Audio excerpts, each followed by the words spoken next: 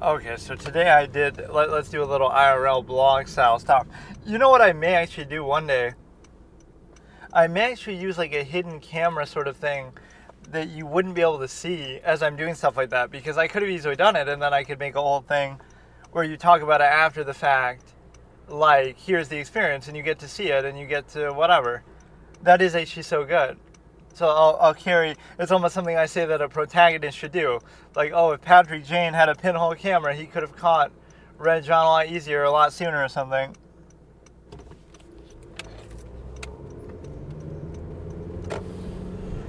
You know, just like, oh, the villain confesses to their crime, but you'll never be able to catch me for it. But, oh, you didn't know. I always wear the secret camera on me that looks like a pen or whatever. Part of my show looks like a button.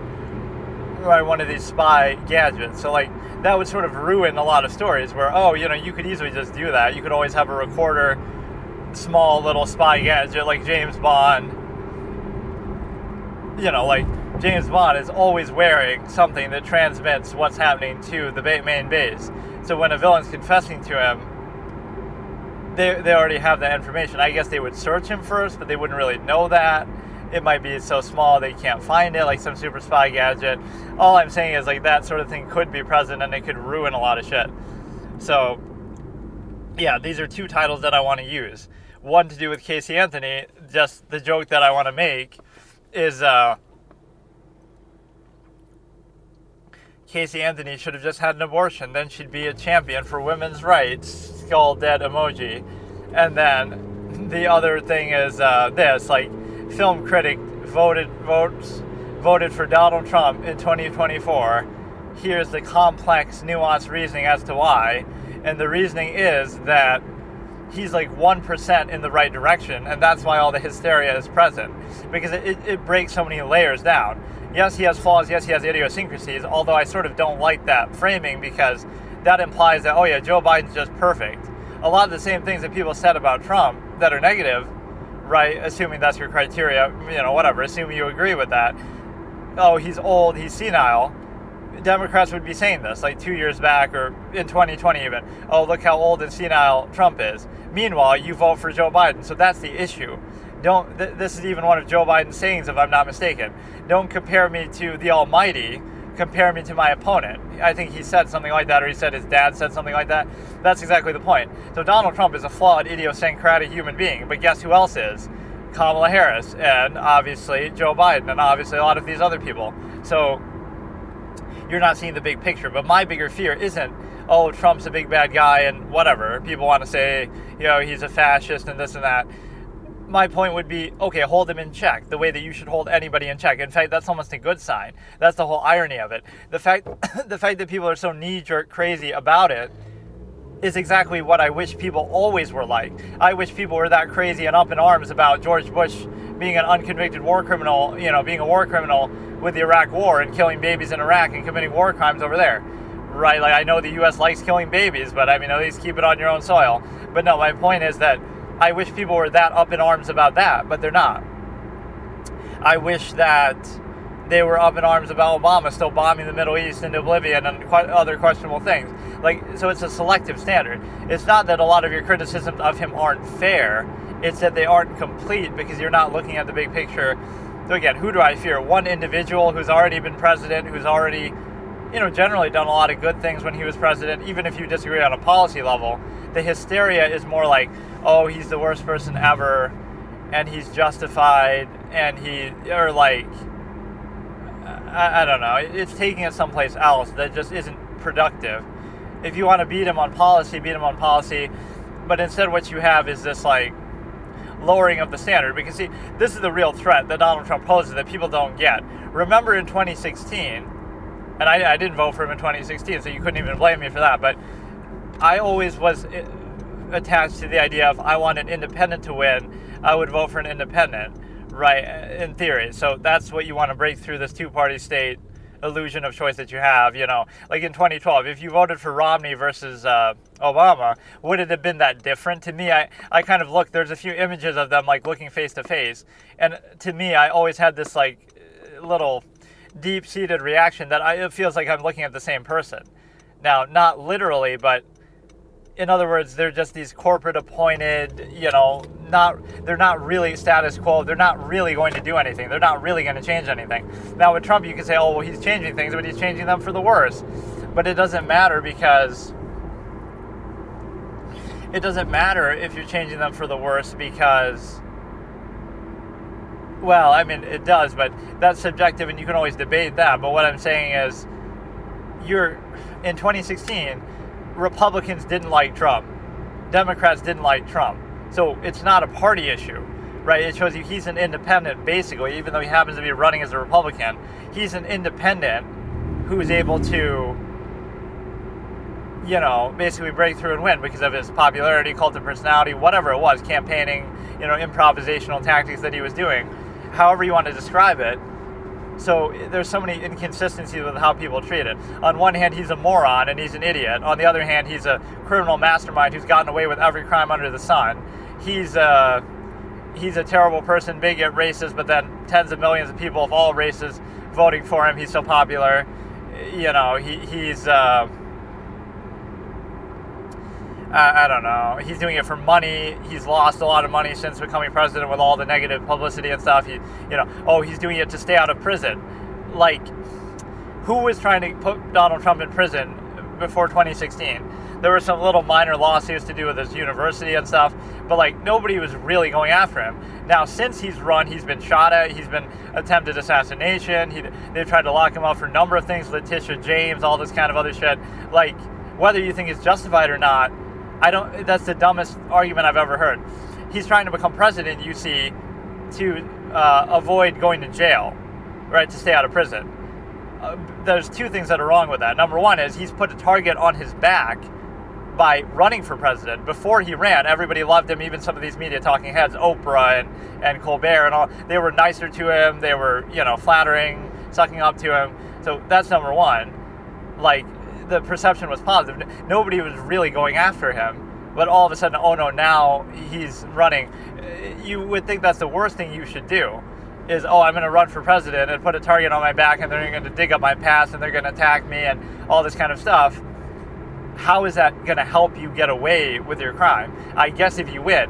And then the second thing is the assumption that it would be easier to win a presidential election in the United States and get 70 plus million votes, because anybody can just do that. That's just easy. That happens every day. Oh wait, it's never happened until literally the 2020 election. But oh no, that's just so easy. So yeah, would I rather fight a legal battle or go to court to hire a couple of high-powered lawyers and stuff, or would I rather win a fucking presidential election in a country to try to get away with my crime? In my view, that would almost be impressive. Oh yes, of course, I'm too lazy, or somehow the crime is so severe or whatever that I could never fight it out in court. So I'd rather run for president, spend millions of dollars, so much effort, so much time, put a bigger target on my back, everything, and then win, get 70 plus million votes just because, that's just an easy, normal thing to do. It's not like you would be posing the impossible. I commit a crime, and it's would I rather fight the crime out in court, or would I rather run for president and win? Which one sounds like the more logical thing to do, or the more likely? Oh yeah, I hit somebody with my car. Okay, I'm gonna run for president and win to try to stay out of jail. I'll pardon myself. What the fuck do you mean? You really to imply that would be easier. So in a way, you're kind of pointing out how impressive he must be. He, instead of just fighting his legal battle in court, he literally became the president of the entire country and tried to affect and change even the law in some way to benefit or subvert it, to avoid that. If you really think that's the reason, that's one of those arguments that no matter what side you're on, you've got to be out of your fucking mind. That's one of the funniest, stupidest things I've ever heard.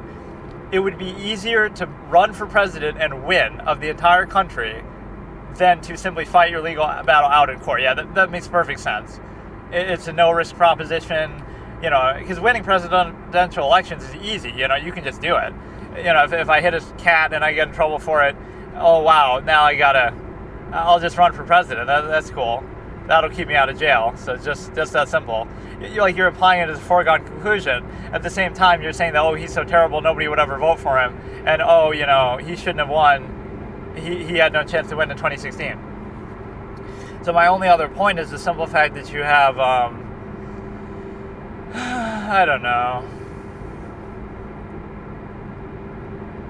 I don't know. I think it's the fact that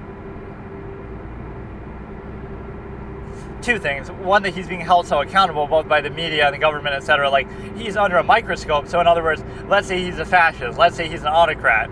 Well, we got to keep our eyes on him, even if he wins, as we should do with everybody, checks and balances, and be like, okay, we're super weary of him.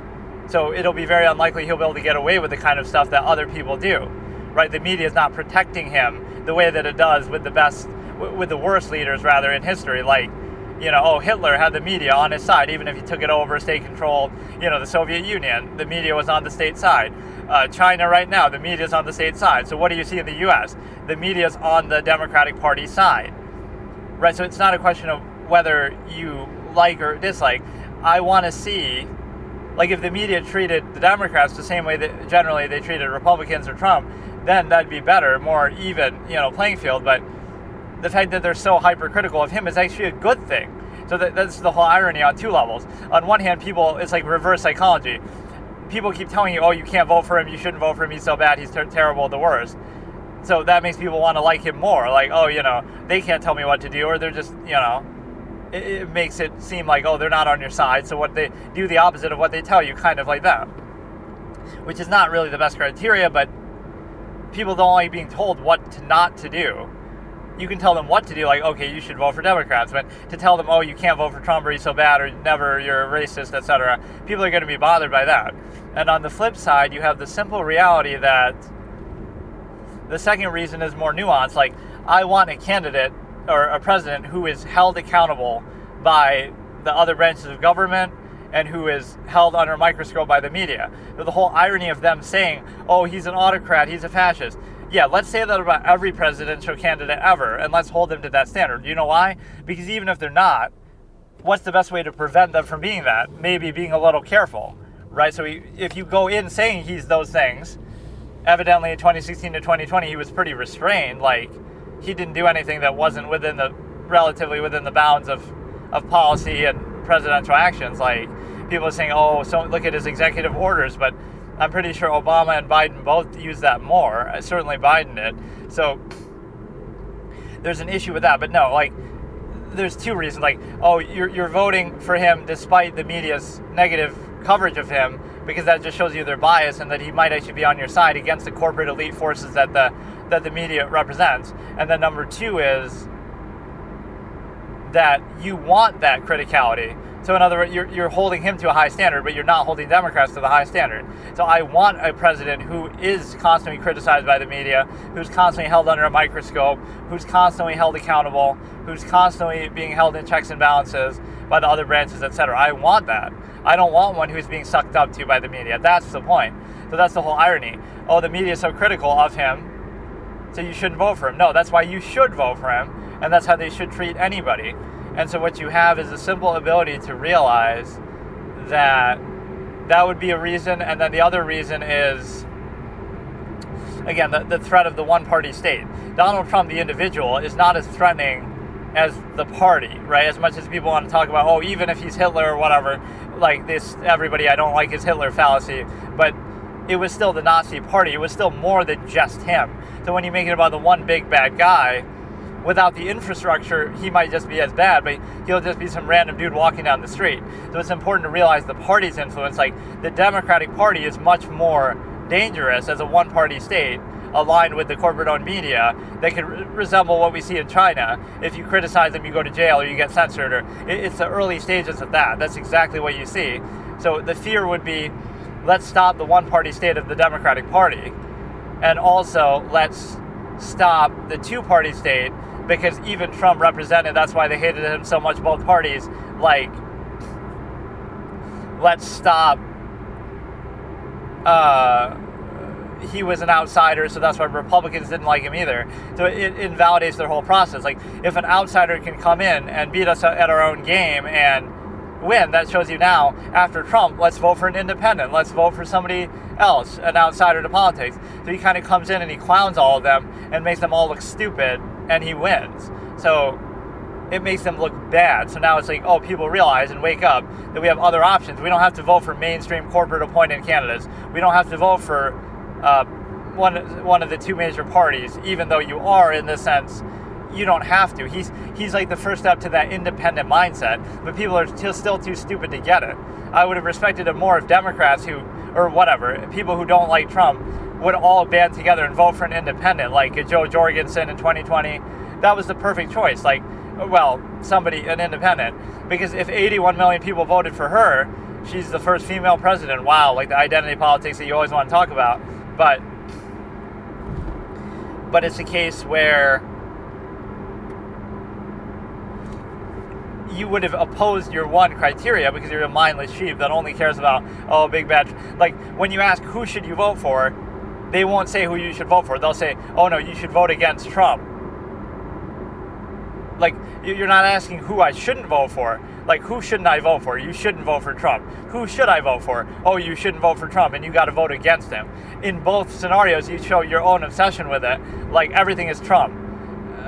Either way I'm trying to look at it. How about you acknowledge that you don't like him and you're not voting for him, but then there's so many other people you can look at. And so I don't respect that. There's no such thing as voting against somebody. Even here, you could say I'm positing that, you got to vote against the one-party state that the Democratic Party is presenting, but even then, you wouldn't have to vote for Trump for that purpose. You could vote for an independent. Or my bigger point is just don't vote for Democrats. They're threatening to be a one-party state, so just don't vote for them. But instead, people are mindlessly, oh no, we got to vote against Trump though. Never fear the individual, fear the infrastructure, fear the process, right? Because the individual might have the intent, but they don't have the means on their own. So you can deny them that. So yeah, being held under a microscope and constantly criticized is actually a good thing. The fact that his flaws are always on display under the microscope is a good thing.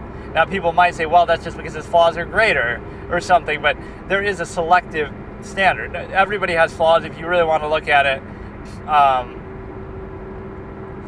It's hard for me to say that he wasn't, I don't know, something's weird about the whole presentation of it. So yeah, that would be the nuanced reasoning. And again, it's 1% in the right direction, one step in the right direction. So out of the options that you have, it's still better than the one-party state of the Democratic Party. In the long term, I would say let's move away from Republicans too. So it's much more objective than that. It's not one of these false duality issues where it's got to be one or the other. Or if you like somebody, you have to like everything about them. No. Or if you don't like somebody, you have to hate everything about them. No, there are flaws of both. He has a lot of issues. He has a big ego, but again, it's 1% in the right direction. He may be a useful idiot, but in this sense, for the American people, like, he might be slightly more useful to us now than the alternative, certainly with the one-party state you're threatening. And so now you have the ability to look at it like he is able to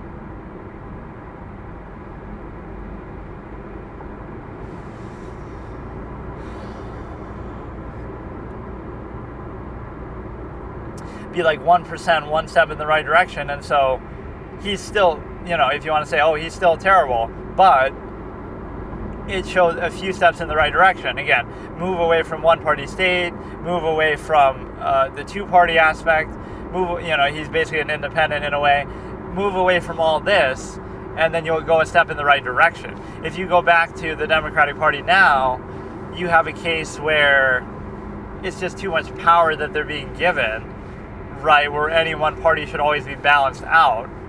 It'll be 16 of the last 20 years are all Democrats, and the one exception is a war criminal in George Bush. Like, you're not seeing the big picture. So playing into this false duality, you don't have the ability to consider it.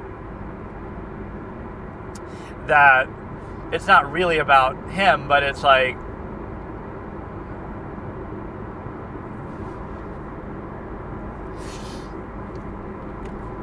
the reason why it's such a big deal is because you have this, how can I explain it? It's going to be a case where, again, it's like 1% in the right direction. So it's not a ringing endorsement, but you're looking at the reality and the alternatives and things like that. So you would say just that we've got a long way to go before a true independent candidate comes along, before, we're enlightened enough to go for self-governance, before we, really destroy big government, before we do a lot of things. It's going to be a long time, because that's the expression that there always is. The government never gets smaller, right? It always gets bigger. So like when you say, well, if we cut this, then we'll lose some benefit, but like assuming we need the government to babysit us on every little thing. So yeah, that's the whole big picture point, is that you have Trump's ability to be like a small step in the right direction of an independent winning, of the two-party state dying, of the fact that you have more accountability to the public, that you're pushing back against the corporate-owned media, that you're pushing back against the simple reality of big government in a way, although ironic, like, doesn't mean that he's not going to still represent that in some way, but you have to get there somehow. And like, voting for Harris is going to do what exactly? Nothing, right? That's why I don't get any level of passion for it. The passion almost admittedly comes from, at least we're voting against Trump, we don't like Trump, whatever it is. And the way that you can do that is, like, you could vote for anybody by that logic. You could even vote for me. Just write my name in. But, like,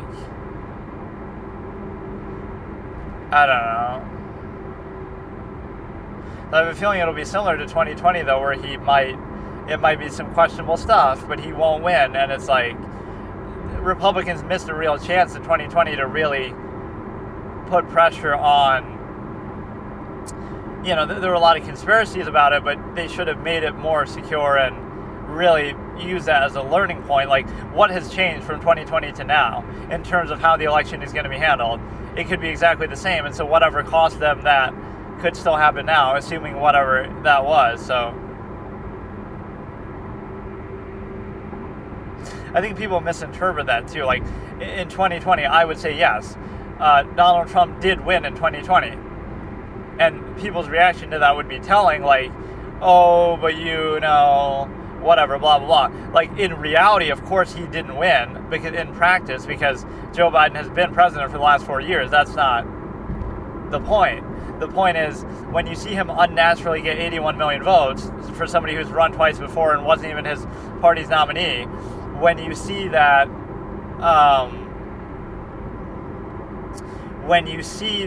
the corporate-owned media is taking a hard side and censoring things that could hurt him and bolstering propaganda against Trump, you see that a clear side was taken. So in that sense, Trump did win. He got 74 million votes. He got 10 million more than. What happens when a president increases their vote total?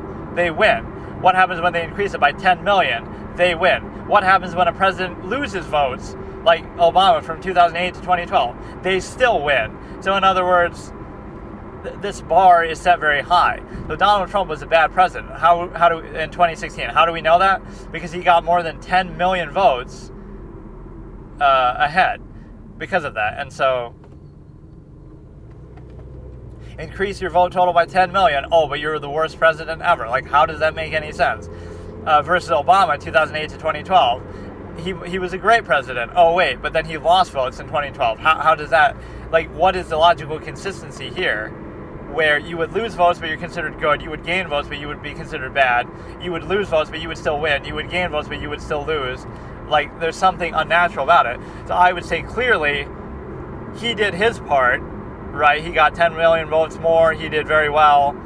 The unnatural aberration that objectively took away the election from him was the corporate-owned media bias that was so heavily skewed against him to the point where it's not even really debatable. If your contention is the media isn't biased and he's just a bad guy and he deserves that kind of thing, you're kind of missing the point, though. Even if he's so bad, they don't have to take such a hard side or censor stuff that could hurt the other side, etc. But if that's your contention, I'll accept it and just agree to disagree. But I think most people can see there was extreme media bias that clearly swayed the 2020 election in a way that was extremely unnatural and was even acknowledged by the Time magazine article, etc. And very much would be the same case now. So when the media takes a hard side like that, that's why I'd say yes, he did win, because he did his part. He absolutely did his part. So the nuance of it is lost on people that you get 74 million votes, you increase your total by over 10 million, you increase it period over already winning the last time, and then somebody comes along who's not like a new super popular candidate or something. This is somebody who's run twice before, and you might say, well, it's because people didn't like Trump that much that they're voting against him. But you're admitting exactly what I just said. So they were brainwashed by the media and the propaganda, not simply to not vote for Trump.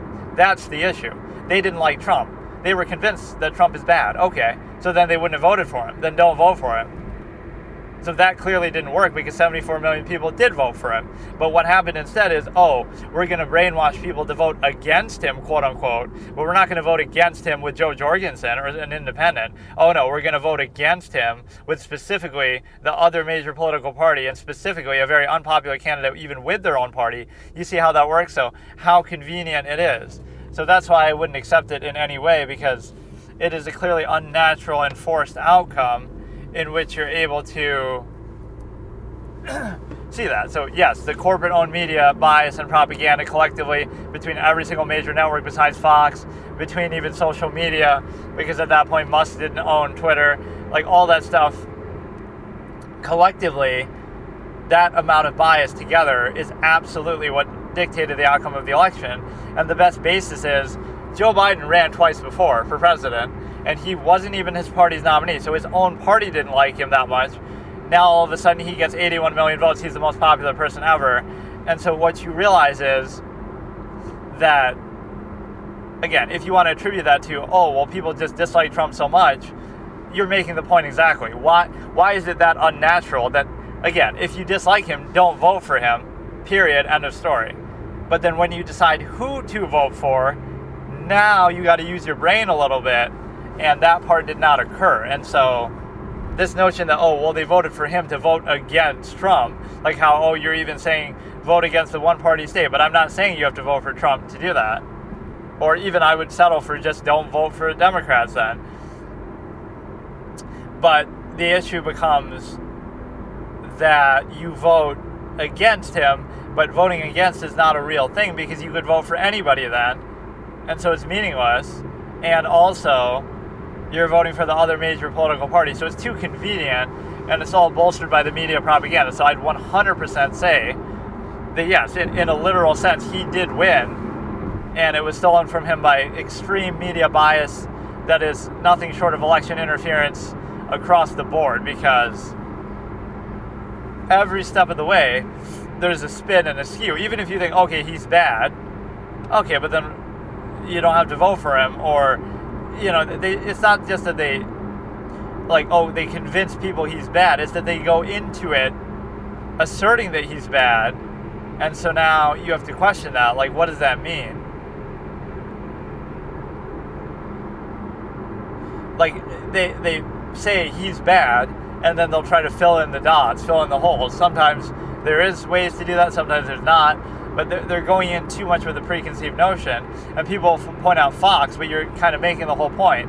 If every network was like Fox, that would be just as bad because they'd be taking a side or whatever. So it's just not a good criteria to have. So yes, I would say that single-handedly dictated the outcome 100%, unless you have some other way to explain it, that why would 81 million people suddenly vote for somebody who ran twice before and didn't even get that many votes, and how does that suddenly happen? Even with Harris, it would be the same thing. She just ran, and she got 1% of the vote with her own party in the primary. So what does that mean? Now all of a sudden she's just the greatest person ever? What changed? Well, that shows you how much the media dictates that. At least with Trump, he could say he never ran before and he wasn't in office, so you don't know what he would have done.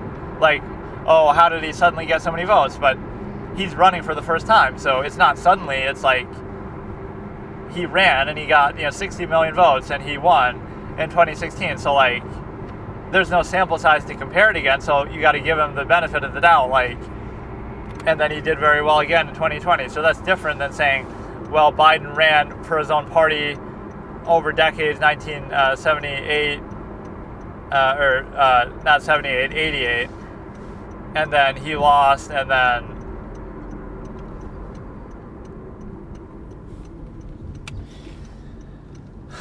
he lost and all that shit happened. And so what you have now is the simple ability to realize that if you have that, then basically...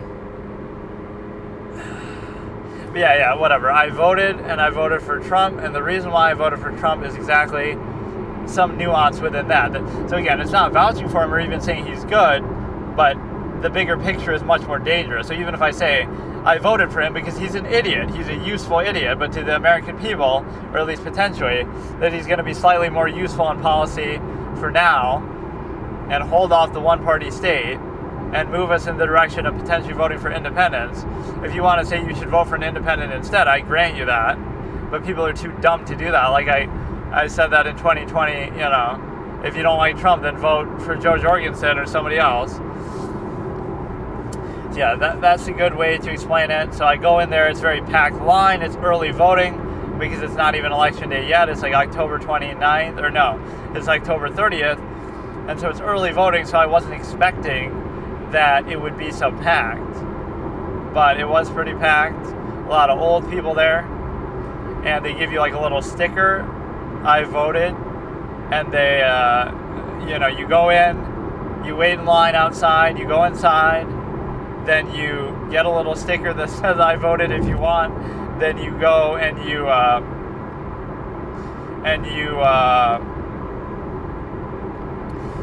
got to scan your ID, which the guy was really confused with my ID for like a minute. I don't know why.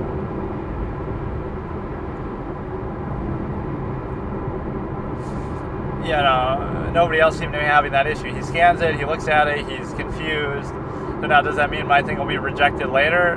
That they might have some issue? Or even like that happened the other time, like some other time, like, oh, your signature doesn't look like it does on the thing, but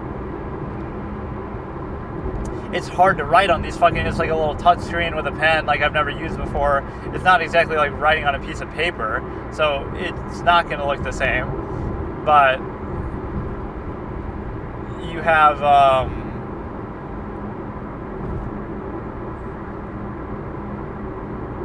and it's New York anyway, so it wouldn't matter. Like, that vote is completely meaningless anyway. I didn't vote for anybody else. I voted against one thing that was like some other let's add something to the state's constitution about reparations and stuff like that. So that was like on the back, and I said no. And then I voted for Trump and nobody else. And he appears on like multiple categories, like conservative and Republican. So I did it under Republican. I don't think that really matters for anything, but yeah, it is absolutely sad that you, but no, like we go in there and then you get the sticker, then he scans the ID, then he gives me like a little printout, then I give the printout to the other chick, then to another chick, then she gives me the ballot, then I fill out the ballot behind a little thing, then I stick it in the machine, and then I leave, and that's it. So it was very age-intensive crowd, very old. Yeah, now I can title this video, the fucking Film Critic Reacts to explains why they voted for Trump, even though it won't be in there until the very end of it. I don't even bother to put timestamps or anything. It's just a clusterfuck of a bunch of different topics, but yeah, that would be the rationale, I would say, is that he'll be held under a microscope for sure, which is a good thing. So yeah, assume that he's an autocrat, he's a fascist, he's the worst person ever, he's literally Hitler. Assume that of everybody then in a position of power. So if he is, you'll hold him in check because you'll be constantly monitoring him and, keeping on a tight leash. But if you aren't like that, then if he's not like that, then all the better. Like, you'll still hold him in check and make sure that he can't do too much. So why shouldn't that be the standard anyway? Assume the worst of everybody instead of like, oh, look at Obama, he's so pragmatic, so we're going to just turn a blind eye to stuff that he may or may not do. Like, you should always hold them accountable rather than feeling like, oh, you have to be afraid of them or they're the ones in power. No, it's like they work for you, so you have to do it this way, where you hold them accountable. And so I want to see that scrutiny across the board, but it's too selective, unfortunately. So yeah, it's mainly, I want to do these 2 titles though. But no, that's a great idea. The pinhole kind of invisible camera that I could wear on me all the time, everywhere. Like, so I could have just recorded that and it would have been cool because I could have made like a vlog post about it or so. I don't fucking know. I'll go play in a chess tournament and do the same. And nobody would even know that I'm doing that. Or maybe they would search you in some way for that, but in this kind of environment they wouldn't have, like, or, you know, you go to an abandoned building for Halloween and like, that's always scary though, because you're gonna get arrested or some shit. Right, like a lot of these places will have security systems and shit. I don't know, like you have some of these channels that obviously do it a lot, and I don't get it. Like they even show in the video, like, oh look, the cops are here and we gotta run away, but then we post it to YouTube and it gets 1 million views. Like, that wouldn't somehow be an issue.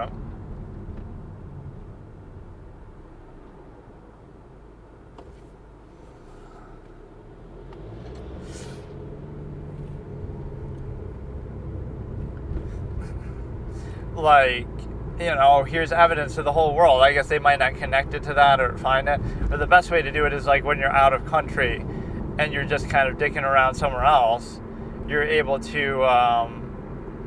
you know, you'll do it. But then by the time they catch up with you, you're gone, I guess. But that could be dangerous too because, I don't know, it just seems like you're asking for trouble. But yeah, it'd be a case where I could wear like a little pinhole camera, hidden camera, to record everything, and then I could just, I'll be like Tommy Wiseau from The Room. I will record everything, but you have the ability to, yeah, I'll use these 2 titles. Film Critic explains in great detail and nuance about why they voted for Trump, or Film Critic votes for Trump in the 2024 election. Here's the nuanced and detailed reasoning why. And they'll sit through 9 hours of video that have nothing to do with that topic until I finally do discuss it. And then the other topic is, called, or the other title is, Casey Anthony should have had an abortion. Then she would have been a champion for women's rights instead. Right, not that she didn't get away with it, but like, oh, you know, abortion is just fine. You should be proud of it. You should be happy. It's women's rights. It's a freedom. It's this, it's that. Like, I love the double standard change of it. It's one thing if you just want to acknowledge, okay, like her reasoning for doing it too, if she killed Kaylee, would be the same reason why you did it, why you do an abortion. Like, oh, convenience. I don't want to deal with the responsibility of something that happened. Like, it's really stupid. So yeah, and then the Hellbound Heart could come into here as well. You would think that's what I should really use as the thing, but I don't know. Or maybe this would be far enough along where this could be like the second part. So, well, but I didn't really do Casey Anthony until now either, so I honestly was sort of watching that just to try to catch up with that alone.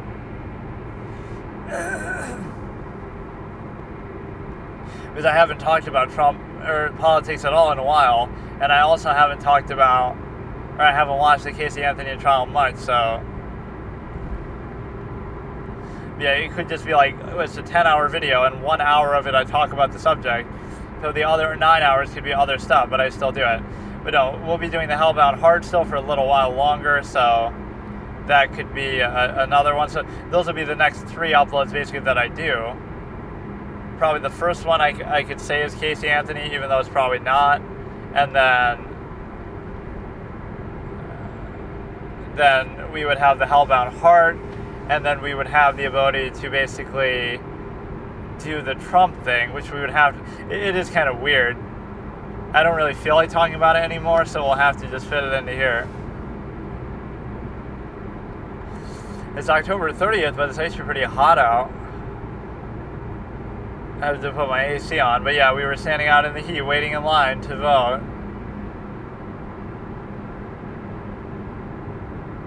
Like, how do you know whether it really gets counted, though? That's the thing that's kind of dumb. You should be able to, like, keep a copy of it and have some verifiable thing. or even like these machine counting things, I understand that people say, well, human error and stuff, but it's like, you're trying to tell me you couldn't rig a machine a lot easier and maybe nobody would even know about it, and that like hammer and scorecard or whatever that is like able to switch the votes from one to the other, where you would see like somebody's votes go down and the other side goes up by that same amount, and it would even be on the news. You could say, oh, it's a bug, but there are a lot of talk about that. So what it'll do is it'll just switch it. It'll say, we'll take away 159 votes from this guy and give it to the other guy. So it's still the same number of votes that are accounted for, but it's not actually allowing you to do anything else. Like, it's still the same number of votes. It's one of those things that's hard to deal with without some sort of scrutiny or accountability, in the sense that you're basically able to, do it like the illegal immigration. Like, oh, the majority of illegal immigrants are good people, but you wouldn't even know that, because I like how confident people are in that too. You can't even give a fixed number of how many, it's like 15 million, 20 million, it could be somewhere in there. You can't even give an exact number of how many people came in like that, but you're so confident that, none of them have committed crimes, or a small number have committed crimes. How would you even be able to verify that? Because just the ones who have been caught, or just the one, like, I don't know, and then identified as an illegal immigrant. Like, it's so hard to figure that out because you don't have a proper practice or process therein. And so that's a very unnatural policy position that a lot of just ordinary people, even ordinary Democrats, would be like, wait a second, Obama didn't do this. Obama was nicknamed the deporter-in-chief. Like, something is unnatural about this whole situation. Okay, so here I'm continuing that. We get the little Anthony, George, the prosecutor, rebuttal to the Baez cross-examination. So it's Casey Anthony trial day 4, part 2 of 2. At 1 hour, 48 minutes, and 55 seconds. 1 hour, 48 minutes, 55 seconds, starting in 3, 2, 1. It sort of lagged a little bit. Hang on.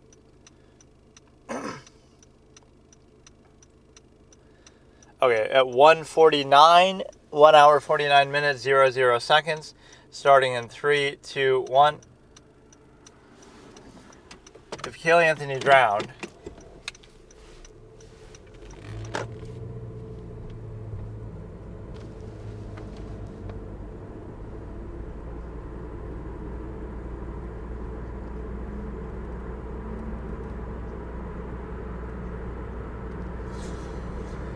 so he's rebutting the whole thing of like the dad, obviously George Anthony, being a suspect and covering up evidence.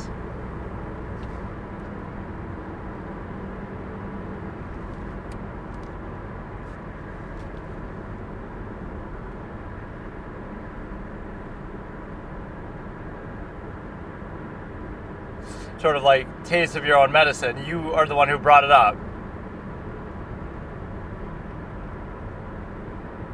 You'd be too smart to leave behind evidence.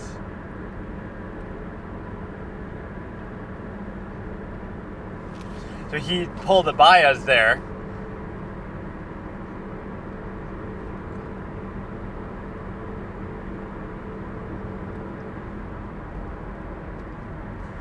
Like, he goes and asks like one question and like the point is made.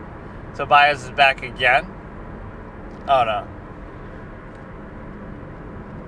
I don't know if he is called back. I've looked through the other parts. I've sort of skimmed through at least the thumbnails, and I'm not seeing anywhere where he's actually back. So Baez says he's, able to be called back. That's Anthony Lazario.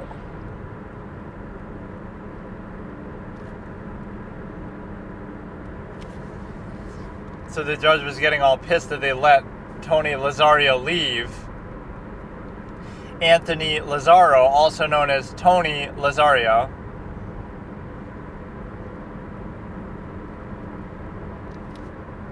not ARIO, you dumb fucking judge.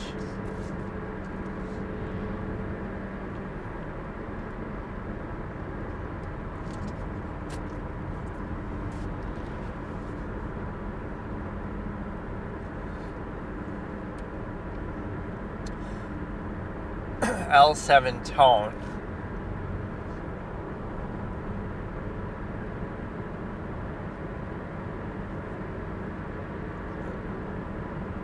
Meaning Tony. As if you had to explain the etymology of your own fucking username. Yes, my username, my email is cocksucker6969. Like, so we have to use that in court. Well, what if it's so profane that you have to censor it the whole time? Then I guess we can't look at this, or it would cause some confusion. Is it true that cocksucker6969 is your screen name, and your other email is, your backup email is, I won't even say it. So yeah, we got the 3 topics to discuss, or use as the video titles. Casey Anthony, Hellbound Heart, and the fucking Trump thing.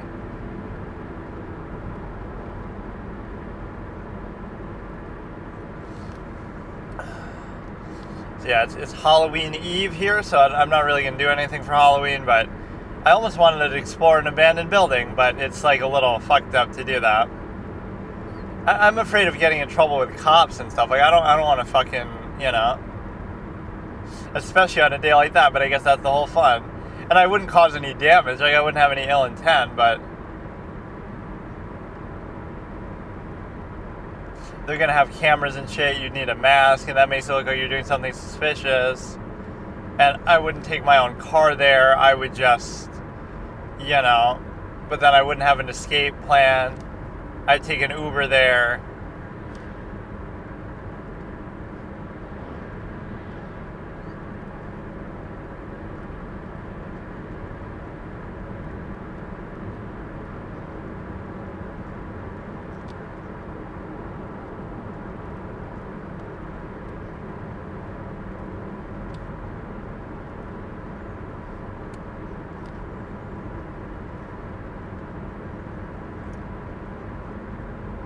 Yeah, that's the speaking objection, and he's speaking sort of unconfidently and long, too. Slow.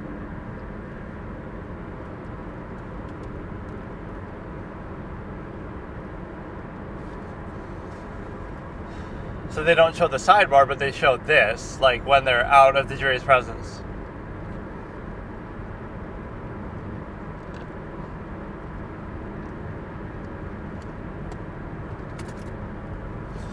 So it exceeds the scope of a time range that's really relevant.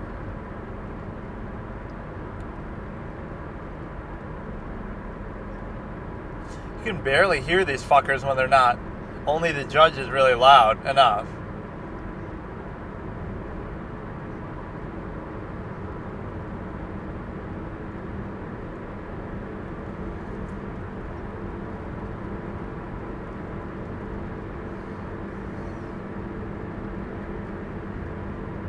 Bro using AOL Instant Messenger.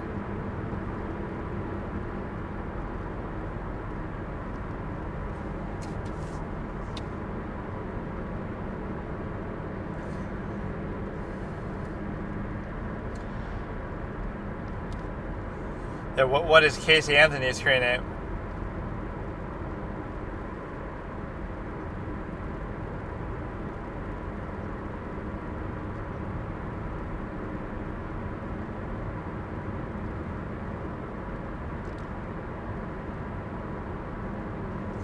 Provided on disk.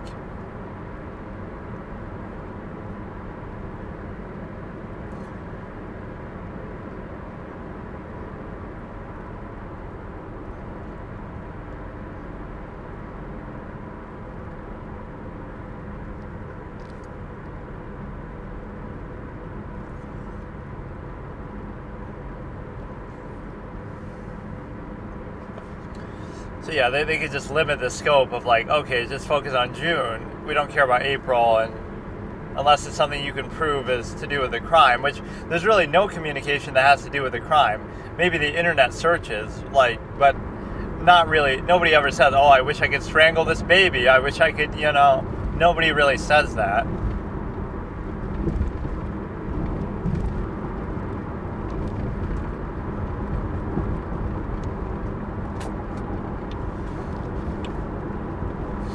Lazario. Fucking guy, dude. I like this judge, but...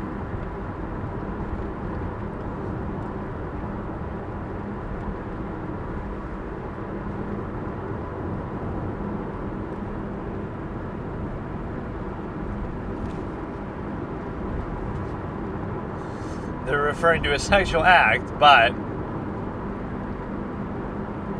that is actually really annoying, though. How is he saying Lazario when it's clearly Lazaro, the guy spelling it out? Like, that's kind of a dumb thing to do. Everyone else is saying Lazaro.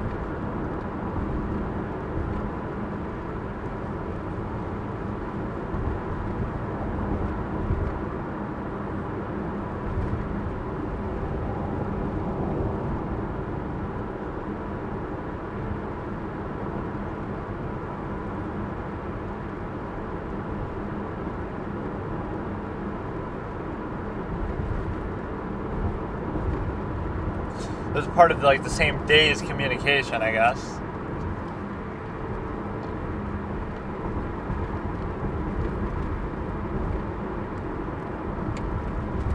That's one of the judge's catchphrases, is saying no to sidebars and may we approach, no, and just a second. He says it really angrily at 1.2.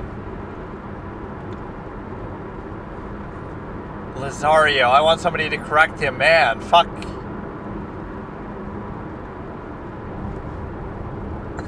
It's so stupid. How do you not notice this?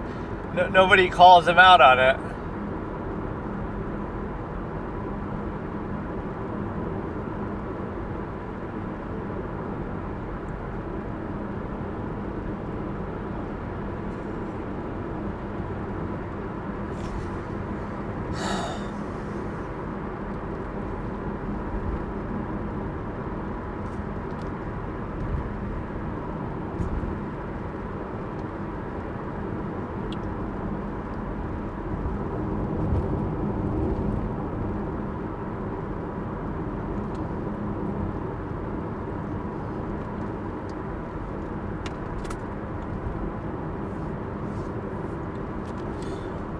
He'd like to come over, but what does that have to do with anything? Oh, okay, I get it. Yeah, the motive. Okay, I'll give it to you there. I wasn't understanding X-ray.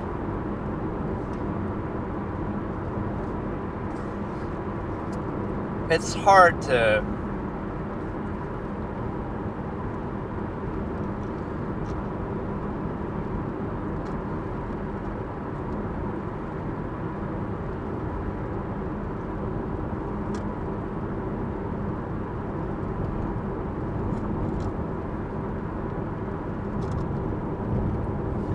a motive. It tends to provide a motive.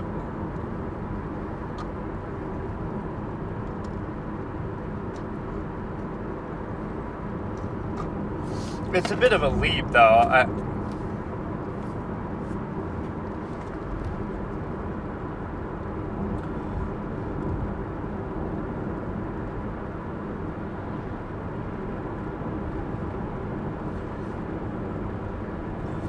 Kaylee, yeah, like her parents wouldn't stop him from coming over, not that.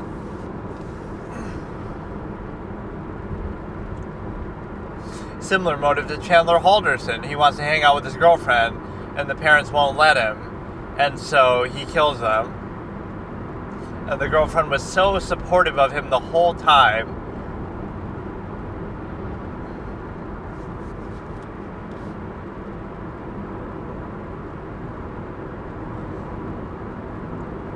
This is hard to say. I would probably keep it out, though, because it's too vague. It really doesn't have anything to do with it. I would keep it out because it's vague. You got to give something more substantial than that, I guess. foundational to, like, does she say, if only this kid wasn't around, we could hang out more? Does she say it exactly like that? Or because you can easily say, well, the parents were preventing, Casey's mom and dad said, oh, we can't have boys over. There's so many other ways to explain that.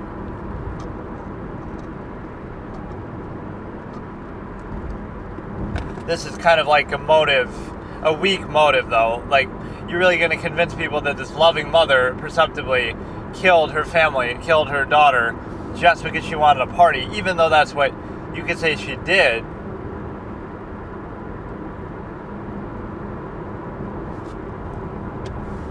Why didn't she have to worry about her parents? Where was she the whole time?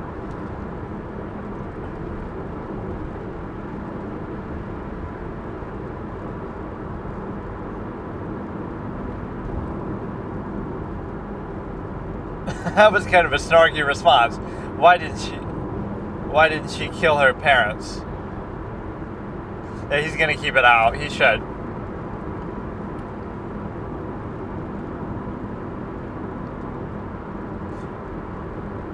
Like the prejudicial value. Nice ruling. Thumbs up. +1 character point for the judge. That's a good ruling. Fair.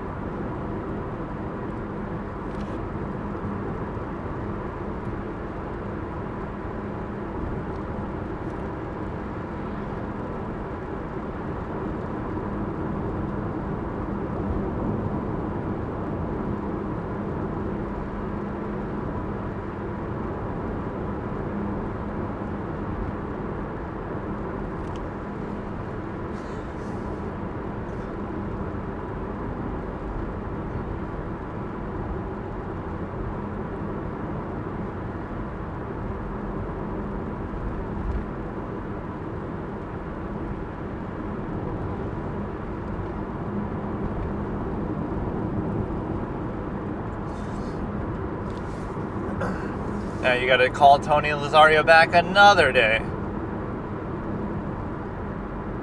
So he wants to get the jury in just to dismiss them. And don't let him go to lunch, early lunch. You gotta have him stand around all day, just in case you want to recall him, like.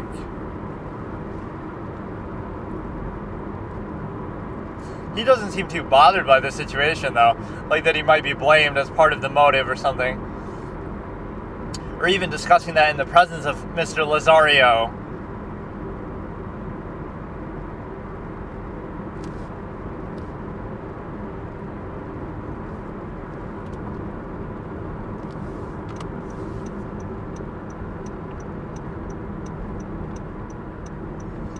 Look at this jury.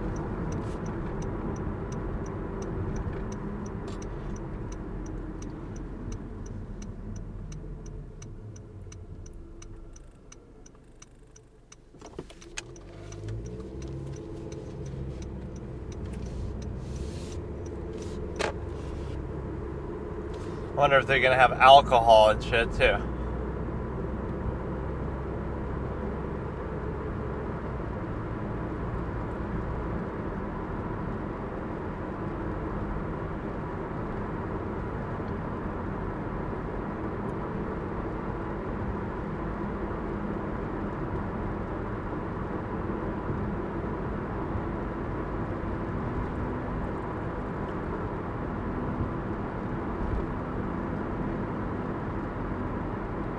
Oh, look at that! Look at it being all nice. You might think this is sort of petty.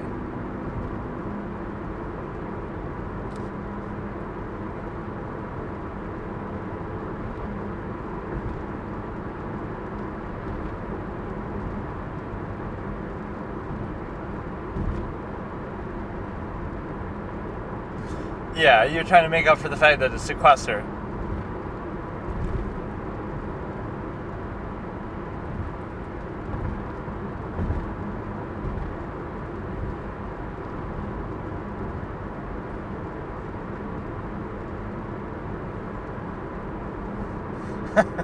This seems like inane, but you might think, oh, they're worried about this, but like, we should worry about it because you gotta have some peace.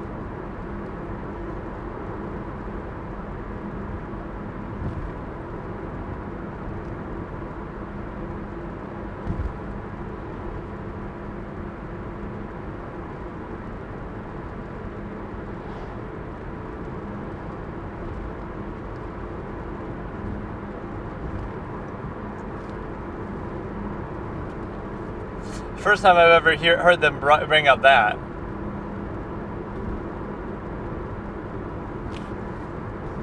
That was kind of a sweet moment by the judge. You see, I would criticize Judge Ito for playing into the thing for that, but that's different.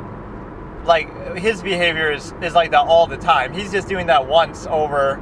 That's okay. This judge is much better. Although I haven't seen the whole case, so I can't say that, but generally he's pretty good.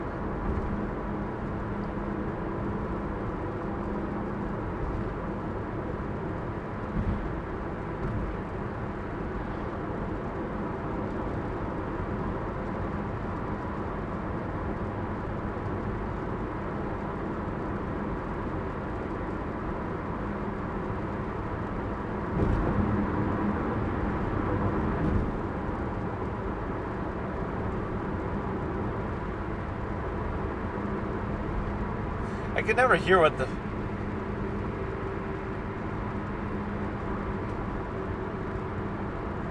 Like, how long now we're gonna sit through all this shit. All these last names that could be first names, like Anthony and George. Even Belvin Perry. His last name is more of a first name than his first name.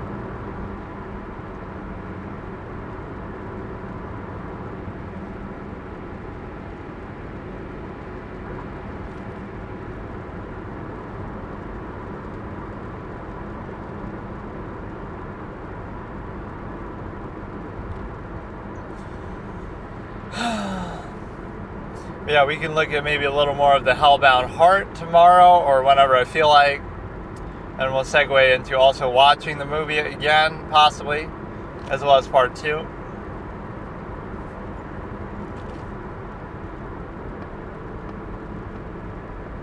Wait, I thought they were going through the... Or I guess they won't be on camera. But yeah, Casey looks a lot older than what she actually is. You know, and people say that takes its toll on stuff. Like, all the stress, but... It's something else. Like, some people just look like that. Like, Ellen Page is a good example. Well, you used to be a good example. She always looks so young. She could be in her 20s. Like, Valkyrie is a good example, too. Right? It's just like this baby face mentality. Valkyrie is, like, 30 years old now. She looks like she could be 18. Or, you know, throughout her 20s, she looks like a little kid at times with, you know, whatever respect. That's not necessarily a bad thing. Some people love that, like... You know, it's a compliment to be called like you look young or something. So, yeah, Valkyrie has that sort of baby face quality where she looks a lot younger than what she is. Ellen Page definitely had that. So it's not so Casey Anthony doesn't have that. Even like Jodi Arias looks a little bit younger, I guess, than what she is. But Casey looks a bit older than what she is. So...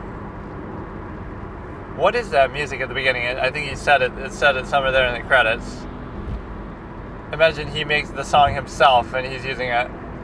It's not really, very long, full-blown thing, but so this is Casey Anthony Trial Day 5 by David Lohr, and we'll see what the outcome of the Tampa Bay game is. But no, that was a good, wholesome moment by the judge. The judge is good. Everybody kind of does their part in this case. It's just they didn't realize who they were dealing with in Jose Baez. Like, the prosecution, I don't think even does that bad of a job, although at the high level that you have to hold them to, that is the reason why it didn't succeed. Their evidence was a bit lacking, and maybe the presentation wasn't the greatest. So Casey Anthony Trial Day 5, starting from the very beginning, 0000. In 3, 2, 1. You'll get the little music. He doesn't use this for the Jodi Arias one, so it kind of throws me off. DavidLohr.net, plug, ad, hashtag ad, it's fine. I don't know what he does on there, if not more stuff like this. Look how the door opens with the white background on her, like you're revealing like a... That was kind of a cool effect. The video starts and immediately the door pops open and you see Casey alone with a white background, like she's in a padded cell or some shit. Look at how much of your life is wasted doing this shit.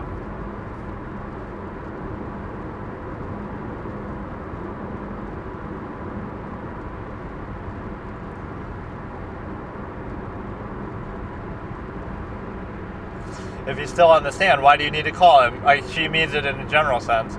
They're really playing musical chairs with Lazario over here. Or no, sometimes it's proper to do that after. Bring the jury first, then call the witness. They call the witness first, then call the jury. It doesn't really matter, but it's almost like you are as the viewer. Like, oh, I don't want to miss anything, so you got to call me in first.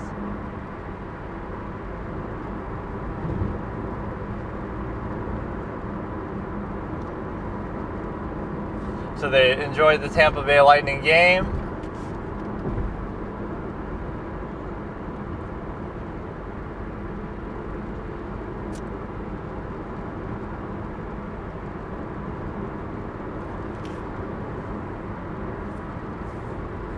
Oh, here we go. Everybody goes to fucking Full Sail and gets a free computer, which just constitutes almost an ad. Sign up for Full Sail and we'll give you a shitty computer that you could have easily bought with 1.01% of the tuition that we're going to rob you of. Why does it look so hard to read? Like it's all out of focus and torn up or something?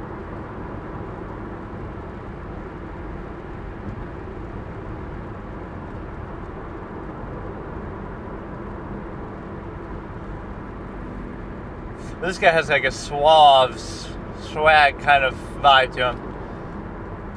I can't see shit with this. What the fuck is this? Can we zoom in more or...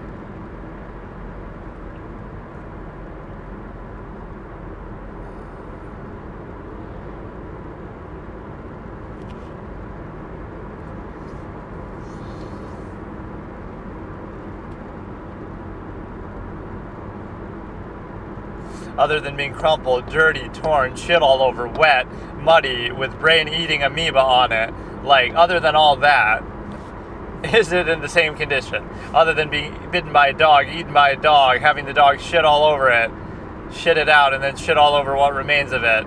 Other than that, is it in the same condition? Like, what the fuck are we looking at, dude? I can barely see that shit.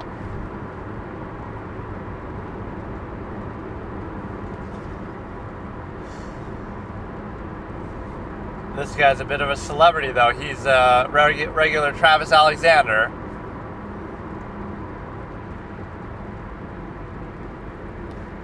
It would be so wholesome if they stayed together even after the case.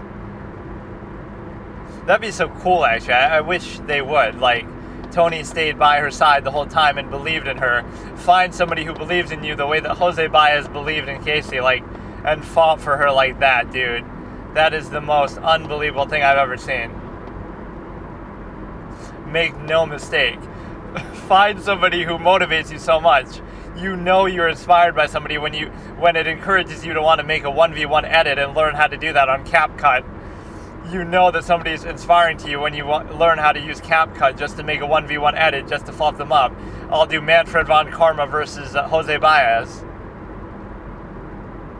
Let's do it right now. Manfred's intelligence is probably like a 10 out of 10. No, I don't know. It probably is like a 10 out of 10, though, because he's pretty much perfect. He's not... You can't really beat him in a conventional way. Like, if the facts of the case are on his side, even remotely, you can't beat him. It has nothing to do with even forging evidence and stuff. That's what people don't realize. He seems like that in the first game, but all that stuff is part of his own machinations. The second game, or I mean the other appearances, he's so smart, so I'll give him a 10 out of 10 on intelligence, and then I'll give him, Jose Baez gets a 9. Then for creativity, I'll give Jose Baez a 10. I'll give Von Karma maybe like an 8 or something. He is very, you think of him as stick in the mud, like sort of book smart. He's very smart, but when it comes to coming up with crazy theories and stuff, he's still really good, but that won't be his strength. So I'll give him an 8 out of 10.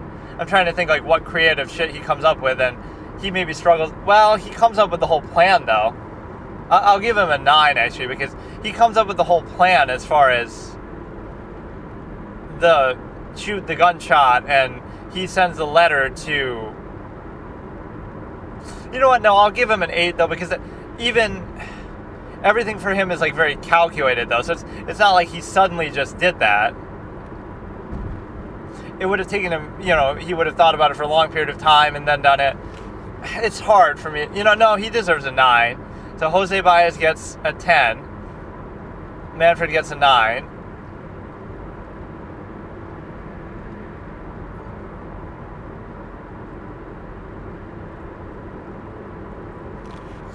Then initiative, Jose Baez gets like maybe like an 8 or a 9. Manfred von Karma definitely gets a 10, even to the extent that he's not only willing to do whatever it takes to win the case, but even willing to forge evidence and tase people, and potentially in an extreme way, but that's part of initiative. So, Jose Baez... So, Manfred wins intelligence. Jose Baez wins creativity. Manfred wins initiative.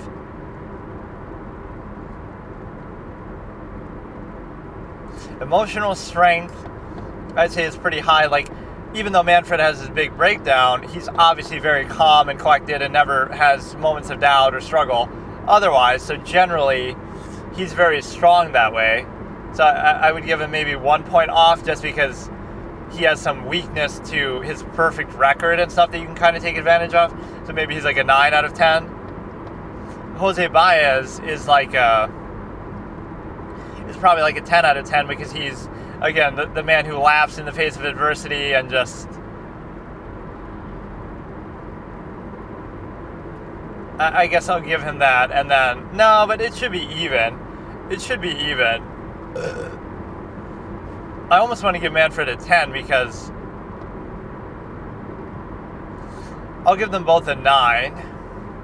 And then social skills, Jose Baez knocks it out of the park, where Jose Baez is like a 10 and Manfred's only like maybe a 6 or something, or maybe less, because yes, he can get his points across, but that's not really social skills. Like, he couldn't really connect with the jury the way that, in fact, that'll be the extra stat.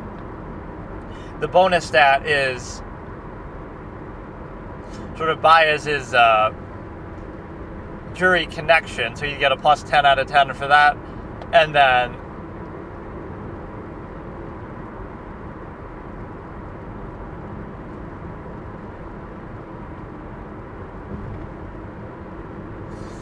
Manfred's special ability is basically the, you could say like ruthlessness or determination, and 10 out of 10, where he's even willing to go to extremes to do it. So my verdict would be, let me check again. There's 2 layers, like whoever wins more categories, but also whoever has more points. It's like the Electoral College versus the popular vote. You could win every category, but still lose the overall count, because like I said, or you could win like almost every category. Like, you have 10, they have 9. You have 10, they have 9 in every category except for 1, where you have 1 and they have 10. So they would win the total. But here, I'm only concerned with the category. So Manfred wins intelligence. Jose Baez wins creativity. Manfred wins initiative. Jose Baez wins social skills. And then emotional strength is even. Oh, I guess it's a total tie then.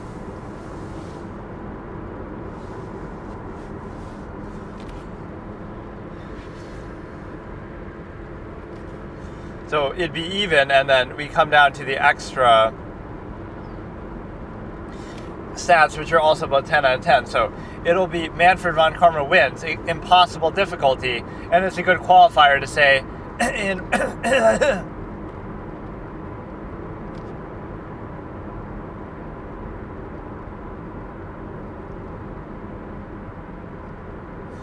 like, it would be Manfred wins, impossible difficulty. He would have to forge evidence and might get caught out and penalized for it in order to win the case, like how he did against Gregory. So he would win, but it would not go without a price, right? And there might be some caveat to it too, where he gets a charge like, oh, the defendant was the accomplice, not the actual killer, the way he did in the SI7 incident or whatever. So he'd have to finagle and go to extremes because he couldn't win conventionally, which is part of his skill set, though. I look at that as an absolutist tendency. It's like, it's not a question of, oh, you're so bad that you forge evidence. I think if you're good enough to do it and get away with it, I almost give you credit for that, right? Like, imagine saying, oh yeah, the reason why you're undefeated for 40 years is because, well, you just forged evidence. Anybody could just forge evidence, but if they could, then do it, right? The fact that he was able to do it and get away with it is impressive. And I imagine the majority of cases he didn't have to do it or whatever. And really what he's doing is he's putting his faith in the system that give me the right defendant and I'll win every time. But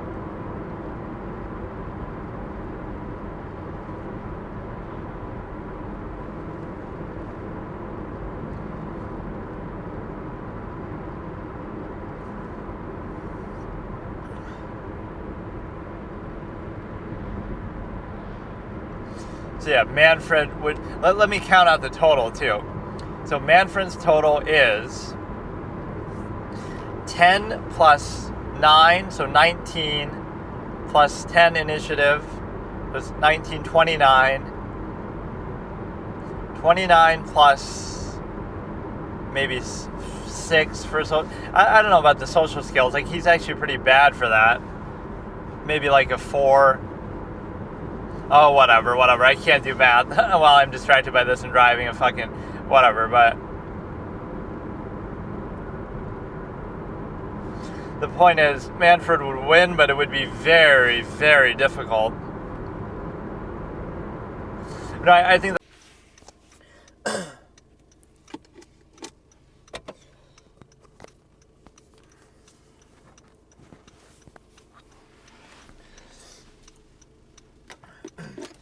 okay, so here I'm continuing that. We got the little Anthony, or whatever, George, the prosecutor, rebuttal to the Baez cross-examination.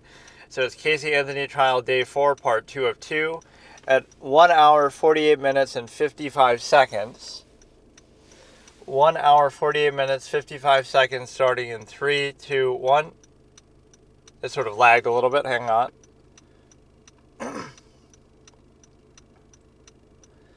Okay, at 1:49, 1 hour, 49 minutes, 00 seconds, starting in 3, 2, 1.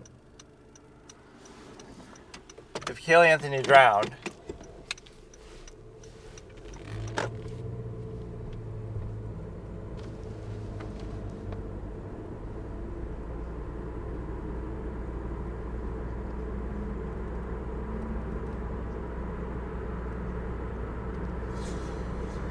so he's rebutting the whole thing of like the dad, obviously George Anthony, being a suspect and covering up evidence.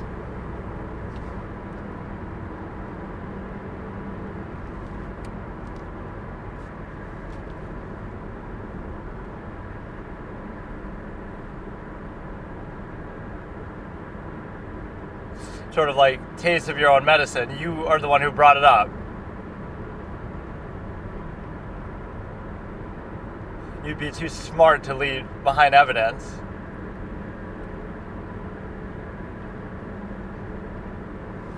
So he pulled the Baez there.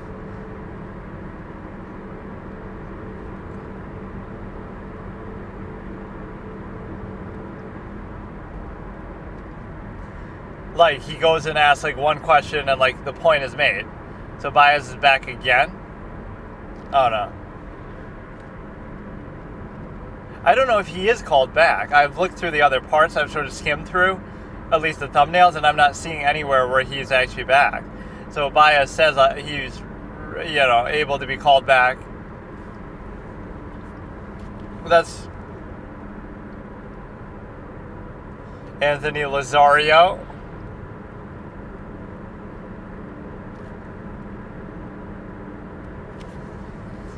So the judge was getting all pissed that they let Tony Lazario leave. Anthony Lazzaro, also known as Tony Lazario.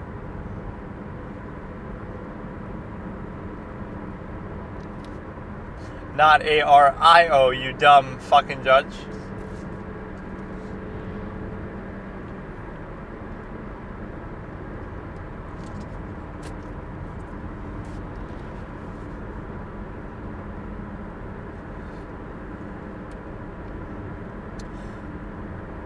L7 tone.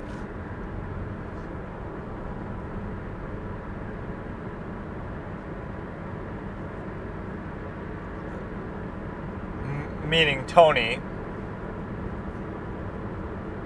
As if you had to explain the etymology of your own fucking username. Yes, my username, my email is cocksucker6969. Like, so we have to use that in court. Well, what if it's so profane that you have to censor it the whole time? Then I guess we can't look at this, or it would cause some confusion. Is it true that cocksucker6969 is your screen name, and your other email is, your backup email is, I won't even say it. So yeah, we got the 3 topics to discuss, or use as the video titles.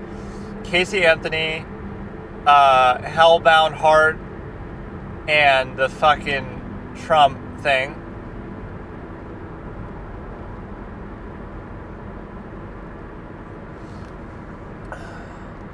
So yeah, it's Halloween Eve here, so I'm not really going to do anything for Halloween, but I almost wanted to explore an abandoned building, but it's like a little fucked up to do that. I'm afraid of getting in trouble with cops and stuff. Like, I don't want to fucking, you know, especially on a day like that, but I guess that's the whole fun. And I wouldn't cause any damage, like I wouldn't have any ill intent, but they're gonna have cameras and shit, you'd need a mask, and that makes it look like you're doing something suspicious.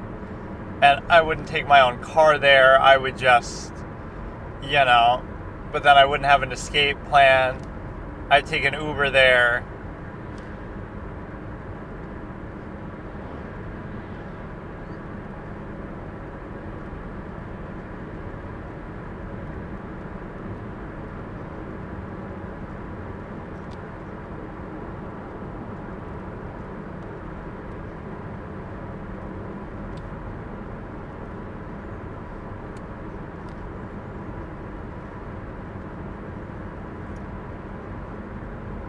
Yeah, that's the speaking objection, and he's speaking sort of unconfidently and long, too. Slow.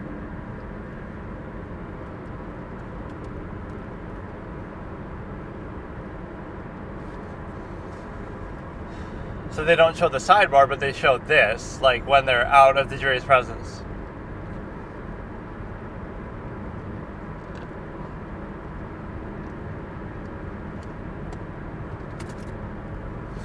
So it exceeds the scope of a time range that's really relevant.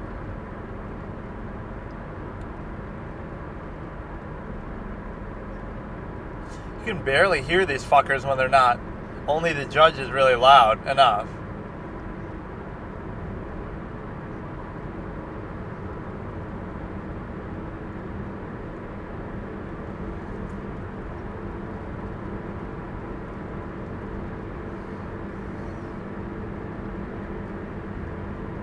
Bro using AOL Instant Messenger.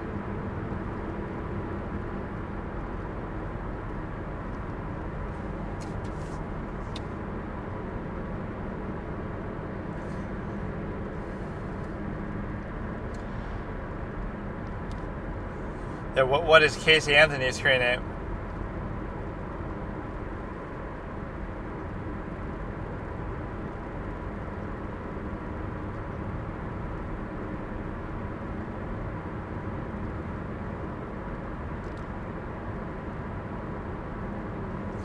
Provided on disk.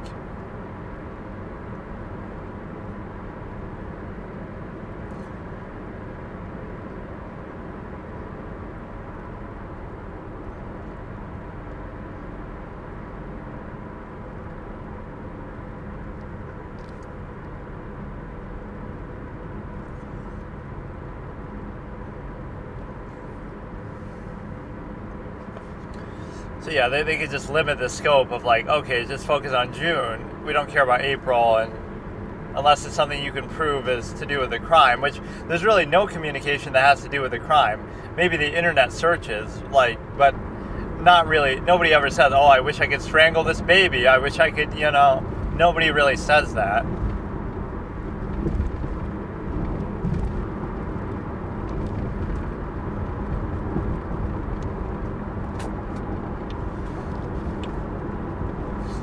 Lazario. Fucking guy, dude. I like this judge, but...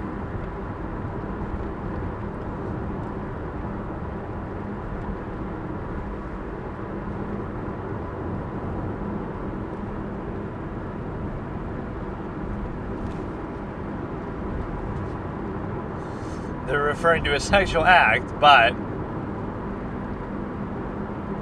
that is actually really annoying, though. How is he saying Lazario when it's clearly Lazaro, the guy spelling it out? Like, that's kind of a dumb thing to do. Everyone else is saying Lazaro.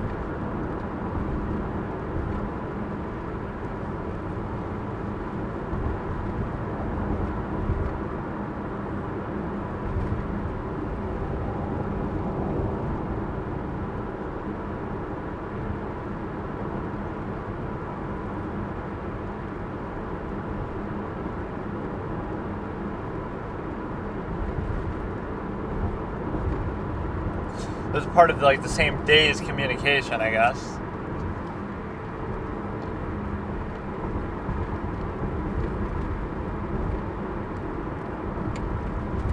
That's one of the judge's catchphrases, is saying no to sidebars and may we approach, no. And just a second, he says it really angrily at 1.2. Lazario, I want somebody to correct him, man. Fuck.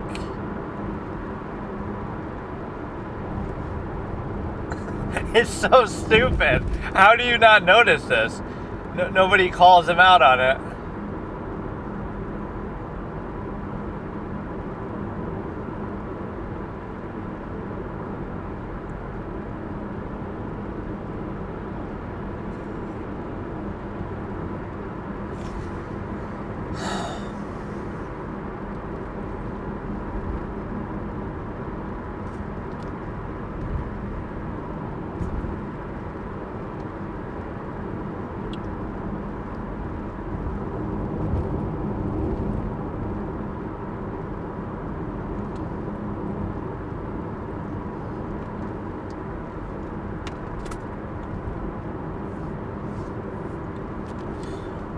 He'd like to come over, but what does that have to do with anything? Oh, okay, I get it. Yeah, the motive. Okay, I'll give it to you there. I wasn't understanding X-ray.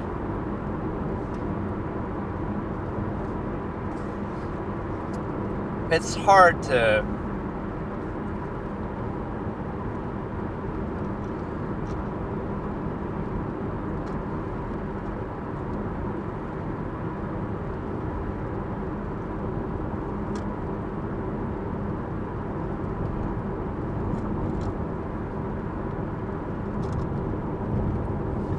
a motive. It tends to provide a motive.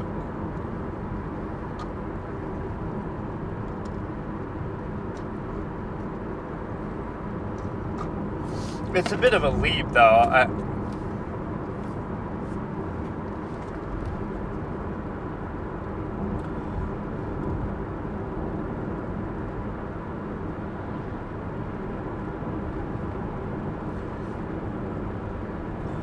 Kaylee, yeah, like her parents wouldn't stop him from coming over, not that.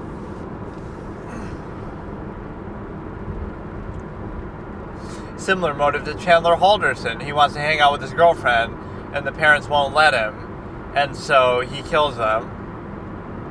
And the girlfriend was so supportive of him the whole time.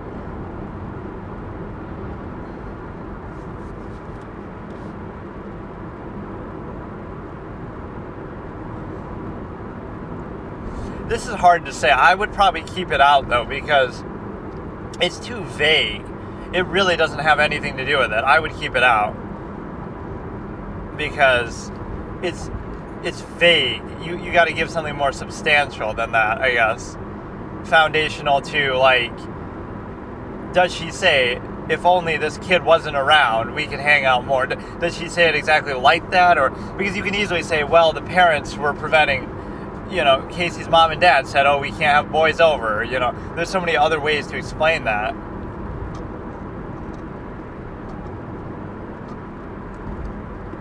This is kind of like a motive, a weak motive, though. Like, you're really going to convince people that this loving mother perceptibly killed her family, killed her daughter, just because she wanted a party, even though that's what you could say she did.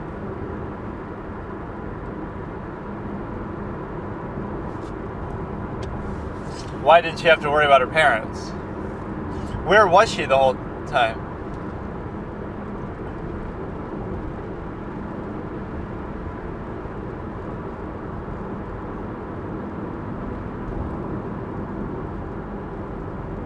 That was kind of a snarky response. Why didn't she kill her parents? Yeah, he's gonna keep it out. He should.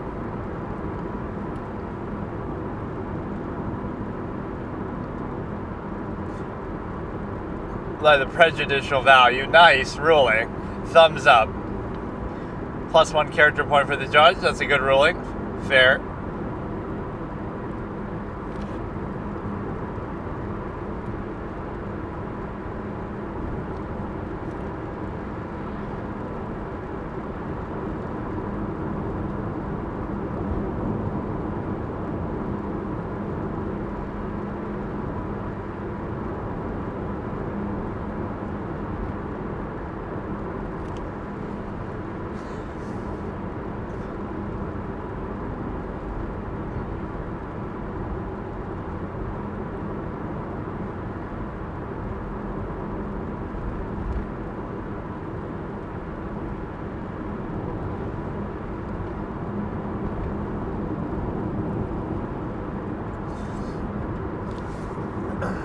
Now you gotta call Tony and Lazario back another day.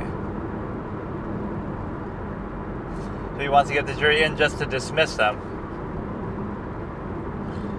And don't let him go to lunch, early lunch. You gotta have him stand around all day, just in case you want to recall him, like.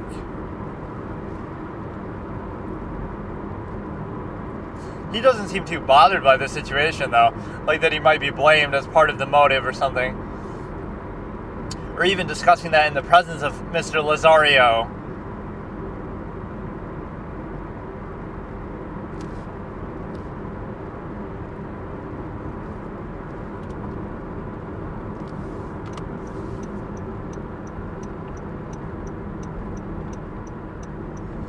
Look at this jury.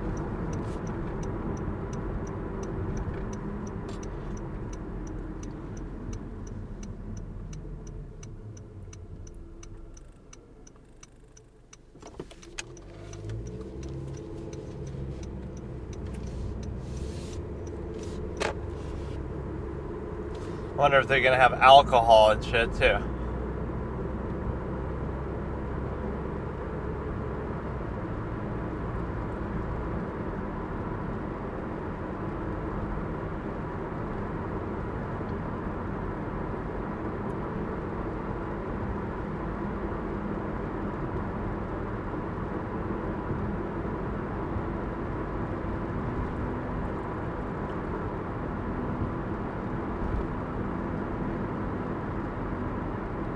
Oh, look at that! Look at it being all nice. You might think this is sort of petty.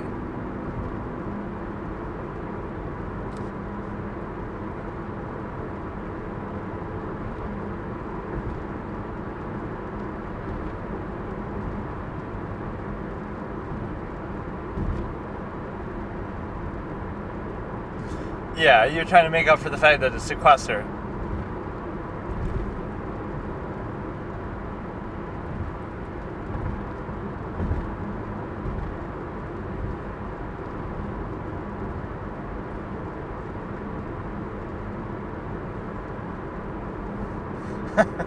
This seems like inane, but you might think, oh, they're worried about this, but like, we should worry about it because you gotta have some peace.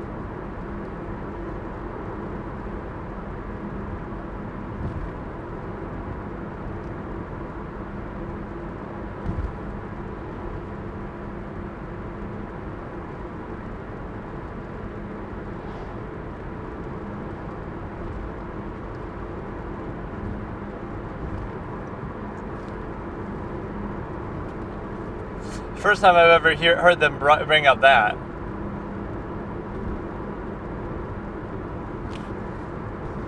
That was kind of a sweet moment by the judge. You see, I would criticize Judge Ito for playing into the thing for that, but that's different. Like, his behavior is like that all the time. He's just doing that once over. That's okay. This judge is much better. Although I haven't seen the whole case, so I can't say that, but generally he's pretty good.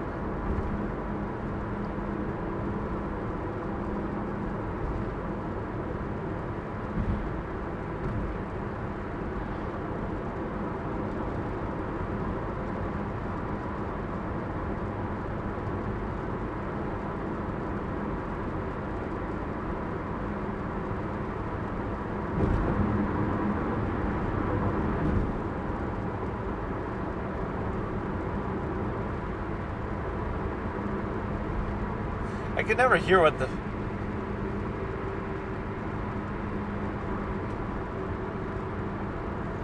Like, how long now we're gonna sit through all this shit. All these last names that could be first names, like Anthony and George. Even Belvin Perry. His last name is more of a first name than his first name.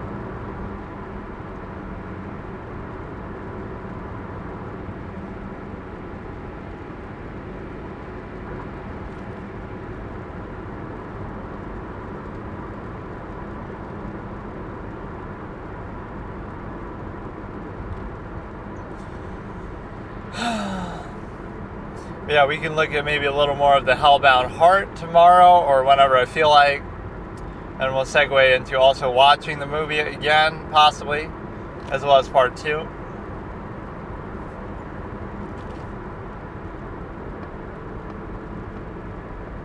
Wait, I thought they were going through the... Or I guess they won't be on camera.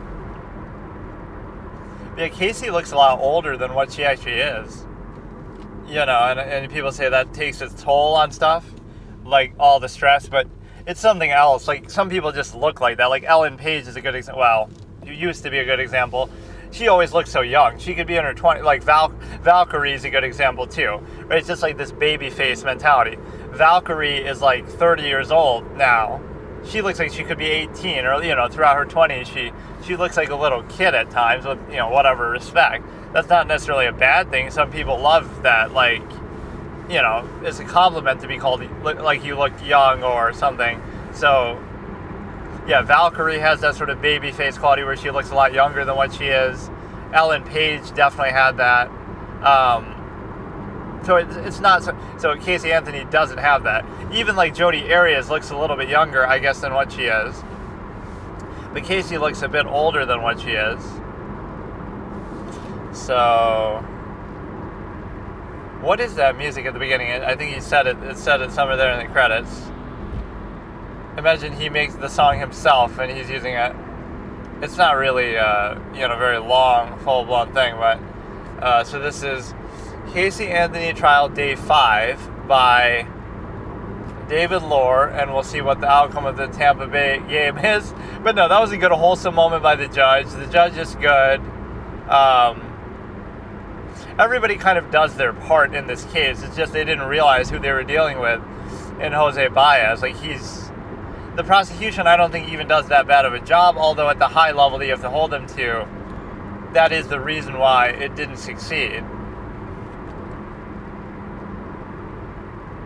Their evidence was a bit lacking, and maybe the presentation wasn't the greatest.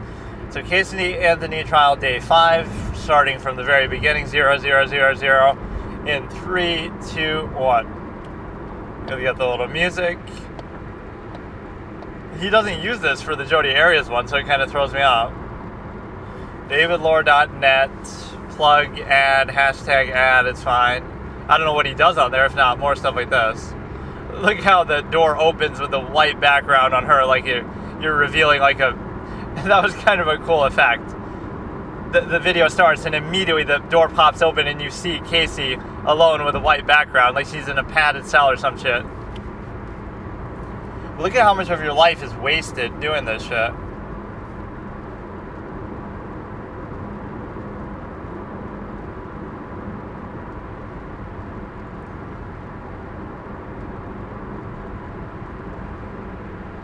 If he's still on the stand, why do you need to call him? Like, she means it in a general sense. They're really playing musical chairs with Lazario over here. Or no, sometimes it's proper to do that after. Bring the jury first, then call the witness. They call the witness first, then call the jury. It doesn't really matter, but it's almost like you are as the viewer. Like, oh, I don't want to miss anything, so you got to call me in first.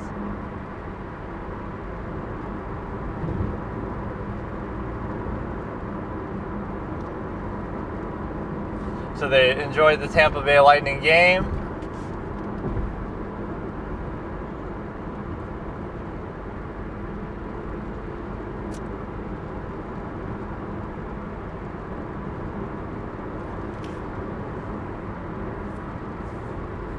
Oh, here we go. Everybody goes to fucking Full Sail and gets a free computer, which just constitutes almost an ad. Sign up for Full Sail and we'll give you a shitty computer that you could have easily bought with 1.01% of the tuition that we're going to rob you of. Why does it look so hard to read? Like it's all out of focus and torn up or something?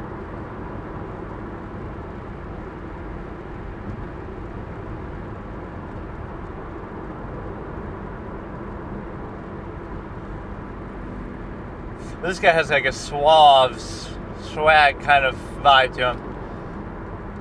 I can't see shit with this. What the fuck is this? Can we zoom in more or...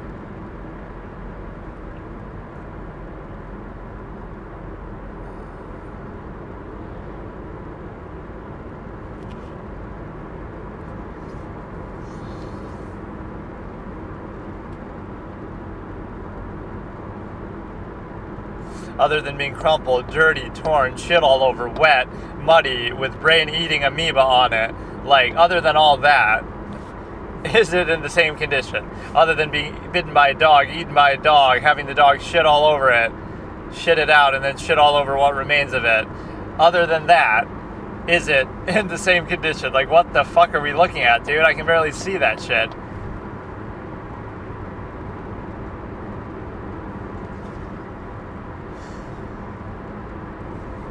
This guy's a bit of a celebrity, though. He's a regular Travis Alexander.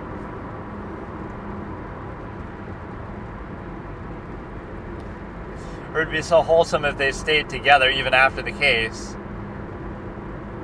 That'd be so cool, actually. I wish they would. Like, Tony stayed by her side the whole time and believed in her. Find somebody who believes in you the way that Jose Baez believed in Casey, like, and fought for her like that, dude. That is the most unbelievable thing I've ever seen.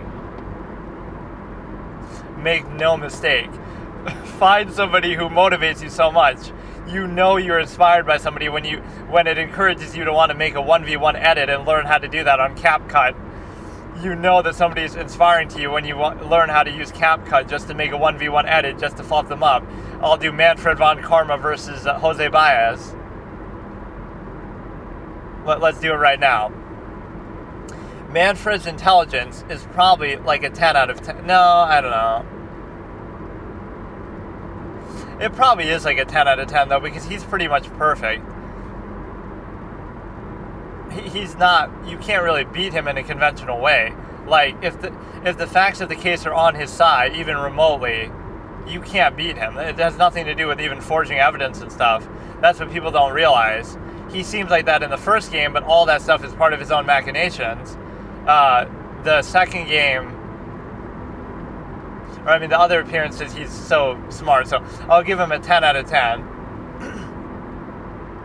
on intelligence, and then I'll give him, Jose Baez gets a 9, then for creativity, I'll give Jose Baez a 10, I'll give Von Karma maybe like an 8 or something. He is very, you think of him as stick in the mud, like sort of book smart.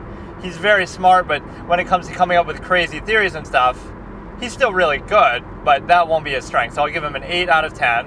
I'm trying to think like what creative shit he comes up with, and he maybe struggles. Well, he comes up with the whole plan, though.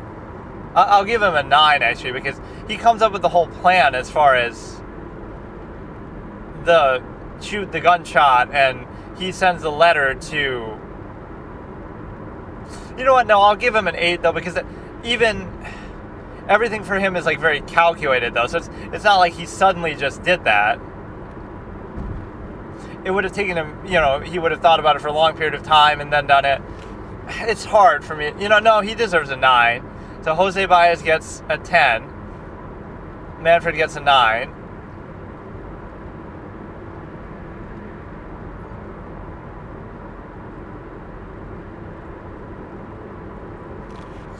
Then initiative, Jose Baez gets like maybe like an 8 or a 9.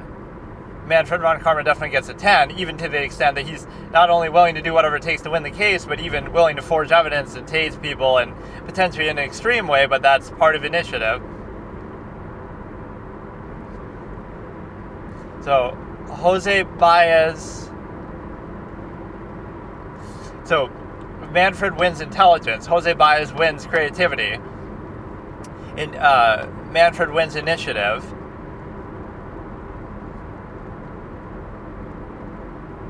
Emotional strength, I'd say, is pretty high. Like, even though Manfred has his big breakdown, he's obviously very calm and collected and never has moments of doubt or struggle otherwise. So generally, he's very strong that way. So I would give him maybe 1 point off just because he has some weakness to his perfect record and stuff that you can kind of take advantage of. So maybe he's like a 9 out of 10. Jose Baez is like is probably like a 10 out of 10 because he's, again, the man who laughs in the face of adversity and just... I guess I'll give him that. And then, no, but it should be even. It should be even. I almost want to give Manfred a 10 because I'll give them both a 9. And then social skills, Jose Baez knocks it out of the park, where Jose Baez is like a 10 and Manfred's only like maybe a 6 or something, or maybe less, because yes, he can get his points across, but that's not really social skills. Like, he couldn't really connect with the jury the way that, in fact, that'll be the extra stat. The bonus stat is sort of Baez's jury connection, so you get a plus 10 out of 10 for that. And then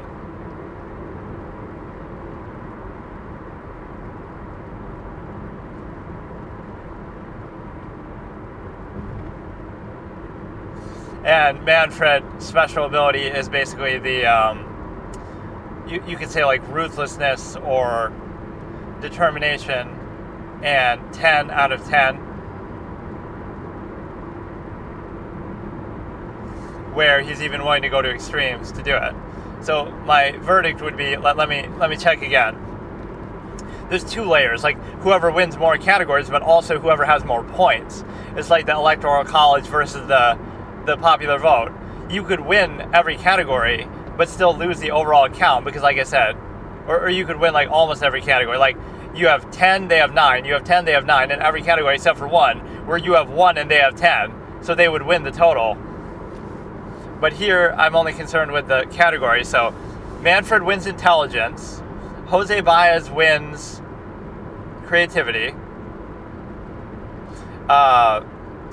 Manfred wins initiative, Jose Baez wins social skills, and then emotional strength is even. Oh, I guess it's a total tie then.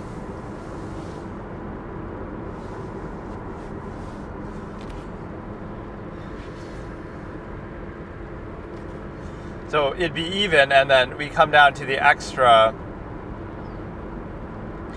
stats, which are also about 10 out of 10. So it'll be Manfred von Karma wins, impossible difficulty, and it's a good qualifier to say in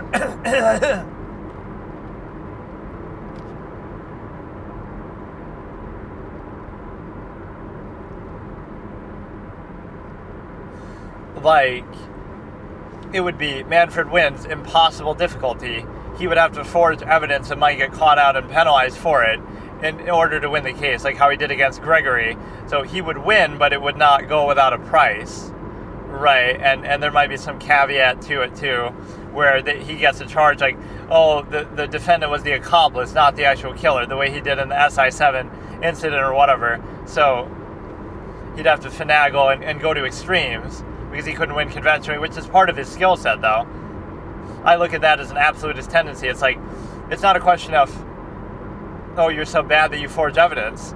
I think if you're good enough to do it and get away with it, I almost give you credit for that, right? Like, imagine saying, oh yeah, the reason why you're undefeated for 40 years is because, well, you just forged evidence. Anybody could just forge evidence, but if they could, then do it, right? The fact that he was able to do it and get away with it is impressive. And I imagine the majority of cases he didn't have to do it or whatever.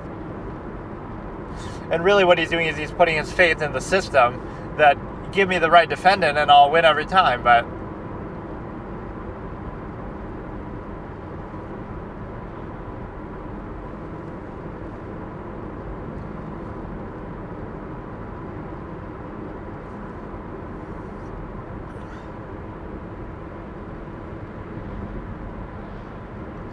so yeah, Manfred would, let me count out the total too. So Manfred's total is 10 plus 9, so 19, plus 10 initiative was 19, 29. 29 plus maybe 6 for social. I don't know about the social skills. Like, he's actually pretty bad for that. Maybe like a 4.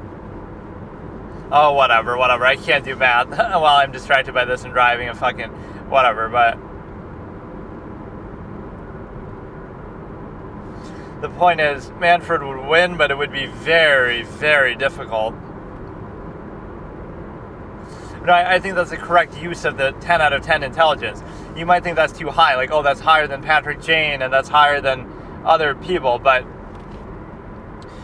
that's like the book smart, like this, stoic smart that way. He's perfect when it comes to that. He never gets caught out on anything, really, that isn't just part of his plan or part of a crime that he's trying to cover up. That's different. But in like a raw legal sense, he never gets caught up by anybody except for maybe Gregory like once on something in the ice cream stupid case. So the point is, that case really disappointed me too, the SI-7. We waited 15 years for the most epic rivalry to be unleashed in Gregory and Manfred. And what did we get? What kind of subject matter did you choose? A fucking carnival reality TV show, Gordon Ramsay knockoff wannabe pastry chef who wants to be the master pastry chef kind of thing. That's not the environment that you were expecting. You can use that case for another subject matter. Why does it have to be for the fucking... Why does it have to be for the... for a case of such significance? You waited 15 years for that, and they don't... You know what, they really cuck you. It's not just, oh, the Japanese only thing. That's not even the issue. The issue is they don't even show you in court. They don't even show you the one key moment in court. They like show an image of court of like, oh, this is what happened, but they don't actually go through it. You couldn't just animate, and they even have a court scene in the 5th case that you could have used that as a background with Blaze the Best and all this kind of stuff going on. So the 4th case, or I'm sorry, the 3rd case is like, they use a bad subject matter. It's not really that great of a case, even though the subject matter background is so significant. And they didn't show the court scene that you were so anticipating. That's almost the part you would rather see. You want to see it play out in court. Isn't that the biggest wasted opportunity? You waited 15 years in real life. The real life statute of limitations was about to expire, right? And you don't even give us the court scene that we've heard so much about, where why should we hear more about the case in the original game than we do in the current game, in the game that's actually about it? That's such a waste. So they don't show the court scene at all, where he gets caught out on the forged evidence. We don't see anything. They just kind of gloss over it. That was a real disappointment. Like, give us that scene at least, if not the whole case in court. Play it out. That's almost what I'd rather see. Fuck the investigation.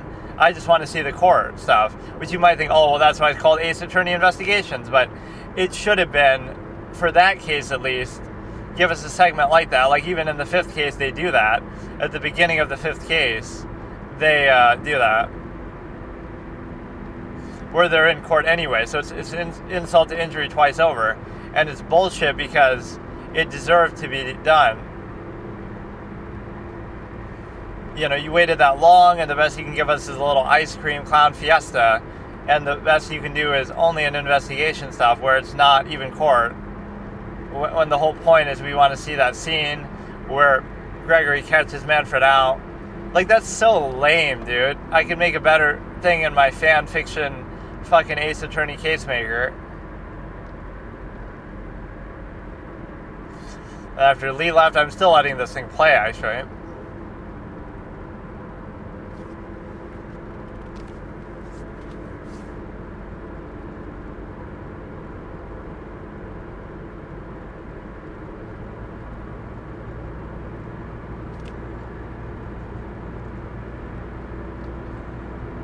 Yeah, we didn't have Snapchat back then, so what else are we going to use? Using fucking AOL Instant Messenger or text, basic text.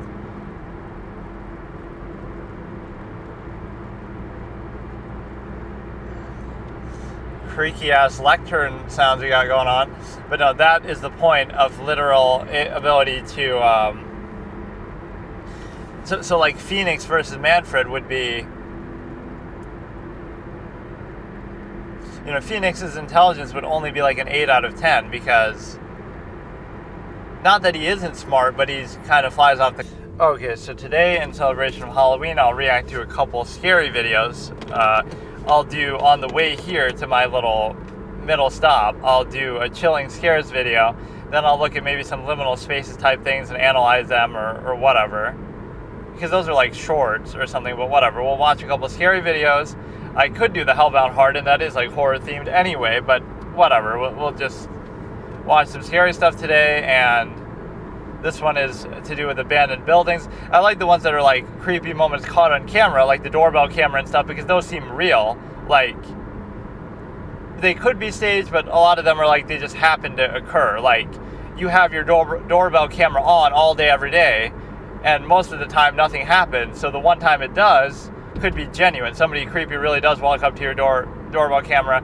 Or, you know, the best way to show a scary video is with the context. Like, somebody was getting attacked and yelling and screaming, but instead of saying, oh, further details are not known, no, you tell us. Like the one video we were watching, this woman was dead in her bed for a week, and then she was finally found because the odor was so bad. So not that you're taking any delight in the fact that people are dying, but it's a good way to verify that something is real. Like, I want to see the corresponding police report that, oh, this person was found dead in the woods later after we saw them on video screaming or running away. Not just like, oh, no further details could be found and everything's fine. Like, so what happened? We saw all this, there was a creepy guy out in the woods and nothing happened. Or at least have like a police report that like, this guy was arrested. Okay, so at least something happened, right? Or this guy was killed or hurt, or give us some feedback. Otherwise it seems like, oh, it just was totally random. So yeah, we'll do 6 most disturbing abandoned buildings caught on camera by chilling scares, and this is fairly recent, like we're talking maybe a month or a couple months before October 2024. It's not like right recent just now for Halloween that he did it. It's a little bit older because some of the newer videos he has don't really interest me as much. Or I think I already watched the most recent one like yesterday. So it is like 19 minutes long, 19 minutes 52 seconds it looks like. So we're starting in 3, 2, 1. Or kind of, Jared Coker is what he says is the first word. So let's go back to the beginning. Is it also lagged for a second? Starting in 3, 2, 1. Jared Coker Urbanks is a small YouTube channel.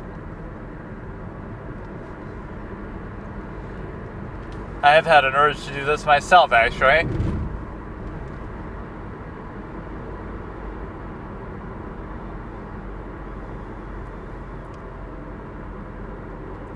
Dog treat manufacturing? Like, how do you get in here without getting in trouble? Why is that normal for there to be thuds and bangs?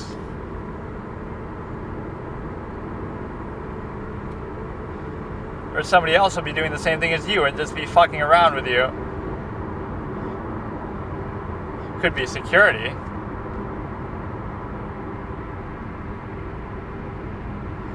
Or yeah, I love this entitlement. You're in the middle of the woods at night and you say, That's creepy. Why would somebody be in the woods here at night? Could be security, could be the owner. Oh yeah, not turn yourself in to the police for trespassing on private property?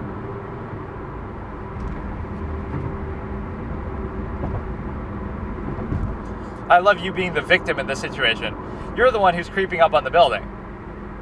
They could be doing the same thing as you, so no more weird than you. Or it could be security with cameras protecting their own property from a trespasser. So why do I feel bad for you in this situation? I don't. We're victim blaming. I watch horror stuff to see the victim suffer and squirm if they deserve it. But, they'll just give you a kind, stern warning to leave. Yes, of course. Trespass on private property. And, what do you think? What else do you think it is? Bro is a security guard, and you're a trespasser. Why is this even scary? He'll just tell you to leave. Okay, bro.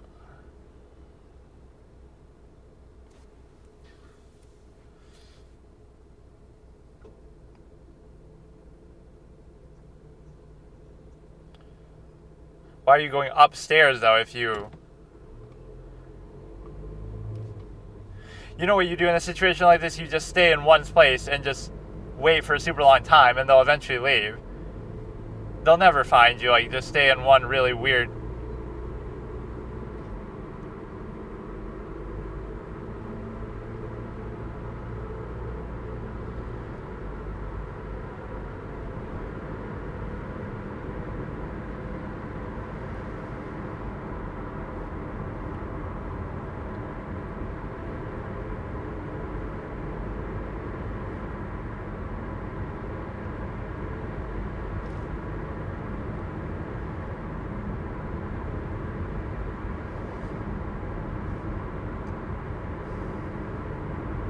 Okay, police.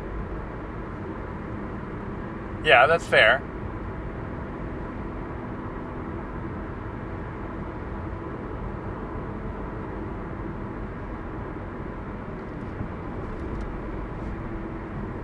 I mean, you are trespassing, he is correct. He's being pretty nice about it too. Just get the charges, it's not that big of a deal.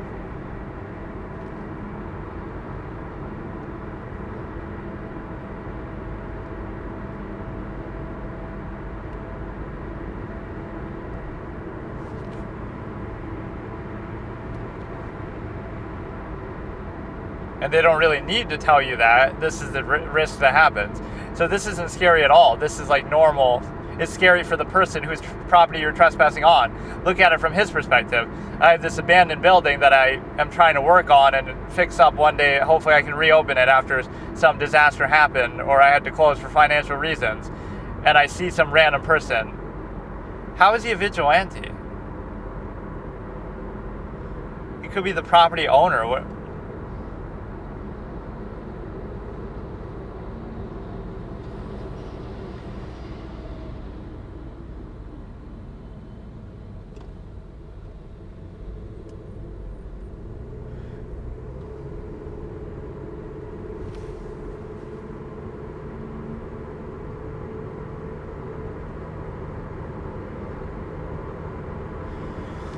It's hard to portray yourself as the victim here. Again, you're trespassing, and I almost don't feel bad, but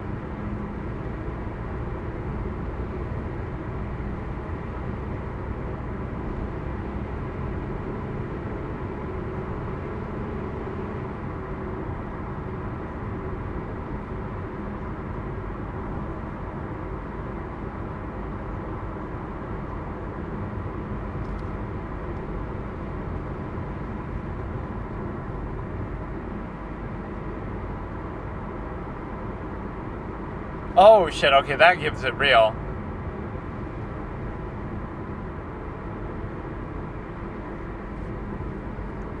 Okay, that was at least a good twist on the story. What are the chances 2 kids would come up to the house even after?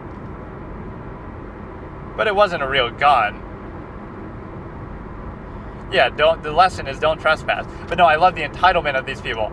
I'm out in the middle of the woods at night, and oh my god, I heard a sound. Who would be out here in the middle of the night as you're out here in the middle of the night? Like, look at it from their perspective, right? What you're doing would be creepy to them the same way it's creepy to you, and you don't have the self-awareness to realize they could be out in the woods just like you're out in the woods, and so what you're doing is just as weird as what they're doing. Or,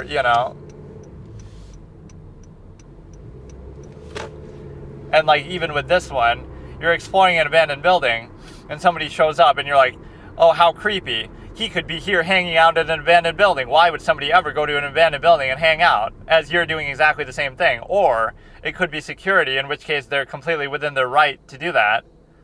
How are you the victim in that first one? I don't get it. I'm trespassing. Somebody comes up.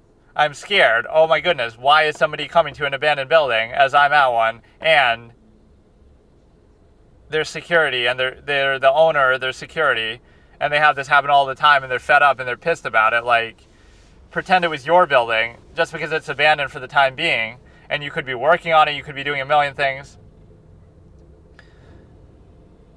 You're somehow the victim. Even if you did get shot, not that you should get shot for that, but you can see how it could be aggravating for them. But that one wasn't scary at all. You need to step up. When I'm going on these rants, too, I'm never pausing it either. But this doesn't seem like a very scary video. This is like a trap. Who do you think you are? Some kind of fucking Richard Heibach? Well, why are you trespassing in somebody else's house?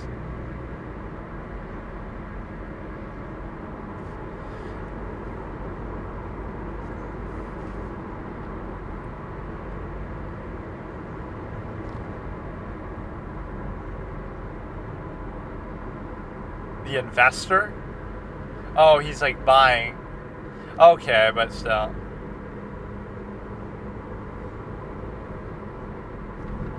This is pretty badass, though. As soon as you see that, too, get the fuck out of there. No. I mean, have the cops come in and check it for traps. Like, I wouldn't fucking want anything to do with that house after that. That could be fake. He could have set it up himself just to make a spectacle, but I kind of doubt it.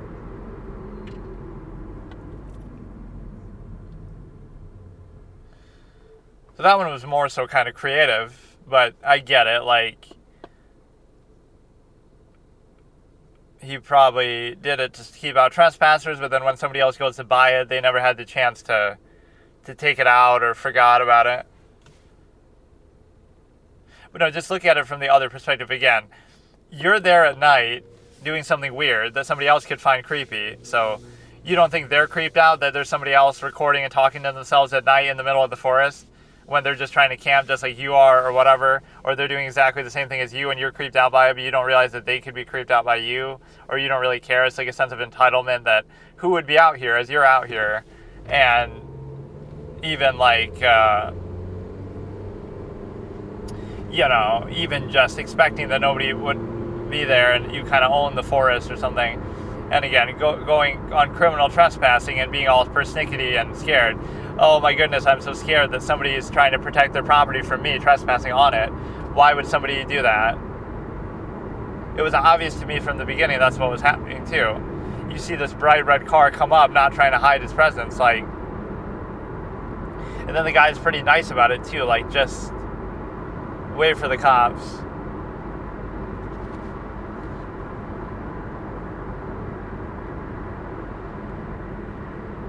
That's exactly what you would say if you were trying to hurt them, though. We're just urban explorers. Wouldn't you just leave at the first sign of trouble? Like, no, we've committed to making this video, so I don't care if my life's under risk. I've committed to renovating this house, so even if I get almost stabbed by a knife, I'll still stay on it. Like... could just be animals at times, too.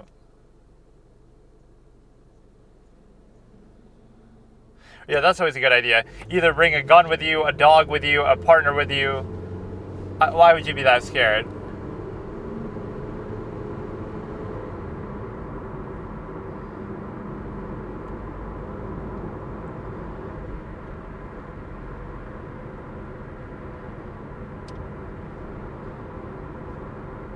can't really see what we're looking at.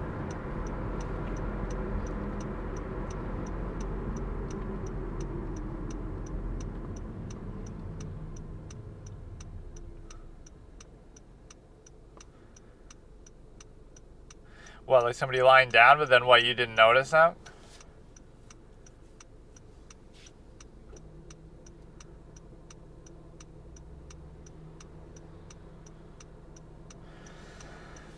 But yeah, again, you would commit criminal trespassing.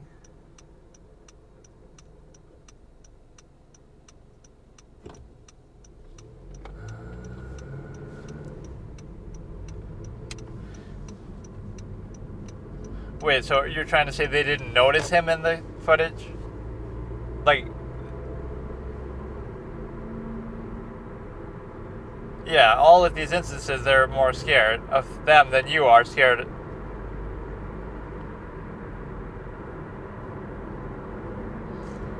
You don't see that you could be seen as the aggressor, right? Like, you're committing criminal trespassing, and you're trying to feel like they're the bad guy for trying to protect their own property, and you should just be entitled to do what you're doing, and you're scared of them arriving and being the security guard and whatever. It's very stupid. Like, you think you're just entitled to trespass on abandoned buildings, which I kind of feel that way too. I would like to do it, but it's kind of not something you're meant to do, obviously, so you can't be upset about retaliation. So yeah, I love the two scenarios with that first clip of the the red car pulling up. Either it's somebody doing the same thing you're doing, in which case you're freaked out from the same perspective that like they would be freaked out. Like, you're freaked out by somebody doing the exact same thing that you're doing, or you're freaked out by somebody actually protecting their own property from criminal trespassing. Like, either way, it's bad. Yeah, the cops are really the thing. Or like unsafe. Or like having brain-eating amoebas, or having something else. Some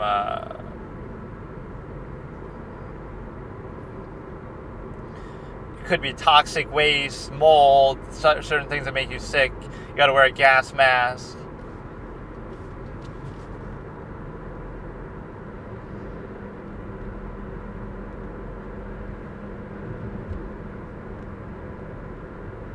Yeah, how do you know you're not being recorded and stuff? I need like some sort of electronics detector that would tell me whether there's cameras around or not. Which I'm sure there's some device like that.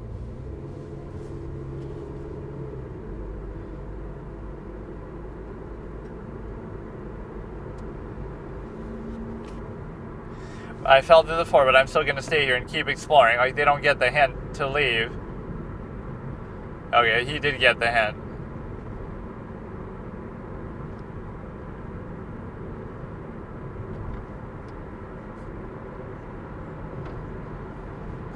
Yeah, these abandoned buildings have really low safety standards, as if you should expect.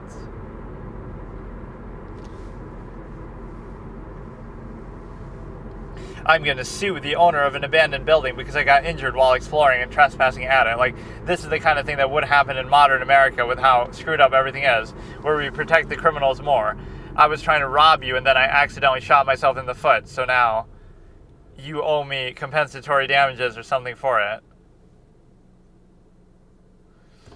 Right, like, oh, I'm going to sue you because your abandoned building is too dangerous, and I got hurt while exploring it, even though I wasn't meant to be doing it in the first place.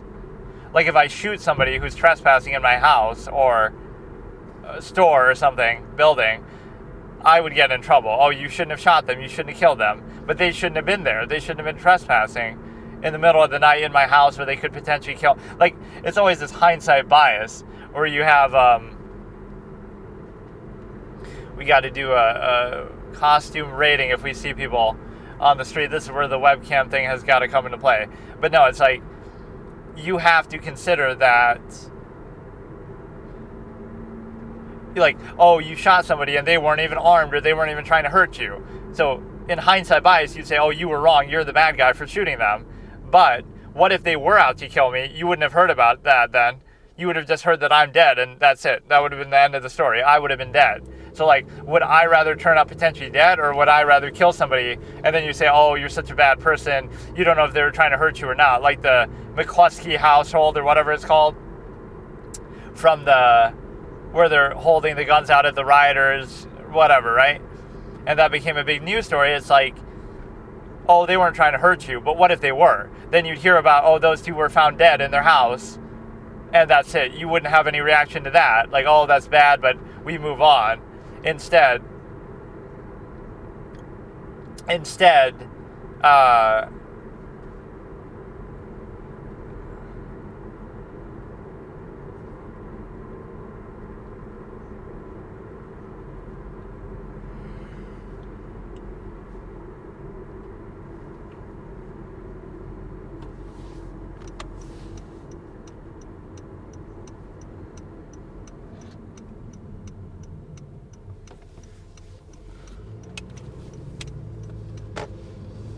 like, my whole point is just, you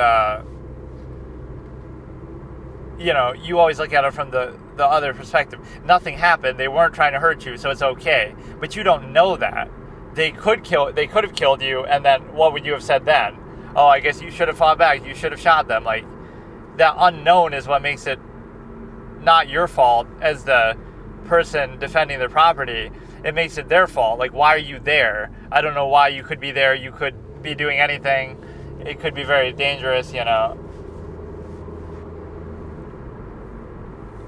a bad idea to watch these sort of things at night, or I was even going to play like some horror games or something, but that could be, don't do it at night. That does kind of bother me a little bit because, oh, you'll hear some sort of noise outside or something. I don't know. That part can be a little weird, but I would do that sometimes. I'd stay up late at night and I'm watching scary videos, and it's like, it does have a certain effect on you.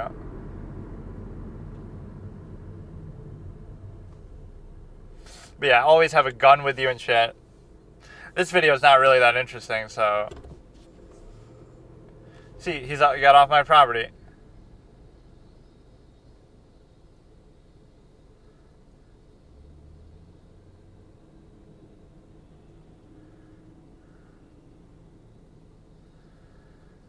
Why don't I just announce to him that, okay, we're leaving? He's even saying, get off my property. What an evil villain, this terrible person. I guess you could you could be lost in the woods, presumably the property owner, even though he says he's the property owner. You might be lost in the woods and end up on somebody's property without...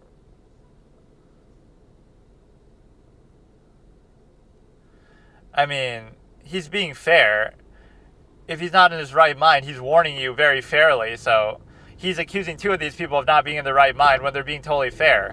The guy with the handcuffs even doesn't do anything, and he just wants the cops to come. And even this guy's announcing his presence.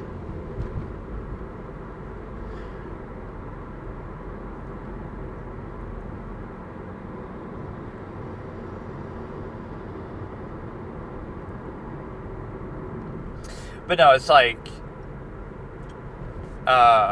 it would have been uploaded still. You gotta chase that content cloud anyway. Fucking, even off a dead person's camera. But no, the ability is that,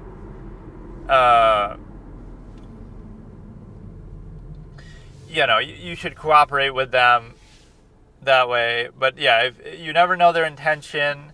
It's always very one-sided. It's always very, like, hindsight bias. Well, nothing happened, so you shouldn't have been worried. And also you have the ability to consider that you're not, I don't know, like you're sort of taking these people's sides in recording. Like, most of these are not saying anything bad should happen to them, but if it did, it's almost like, how do they know you're not coming there and potentially killing them and squatting or trying to rob them? Or, how do they know what your intention is? Oh, we're just trying to make a YouTube video, which you are recording it, so genuinely that might be the case, but if you were committing a crime, why would you be recording yourself doing it? But it's still, what are you, Jody Arias with a camera or some shit? But,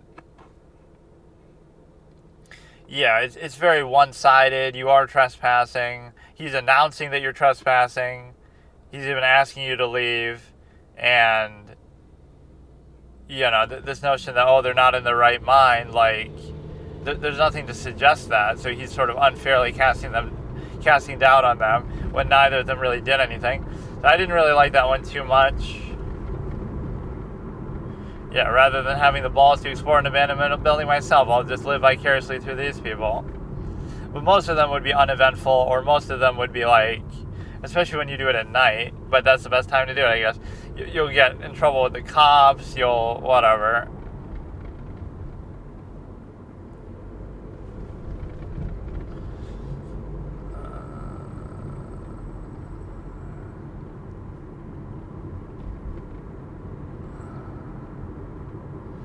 So yeah, maybe I'll look at some of these other short form ones where it's like, your month equals your monster, or your month equals your liminal space, or something. And those are kind of fun to, analyze what I really look at. But it'd be hard to do that while driving because they go by so quick and they're so short, and it's hard to even match up the timestamps. Part of the reason why I didn't do the Skibbity Toilet full reaction, because I guess you could watch it as one full video with them all combined together, like full season of this or whatever, but season 1 of Skibbity Toilet full video, or season 2 or whatever, where it'll compile them all together. But it's a case where it's not really worth it, because you want to kind of appreciate and analyze each one on its own terms too.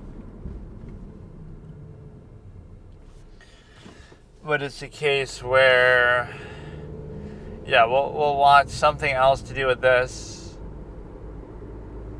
This one was a little disappointing, but again, I'm almost victim blaming and taking the sides of both. On one hand, you're kind of stupid, like when you hear something or see something, you shouldn't be so keen to stay there. But number two, or even the intention to do it in the first place. But number two is, you're kind of the aggressor in these situations, not the victim, because you are trespassing somewhere. Okay, so that one was a little disappointing. Let's see if I can find something better. I guess I should do this in both sessions today, both the to and the from, just because it's sort of suited. What's interesting is I was doing exactly this a couple months before, just because it's something I like to do anyway, like some of those Ring doorbell ones or whatever. So like I was doing it in such a way that, I was just looking at scary videos or something. So let me give this guy another shot. Or it's not so much his channel that's bad, but sometimes they're sort of desperate for content. They drag them out. They blow them up into more than what they are. Stuff like that. 6 disturbing abandoned buildings encounters caught on camera. Is that the one I just watched, or that could be a different one? Oh shit, Joe Rogan had done a Trump interview. Now he's done a Vance interview too. And that one had gotten an insane amount of views, like 30, 40 million. Scary. Or no, I did say what I was going to do here, though.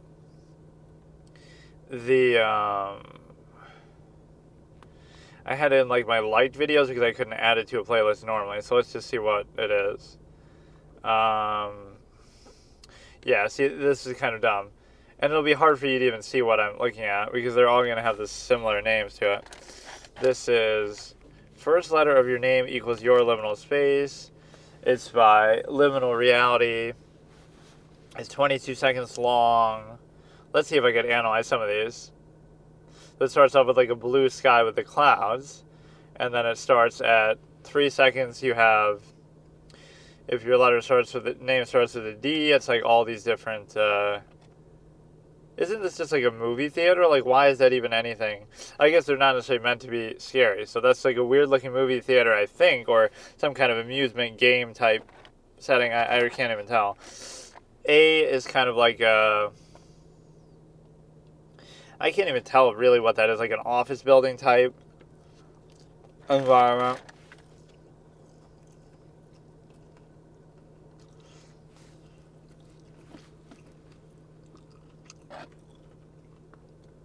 J is like also some sort of office building, but it has like water and shit on the ground. I don't know exactly. This is one that doesn't even seem real. Like, why would there be water like that? I is kind of like a dark hallway. Can't make it out. It could be like part of a hospital.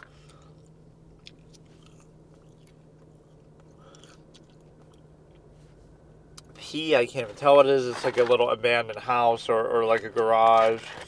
Yeah, most of these are pretty basic. Like, none of them really bother me too much. I guess whenever you're in like a building type setting, the two things you want is like windows, so at any time you can just jump out, break out the window, and you want it to be at ground level. Like, it's the scariest in-building thing would be like a Die Hard type of thing, where you're at the top of a building and now you have to get out of it. But you can't just jump out, obviously, otherwise you'll die, so that, just keep a parachute with you so you're never scared in that type of environment. C is like I can't even tell, it's like a long distance view, like a motel. It's looking at like parking lots and stuff. I really can't even tell what that is. There's so many environments that aren't really inherently scary that people find scary, like, an amusement park or a circus or something. But they have all this kind of weird stuff going on that if without the proper context or treatment, it could be seen as scary. M is just like a snowy drive. See, that could be scary. That could be the beginning of like Megan, where they crash in the blizzard and die. Depending on how you look at it. Let's see what else we got. I had a number of these in there, but now they're from a while ago. I was trying to watch people's reaction to Until Dawn, actually. I was having that urge. I wonder if that was even because of Halloween, or... No, it's actually because of just because they did the re-release, so I just started thinking about it or seeing it, and, like, suggested and stuff. So what I'm actually going to do is I'm going to go get one of my videos of Until Dawn, and then maybe I can react to that in somehow. I don't know exactly how. I'd have to like upload it first or something. But I do have that full thing recorded of my reaction or playthrough to it. Which picture is disturbing to you? Hashtag Dreamcore Nostalgia. This is In the Power of Dreams channel. It's a minute long, and it starts with, I just assume there's going to be multiple videos with the same name, even by the same channel, because there are so many of these. So it's a minute long. It starts off with this little hallway with a rainbow on the wall. So this one isn't disturbing at all. It's just like a little kid's place. Welcome to something land. I'm not really doing it by timestamps because I keep pausing. And this song is sort of overused in these videos. This is like just a classroom... child-friendly type of environment. We saw something move there for a second.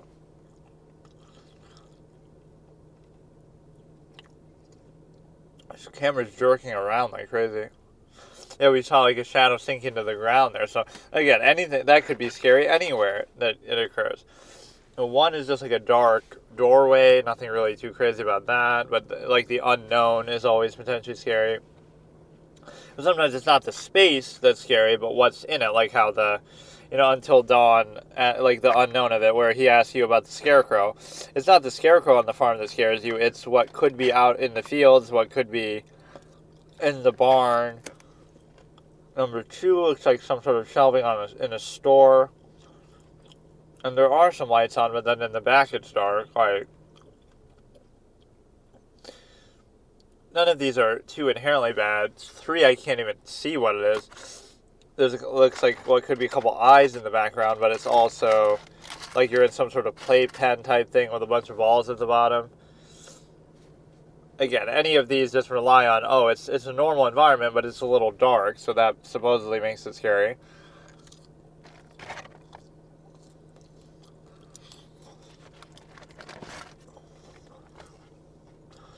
This looks like, again, some kind of hallway. Could be like an office building.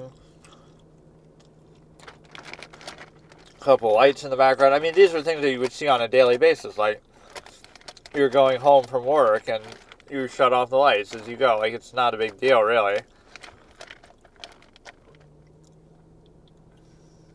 yeah, this music sort of sums up the vibe too, where it's not necessarily scary, it's just sort of contemplative or immersive in some way with respect to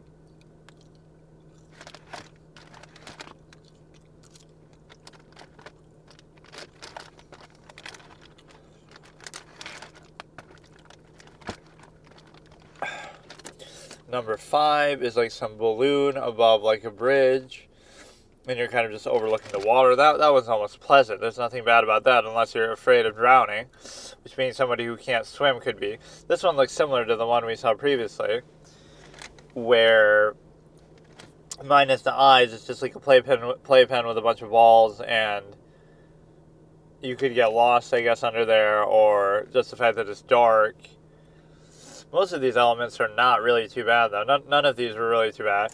This one is number 7. It's like a staircase going down into a watery area. I don't know exactly what this would be or what the purpose of it is.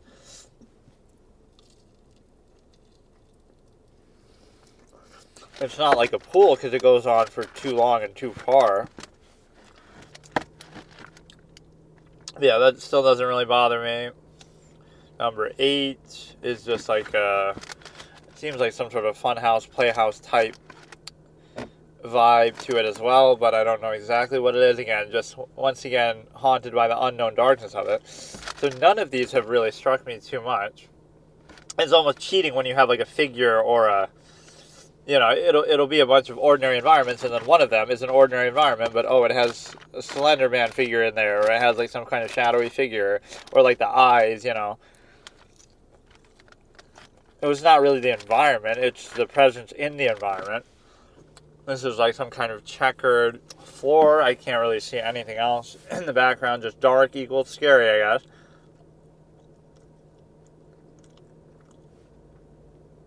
That wasn't really too noteworthy.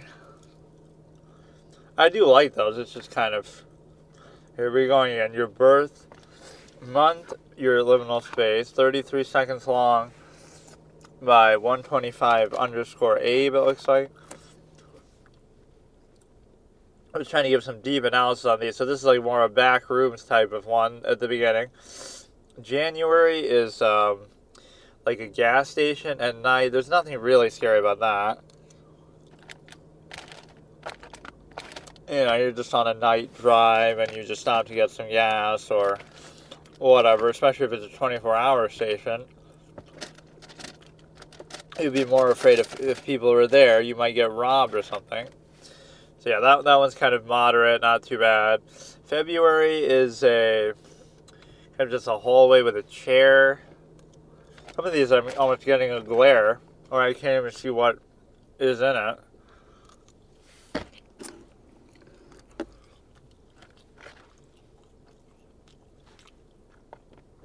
March is breaking the rule of dark equals scary, so it's too brightly lit to even be anything. It's just like a mall type environment or something with a little circular globe in the middle. I don't know exactly what that is, but nothing remotely unsettling about that. April is like an indoor area with a bunch of flowers at the bottom. I'm not exactly sure what this is, but again, not really unsettling at all. Something could be hiding in there, I guess. I love the whole doctor scenes with the in Until Dawn. They're so good because,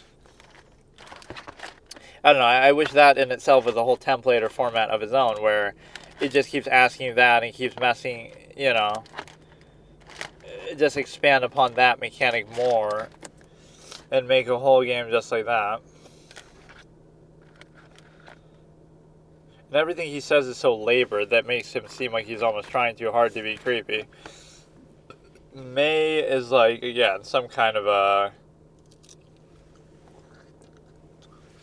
could be a school, could be some kind of a shopping area. I can't even tell with some of these.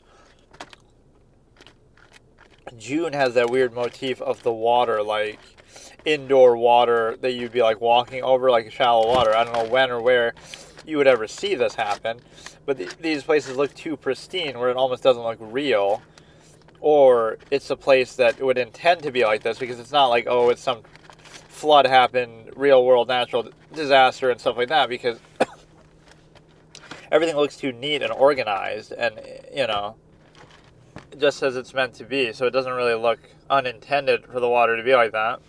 This one also is a little flooded water, kind of indoor building, but this one looks exactly against my criticism there.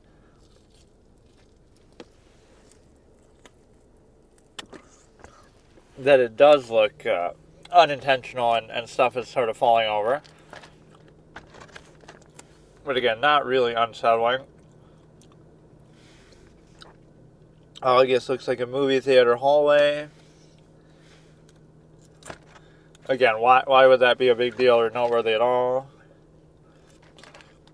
A lot of these could just be things that people see as a kid that now they associate in some sort of nostalgic way.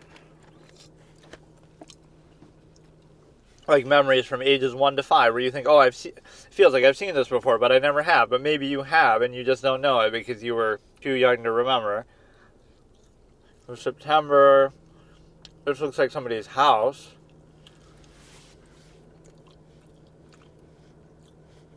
Dark staircase going up upstairs. October is a scene from fucking Mario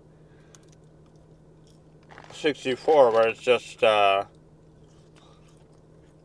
of more dimly lit than it normally would be. Like, where did they get this image even from? It's just more dimly lit, or it has like a dim filter to it. That one was kind of cool. November, just like an office building, hallway, or it could be like a hotel. December looks like some kind of apartment building. I mean, none of these are really that disturbing in any way. These are just normal things that you would see on an everyday basis. Okay, let's look for maybe one more. There's so many of these.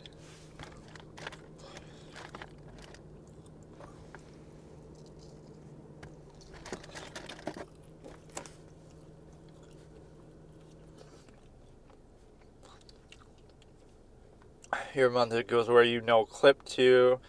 Let me skip through some of these though. Let me find one of these that have to do with like equals your level. How screwed are you?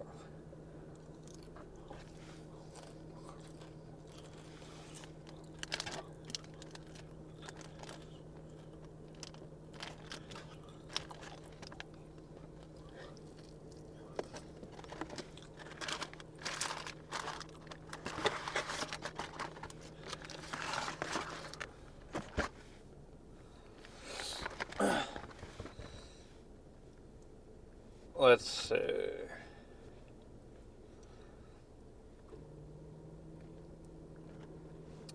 It was in here somewhere. Let me see. Backroom level. Okay, let me look at this. Your birth month equals your backroom level skull emoji. Dreamcore weird core. It's 16 seconds long. By Fark. If Factor is like the channel. July level Crimson Forest. Doesn't really seem that big of a deal. Just you've got that dark, coloration to it is maybe disturbing, but whenever it's less about the environment and more about what could potentially be in it. So I'm not bothered by that. August level snack room. So that's kind of favorable.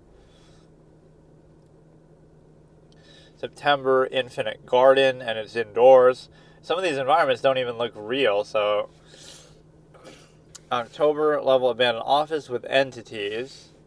But see, I don't really see the entities, it's just more, you have to assume it. November level 3.1. I don't know what that is. This is a little skull and bones emoji. December front rooms. Looks like you're in a train with some grass on the ground. Alright, let me look for one more that is to do with something else.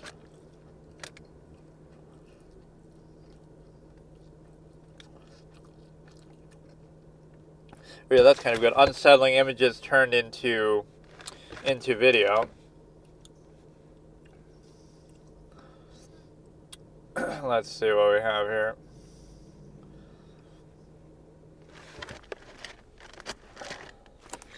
I like the idea behind some of these, but there's not really much to say about it even.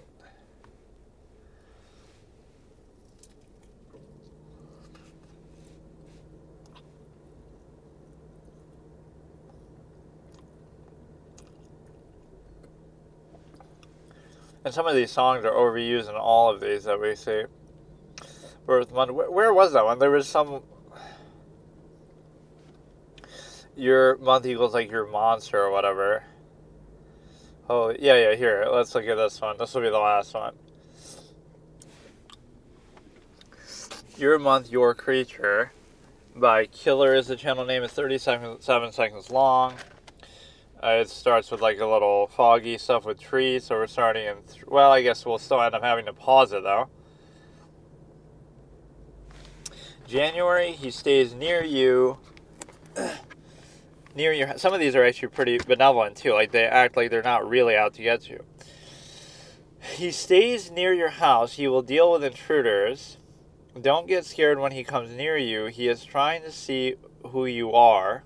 Survival rate 99%. So he's just like a guard dog. He's just helping you out. So that's a nice thing.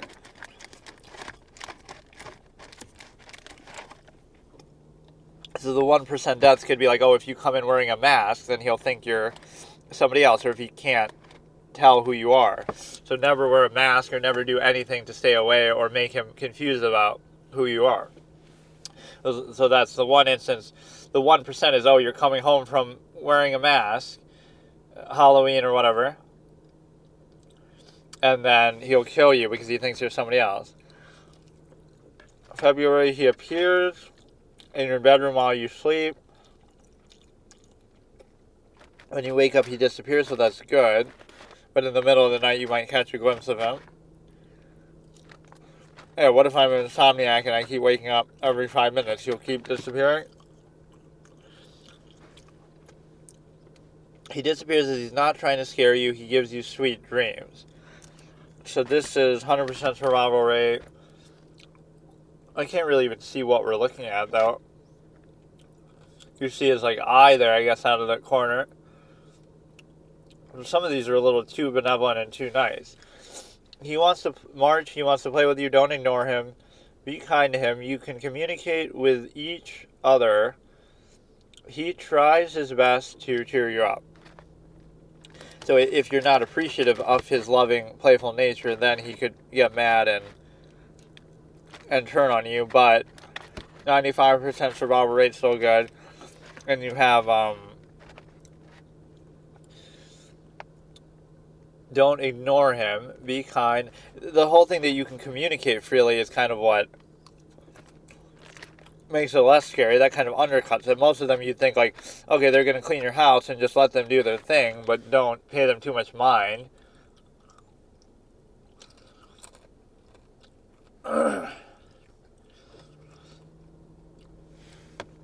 April, he will come if you are near death to save you. So yeah, survival rate better be 100% because then he would be your own cause of death. Like, he'll save you from himself, then that means. After he saves you, he disappears. He will appear again when you're near death. So that's like a dream come true. February, what was the other one? March, I can't even really see what that is meant to be, though.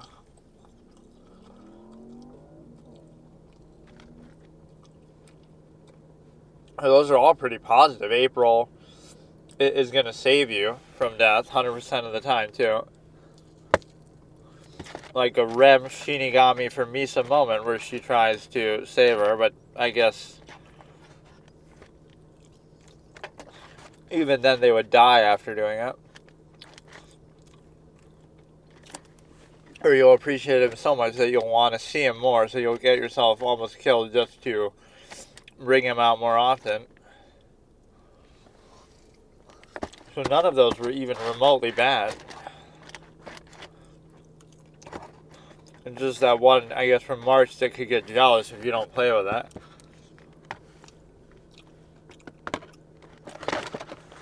February, we're getting sweet dreams with this one. April, we afted this fella.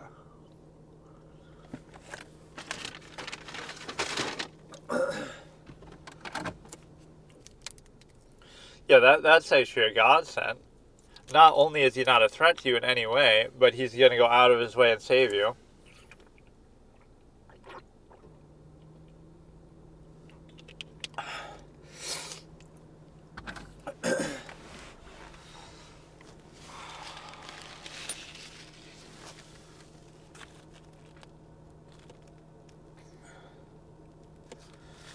Okay, let's look at a more long-form one now.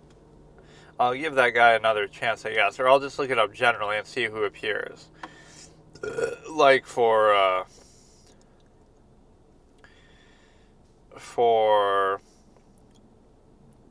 scary caught on camera, just in general. Could be camping, could be abandoned buildings. Some of these are kind of bait, though. Like whenever it has to do with supernatural. Or yeah, even this is a little bit contrived. 30 scariest Halloween encounters caught on camera, but the thing is that it's sort of intentional then and contrived, because then you're kind of expecting it. Unsubscribe because you're repeating your video.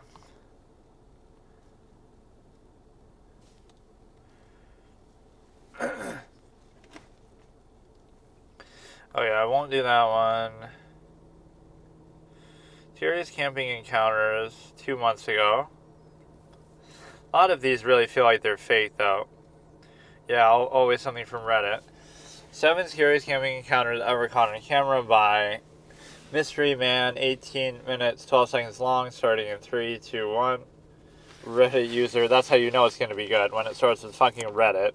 Like, that couldn't be made up.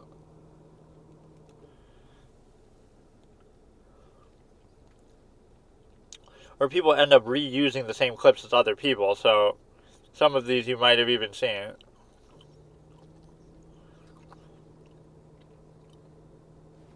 But so many of these are fake. They could just prepare something in advance, or what could be genuine is like a wild animal just happening to be there.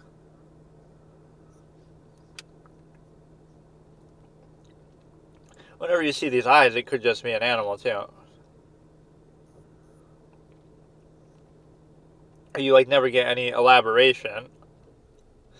Looks like a Wendigo from Until Dawn. You never get any actual follow-up. Nobody actually ever gets hurt or killed.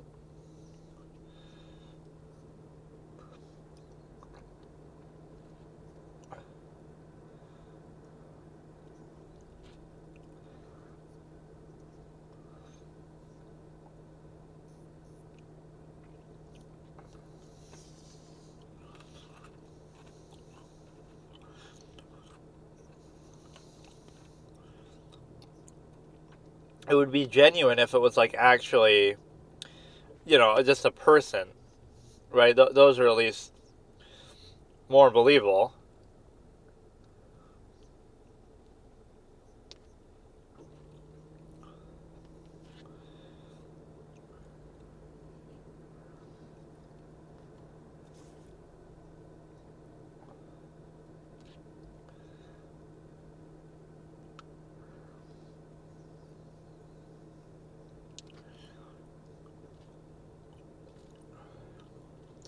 But you see, they wouldn't be freaked out by you just as much.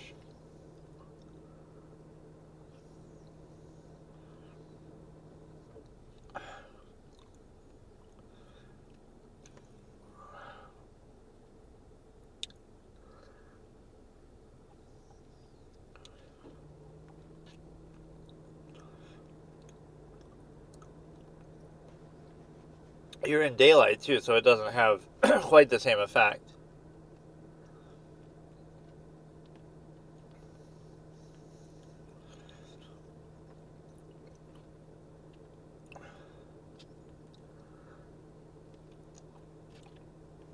There's this crazy guy going through the woods talking to himself. Like, that wouldn't be freaky too, the fact that you're, lack of self-awareness.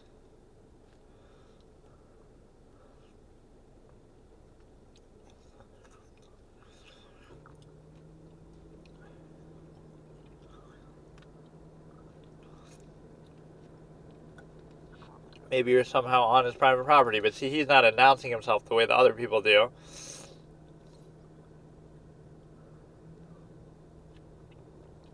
They might be a hunter just looking for, thinking you're an animal. They could be, you could be messing with their property. They could feel threatened by you.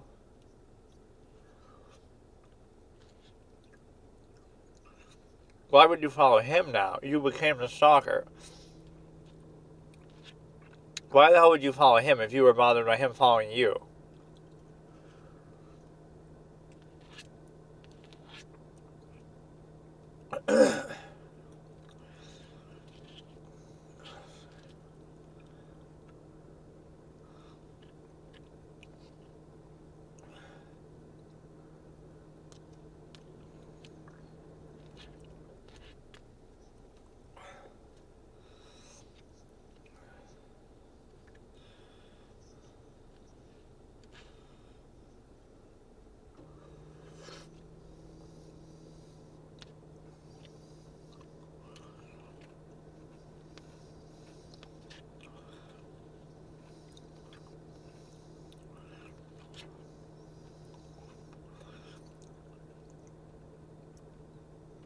You know you're worried when he's chasing the guy himself. Why not just get out of there as soon as you're out of his sight?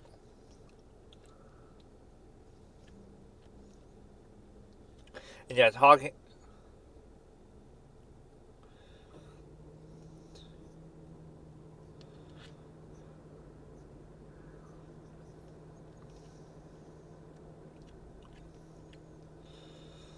I mean, if this is real, there should be some police kind of thing.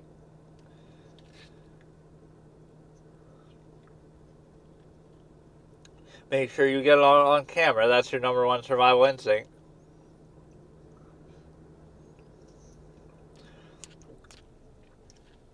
You don't make it seem like you're a threat to him by stalking him, though, once he's done with you. Like...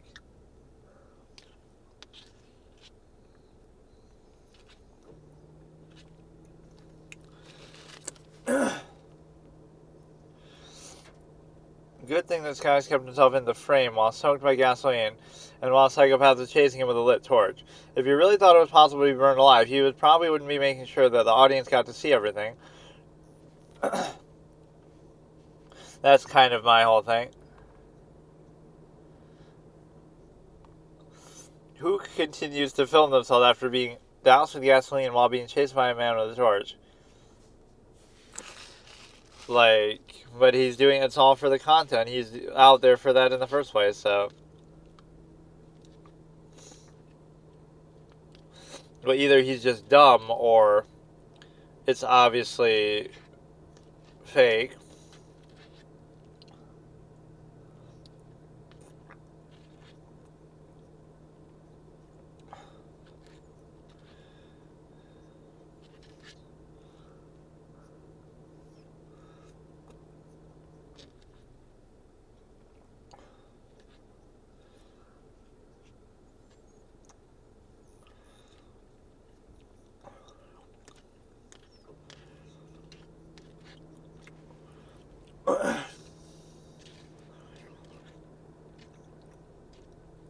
All of these have to do with supernatural creatures, which are obviously, I mean, they're fake, but the other ones that don't have to do with, even staged things, like with the guy pouring gasoline. That could have been effective, but it's just not believable.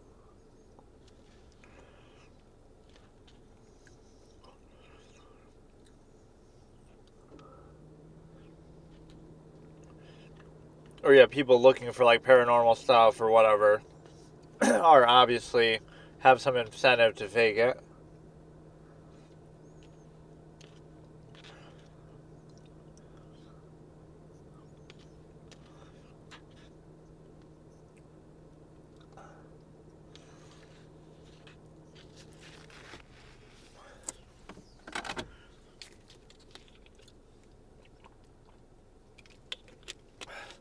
This is sort of like asking for trouble, though. Like, you wouldn't be surprised if something happens.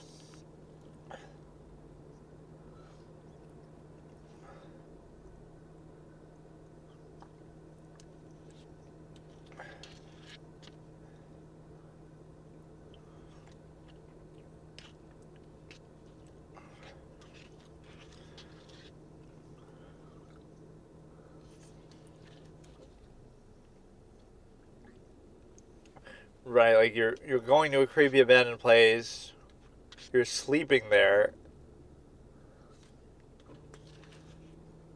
What do you expect is going to happen? I like how this brings out the victim blamer vibe more than anything too. Like when people are just doing dumb things. It's one thing you go in there, you take a couple shots, and you get out.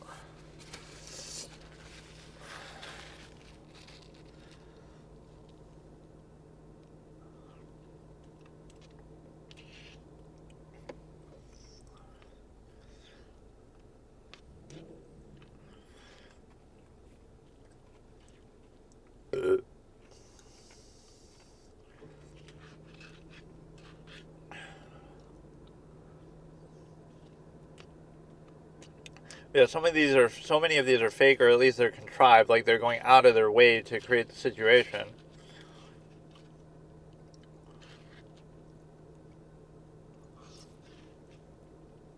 I go out in the woods in the middle of the night, and then something happens, and you're surprised by it somehow.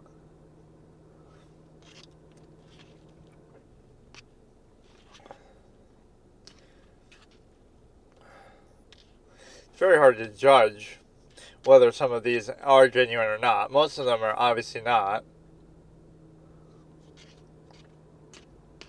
That name tells you right there that's a red flag because he has a stake in this. If it was just some random person with no other thing, they could still be doing it with the incentive of, oh, it'll go viral or something, but there is no inherent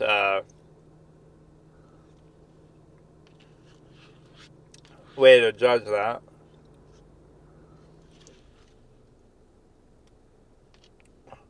Just like these channels that make these videos have an incentive to blow this stuff up to try to get views as well.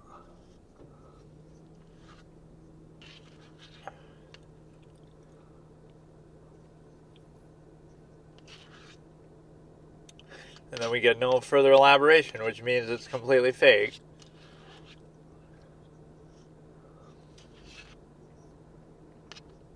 You're so scared of it that you go up to it and approach it. Like, why would you even do that if you were worried?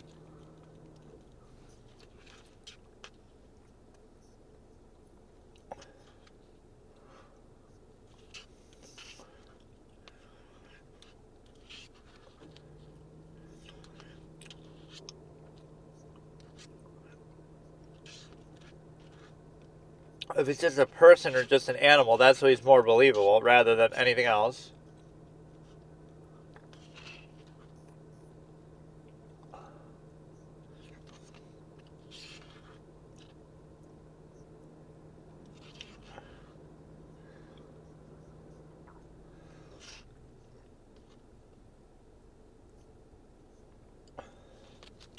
Including 9 women.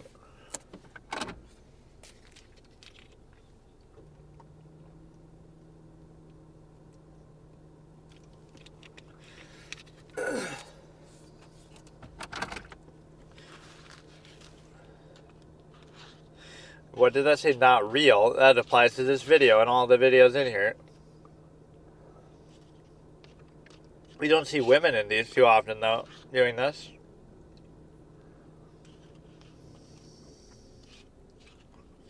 Yeah, there's too much of an incentive built into these things.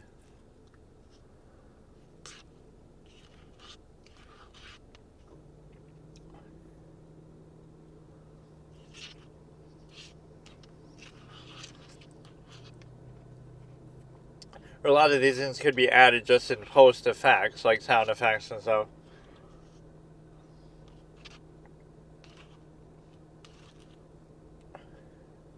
Or you can't tell whether it's just the music that this guy's putting in the thing.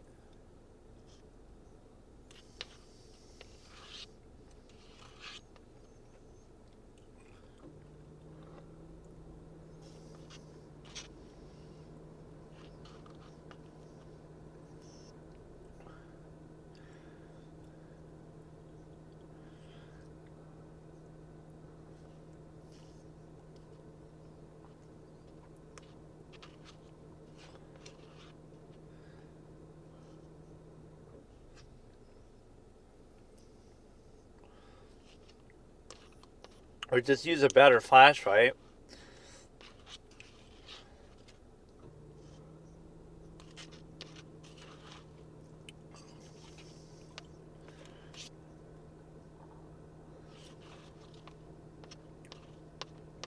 But yeah, if it is something supernatural, then you could become rich, so you would investigate it for that incentive, I guess.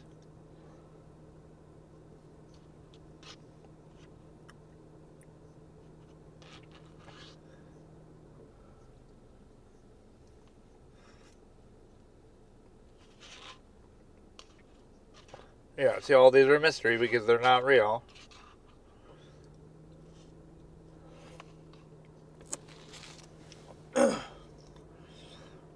TG. Oh, it's TGF.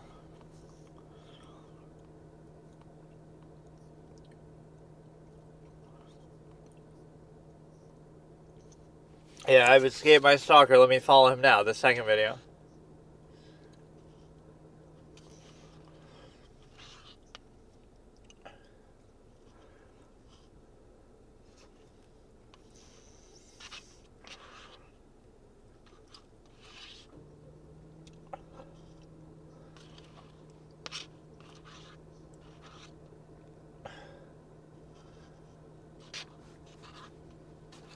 His accent makes it more comical.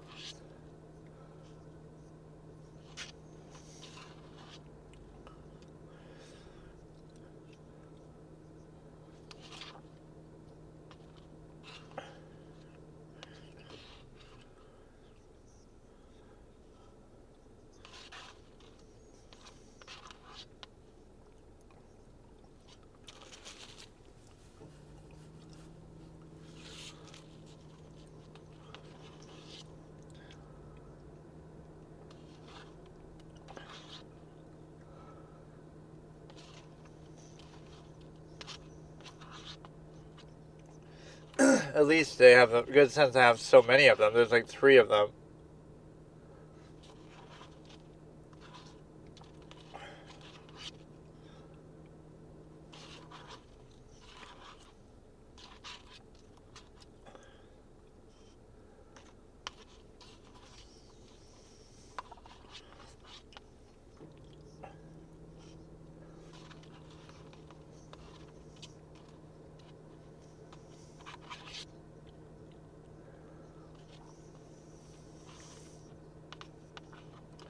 His dude response.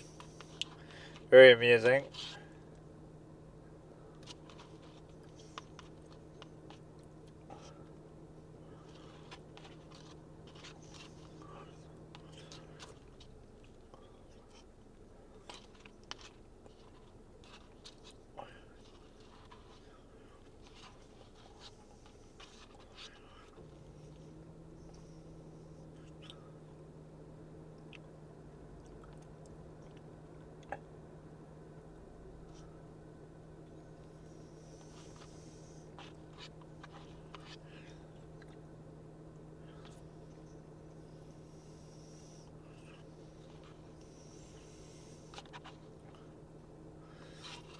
As if it would matter whether it's a clown or not.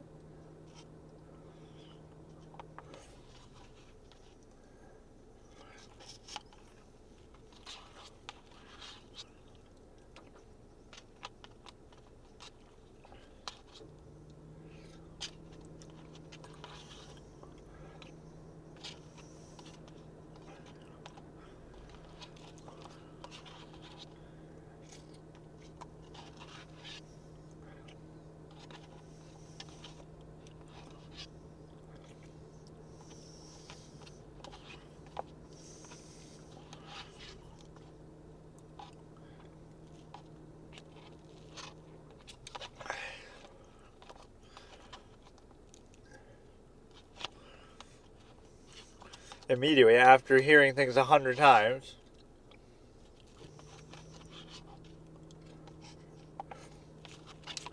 You know, where's the corresponding police report that they would have put out or whatever that could have, could validate it?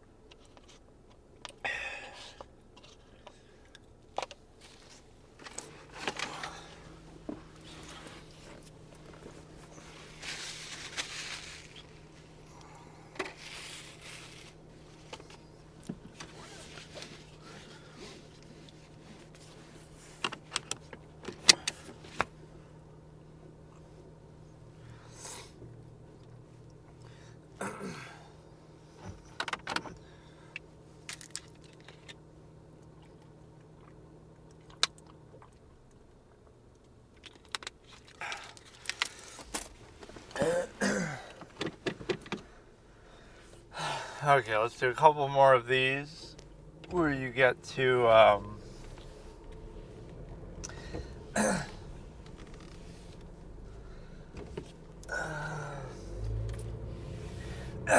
hopefully find some that are more real. The camping ones can be moderately real. The dash cam stuff can be very real. Because a lot of that stuff's even hard to fake. Like something happens while you're driving in your car. Not saying you couldn't fake that, but a lot of the time it's just like natural disasters and stuff. But it's the case where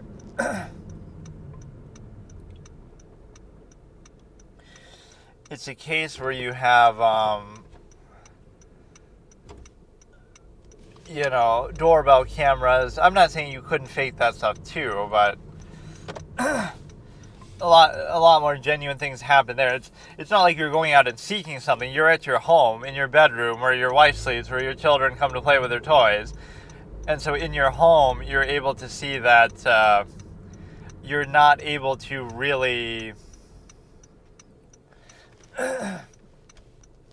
you're not seeking it out. So something crazy, a million plus people have, let's say millions of people have doorbell cameras, and once in a while, something crazy will happen, and then they'll post it, and it'll get found here. But the point is that could genuinely happen. Whereas here, oh no, you're going out and you have a channel. You have a channel that's to do with exploring places and finding ghosts, and there's too much of an incentive there, rather than you're just some random person who happens to be seeing this on their doorbell camera, or who happens to be seeing it on the other way, like in a dash cam or something.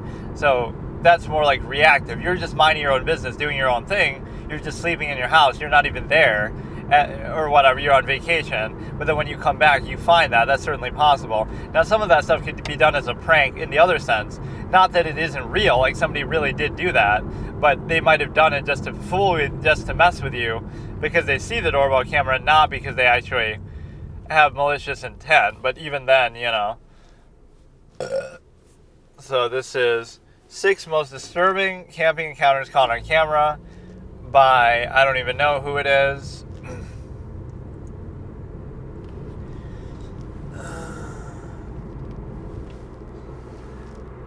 Is this Chilling Scares? I don't even know. Starting in 3, 2, 1. Since 2017, a YouTuber named Phil has been uploading videos of his hiking tricks for his hike slam. Yeah, you might say, well, they've never done a video like this before, and they have hundreds of videos, and now they suddenly do one that has a ghost in it or something. So that gives it credibility, but it could just be them trying new things, or it could just be them oh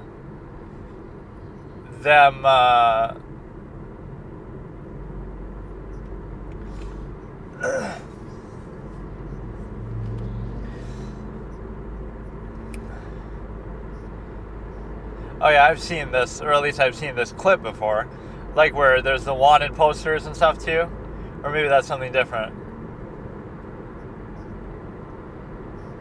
It was already there and they're just bored and just graffiti.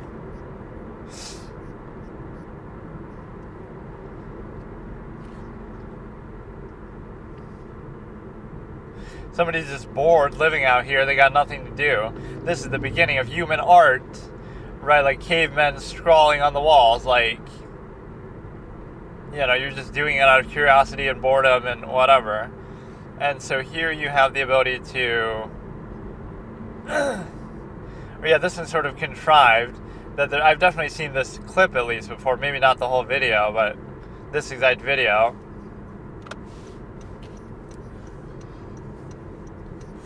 Again, he could have easily put this here, or he could just be some crazy guy.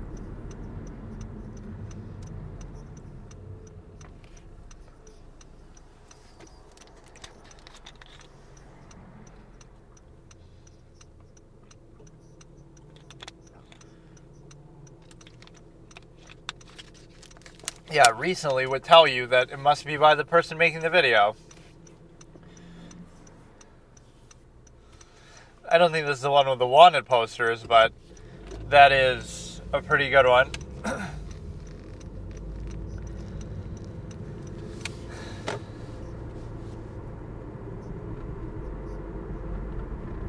Yeah, I know him. Of course I know him. He's me.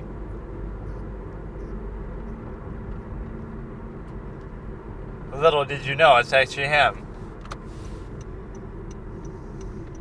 That's a heck of a way to pick somebody up. He has a crush on one of those girls, so he set up this whole thing just to...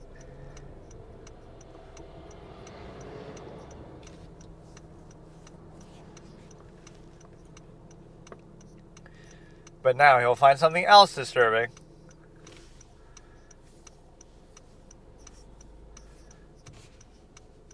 And one of them will be the same writing as the other one.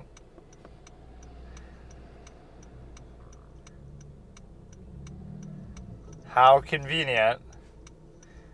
It'll be the same person having it written in there.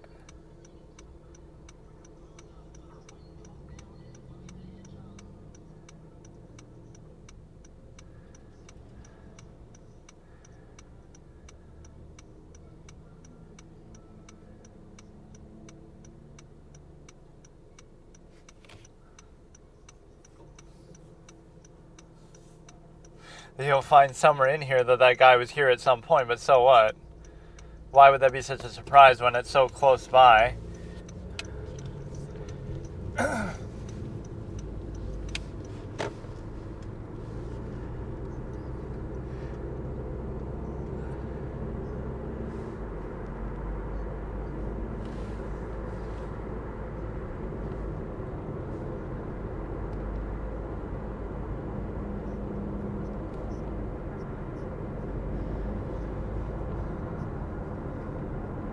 So this guy's been here a while and he's been bored out of his fucking mind.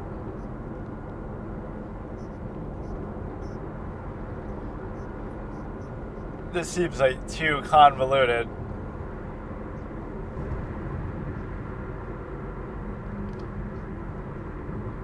I mean, this would be a lot of effort to go through to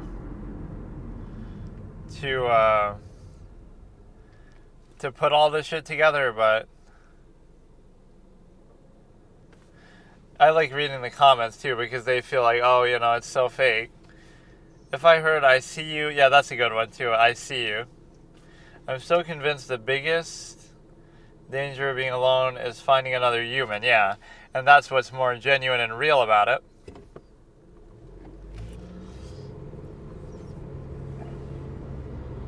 Yeah, you should call the police. Did they call the police? Let's hear what they found. Because if it's not fake, then you should be willing to call the police. Unless you're Jussie Smollett or some shit. Right, you should call the... Like, oh my goodness, those women said they're going to call the police. Why aren't you calling the police then?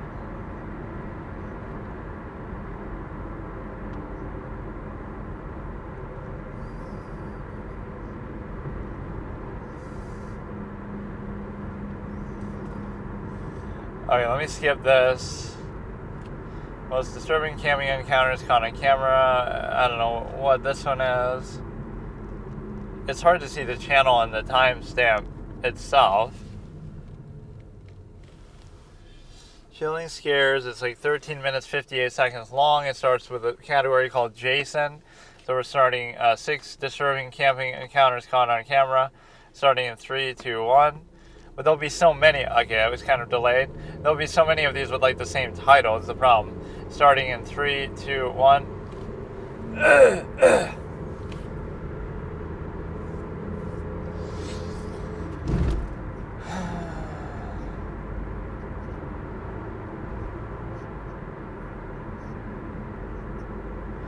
Some of these are so fucking lame, dude. I don't want it on a channel. I want it on... I'm going to skip this shit. I want it to be organic, genuine stuff. Where you're not going out of your way to look for trouble. Trouble just comes to find you. Abandoned buildings.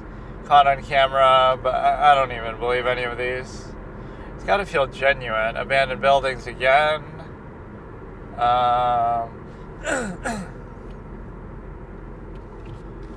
Yeah, see, burglars caught on home security camera. Now, this is probably genuine.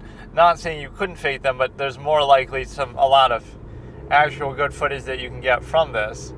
And the way that you can do it is...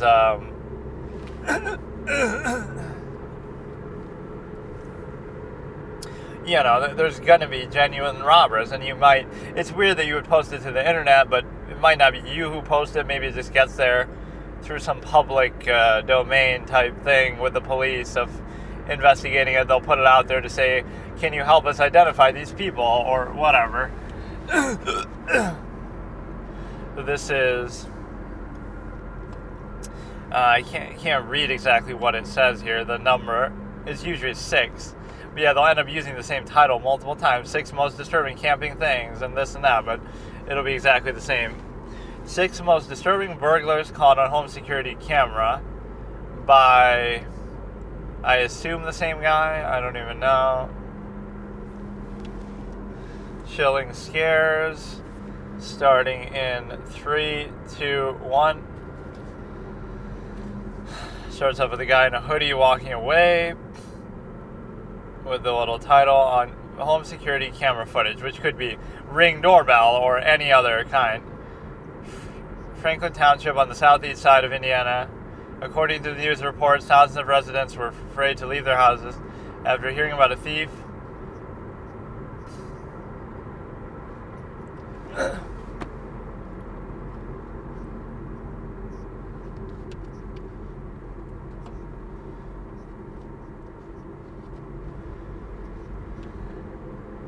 That's the first thing you notice when you wake up is just...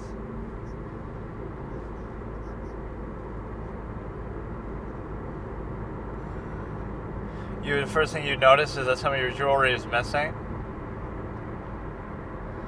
So how did you get in the garage, though, either? See, this seems like it could actually be genuine. And presumably the police looked into this, and there's a whole case file to go with it. WD-40.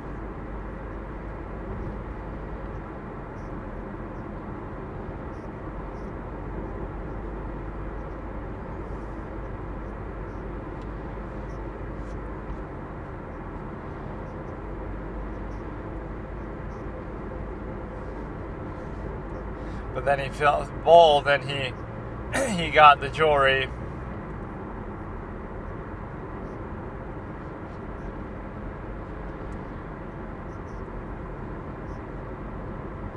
That's a lot of effort to go through, and he's just good at picking locks. An ordinary person can't just do that. But I don't know, it's just her husband role-playing so they can get internet fame out of this, but I don't know, it would have been gone to a police report.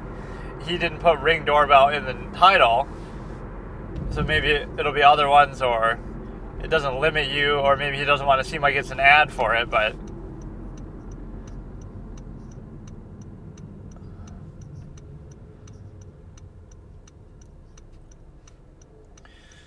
It's not the stealing that would even bother me, it's just the circumstance, like, of them being here.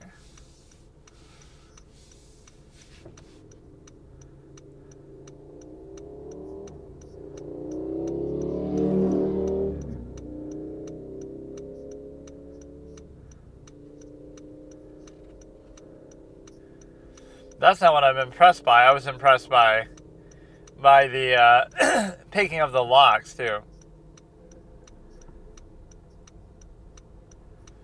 See, this is a professional. He's not in there to hurt you. He doesn't want to hurt you. He could have, but he's not. He's too professional to do that.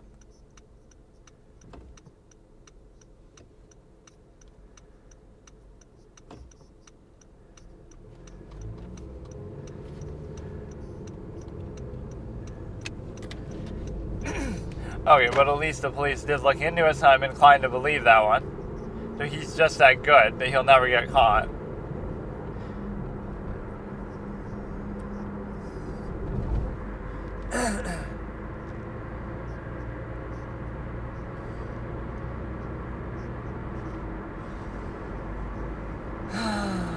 I think I've seen this one before. Like, at least this clip, maybe not this whole video. But this isn't on Ring doorbell. This isn't even on home security, it's just his own manual fucking phone. He doesn't have home security, so he just has to do it retroactively. Just an excuse for you being a messy guy You don't want to admit that.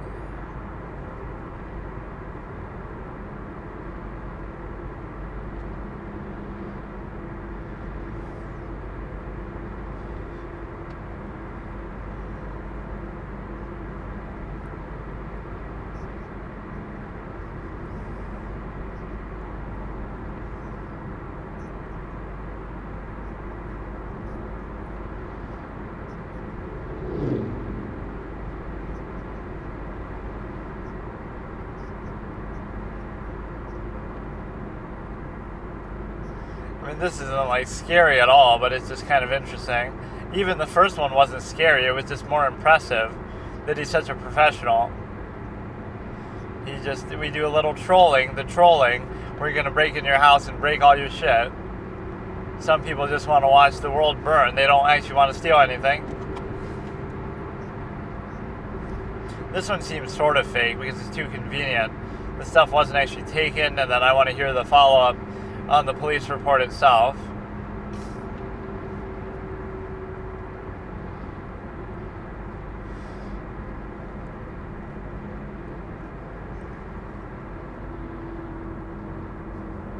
So why are you whispering about it?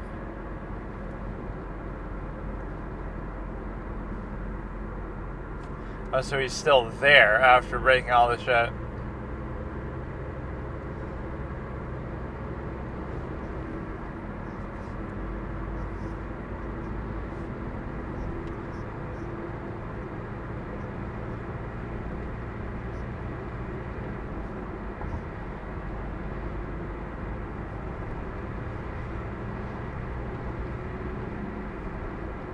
What, he's still there when they show up?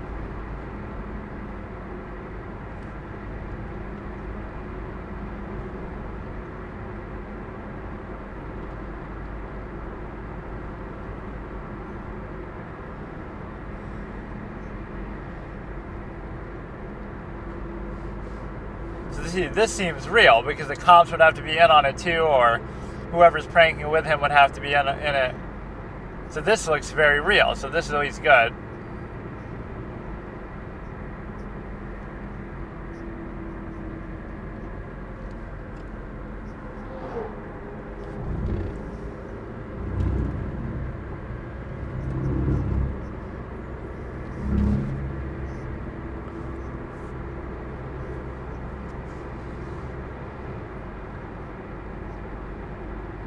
Yeah, and this is the fact that he was sleeping there for that long.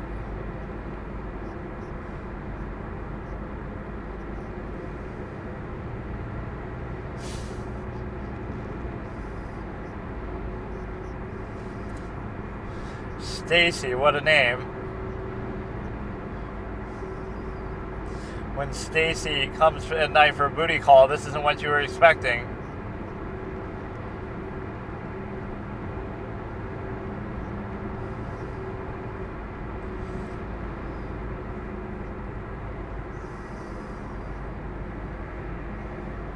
Yeah, like how exactly did he get in there? Or this is the one that was at the beginning of the thing.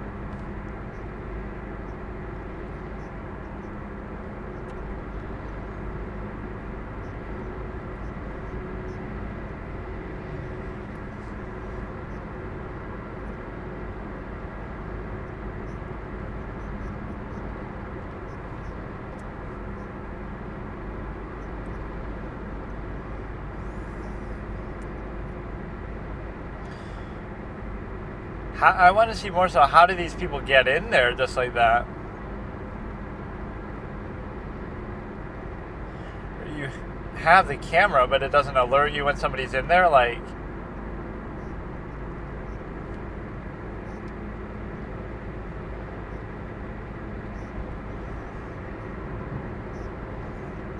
Okay, their front door was unlocked, so that was their own stupidity. He's sort of planning his next move.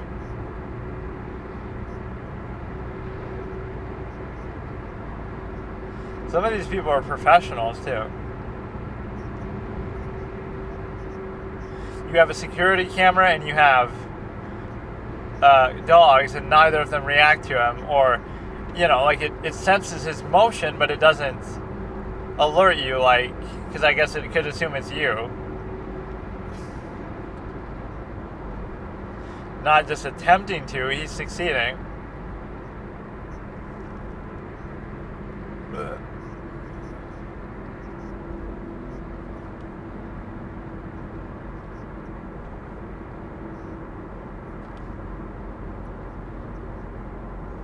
Yeah, most of these people don't want to hurt anybody.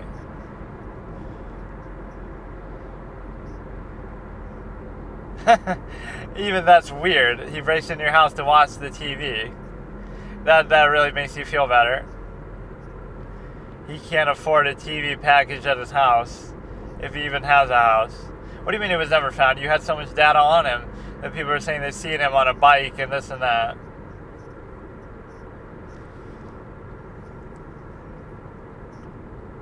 It's the safe places that aren't ready for the tragedy that's about to strike.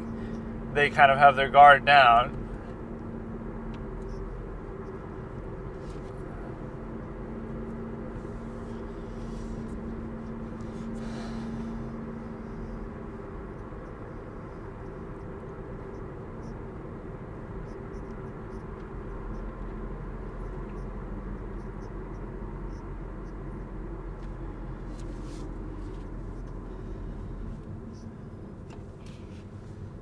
I think some people do it just for the thrill of it, like, oh, this would be exciting to do, or whatever, but obviously it wouldn't be, but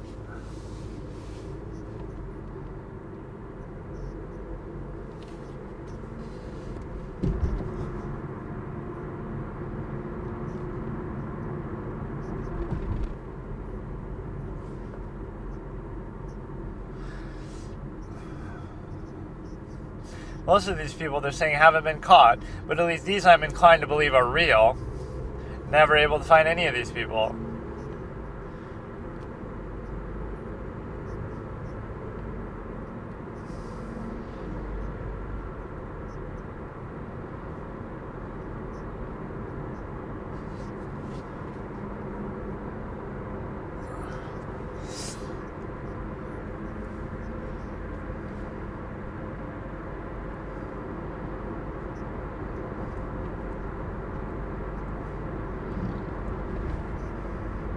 I think I've seen most of these. I've probably seen this whole video, in fact, but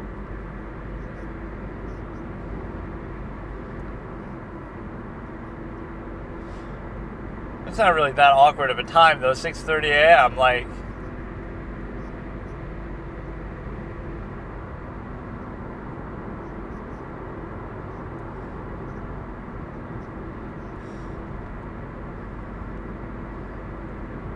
not trying to break in, he broke in, he broke the fucking glass. What the fuck? Some of these people are so conspicuous about what they're doing too, like they don't even care. What the fuck? Couldn't you just unlock it? Why do you have to do that?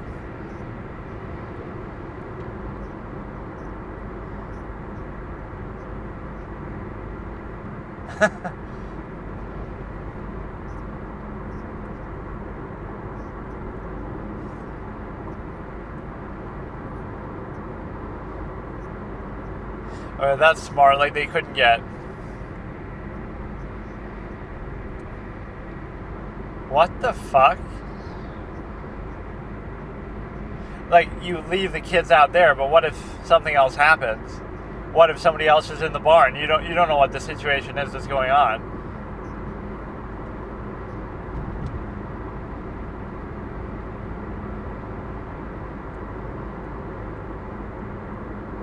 What, he gave up that easily when he was being all aggressive and... I mean, you can see him right there.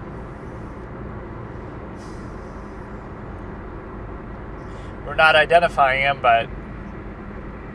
I'm not confused as to how, I'm confused as to why.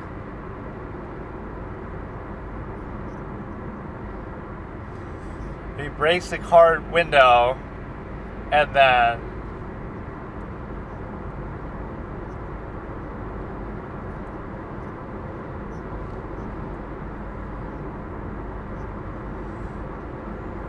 nothing to do with being a dad. That's just the worst nightmare period.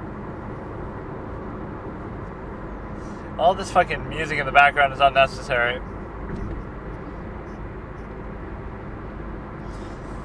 You gotta have a thing like where if it detects motion, it sets off an alarm. But I guess it could be your pets, it could be an animal, it could be you.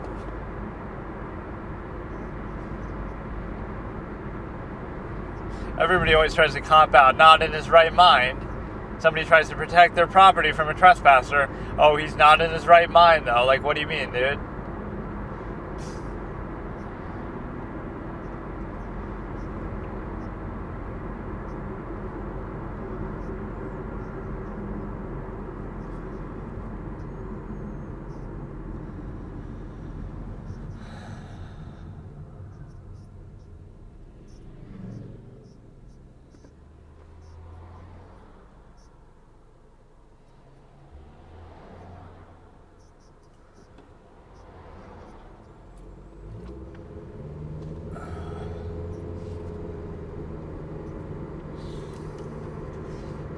Yeah, some of these people are pretty skilled, actually.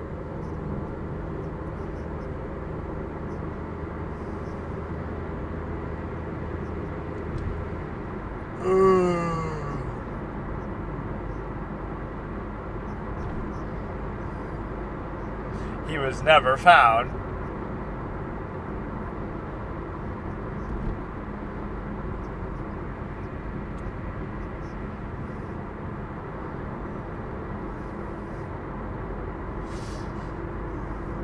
Yeah, at least when you say here, and he was never seen again, when they're talking about like, oh, this monster in the woods, that just means the monster's not real.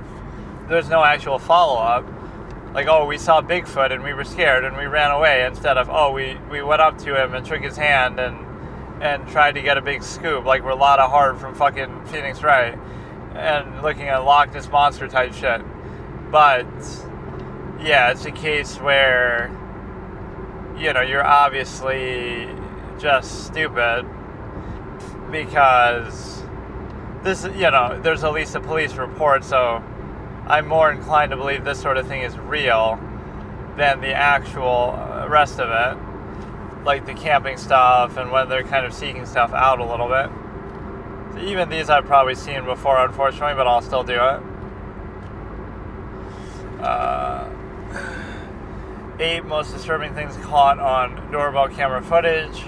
I believe it's showing scares as well, starting in 3, 2, 1. Starts off with the guy standing on the side here, looking at the door. He's like off to the side. So he's just sort of standing there. I have seen this clip at least. Her doorbell camera had recorded a suspicious man standing outside of her apartment. Oh, it's a regular occurrence too. Maybe that's just where he takes his little smoke break. Doesn't mean it's about you. He's in front of a lot of people's rooms, not just yours. It might have nothing to do with you. He's just kind of chilling there. Like, oh, this guy crosses by my room every day. He's just going to the bathroom. What's on the other side? Like, there could be so many reasons, but obviously this is a little bit odd.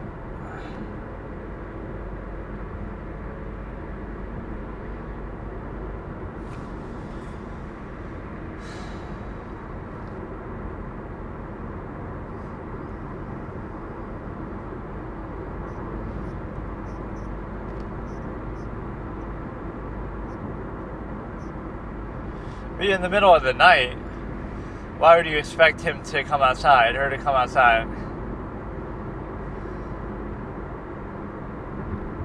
And like nobody else notices this or cares about it? I assume he lives there as well. I mean,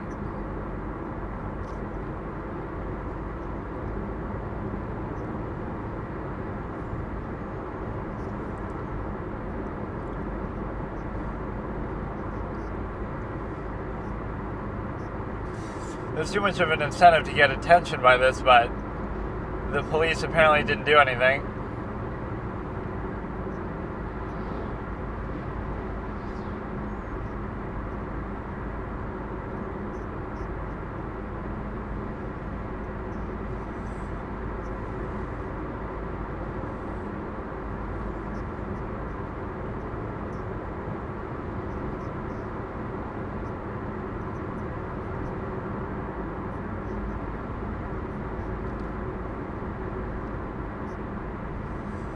don't think I've seen this one.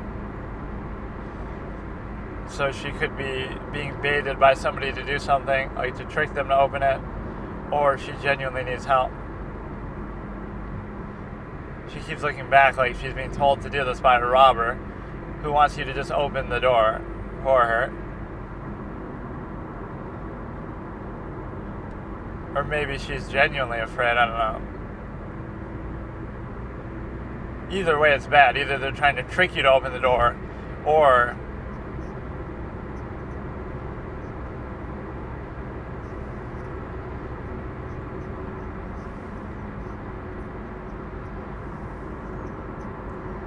that seems relatively genuine.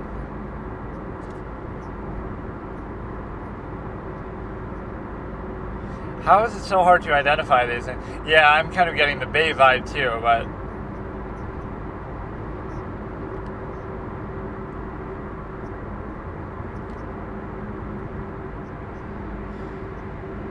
because she keeps looking back like she's being told what to do.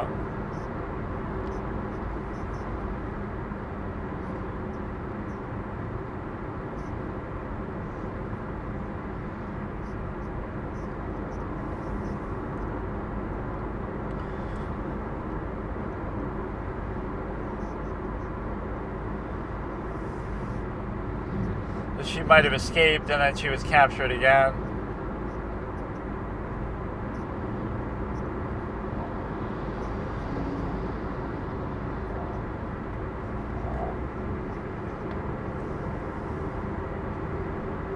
It could be both too, like she's trying to escape and get help, but also they're trying to get her to rob the building.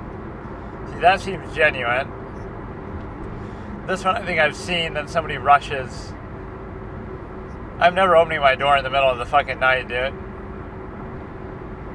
I don't care what you think's going on out there. It could be a zombie apocalypse. Why would I want to go outside anyway then? I don't care who they send. I'm not opening my door at midnight.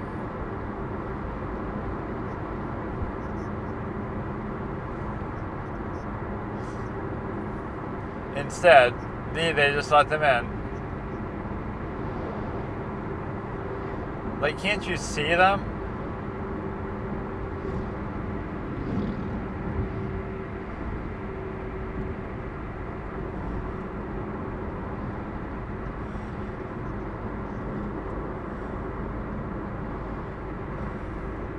I mean, you can see him standing right there. He's not exactly subtle about it. Oh no, I'm just wearing the mask because of coronavirus.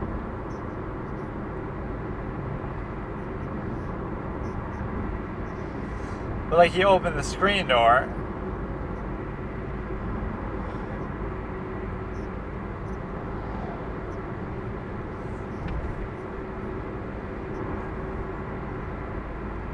I mean, the woman would be pretty easy to identify.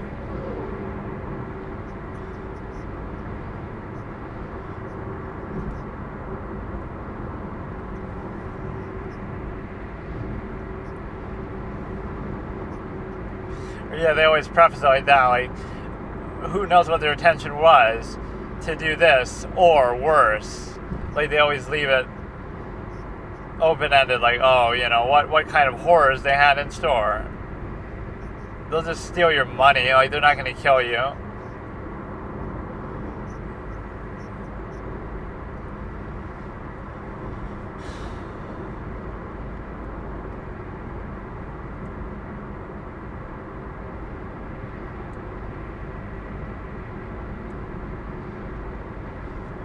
You don't need to like add music to make it worse, right? To make it seem like it's scarier than what it is or something.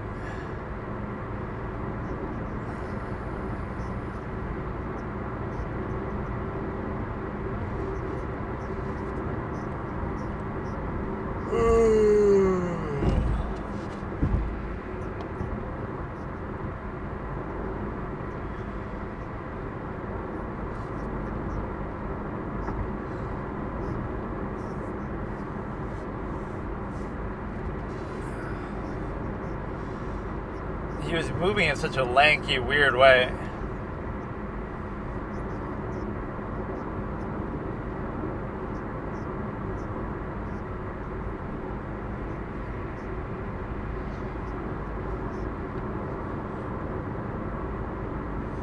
Sometimes you wonder just,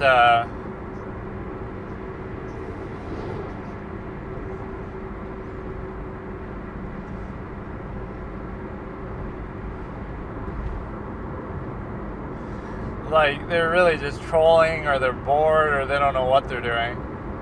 They're on drugs, which I never use drugs as an excuse, really, or it's your fault that you even took them in that quantity that would make you behave like that.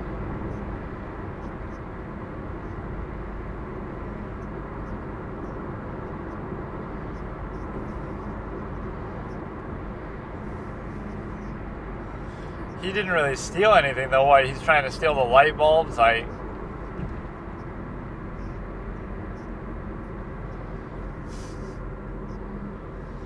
these people don't even know what they're trying to do.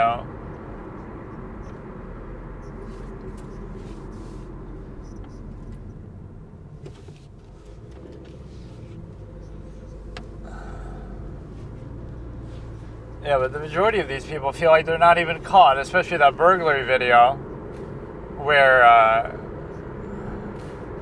you know, some of these professionals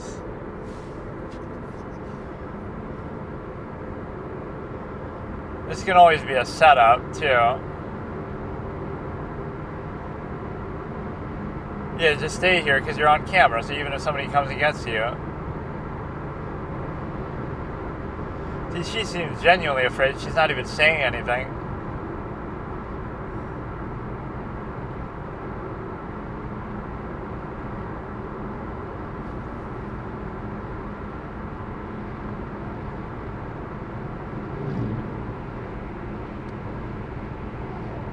You would think the dogs almost help you here, but see, now she leaves, and then we never see from her again, so we don't know what happened.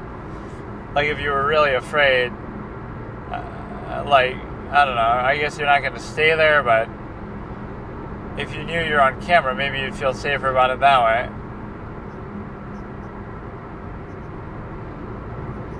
This one seems fairly genuine.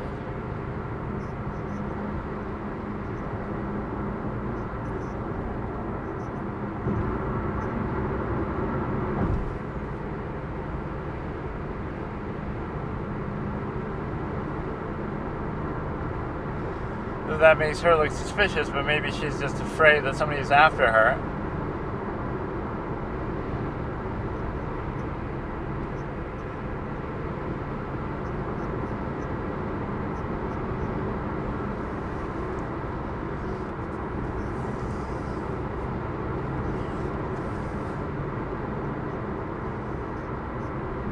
Or she's trying to set somebody up. It's always hard to tell that. We should play like a mini game.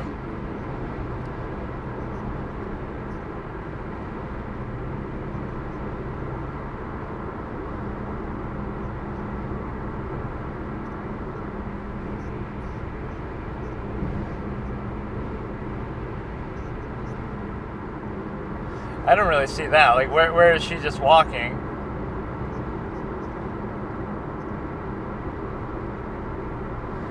Like, you gotta guess whether it's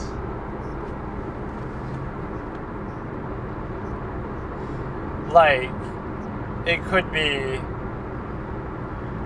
guess which one, whether it's a setup or whether they're genuinely in trouble. And maybe I'm not the best at judging that because I thought both of those were genuine, but maybe not.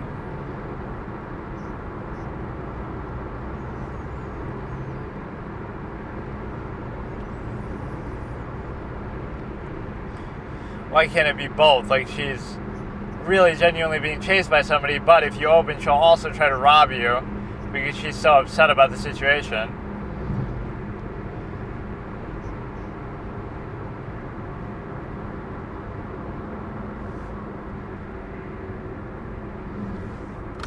Okay, a lot of these have to do with drug use as well. I mean, some of these go from funny to scary more so. Or, I mean, scary to funny.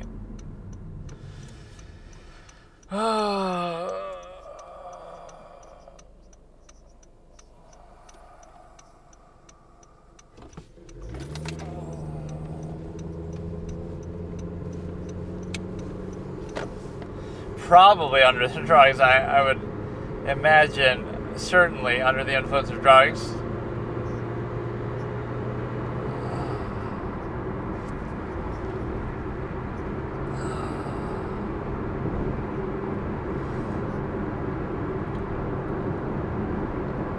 That's what happens with a lot of these. You just never see or hear from them again. But no, some of those are kind of wholesome a little bit with respect to like the little girl asking for help, or even the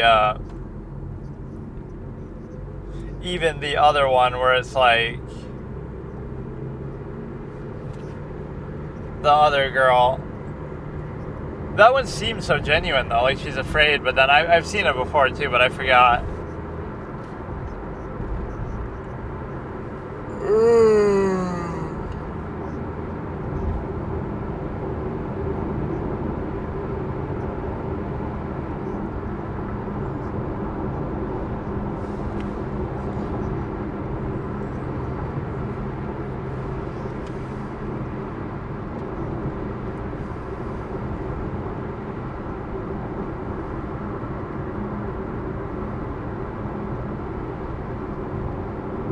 But how did they know her house then, if she went through the back door?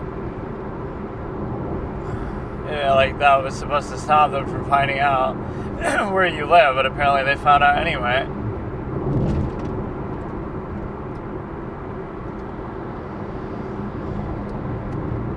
And I like when they don't say anything either, like,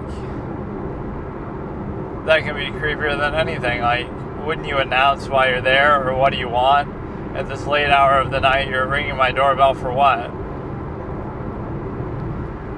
His movements are so erratic.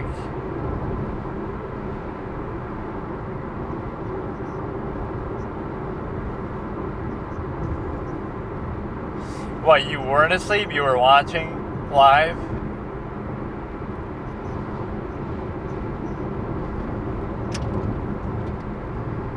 Or he could just be doing that with everybody.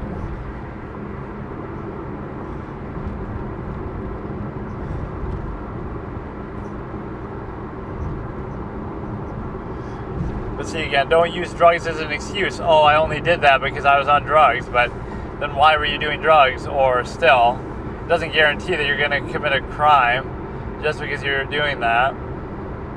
I'm kind of tired, so I'm not really super, I don't know.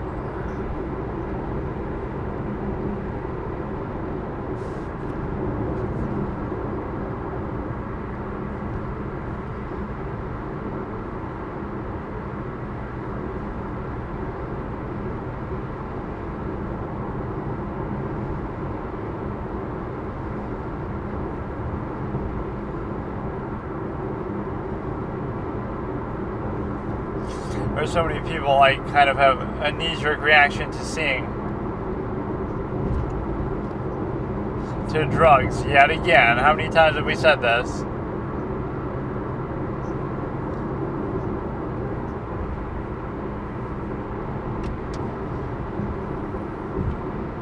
On your way back from home in the middle of the night, or to home in the middle of the night?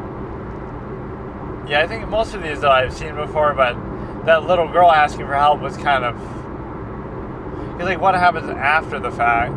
The fact that they keep looking back kind of indicates to me that they're almost looking for approval or something, that like they're doing it for somebody else there who's like waiting. I didn't really see the figure of the guy though that people were talking about, but it's a case where obviously that could be an incentive, like you're trying to get entry in and rob them or something, using a little girl to do it. And so it could be that, it could be genuine. That's why it's so hard to tell. I would just like start a conversation and say, okay, stay right there and I'll watch for you, and if anybody comes to get you, then I'll open it. But then they'll do it on purpose just to, like, they'll pretend to be kidnapping them just so you open up, and then they go after you. Which again, two things could be true. You could be being kidnapped, but then he tells you, go get them to open the door, so I can rob them, and you have no choice but to follow. So on one hand, she is asking for help genuinely, that she wants you to rescue her, but she's also being used by them to try to get you to open it to rob you. So in her own way, she's trying to use the opportunity to get you to open the door.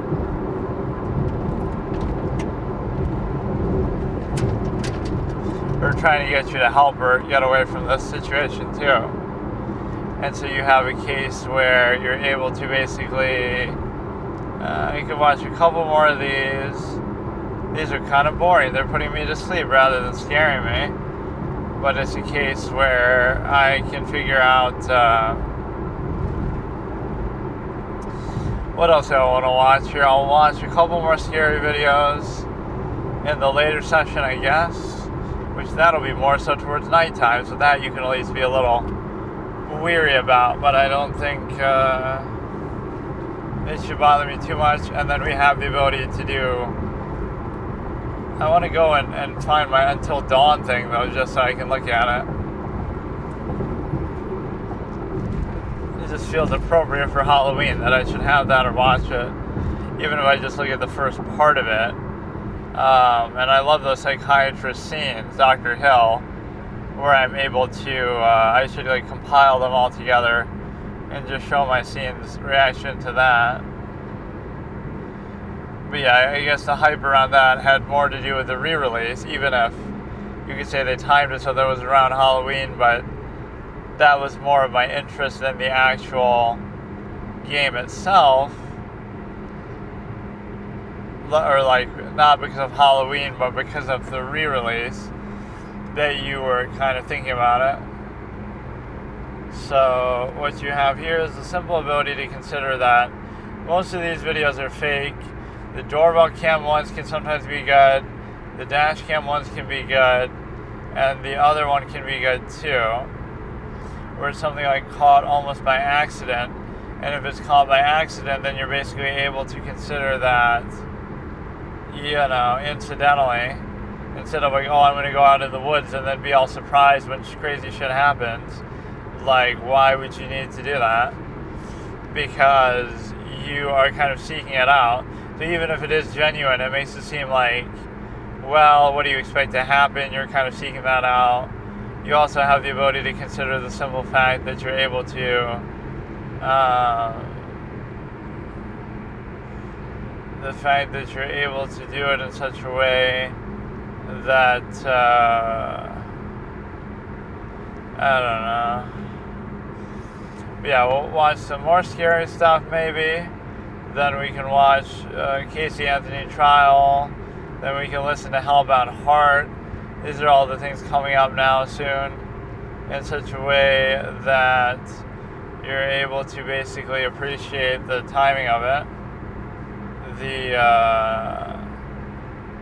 This was meant to be the month where I'm doing a bunch of Harry Potter stuff, but I don't know exactly, because they're not free on Audible, so it makes me wonder, what is the point in subscribing to Audible? Every month you get one free book, and then there's still a number of books on there that are free, but some of the bigger name series that you might be interested in are not going to be actual thing. They're not going to be available free for it. So it makes the subscription to Kindle, not Kindle, to Audible seem kind of unnecessary, because you're not getting all these free big name things, whether it be Lord of the Rings, whether it be Harry Potter. So if you have to buy them and they're relatively expensive too, that can be certainly a problem. And the other thing is the simple fact that you're able to do it in such a way that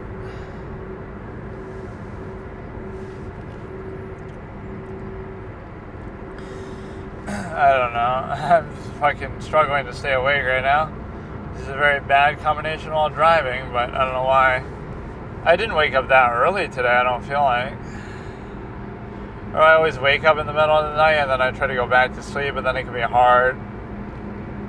And so now, I'll watch a couple more things like this in the nighttime.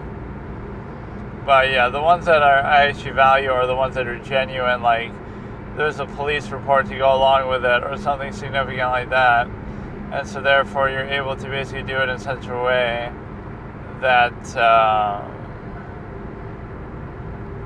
don't know.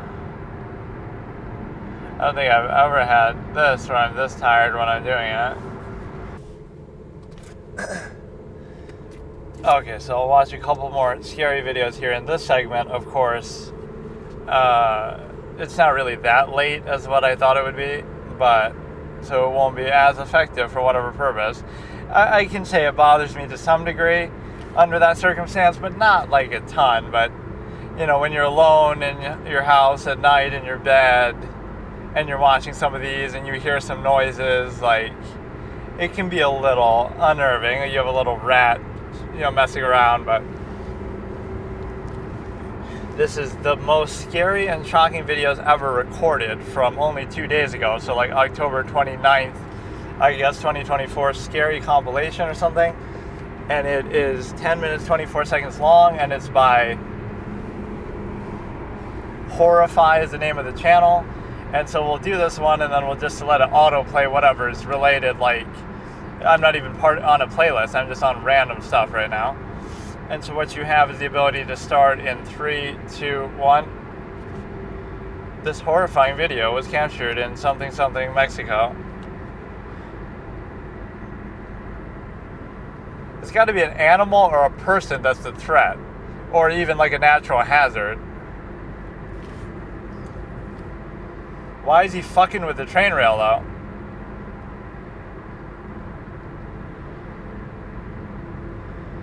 The fact that we see his ass crack is maybe the most terrifying thing of all.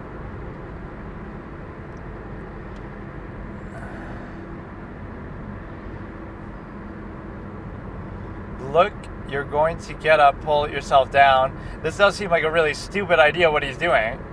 And do not attempt.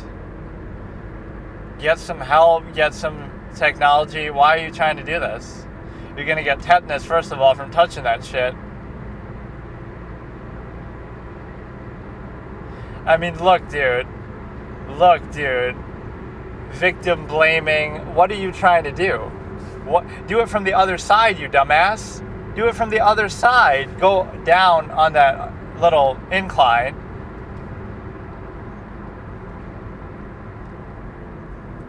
What? How high is that building? Why are you even trying to do this? Like, what the fuck? That one's more funny than it is scary, with all due respect. A lot of this shit is self-inflicted, bro. Like, this would never happen to me, but not because I'm lucky or something, but because I'm not a moron. This one is different because, okay, you can't control. Don't go on a ride in Ecuador because Ecuador is a shitty third world country, I guess, but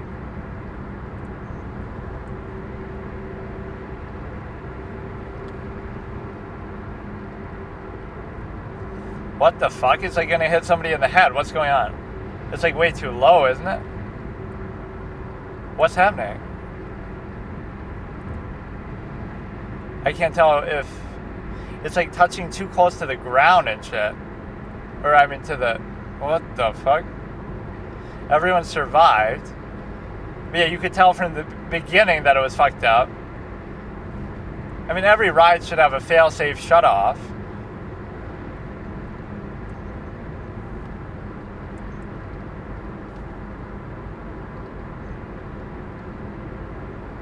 It's not the fact that a piece fell down, it's the fact that it's out of control. Like, it's moving too close to the ground, isn't it? Or to the banner there.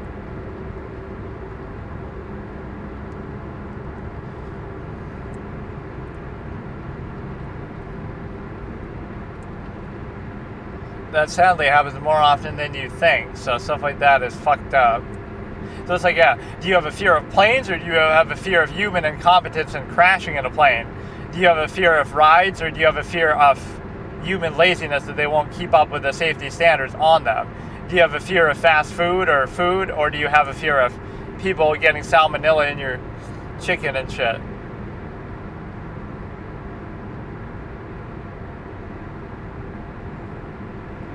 A lot of these are foreign.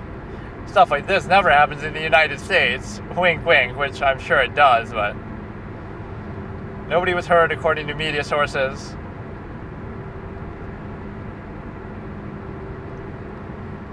I don't know what the hell is happening. According to Chinese media sources, oh yeah, dude, we can trust those. They don't want an international incident. Bro thinks he's Daryl Brooks right now, raging in a fucking car. He is sort of doing it deliberately. What is he doing, bro? What is bro doing? Do I need to call Zinni the Pooh on your dumb ass? He'll set you in line. He'll send you to the fate that you were on your way to anyway. Bro, bootleg Chinese Daryl Brooks. Bootleg Daryl Brooks, dude. You're not Daryl Brooks, bro. You may be a clown, but you're not Daryl Brooks level of clownage. Did you know that Joker 2 is actually Joker 2 is actually a movie about Daryl Brooks because he's defending himself in court the same way that Daryl Brooks did, and of course he's a clown, so it goes without saying. Or I like that as a reaction to the clip where the judge is getting stared at by Daryl Brooks and she says, "I'm scared," and it's like fear of clowns is a pretty common thing, so that's exactly what she's exhibiting there.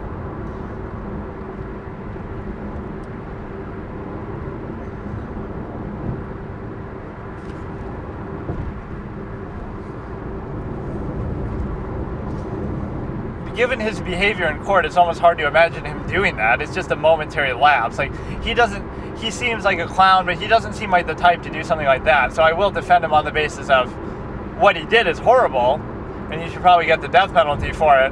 But it's just, it wasn't like premeditated, really. It was deliberate though, as he was doing it. He was angry, but then he lost control and did what he did, but it doesn't justify it. You gotta have better self-control. And it wasn't even his car, it was his mom's car that he rapped in front of. Right in that one stupid ass prejudicial music video.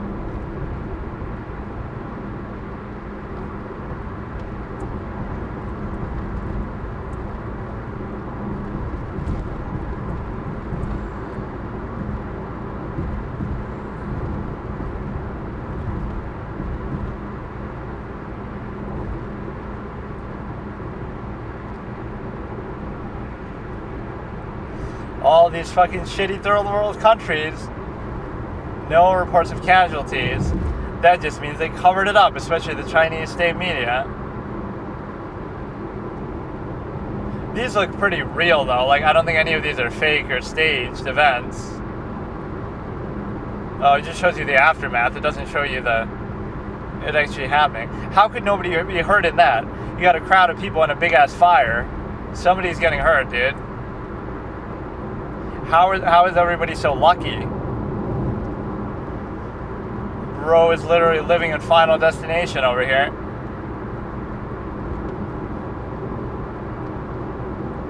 In communist China, you know, we find excuses to try to get rid of the overpopulation, so it's no big deal if living conditions are bad. That's why we feed you these fucking rock hard mooncakes and all this shit. Safety standards? No, it's depopulation. Fuck this shit, dude.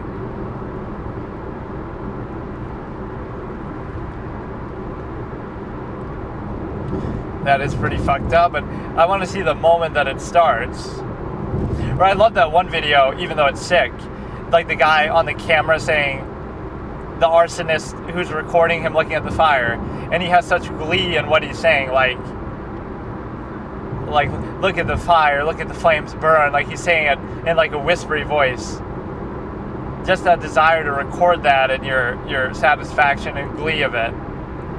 He's like so manic about it, like I want to see that actually, because that's creepy in a different kind of a way. But bro thought he was Red John, dude. You're not Red John, bitch. What would be a better example? Like if an arsonist, best arsonist in gaming history, in story history, who gets away with it? That guy from The Mentalist is actually pretty good. not Red John. Of course, he does stuff like that at times, but in like episode 8 or something, the one where they're fighting over the reservoir and plots of land, where he acts like he's dumb, he's able to burn a couple people to death.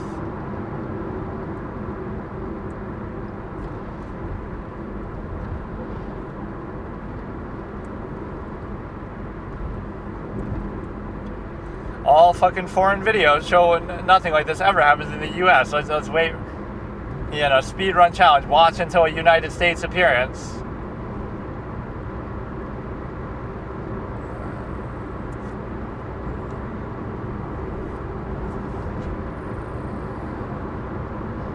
And my whole thing with this is, when something like this happens, you don't just go away. You just keep going deeper in. Like, what are you doing, dude? The Thalassophobia animation, except this one looks real life graphics. Pretty soon you won't be able to tell. She's just laughing about it. Or they are going away, but they reacted pretty well, though, actually. They kind of just calmly dealt with it.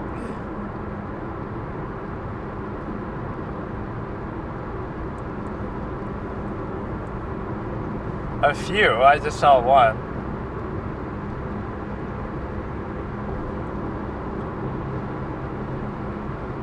Now, they don't really swallow them to eat them. It was just probably an accident.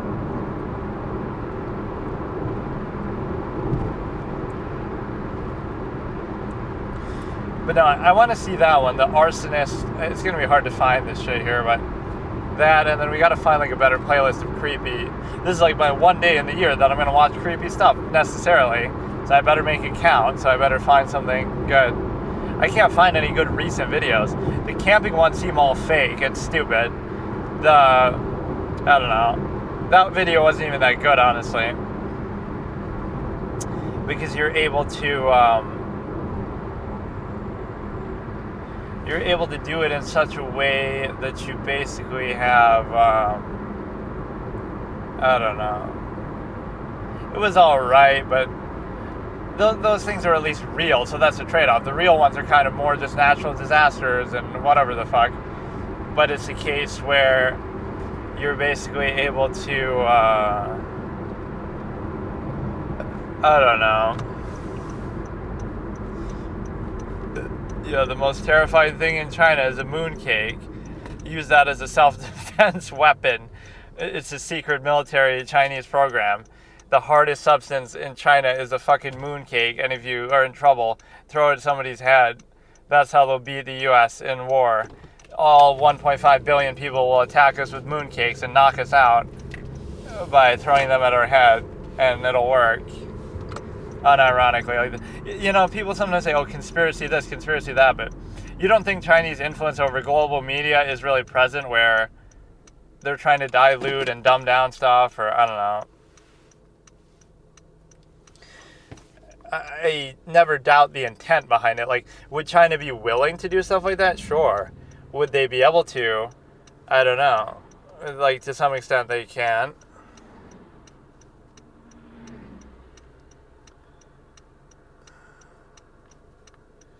I don't live in Texas, but I'd be furious. I don't know what I'm reading.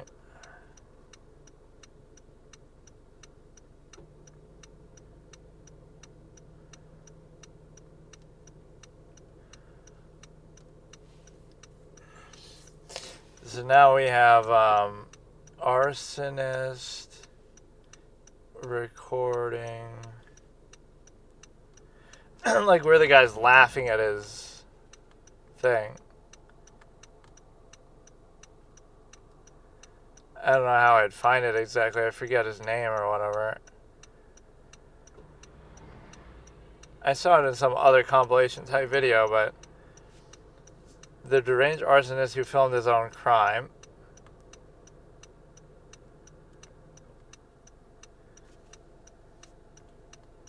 I mean, this is probably the one, but I don't know if I want to watch the whole thing on it.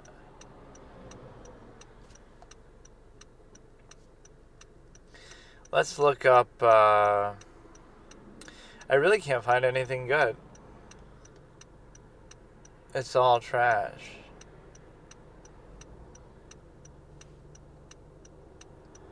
8 more disturbing things. Too many of these things I've seen, man. Scary videos, camera. Let's look for recent ones. Upload date. This week even. Anything to do with supernat. Hiking, trash. Real ghost, trash. Ghost, trash. Hiking, trash. On camera that will shock you. Okay, we'll try it. Well, it's the same channel though. I wanted to involve real people, like somebody's actually stalking you and you barely escape or something. So, scary videos caught on camera that will shock you. It's 10 minutes, 6 seconds long by the same guy, Horrify. Starts off looking at a bunch of cars in a parking lot. Starting in 3, 2, 1. This horrifying video was actually recorded by another YouTuber. Everybody can be a YouTuber if you just upload something to YouTube, but like...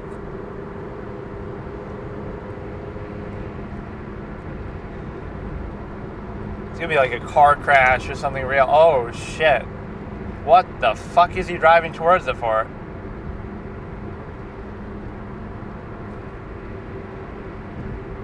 Why the fuck was he driving into it? That kind of jump scared me a little bit. In Soviet Russia, his car explodes you.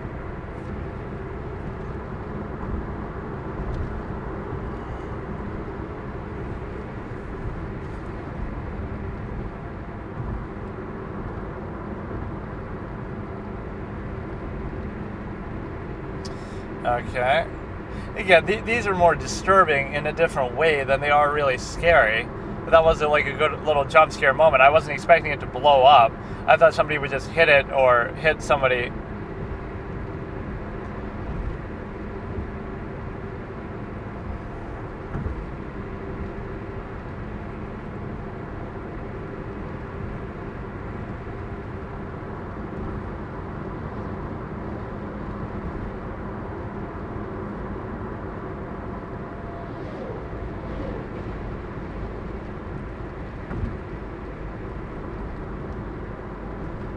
She was like trying to get off early. She didn't make it. What was she in such a rush for? She did it to herself. What the fuck was she doing? She like got off before.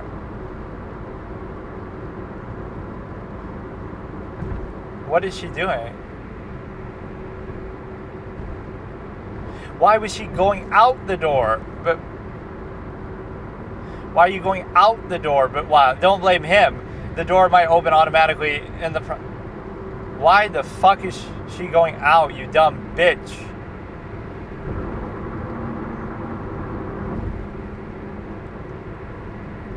But why? What are you in such a rush for, bro? Sis. Sis thinks she's the Queen of England or some shit like, oh yeah.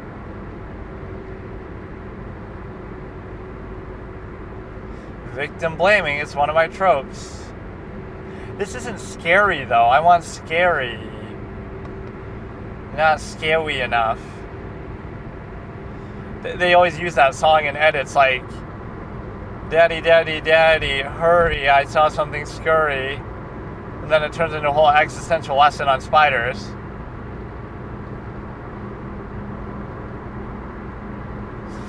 A good lesson in Darwinism though. Military police operation. We had that one like yoga instructor who's working out where the coup is happening behind her as if she just doesn't know, or all she has to do is say, I'm doing it as propaganda for the new regime, or I'm trying to make it look good. They really didn't care about her. Military police is always a euphemism for basically Gestapo equivalent. Like, military and police should be two different things. And the distinction is the military should never, ever, ever be used against its own citizens. Only the police should, in a law enforcement, highly accountable, body cam wearing sort of situation. Right, where that's more accountable at the local level, local police rather than federal army, military, to that is a big distinction. Now, if there's a civil war or something, that would be a little bit different, but that's that would be a very organized position, but that's, normally that shouldn't be necessary. Do not attempt. Some of these people are fucking morons. What the fuck do you think you're fucking doing? This isn't GTA 5, dude. Bro got bored waiting for GTA 6, so let me set up my own obstacle course. What the fuck are you doing? This isn't scary. This is, like, sad. What do you think is going to happen? What is the expectation? First of all, why are you going so fast? Why are you going so fast?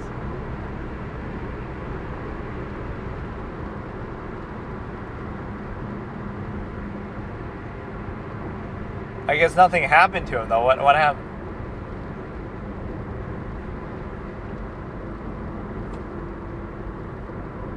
Daredevil fucking TikToker clown chasing clout. It's like those people who get up on stage and do tricks. They're going to try to swallow a sword, or they're going to try to juggle with knives or fire or something. Those kind of clown at the circus. But do it at your own risk.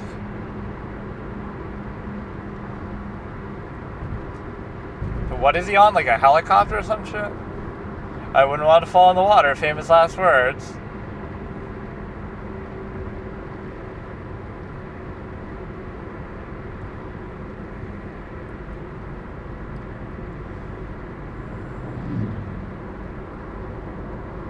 It's just a prank. Pushes him out.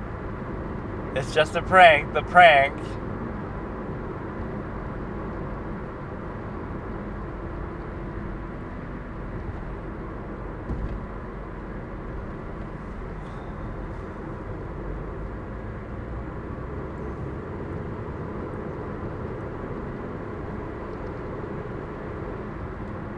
How did they get up there, and what are they on? I still don't know.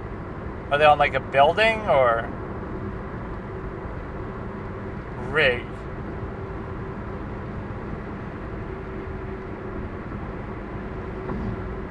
It could be it looks like a different location. You probably shouldn't encourage them, but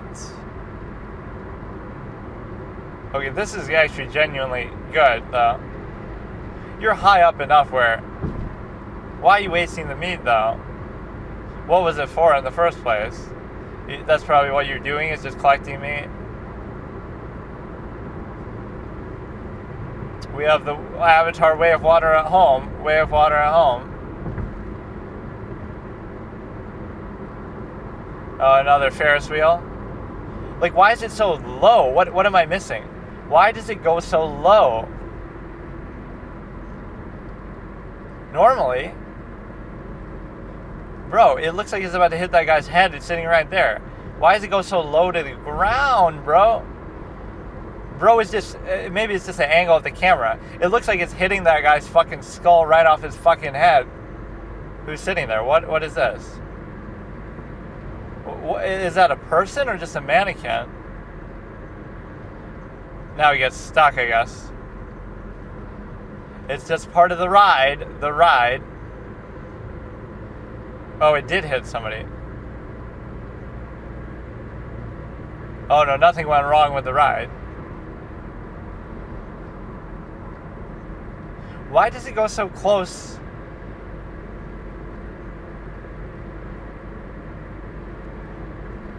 Why does it go so close to the ground? It should have a little distance, bro. Oh, I'm surprised he didn't die. Why, though? Why is it so low to the ground? That was the issue in the other one, too. If it's a little off in alignment, it'll fuck up. All these shitty third world countries, all due respect. I'm not saying the U.S. is perfect, but sometimes that's the benefit of bureaucratic red tape dog shit. It's to protect the consumer, they said. The consumer, 400-pound dying of fucking aspartame overload from all the fast food that they're eating and cholesterol and all this dog shit. Okay, so what exactly happened though? I can't even tell what happened. Is it the smoke?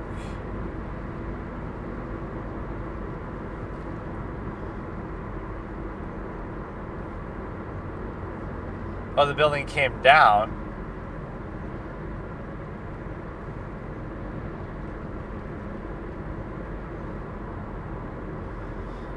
We have 9/11 in Brazil. 9/11 in Brazil. The tallest Brazilian building is the best imitation they could make. That's a bit of a dark joke, but I mean, they can't even imitate that properly. Tallest Brazilian building.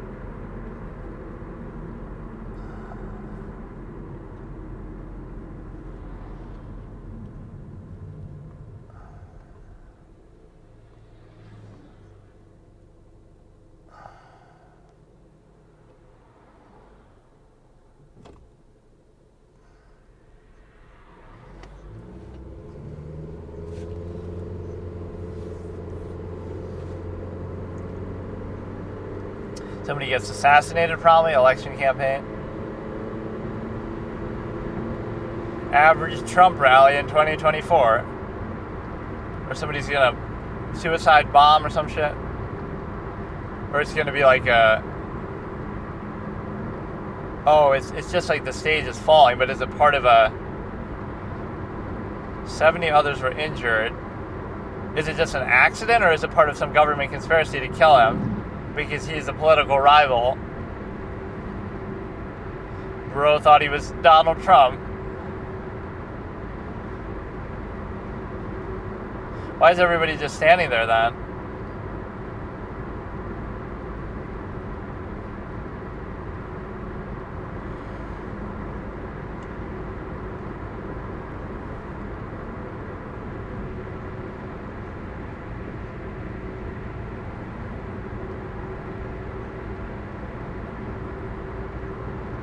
I like how unclear the data is too.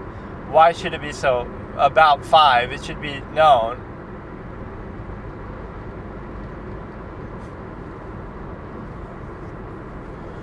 So I'd love to hear the conspiracy behind that. It was actually his political rival trying to stop him from winning, so he assassinated him that way.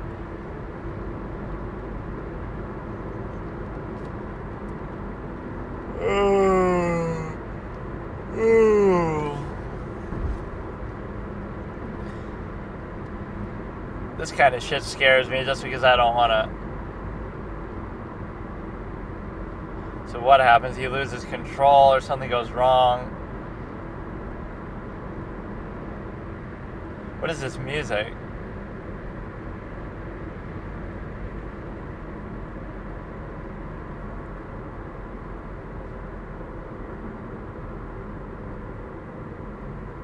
Of course, all this shit has to be on video all the time in case you want to sue the company for this shit. Who made this thing. Tragically did not make it. So what exactly happened though? He just lost control or what?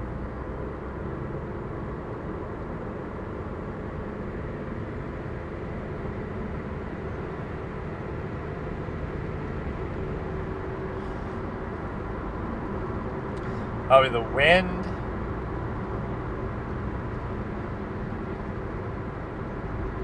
It doesn't even look that fast that it should kill him, but...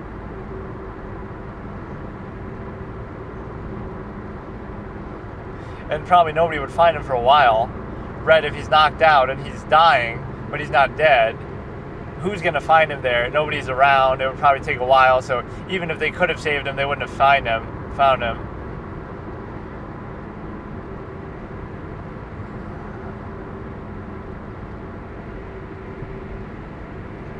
The ghost of Kiev over here.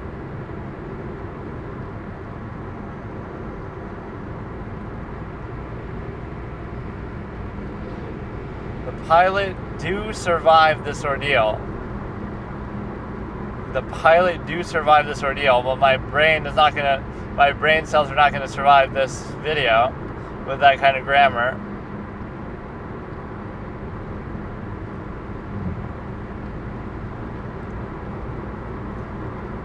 Bro thinks he's Tom Cruise from Top Gun. This is like average kind of live stream culture commentary.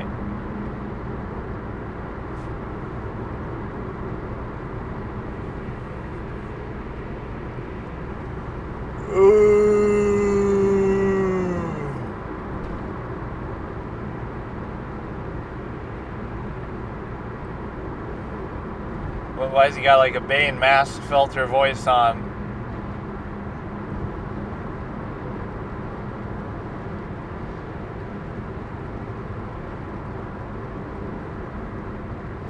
But it's a good thing that he survived.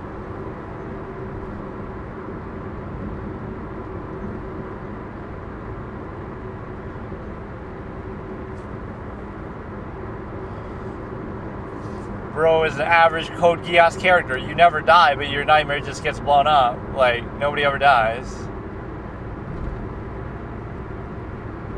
Remaster. It's a good way to have somebody win or lose a fight. Win or lose a fight without actually dying.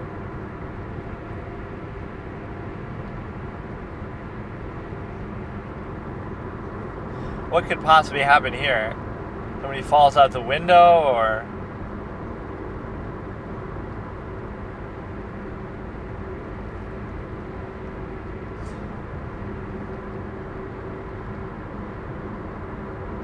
What the fuck? In his 30s, was held by the authorities. He looks like he needs a little more help than just that. He's banging his head against somebody's window. And he had like a sick smile on his face or something too. What the fuck? Must be some motive behind this. How do you even explain this shit?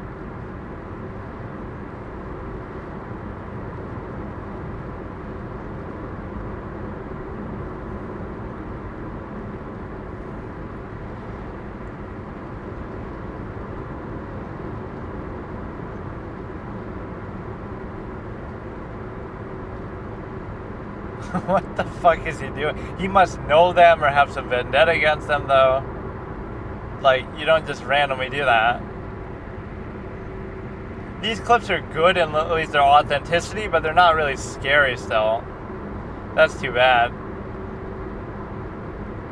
Oh, you know what I forgot? I wanted to get my little thing. Ah, shit.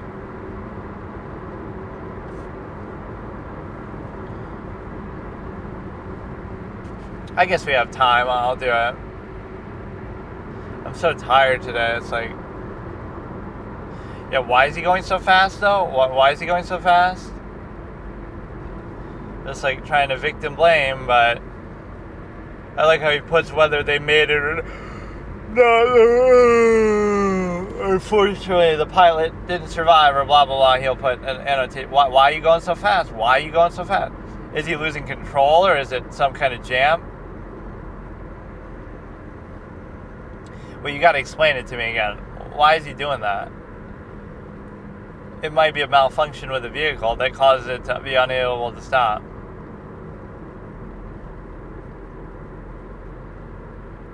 You can feel it losing control too.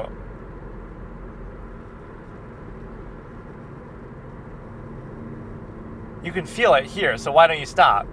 Why don't you slow down? Slow down. It must be some malfunction.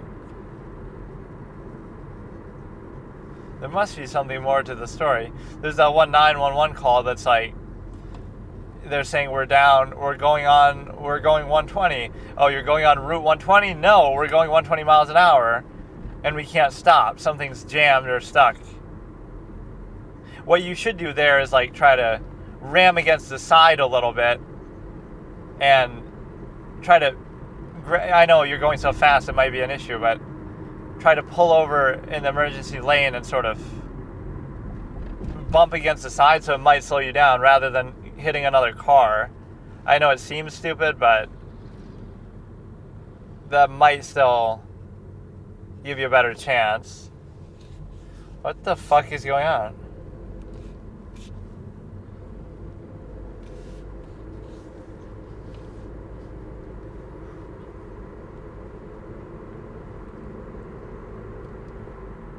Why would that be a surprise to find a body in a morgue?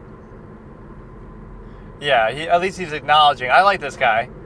Most of his videos are real, and the one time it seems fake, even if it is fake, he's good at faking it. Nobody could hold it this steady, so it must be fake. But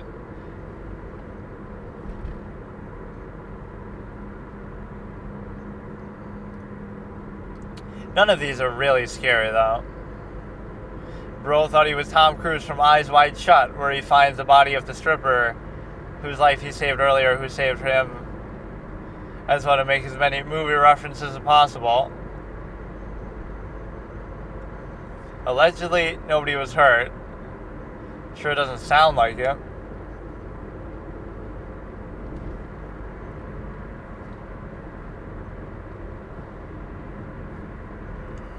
Look at the fucking mob of people ready to come out to watch this shit happen, dude.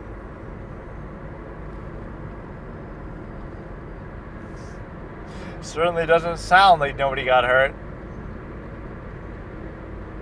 Or you could bait somebody. Nobody was hurt. ... But plenty of people were killed. Most of these people are just clowns. Average house in South America. Yeah. Why are there so many people in that house anyway? That's the question. Average house in China. Average 1 bedroom in China. 1 bedroom apartment. Scary videos that will leave you shocked and disturbed. I guess what I'm realizing is a duality of my expectations. I want videos that are scary, but the videos that are supposedly scary are fake.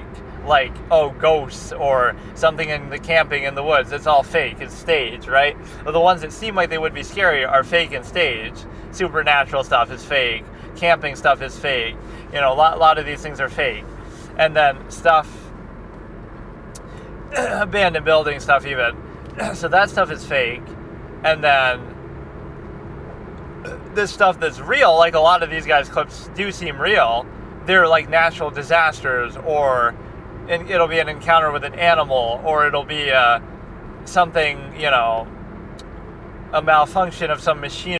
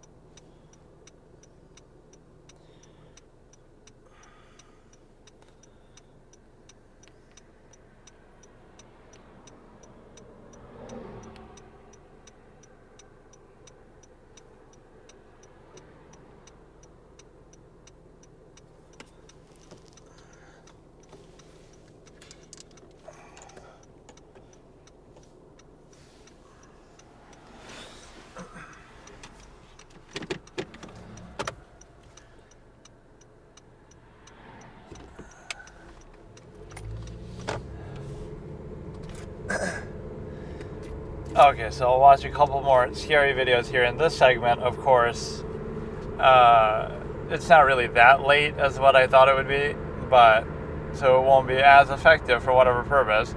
I can say it bothers me to some degree under that circumstance, but not like a ton. But, when you're alone in your house at night in your bed and you're watching some of these and you hear some noises, like, it can be a little unnerving. You have a little rat, messing around, but This is the most scary and shocking videos ever recorded from only 2 days ago. So like October 29th, I guess 2024 scary compilation or something. And it is 10 minutes, 24 seconds long, and it's by Horrify is the name of the channel. And so we'll do this one, and then we'll just let it autoplay whatever is related. Like, I'm not even on a playlist, I'm just on random stuff right now. And so what you have is the ability to start in 3, 2, 1. This horrifying video was captured in something, Mexico. It's got to be an animal or a person that's the threat, or even like a natural hazard. Why is he fucking with the train rail, though?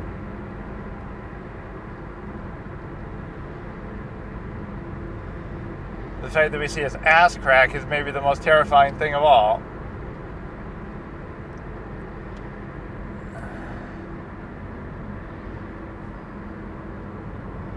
Look, you're going to get up, pull yourself down. This does seem like a really stupid idea what he's doing. And do not attempt. Get some help, get some technology. Why are you trying to do this? You're going to get tetanus, first of all, from touching that shit. I mean, look, dude. Victim blaming. What are you trying to do? What? Do it from the other side, you dumbass. Do it from the other side. Go down on that little incline.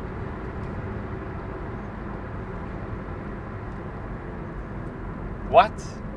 How high is that building? Why are you even trying to do this? Like, what the fuck? That one's more funny than it is scary, with all due respect. A lot of this shit is self-inflicted, bro. Like, this would never happen to me, but not because I'm lucky or something, but because I'm not a moron. This one is different because, okay, you can't control. Don't go on a ride in Ecuador, because Ecuador is a shitty third world country, I guess, but...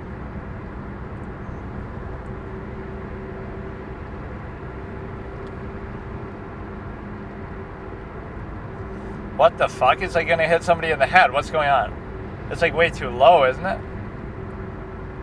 What's happening? I can't tell if it's like touching too close to the ground and shit. Or I mean to the... What the fuck? Everyone survived.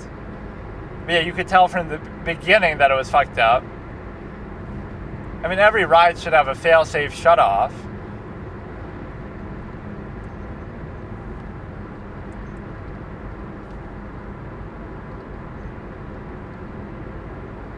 It's not the fact that a piece fell down, it's the fact that it's out of control. Like, it's moving too close to the ground, isn't it? Or to the banner there.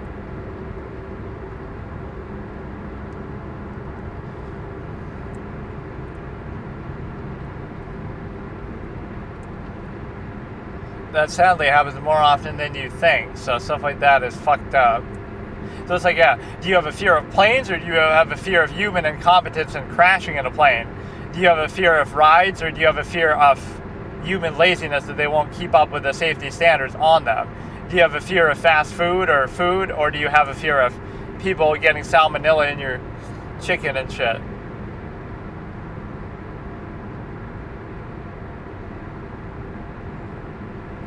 A lot of these are foreign. Stuff like this never happens in the United States. Wink, wink, which I'm sure it does, but nobody was hurt according to media sources.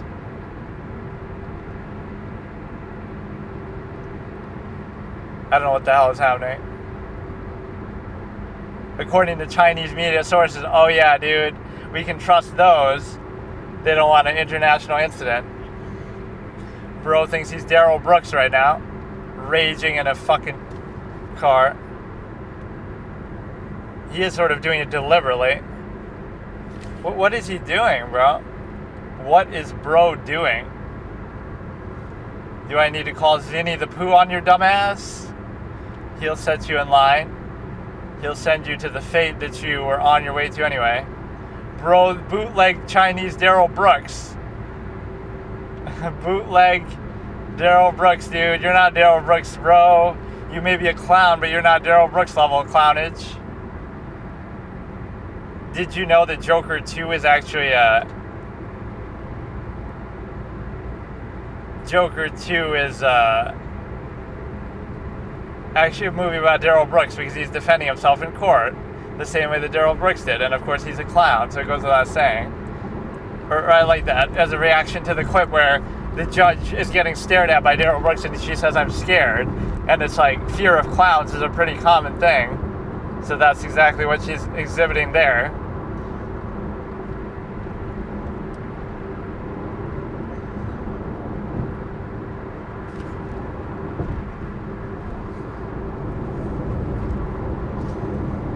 Given his behavior in court, it's almost hard to imagine him doing that. It's just a momentary lapse. Like, he seems like a clown, but he doesn't seem like the type to do something like that. So I will defend him on the basis of what he did is horrible, and you should probably get the death penalty for it.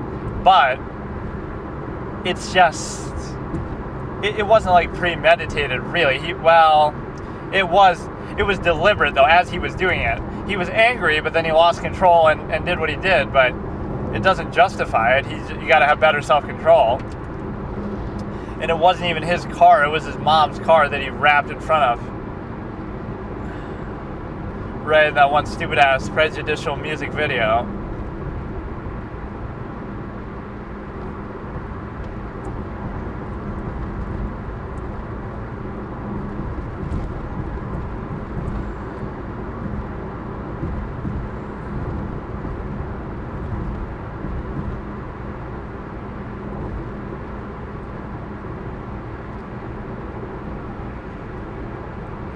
All these fucking shitty third world countries, no reports of casualties. That just means they covered it up, especially the Chinese state media. These look pretty real though. Like, I don't think any of these are fake or staged events. Oh, it just shows you the aftermath. It doesn't show you it actually happening. How could nobody be hurt in that? You got a crowd of people in a big ass fire. Somebody's getting hurt, dude. How is everybody so lucky? Bro is literally living in Final Destination over here.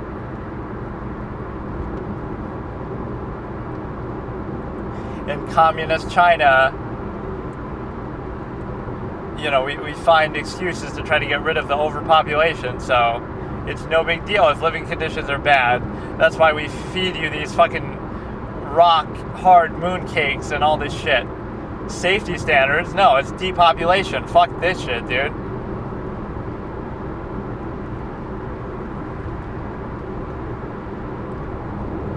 That is pretty fucked up, but I want to see the moment that it starts. Right, I love that one video, even though it's sick. Like the guy on the camera saying, the arsonist who's recording him looking at the fire, and he has such glee in what he's saying, like look at the fire, look at the flames burn, like he's saying it in like a whispery voice. Just that desire to record that and your satisfaction and glee of it.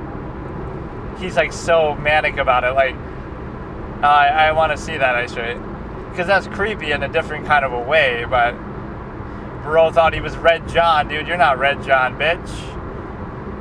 What would be a better example? Like if an arsonist, best arsonist in gaming history, in story history, who gets away with it? That guy from The Mentalist is actually pretty good. Not Red John. Of course, he does stuff like that at times, but in like episode 8 or something, the one where they're fighting over the reservoir and plots of land, where he acts like he's dumb, he's able to burn a couple people to death.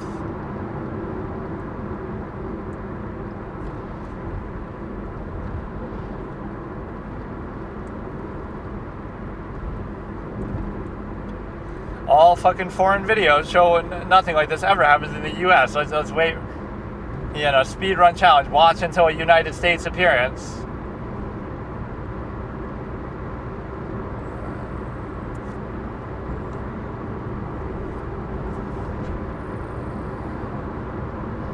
And my whole thing with this is, when something like this happens, you don't just go away. You just keep going deeper in. Like, what are you doing, dude? The Thalassophobia animation. Except this one looks real life graphics. Pretty soon you won't be able to tell. She's just laughing about it. Or they are going away, but they reacted pretty well though, actually. They kind of just calmly dealt with it. Okay, so today we'll continue with the Casey Anthony stuff. So it's going to be Casey Anthony trial, day 6, part 2 of 2, starting in 3, 2, 1. And so it's Cindy Anthony's cross-examination, I think, coming up, but I skipped like 2 full days. Like day 5, I saw some of it, but day 5 and day 6, part 1 are both just the direct examination of Cindy by the prosecution. So it's a super long time, like a full day and a half, just with no cross-examination. Yeah, even the judge is confused. I believe she's up for cross, unless the prosecution wants to go on for another fucking 10 days. Like, that was a very long cross-examination by the prosecution. And now we're going to see the direct examination by the prosecution. Now you have the cross by the defense, which that obviously tells you whose witness it is, even though, whoever crosses, it's not their witness. But he always has that high-pitched, squeaky voice sometimes, the judge. Okay, I can't even imitate it. So yeah, this is the first time he's ever questioning Cindy, that Baez is ever up here. I think it's been day 5, the full thing was the prosecution, and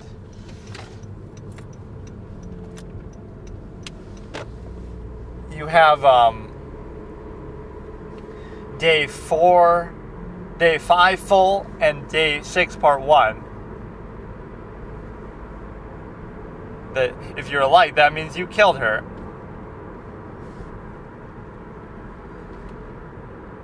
Isn't this kind of weird, though? Hearsay? That's hearsay. Hear from who? Who says that? Like the expression, like, oh, that's what they always say. They, like the wise, enlightened group that's unknown to you.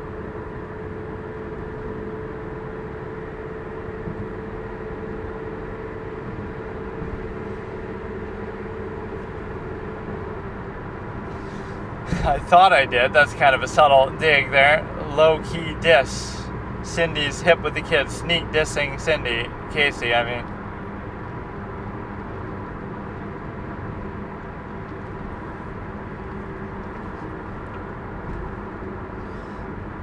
Is or was.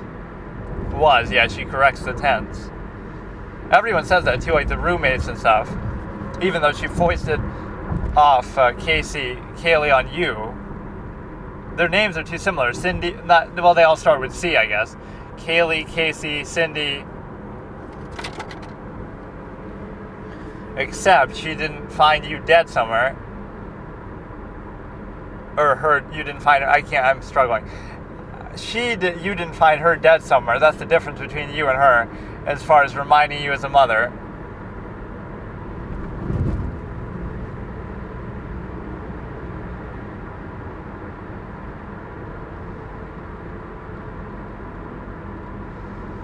Love on her. But you took care of her a lot still, so that's the one negative way you could be salty. We took care of her financially, we took her. So what you're saying is that Casey was held hostage and dumped in the swamp, and Kaylee followed her, and so Casey escaped, but Kaylee was already dead. So it's the fault of how loving she was that she followed her into a hostage situation.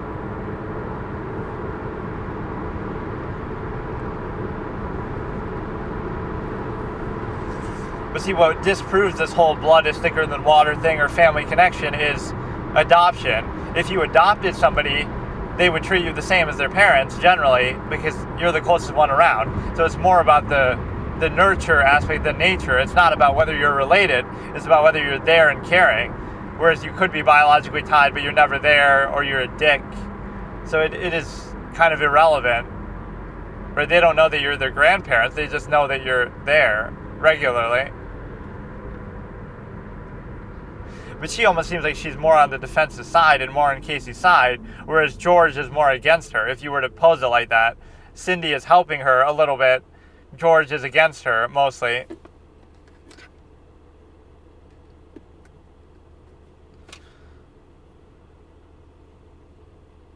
pregnant, and then they didn't tell anybody.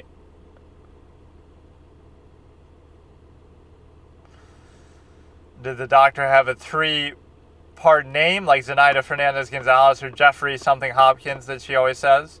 In other words, the doctor could be fake too.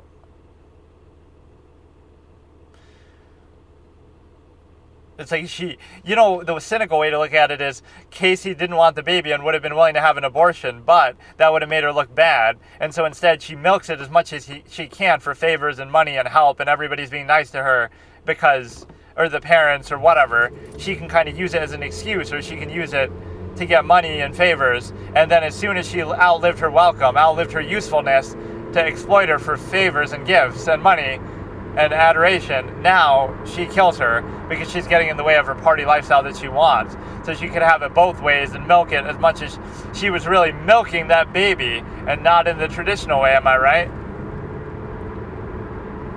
I love that line by Charles Barkley. He said it in Inside the NBA without really realizing what he said. Women really be milking that baby thing as if they're not milking it literally, like breastfeeding, but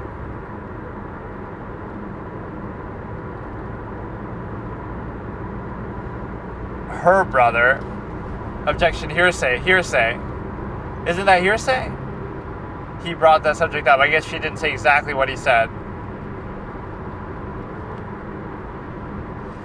You can say what you told them, but not what they told you. At least not exactly what they told you. This is sort of hearsay territory. But basically just you're trying to cover up the pregnancy. Basically could be some sort of inbred George raping her child or something.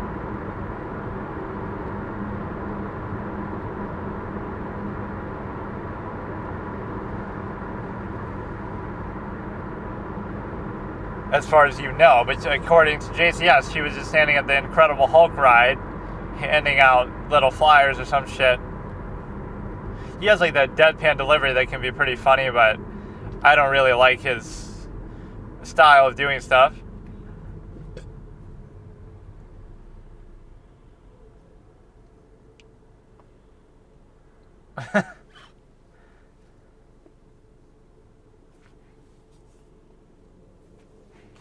Yeah, don't give this long-ass rambling answer. That's why you thought maybe she gained weight.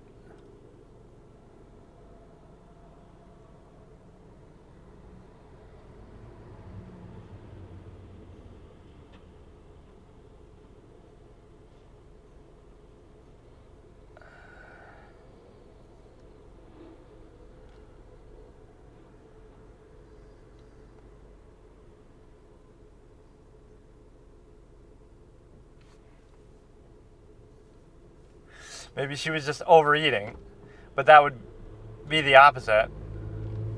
That would be the opposite if you were participating in sports. Oh, he's asking it in sort of a argumentative way, like, are you saying that the smell decreased when you opened the door? That was like a trick question. Like, you had a big stomach because you were working out and playing sports. Is that correct? Like, what do you mean? If I was, then it'd be the opposite, but that's what he was trying to get to, I guess, in a weird way. Now, this is kind of a little bit what the prosecution would want to avoid, garnering sympathy. But they still do certain work they're allowed to work out and break blocks of stone and do labor.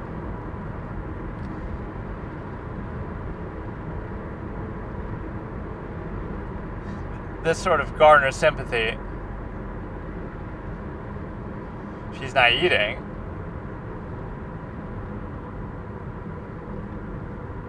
This is like a tender, sympathetic kind of moment that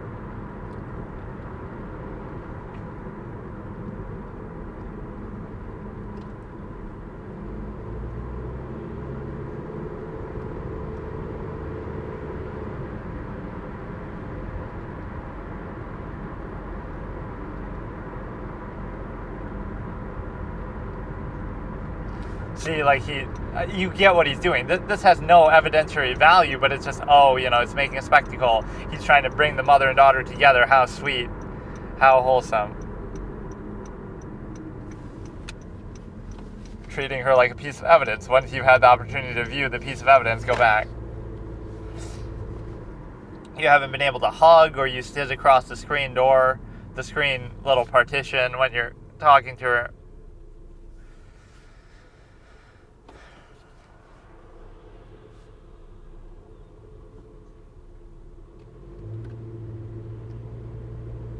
Calling her big, very rude.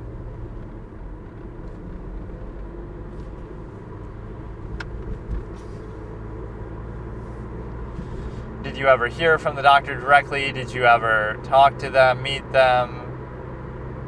Who paid for it? Because NA healthcare sucks.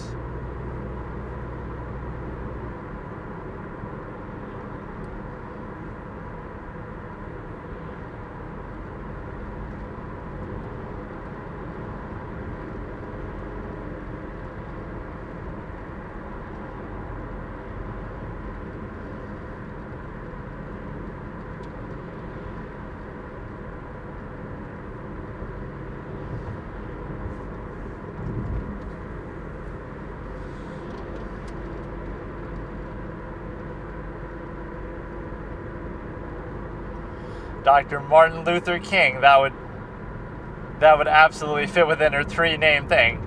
Zenaida Fernandez Gonzalez, Jeffrey something Hopkins, and Dr. Martin Luther King. That's the first name she thought of, Dr. King.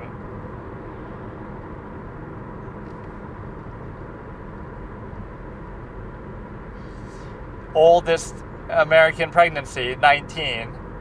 And some of these people are having kids at 14 and dumb shit.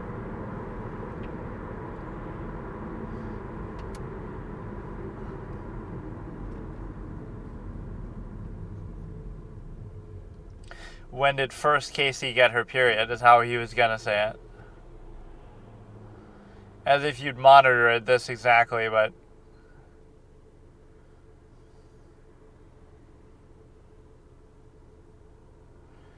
I love how this can play into it, too.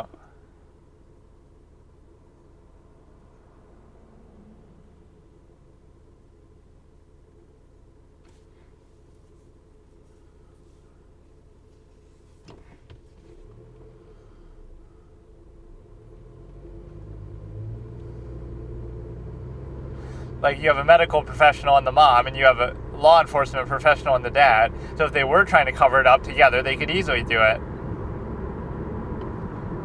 No, she kind of contradicts herself. She said she was having an issue even before the prior. I like when this is saying before you even get to, as if it wasn't the dad when she was 8 or some shit, like he's trying to allege. He got a lot of flurry of questions off uninterrupted, though. I would always object here and there just to take him out of his rhythm. Even if you know it's going to be overruled, you got to kind of remind them that you're there. You don't want to get them in rhythm of someone. That's like a general game within the game of courtsmanship. Like, just, you would...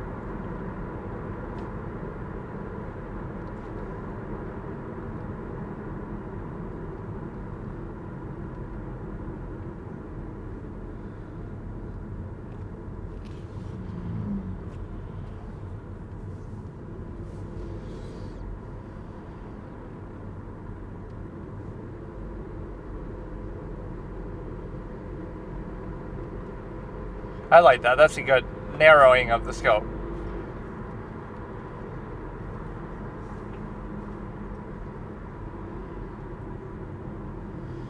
As if she didn't know herself.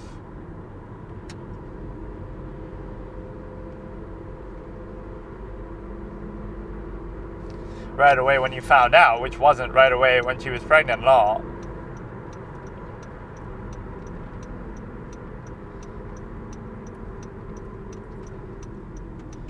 But they never really verify who it is. It's some guy who died in an ambulance, apparently, somewhere.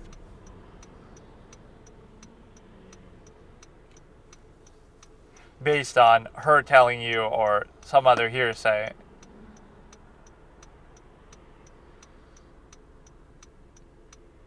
So is Eric Baker a real person? Or they did show like some article of somebody dying in an ambulance crash or something.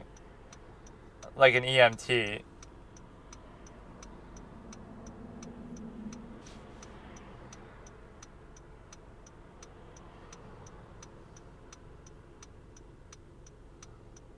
It's her saying it, though.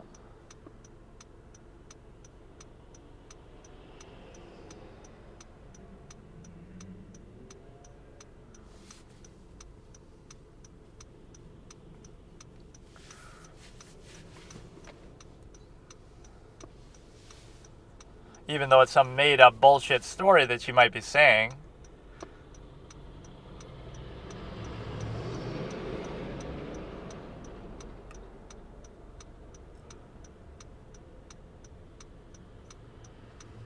He was like an EMT or something, they say. Bro thought he was, what's that guy's name? Todd Johnson. Bro thought he was Todd Johnson from The Mentalist, bro. Getting himself in trouble with the law here. It would blow your mind. I love that theory. Someone made a Reddit post about it, actually, but I think that was generally my theory, or at least I talked about it on some old video or some old chat, like where Todd Johnson was, he was killing members of the Blake Association. That's why he was doing it. Spoilers for The Mentalist, I guess. So he's killing a bunch of cops, but he's doing it because they're corrupt and crooked and in bed with Red John or something. There's a Reddit post about it, actually. It's a cool theory because he even says stuff that would imply that. Like, you don't understand the big picture. It would blow your mind. And then he knows Tiger, so he could have learned it from one of his victims, or he could have been a member himself, or he could have found out about the Blake Association. Whether he knows it has to do with Red John or not, he would at least know about the Blake Association and be killing cops because they're all members of it, and finding out information about it through that or through some other means. He's an EMT as well, so...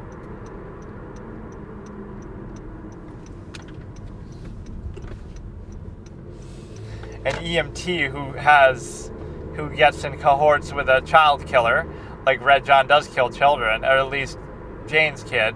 I think he generally avoids it, but that's the sickest thing he does. Like, as much as I respect him, I mean, a lot of people he kills are innocent, but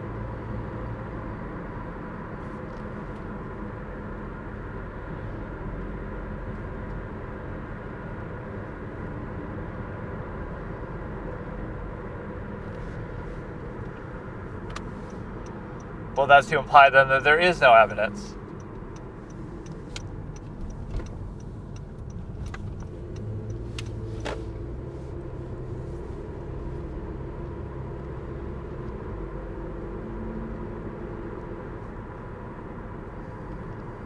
Could he be the father and he's trying to cover up?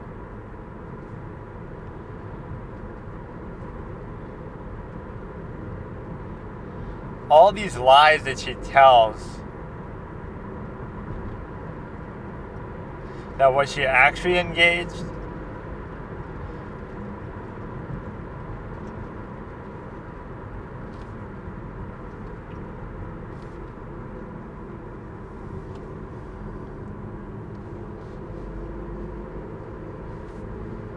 Oh, here we go, dude. The myth of Jeffrey Hopkins. All this shit is made up. Because the guy even testifies, right? He even testifies and says, I don't know anything about this. Here we go, bro. How elaborate you do this shit. None of this shit is true. Bro. Sis really thought she was doing something with all this, man. Unbelievable. This part kind of triggers me because some of the stuff I'll defend, like, you can't really prove or you don't know, but where the fuck do you get all this shit from, dude? Jeffrey Hopkins testifies and doesn't even know who she is. I confided everything in you. I don't even know who you are. Thanos Moment by Jeffrey Hopkins. As far as you know from the defendant, doesn't mean he actually did.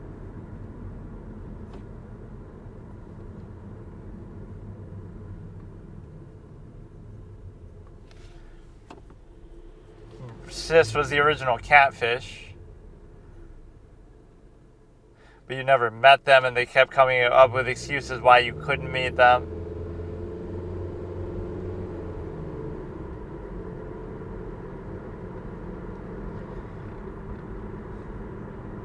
Of course, she didn't leave it there strategically. I guess I heard this already before.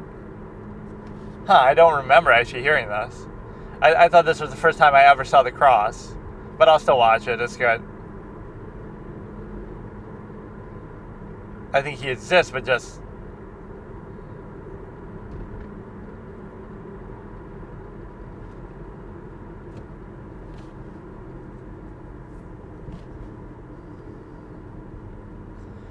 There was a Jeffrey Hopkins, but it's...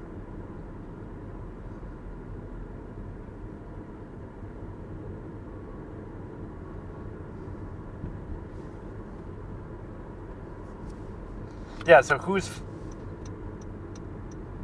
photograph was that then? Just some random person?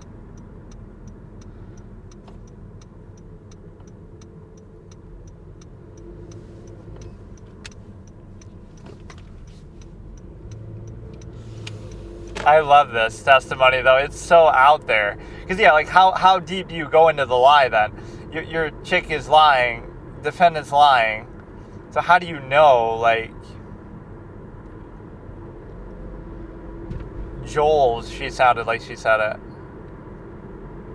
You could make such good games about some of these cases. I would totally do that. Make like an anthology series where you get to play as Jody Arias and try to lie your way out of it and get away with it. That's the bad ending. Or the evil side you get to play through. And then you get to play as Juan or the defense or anybody. And you get to go through and, like, you know...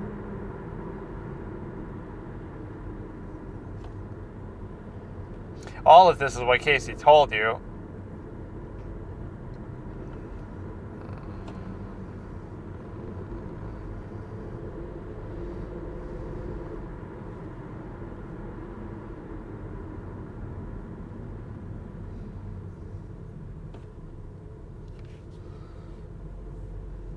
So all this potentially makes Casey look bad that she's a liar about all this, but...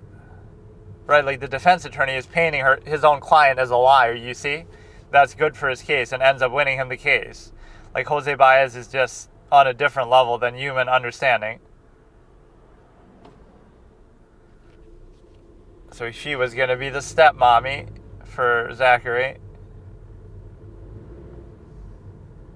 Because there is a man named Jeffrey Hopkins who does testify, if I'm not mistaken, who even says... Like, she just uses the name. They could have had some secret affair that he doesn't want to admit to, I guess.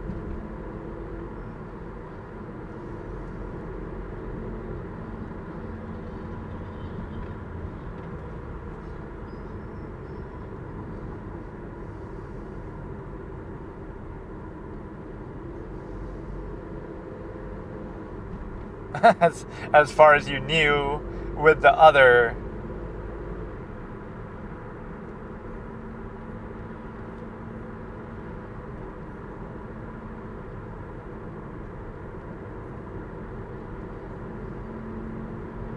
He was a deadbeat dad who took... Oh, wow. Look at how much detail, too. And I totally had heard this some other time. It's been a while, like a couple months ago maybe I heard it, but...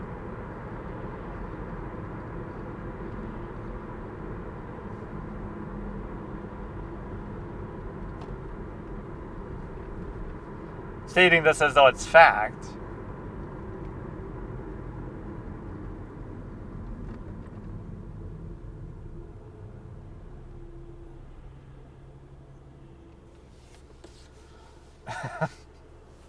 This is unbelievable, though, the extent she goes to. Like, oh my god. And look at the detail. Wow.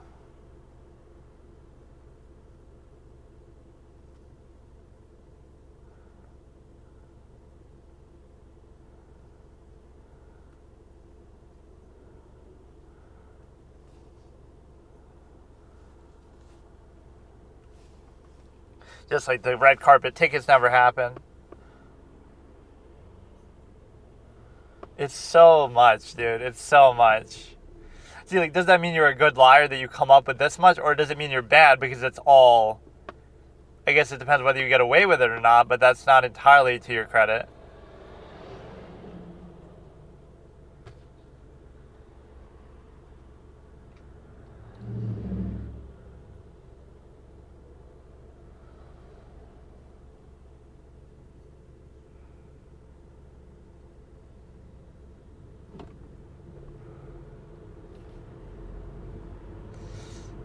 You could blame the family in this way that you never get accountability. You would think you'd at least hear from him. I love the dedication to it, though. Like, you don't see a pattern of lying or anything that you would hold it to account.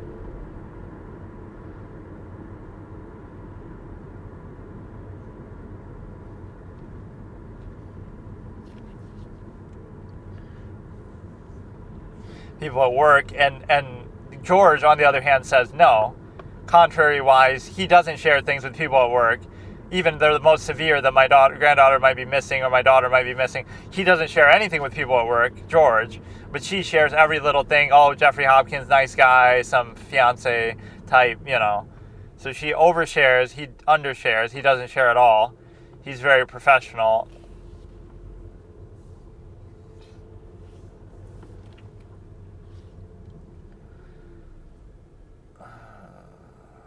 And you still don't know really whether they're imaginary people or not, like you even said.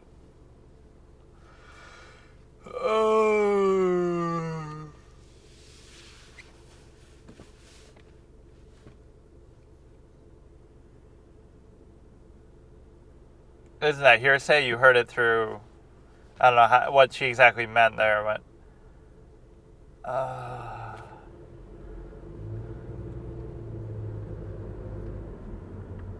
But you did see a picture of Jeffrey Hopkins. Why did she, or how did she describe her?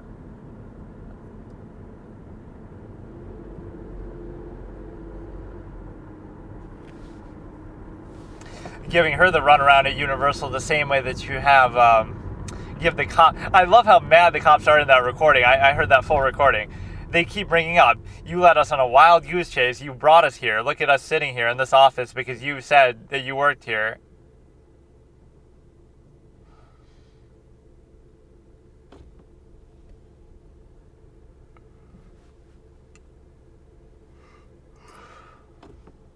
And the Universal people would be mad at you too. Why are you bringing the cops and having a meeting here and making a big spectacle out of it?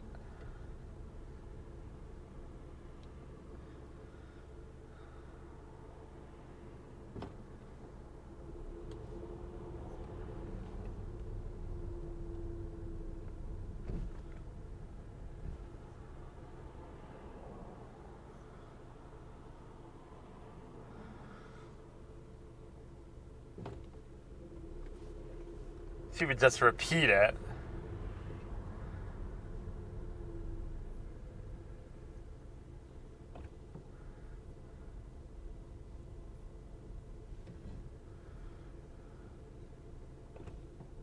Oh, here we go, dude. Zanny is the...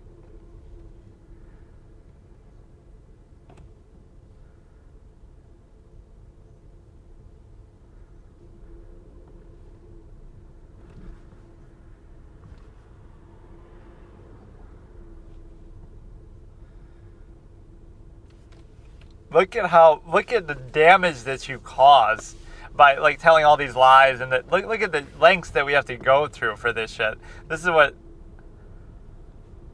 why you deserve the 4 years that you served, even, for the perjury charges and all this kind of shit. They tried to say it's double jeopardy, so that's a little hard to say whether you lied in the same course of whatever, but is it the same offense? Like, arguably that should be true, but the judges are trying to make a point maybe that give her some kind of penalty.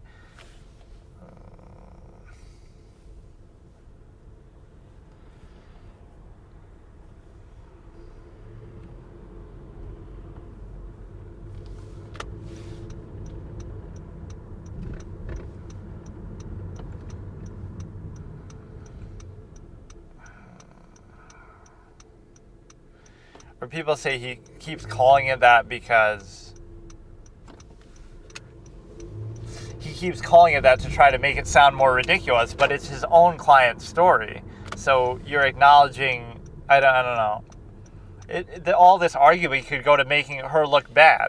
So think about this like a sunk cost fallacy moment. Jose Baez has to make the best of portraying his own client as a liar somehow. That, I don't know what exactly he's getting at here. Okay, so we're getting into the Zandy the nanny part of it. So it's Casey Anthony trial day 6 part 2 of 2 at 30 minutes and 00 seconds. Starting in 3, 2, 1. When was the first time you heard? Same time I heard about Jeffrey Hopkins. Because supposedly he introduced her to Zandy the nanny. Jeffrey Hopkins.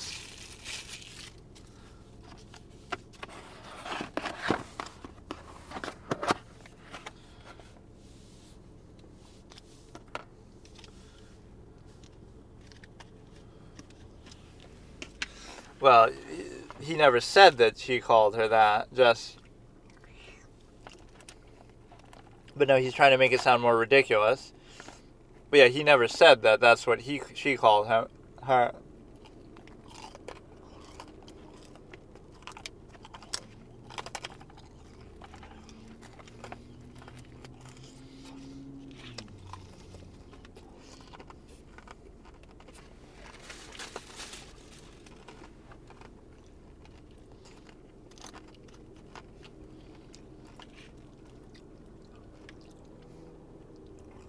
Technically, there is somebody named Zenaida Gonzalez.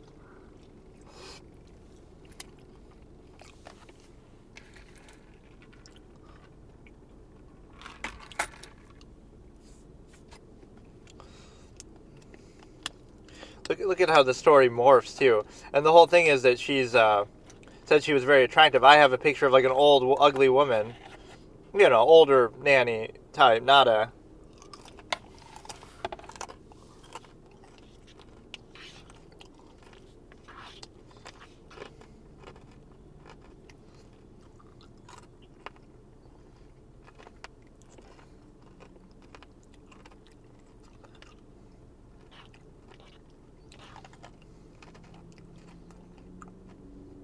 I guess black and Hispanic.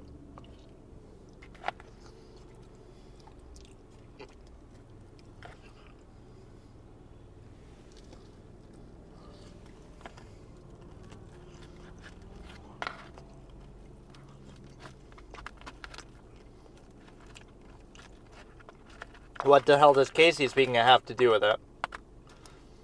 Like Dora the Explorer.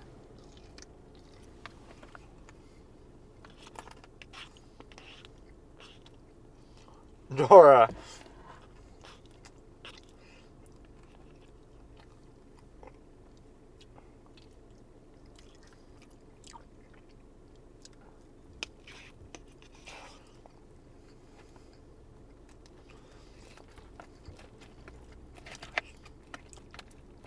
My question is, what did she do with her otherwise, though? Because she was sometimes at the apartment with the other guys, but what about the other times?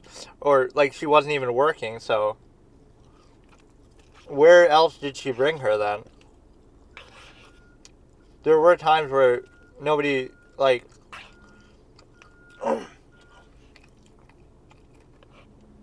Casey must have been doing something else besides either working or stripping or something. And so what was she doing with Kaylee at that time?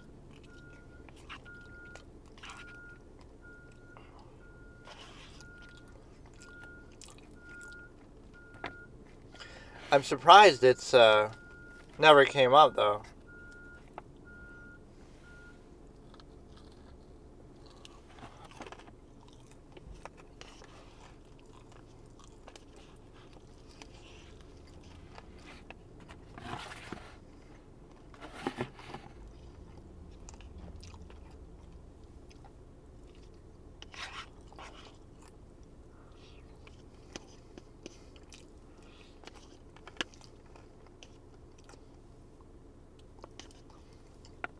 Just blame everything on Zanny, anything that happened.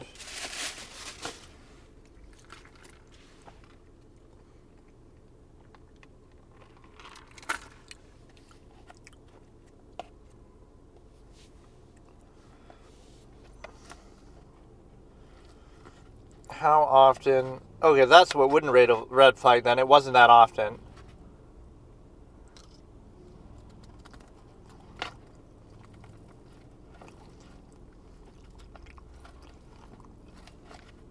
And she wasn't apparently working then, so I don't know. So it stayed with the mom, the grandmother, most of the time then.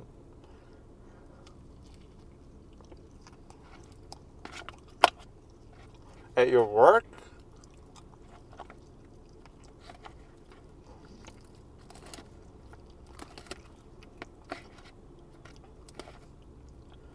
And, nobody would question it because Casey is paying for it, probably. That's how you know it's a lie, number one. Just the fact that how would she afford to pay for it?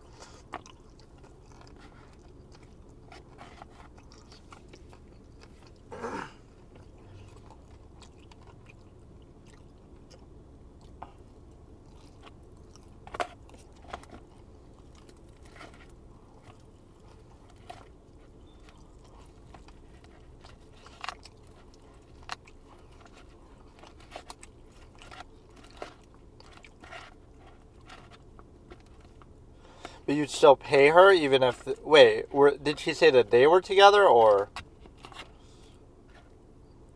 So you're paying your own girlfriend to watch your own child?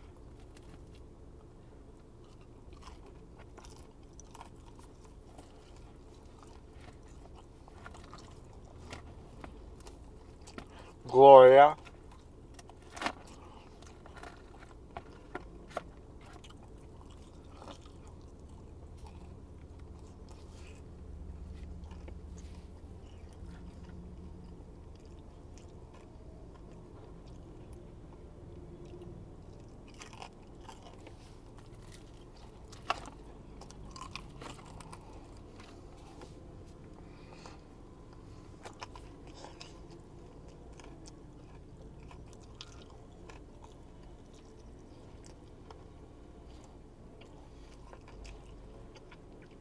See, none of this is true, so it could be a relevance issue. Like, why does it matter?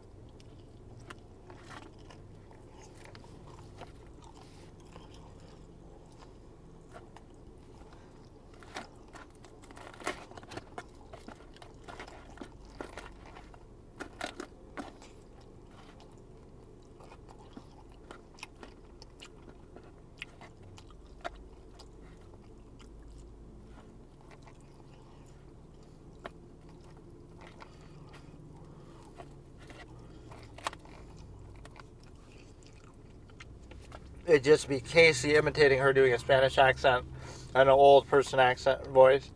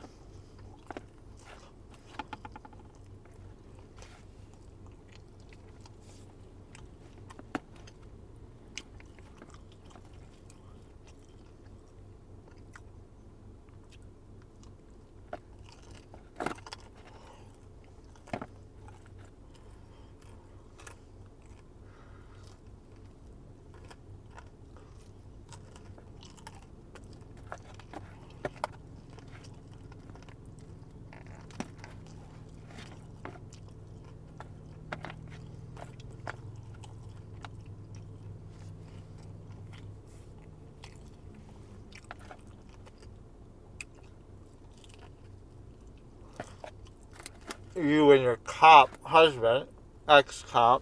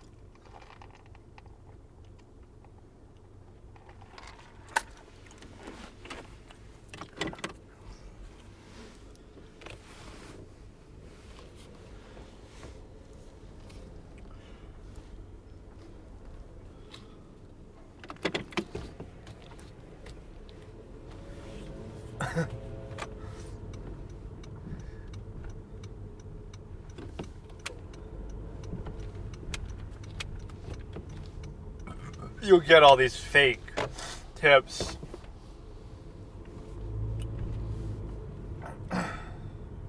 You know, you start looking and you start seeing her everywhere.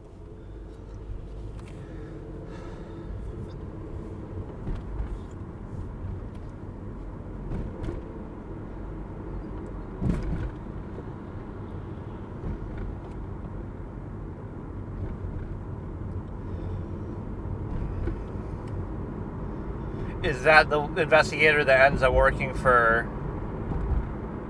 that Casey ends up working for or something? I think this gets objected to. I definitely saw a big part of this, but maybe not the whole thing. Puerto Rico espionage mission.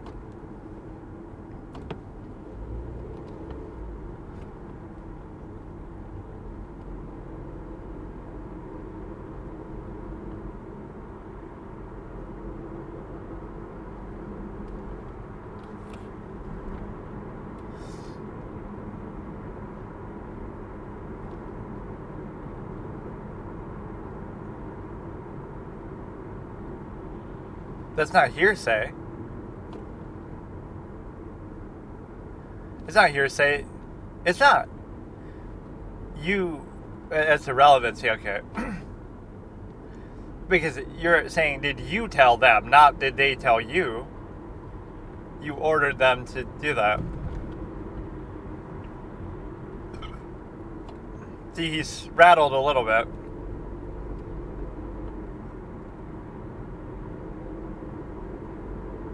Manfred von Karma moment. You plan everything out so perfectly when something goes unexpected. Here we go. Here we go, dude. Here we go. The theories come out. You can ask for an hour about fake people. Zenaida made the great escape to Puerto Rico. Floating pile of garbage, according to some comedian at the Trump rally recently. And more to the point, yeah, I like that when a judge will overrule the objection, like sustain the objection, but they'll change the meaning of it.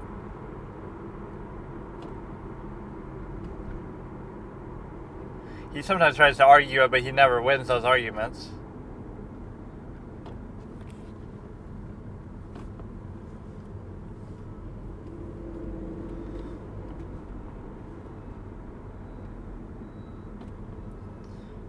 Yeah, wasn't there something that George and her were getting divorced or having some marital problems too? So I don't know. Should I call you Miss or Mrs.? Should I call you Mr. the way that Pepe Julian Onzima in that "Why are you gay" moment? Classic.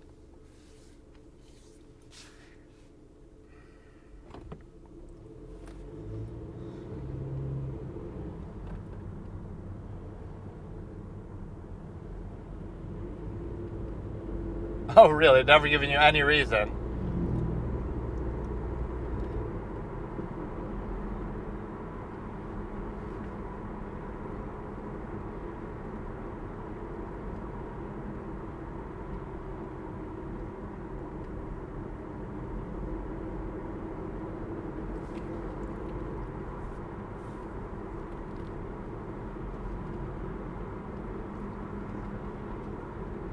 The judge is getting a little impatient.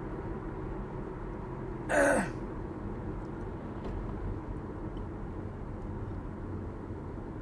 no, I like the prosecution's objection. They don't over-object, but they pick their points, and they record, you got to have a plus 50% objection sustained rate as a good measure.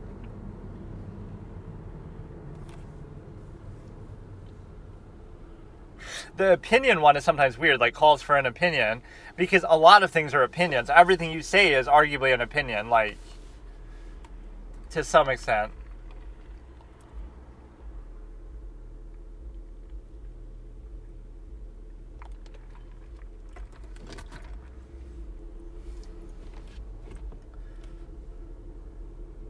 Or yeah, Casey would always get mad and passive-aggressive about it, too.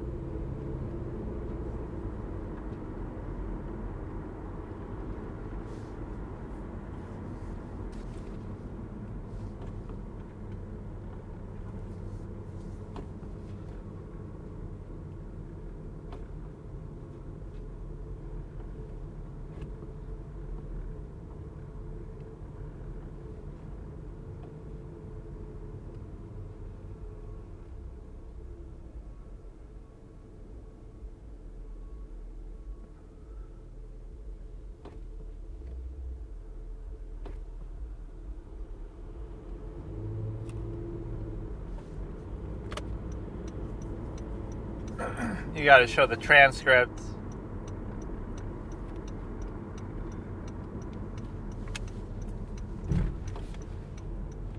To the best of your knowledge, you gave a Zanny's number, but you don't even know who Zanny is. So the number that you thought was Zanny's number.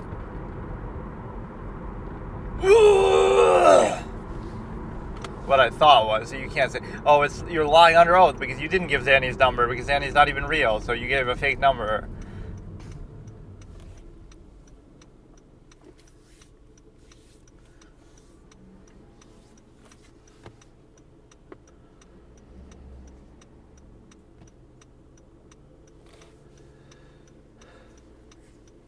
Way to out yourself. Why not just give some random number out in the middle of nowhere, and you would think it was Zenaida's at some point, but she just changed it or used it as a burner or fake number.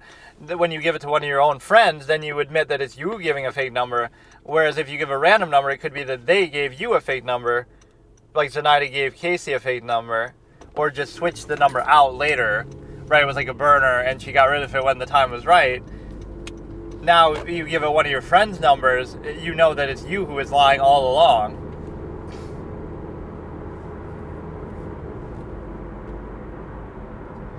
Didn't you say you found the body, though? What do you mean? Wait, you found the body. Are you, like, not convinced that that's really the body? That's just already been long found, the body. What the fuck are you trying to create some alternate universe of?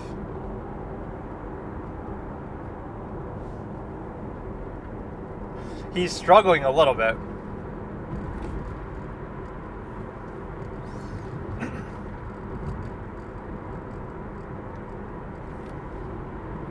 Can we get them back up here if you're gonna...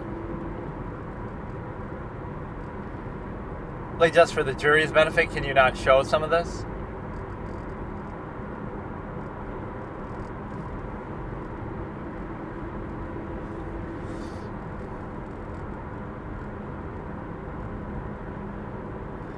Now we're getting into it. Now he's serious. He's like, oh, you think you do a couple cute objections? Who the fuck do you think you're dealing with? I'll humble you real quick with the theory about her drowning in the pool, which is very possible, and there's no evidence not to suggest it. Since the prosecution doesn't have a firm way of how she died, it leaves itself open to theory. Right, you might think, how can he just do that? But it's perfectly possible, and there's no better theory presented by the prosecution.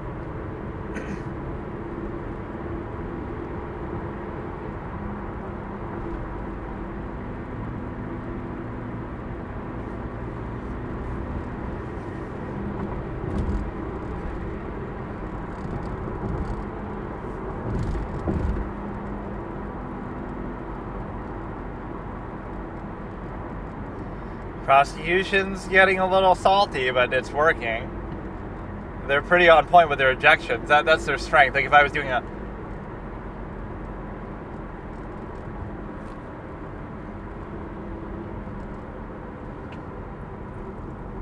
Always seems like the underdog, but never underestimate the will of an underdog. The heart, what is that card in Yu-Gi-Oh? The heart of the underdog.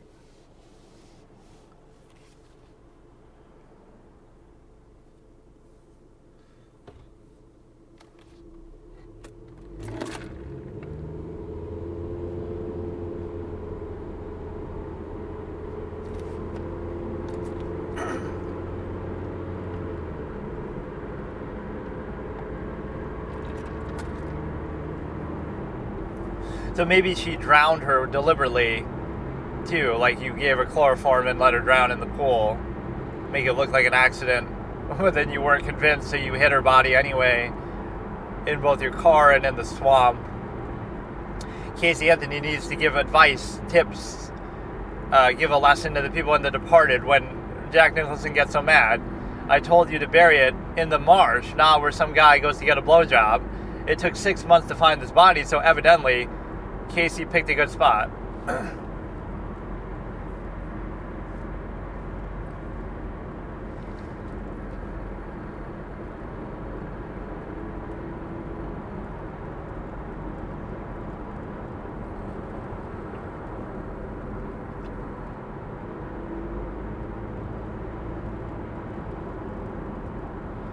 ooh, this is kind of good, like leaving it very open-ended. See, it's a very credible theory because there's no...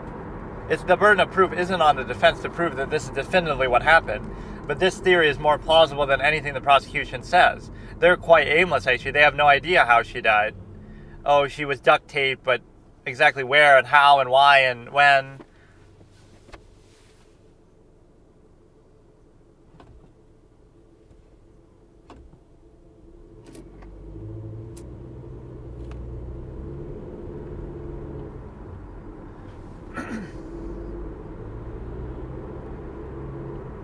Look at him, dude. Look at Jose Baez cook.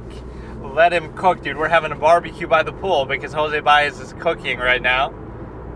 We're having a pool barbecue, like where they have those little things that float in the pool, like on Shark Tank, where you can barbecue while you're in the pool and electrocute your dumbass. Like, it's like a little floating barbecue. Really stupid idea. Like, I just step out of the pool or have a little rung on the side of it that lets you cook, but cook off the pool. Not one that floats in the water, one on the side of the pool, so you can stay in the pool and cook still, or touch it, or whatever. That at least I can understand. Like something that's a table off to the side that you can reach while you're in the pool. Absolutely ridiculous, though. Bro, you gotta appreciate, this is the Jose Baez Appreciation Hour. Like, you need to understand who this guy really is. You can get all salty about the Peacock documentary all you want, dude. Fuck the Casey Anthony documentary. We need a Jose Baez documentary where he's too busy cooking other cases and, you know, doing what he loves.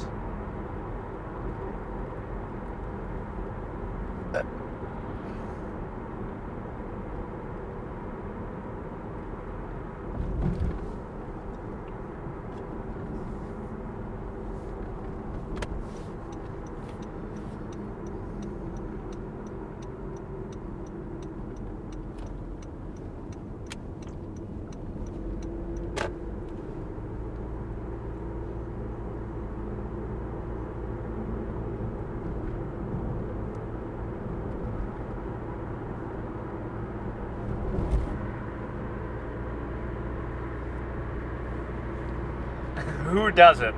Look at him, dude. So calm, so cool. You need to take lessons from this man in life to understand certain things. A man going against the impossible, against all this adversity, everything. And you understand that you can laugh and smile and joke in the face of the impossible.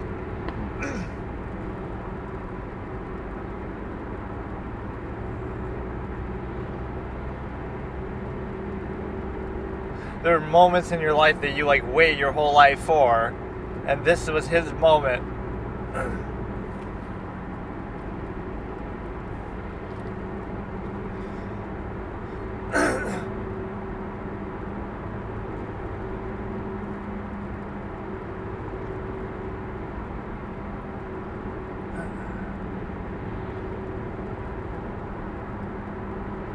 Like, he deserves to be decorated Hall of Fame of legal world, like everything, every honor that you can get. Wouldn't mind seeing him become a judge, whatever you want, dude, whatever you want. You want a Supreme Court seat, whatever you want, bro, you get it.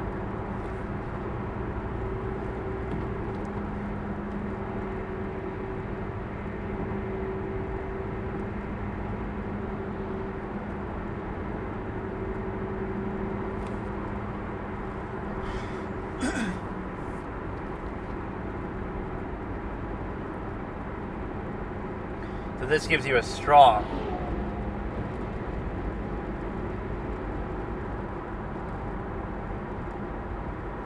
Because you told a story, so you were sure of it.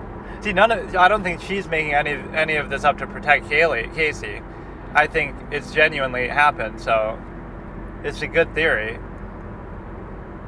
She has no reason to lie. You might think she wants to protect Casey, but it's too oddly specific of a thing. And she told her coworkers the next day, so she didn't even know about the thing.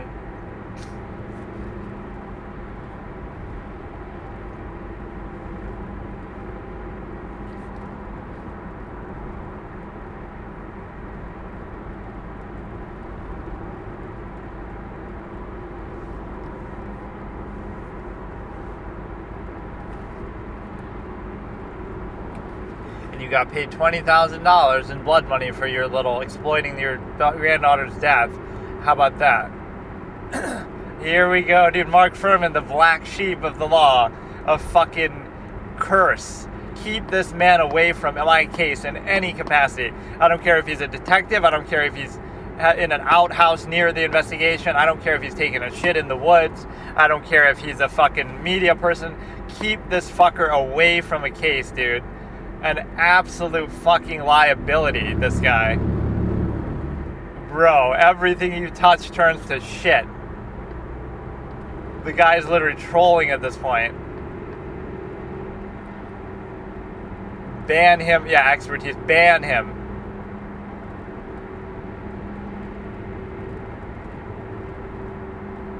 Bro.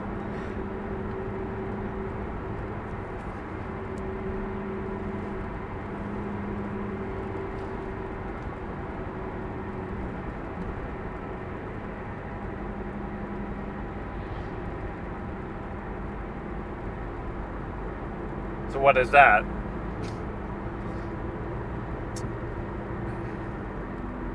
He fucked the whole thing up, the O.J. Simpson case. It was really his fault. They tried to make it about race. You fucked the whole thing up. And bro wants to fuck this up too, and I guess he did. I'm not going to blame him directly, but don't fucking do anything, dude. Just retire, bro. Just fucking retire from life. You'd be so mad. Sir, Mark Furman's on the line. He'd like to talk to you about the Casey Anthony case. Like, fuck.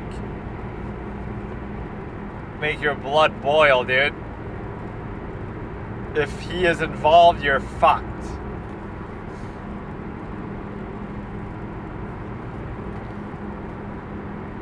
That's like his redemption arc. I'm trying to redeem myself by helping this case play out, but...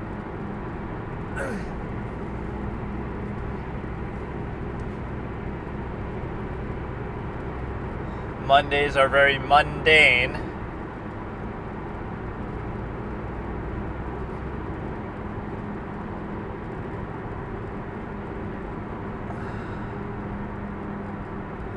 So yeah, that pool incident could be very credible. Could Kaylee have gotten in there herself, but only with the ladder?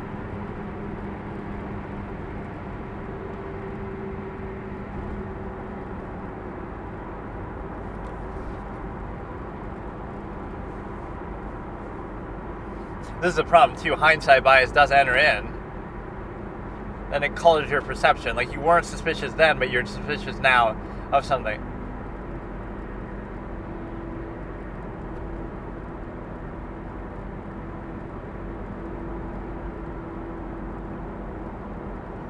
Right, when you wait so long, it's not authentic. That's why you got to give statements to the police then, but then they're contradicted by your statements later. So this is when you start to see that she's missing or know that she's missing.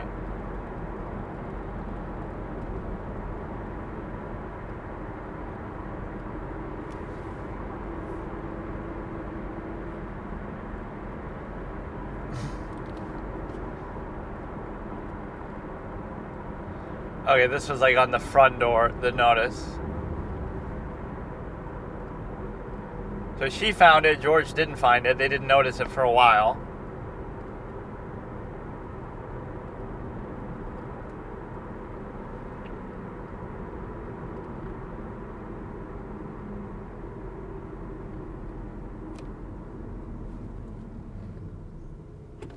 It's a good answer, very detailed, qualified. Which backfired because you didn't see it at all.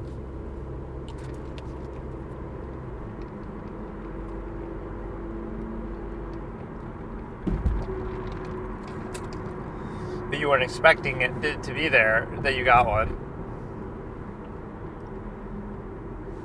Not that you received it, but that you saw it. You saw it then.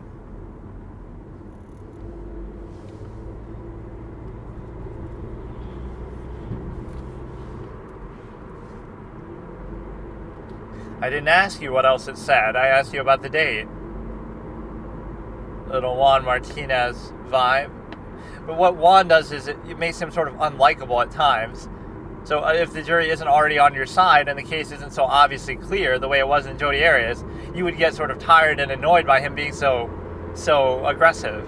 So it only works, it makes him look better than what he is, just because Jodi is so unlikable or the case is so obvious. So in a way it hurts because everybody's calling him angry. Mr. Martinez, are you angry at me?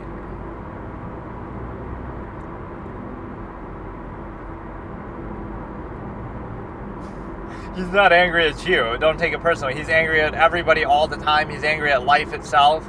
He's just an angry fucking person. He got high blood pressure. He had McDonald's for lunch.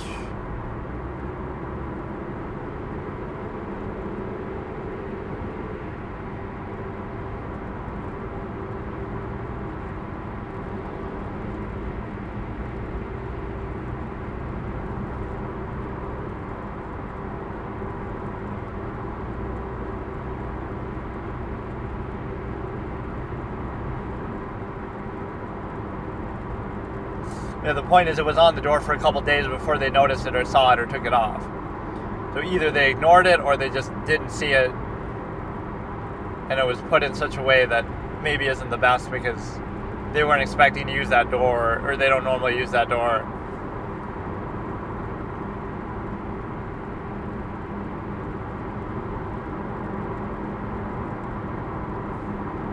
Don't call my granddaughter garbage. That's what we were smelling, human decomposition.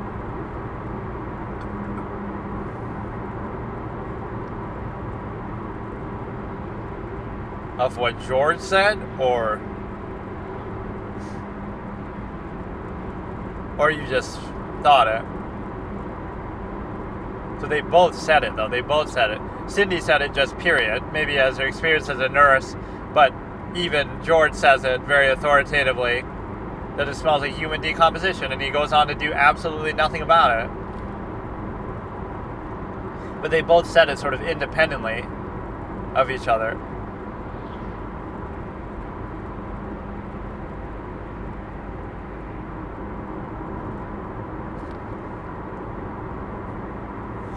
Could be a dead animal. I mean, you can always confuse the two together.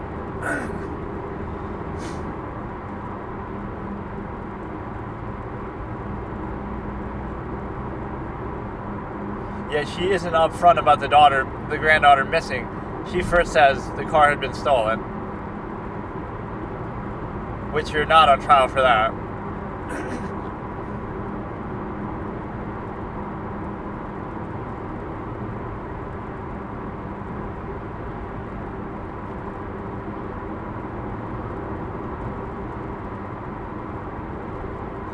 To get their attention, not because...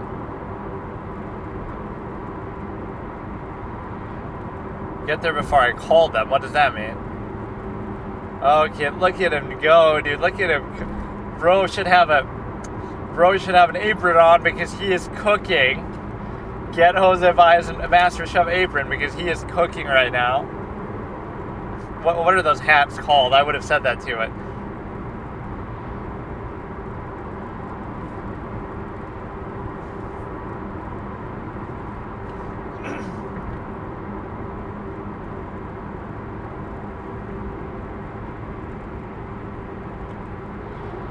They can keep blaming each other. George did it, Cindy did it, blah, blah, blah.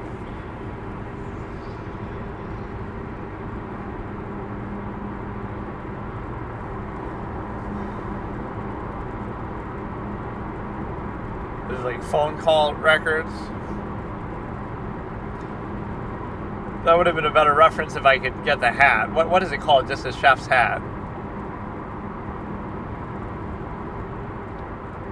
Nobody likes to upset the judge, even in terms of correcting him about Mr. Lazario. So what we have is, I wish I could have said that a little better, though. Get this man an apron because he is cooking. You don't need a suit and a tie, you need an apron. Apron and a chef's hat for Jose Baez.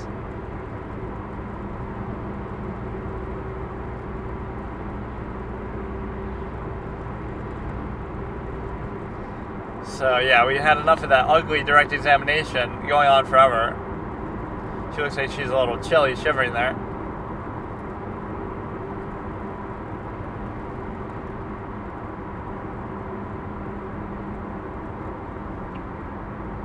See, they don't ask whether you're ready. They ask whether you acknowledge the presence of the jury. Yeah, before I was rudely interrupted by the judge for his fucking lunch hour, hungry fucker. He's, let's finish the line of questioning I was on. It's sort of abrupt, the way that, let him finish what he's doing. Don't leave it half-baked, because he was cooking.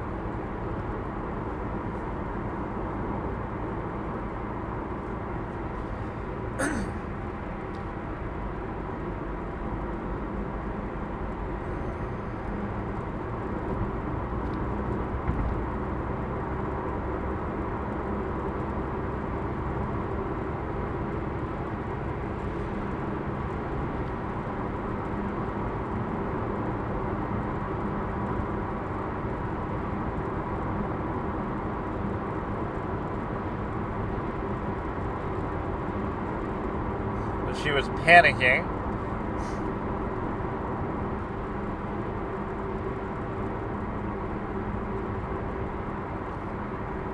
You could show it in the form of the evidence, though. You could put that up on the little fucking presenter.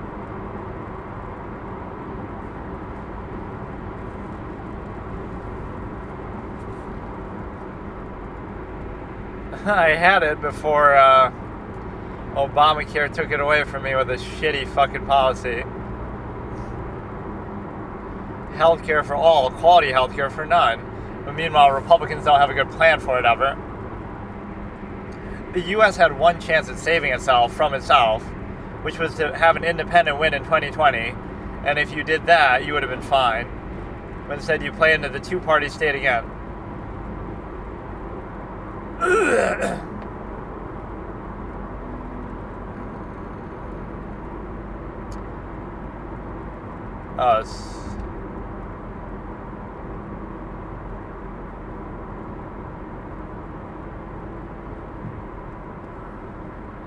I can't hear what she's saying. She's just distraught.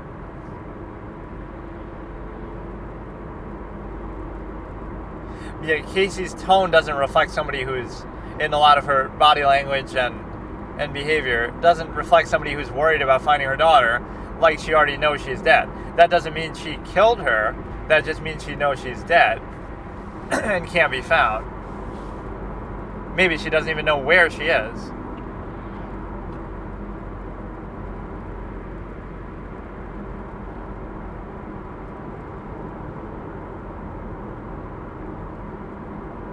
So George didn't know what was going on?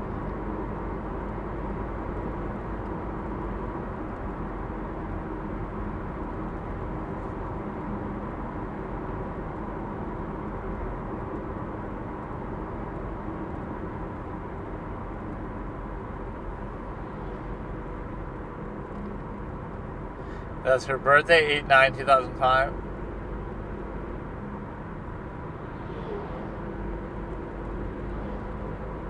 Even though she'd been missing for a month.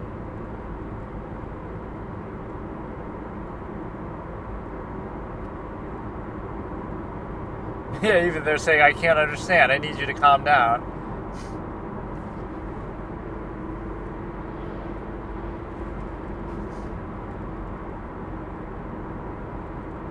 He was too far to... He didn't care because he already knew the supervillain ending we deserved. My question was, you didn't hear him say anything.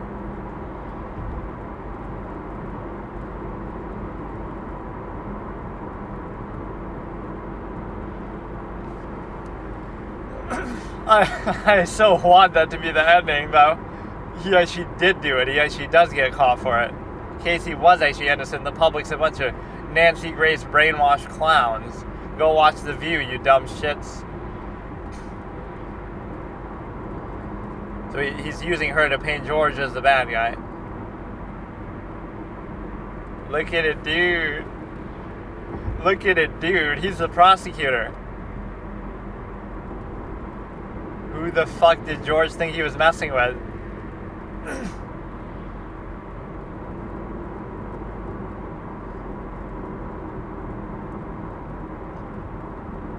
You could pit them against each other too. Like, she didn't know, but they knew. Like, Casey and George were trying to cover it up. Or Cindy and Casey were trying to cover it up. Or Cindy and George were trying to cover it up. Or just George was trying to cover it up. Like they could all be turned against each other. I didn't know about that. They didn't know. They did it. I didn't do it.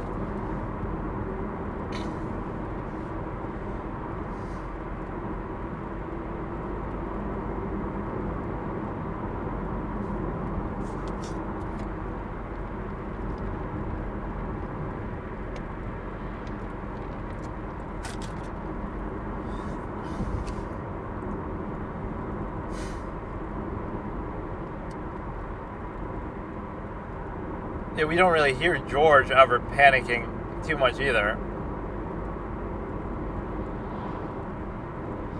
How cool would that be? As much as it's a real life thing, I would love to see that so much. George Anthony actually is caught. He gets tried.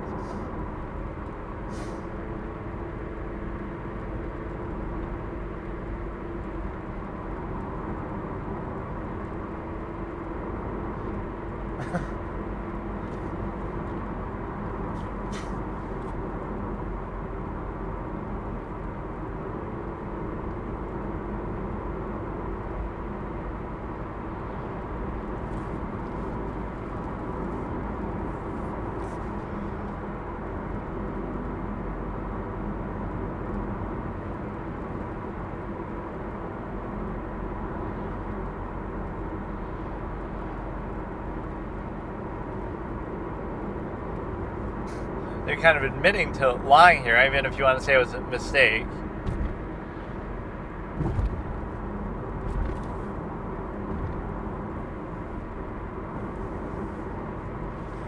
Yeah, he's kind of holding stuff back a little bit. You could have shown a lot of things so far.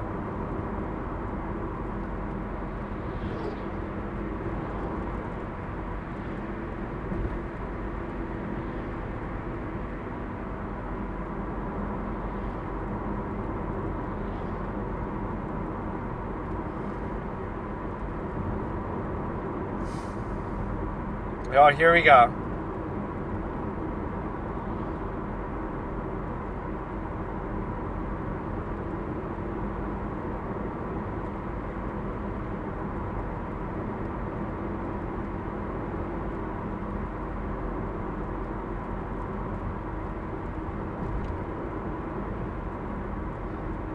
Seventh, 8th, and then 15th. But this is a contradiction moment.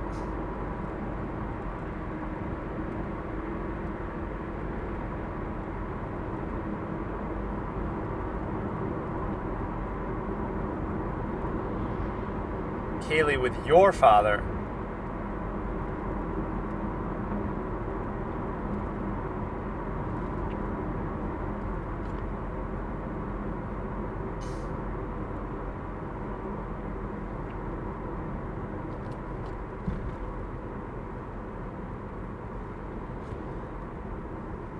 But no, if you want to think about somebody who embodies like a dickish mentality, like Juan Martinez is like that. He's a dick in the courtroom, but it's effective. Like, I don't know, you think about like a Von Karma disposition or something, where you're just to the point and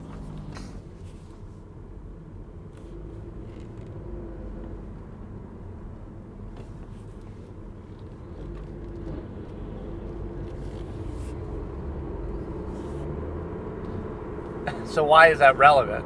We can call him later as a witness and attack his credibility too. As if he doesn't already know all this, but you're doing it for the benefit of the jury itself. But sometimes these questions come up organically too in the course of, you don't know where it's going to go. You have to be improv.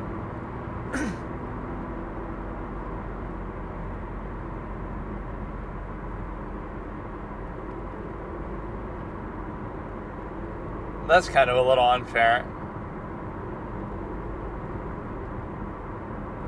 You know, almost everything's relevant if it happens the day of the crime itself.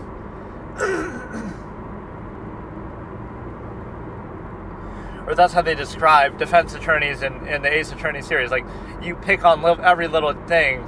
You pick on these little irrelevant details and beat them like a dead horse just to try to cast some doubt. But that's what they're supposed to do. That's all they can do.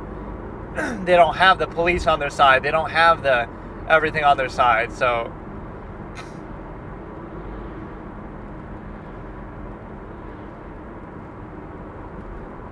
have you started a Kickstarter? Oh wait, that didn't exist.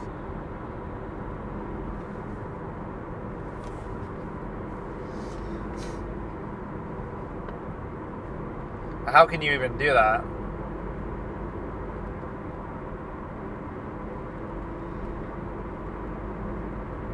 What, so nobody can ever use the name Kaylee again? How does that work?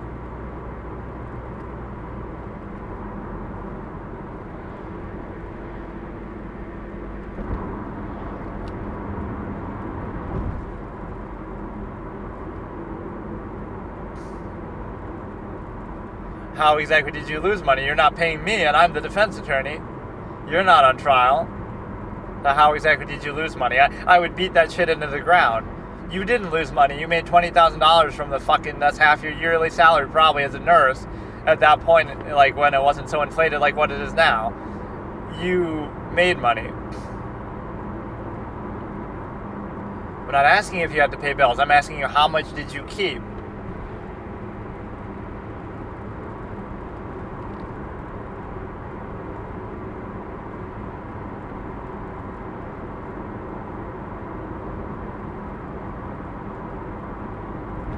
Doesn't matter. I didn't ask who set it up. I asked you, did you fly there?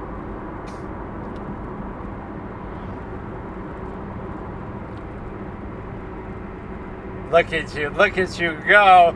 Look at him go, dude. Look at him, dude. Look.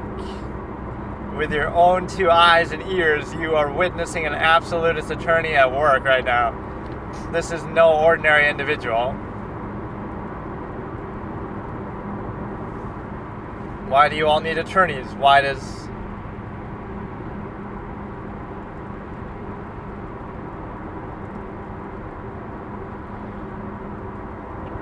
Or Lee was trying to become a private investigator on his own.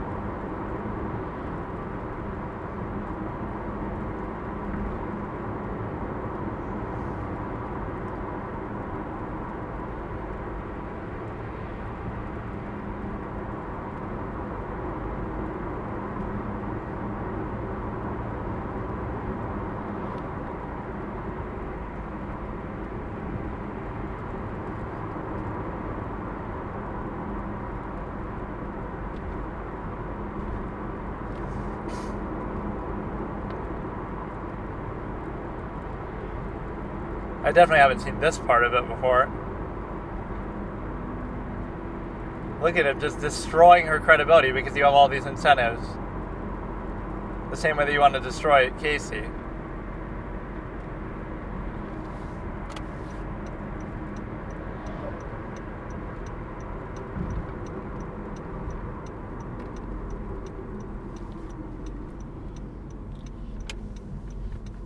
I didn't ask you when. Over what time period?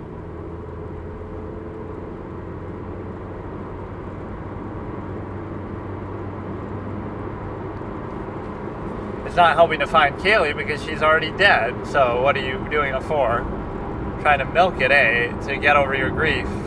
That'll cauterize the wound. All this money and opportunity. She's not really rebutting the core point. That, we're not doing it for money or whatever, but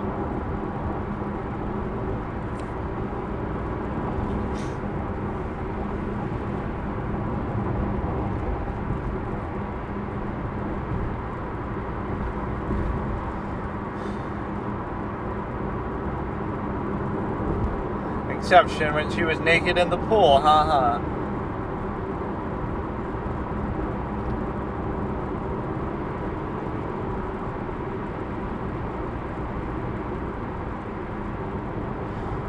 Was the objection sustained or not, though? She interrupted it with a rephrasing. So was the rephrasing good, or was it good in the first place? Some, like how much? All of it?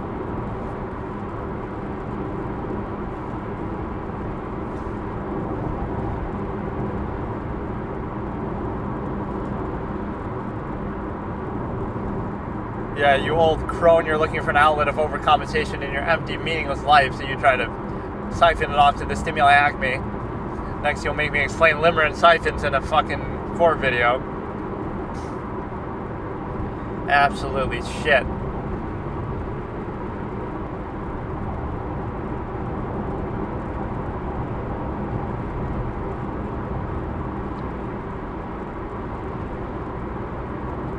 Three fucking years for this shit.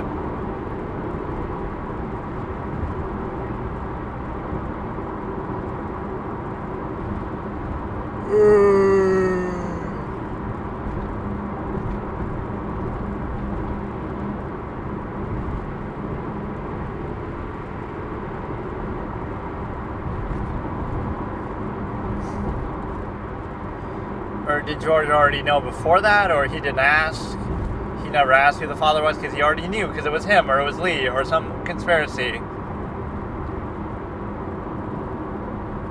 I want to make like a fan fiction. Let's do a Casey Anthony fan fiction where it's actually George, and he actually did do it.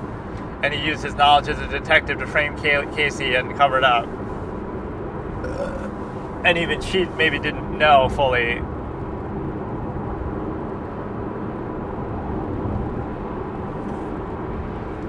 How must you feel, too? She's getting a documentary made, and she got away with it, and she's not guilty, and you just have to sit there and take it, because, you know, it's on her side. Even if society isn't on her side, you can't say anything. She's not guilty. You can't try her again. She's good for life. Unless she does it again or something.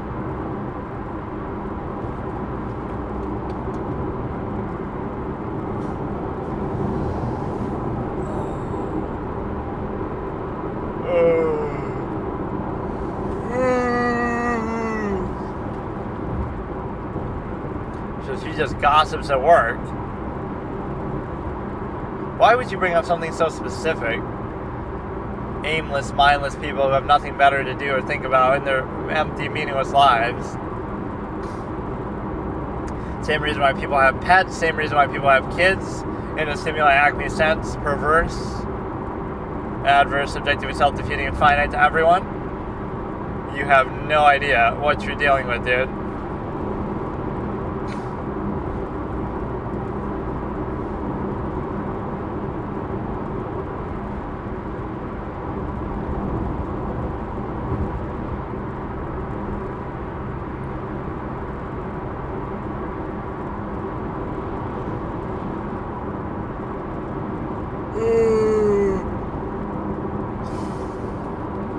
The point is, even if she drowned in the pool, you could still say it was Casey who did it then.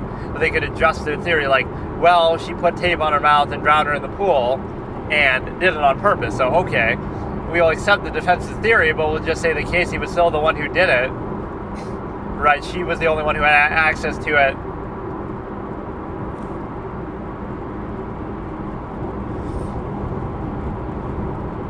It must have been Casey who unlocked it. Or it could be George.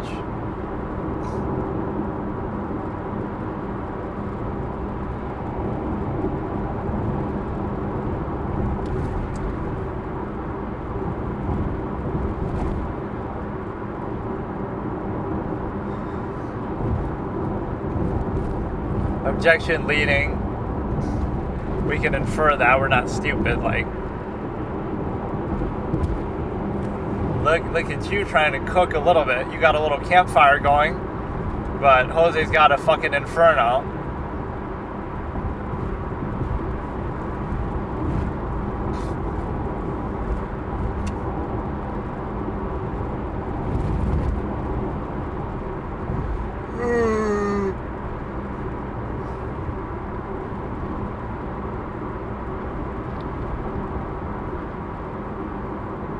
What are the chances George and her both say that?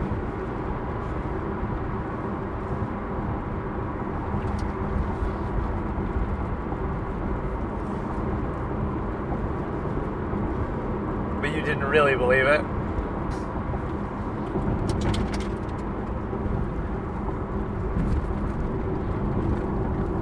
You're not an aroma expert though, so...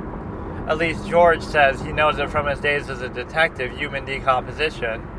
But have you ever in your duties smelled a 3-year-old decomposing in the back of a car for X amount of time, who's no longer there, and the remains, like, have you ever seen that case before?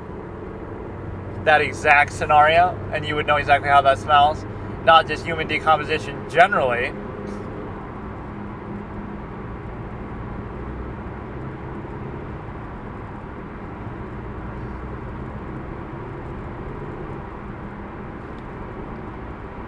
Yeah, you wouldn't even know, or you are a nurse, so maybe you have, but it could just be speculation on your part. That could be a dead body.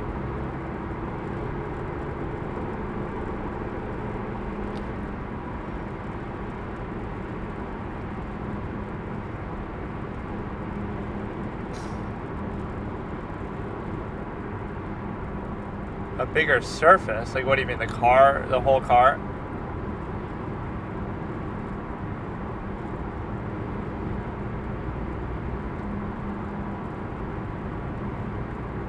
So many good, like, fanfic, fan game type ideas you could make with this kind of shit, but I'm too lazy to do it.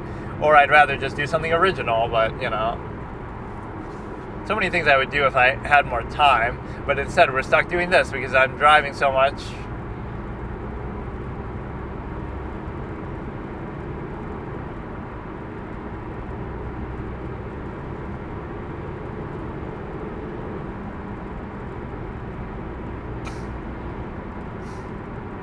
Yeah, George is kind of more low-key with his reactions than her. She gets more genuinely emotional. Or I'd be more inclined to believe that Cindy is not culpable, but George could be, between these two at least. Lee, I can't really figure out. He seems more like he just genuinely doesn't know anything.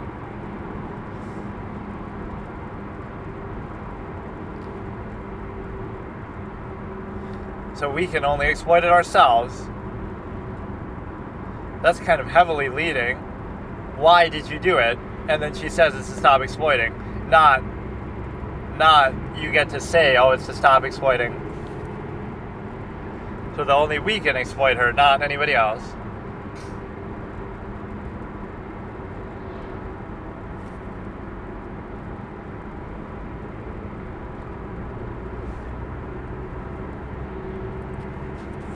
You have a pattern of lying only after she was born, the same way that you say Jody has a pattern of lying after the killing, after the crime.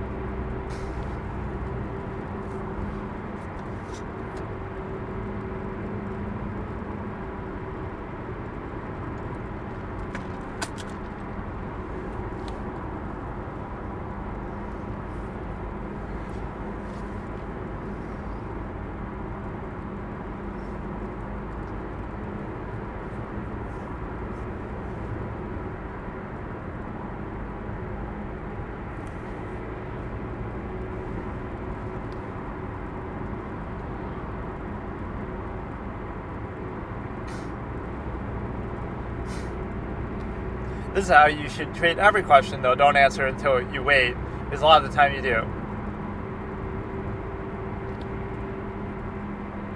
That is sort of editorial commentary. You don't have to say elaborate lies. They are elaborate, but that and other things to do with her job.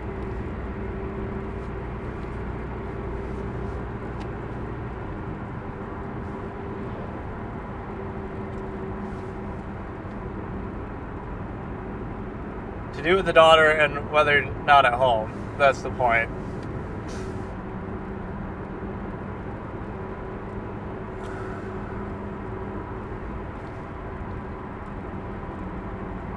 See, this could go on forever, too. You cross, then you redirect, then you cross the redirect, then you redirect the cross. Like, at what point does it just end if you don't have anything more? I love the jury questions, but they're mostly asking about pretzels and stuff. They're supposed to ask questions of the witnesses and shit in that time, which people would use to attack them, but I can understand the outcome to some extent. And when you look at Jose Baez, you really do understand.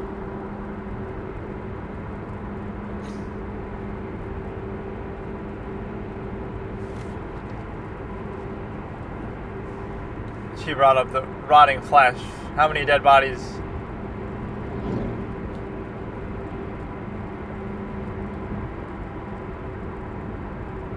And how much experience have you had with rotting flesh in your job? You're not a coroner, you're just a nurse, I mean.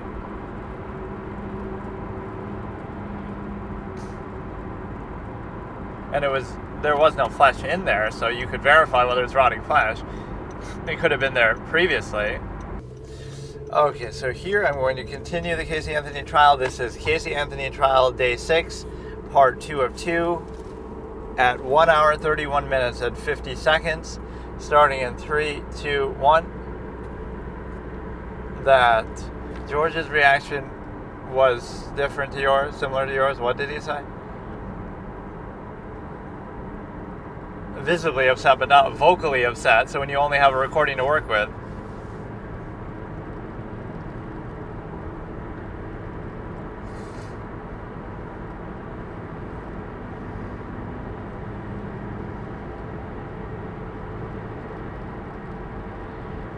We could not hear his reaction, therefore he didn't have one.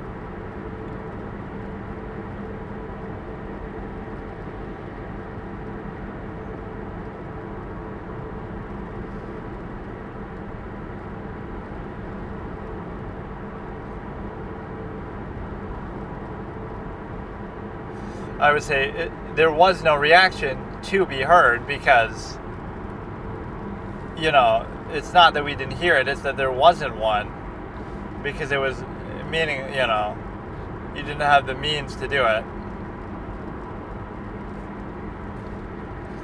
And she didn't actually graduate. But she actually dropped out. Or flunked or whatever.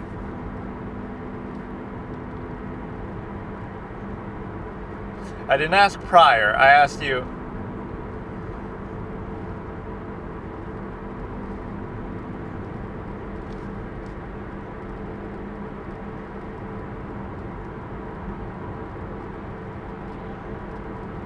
Oh, this makes it seem not quite as bad.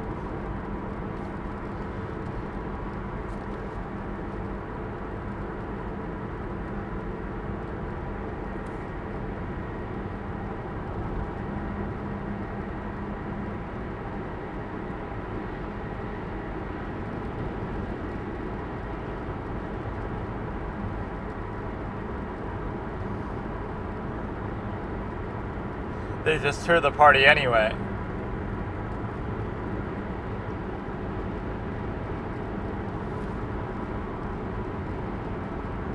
Look at her defending that.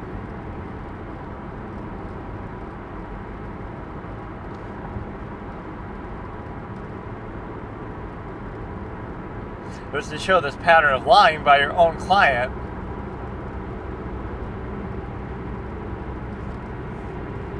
He baits everybody. So she had a pattern of lying before Kaylee was born. So why is that good for your client? Just to show that she's a crazy liar, delusional, and that justifies that she didn't kill anybody, but she just lies like crazy? So Cindy is gone, but the prosecution spent way more time. Like, it's hard to know sometimes what point they're even trying to make. Like, what did we get out of that whole thing? What did the prosecution prove? What did the defense prove? I don't even know. And they'll just try to keep attacking whatever. Okay, Amy Huizinga, who was accused of maybe being Zanny at one point, which is weird. I like how the lawyers rotate too. Like, Baez will cross-examine one person, somebody else will cross-examine somebody else, although we've only really seen Baez the whole time. So that's how you build more of a relationship too with the jury when it's the same guy every time, whereas the prosecution keeps switching out. Like how Nurmi will do some people in the Jody trial, Wilma will do some, whereas Juan is just a one-man army.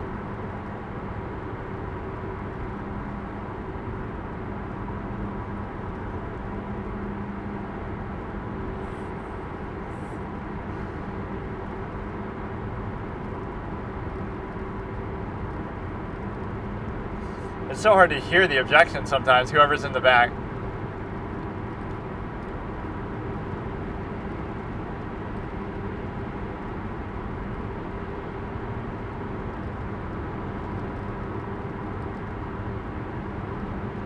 you can always verify that she really did work there.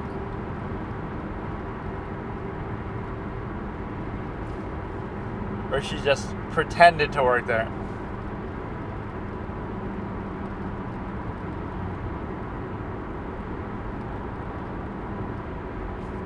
So what, she just hung out there all the time? Like,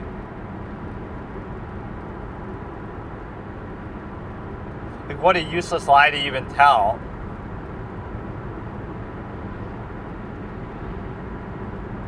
Now Habaya is going to expose some lesbian crush that she had on her. And so Ricardo and her started dating.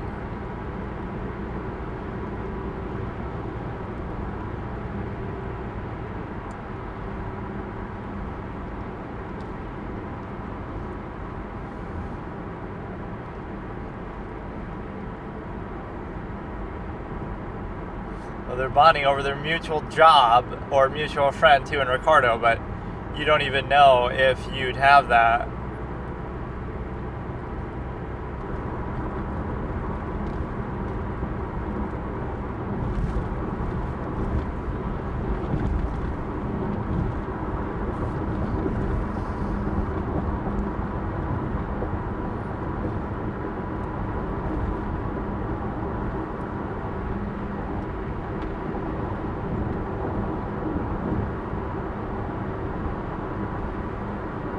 Or was it really her in bed? It could just make it seem like it was. Just like a little toy that snores like a baby, or a little figure, but you never actually saw inside, so it could just be pretending.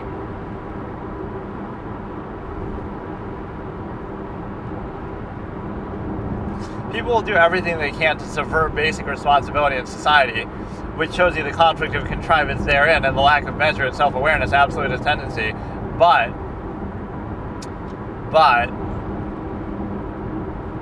you see that in so many ways. That's why this whole trans movement is such a big deal.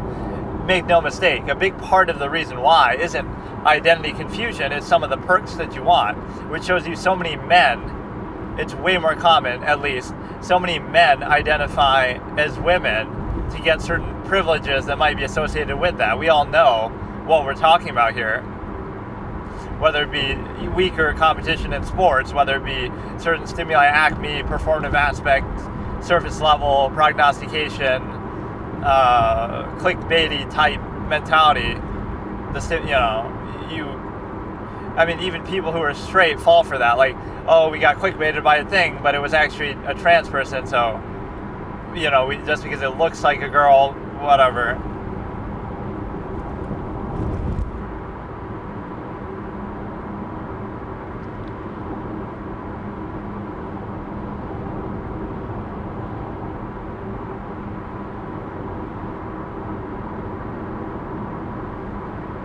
She's a serial planned canceller, where she'll make plans with Jeff Hopkins and stuff.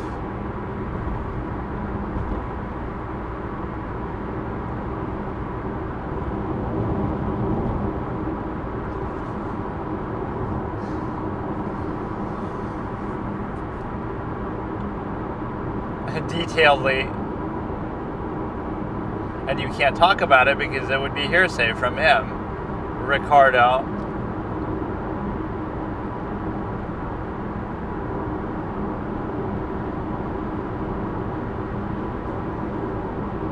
Well, were you together or you were just living with them? But no, there's all incentives behind it that make kind of muddy the water of the stimuli, acme, gender identification thing. Like, what incentive would women have to identify as a man? There's less of an incentive in that. Right, it's just perceptibly, women get a lot of privileges that men don't in modern society. It's kind of like this overcorrection. Historically, women might be mistreated, right, throughout history, but in the modern time, there's so many things like, oh, you can't hit women, or ladies first, or hold the door open for her, or whatever, this expectation that the man works and the woman stays at home and takes care of the kids, or whatever it is. Just the implication of the financial support aspect of it.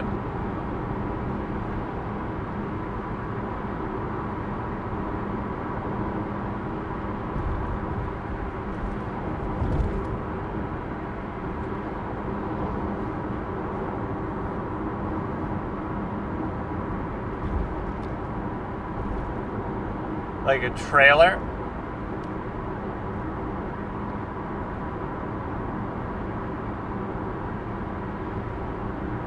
Now that's delusional. Those parents aren't giving up that fucking house. You could barely keep yourself in there, let alone have somebody else.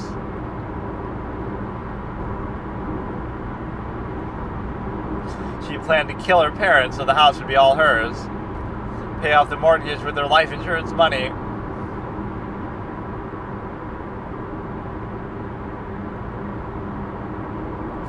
Casey's mom has got it going on instead of Stacy's mom. Get it? Ha ha.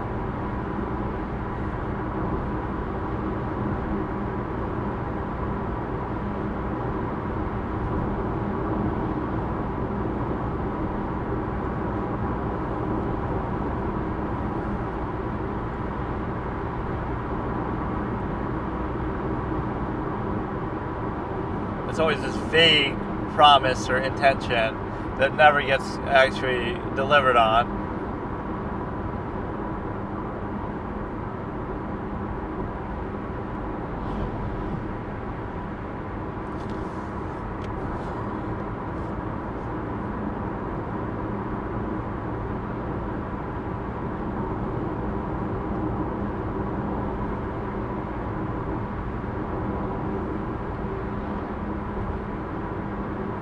There's just so many preconceived notions when it comes to that. That's part of the reason why people want to identify a certain way. It's actually a misnomer, right? The reason why people want to change their gender or identify as a different gender, etc., isn't actually because of the gender itself. It's because of societal preconceptions and associations with it.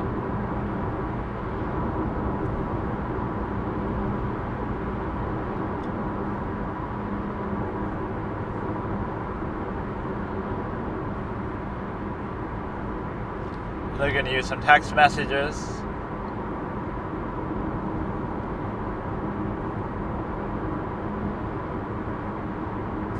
Objection, MP stands for misprint.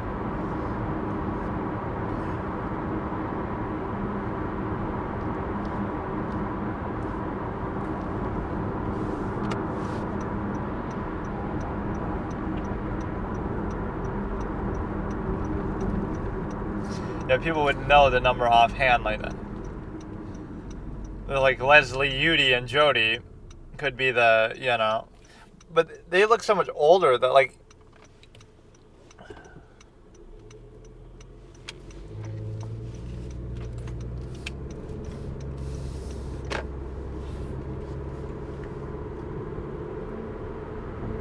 Yeah, never do that. That's what Chandler Halderson's girlfriend did, and it came back to bite him at least. Maybe not bite her, but she's worried about her sultry Snapchat stories.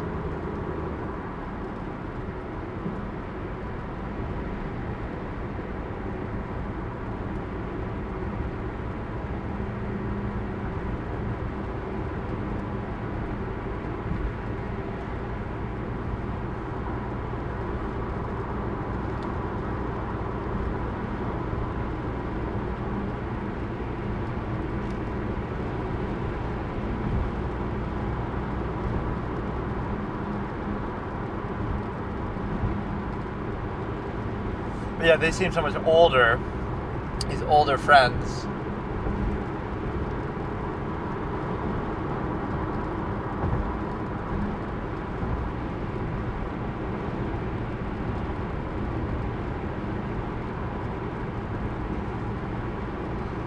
She's a bad mom. She's staying up too late after 11 o'clock.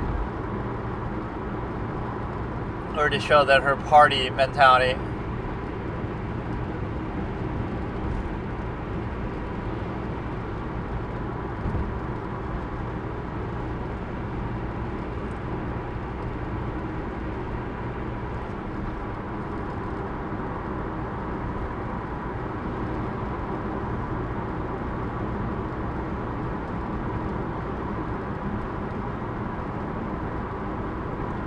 That is an answer, though. Saying you don't know is a valid answer.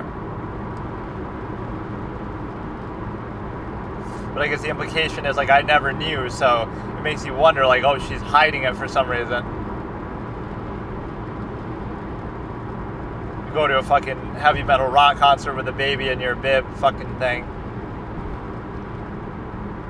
What I find fascinating is what I was saying before, like, like gender, benefit, identity, or like you don't want to be put in a box and labeled for it. Like you must be this because of your gender, or you can't be this, or all the preconceived notions you try to escape from. Those are the rigid societal preconceptions that motivate it, not.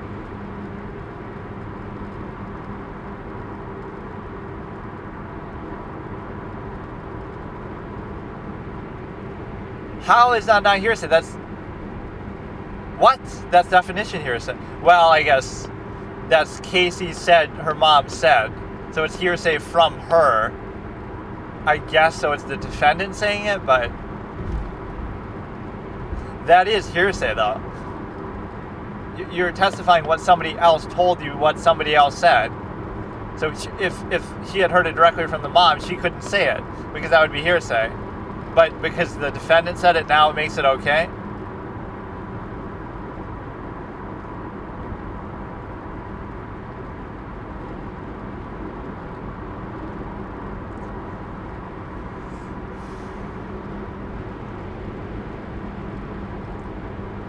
Some of this goes to motive, like he's kind of pissed off and being bitchy.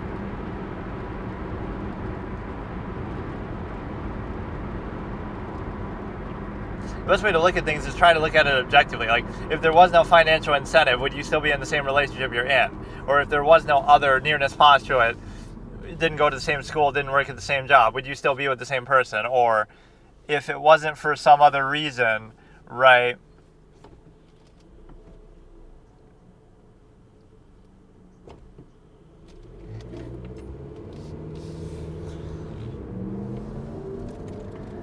Right, take away the dependent overextended pretense and now look at its inherent value objectively and see if you would still value it in the same way. And the likelihood answer of most things in life are not going to be yes. And so you're kind of fooling yourself. You act like you have all these high standards. Like, you look at, girlfriend, boyfriend, whatever.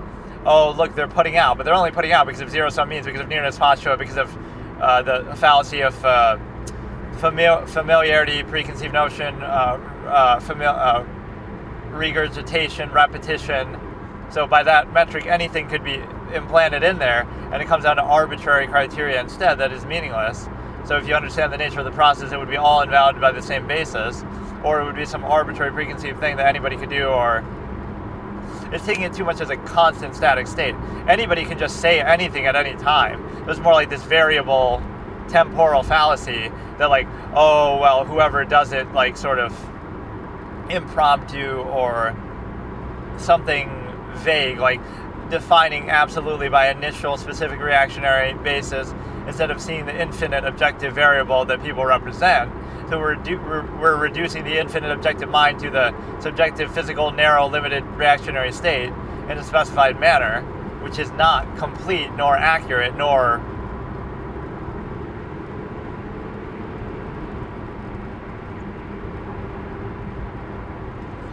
I mainly want to see the bias parts, but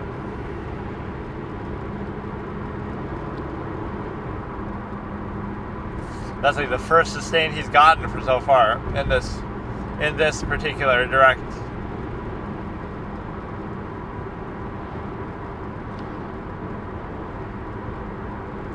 We should give like a different story to everybody, I guess. Even like Tony Lazario.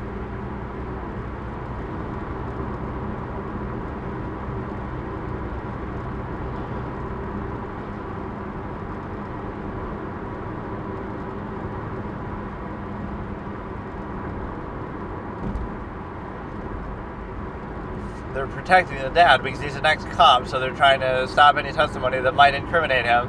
It's a conspiracy, the Mark Furman effect.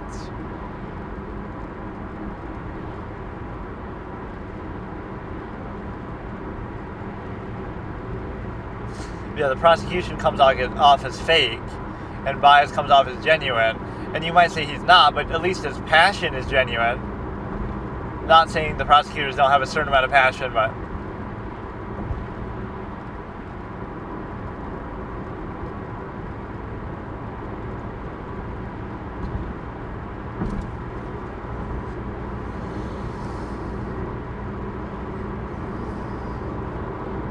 I like how everybody trusts her so much, though.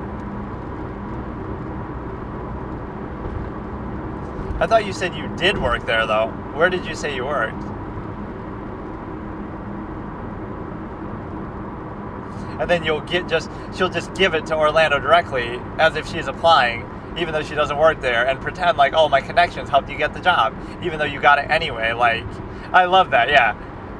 You get the inside track on the Orlando studio's job, but she just does it like as a normal person because she doesn't actually work there, but she's pretending. So it's like, you could have just had the confidence to apply yourself.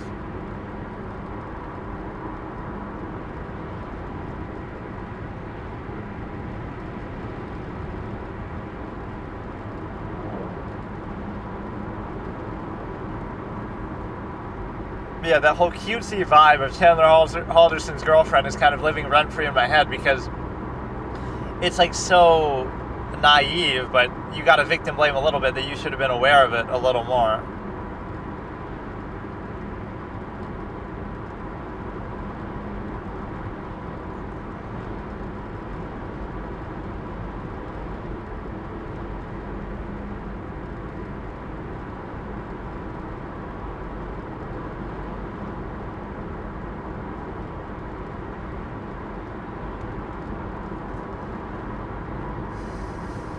Should have had the gas cans like Jody Arias. You would have never run out of gas.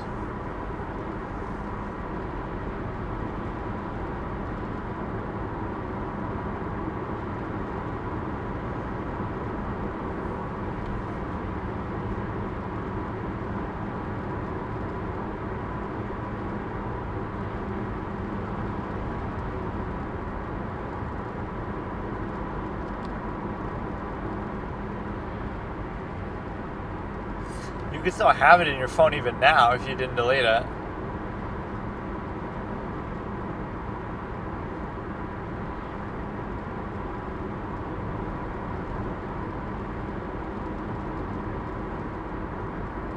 The judge is just so much louder than everybody else, and he even tells them that. Turn my mic up higher.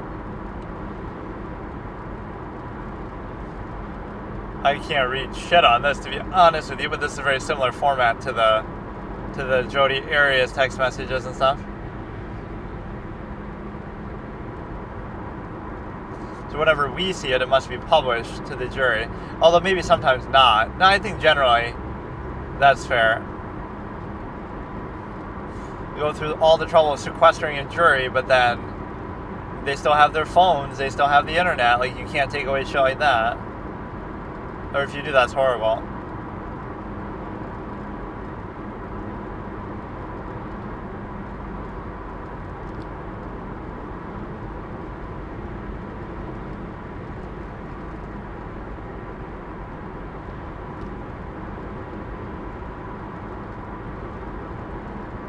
Oh, that's kind of good evidence, though.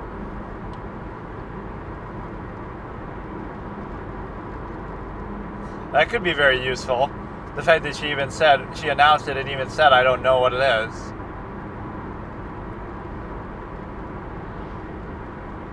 Incriminating the dad even further. Maybe the dad accidentally ran over Kaylee. Although that would kind of show up more in the body or the bruises, even though it was decomposed.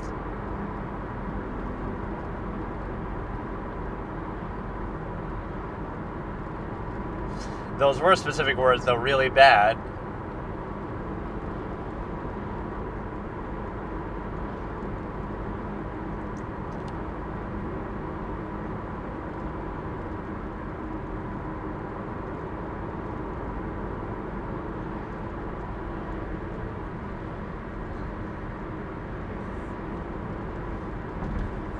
It could be an animal.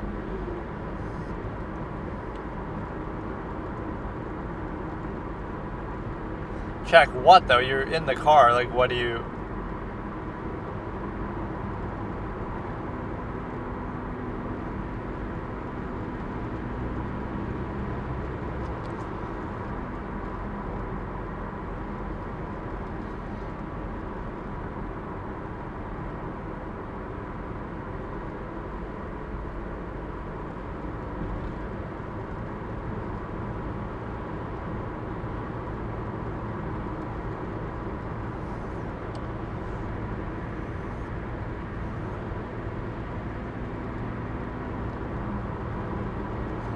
run out to the point where you actually broke down, or?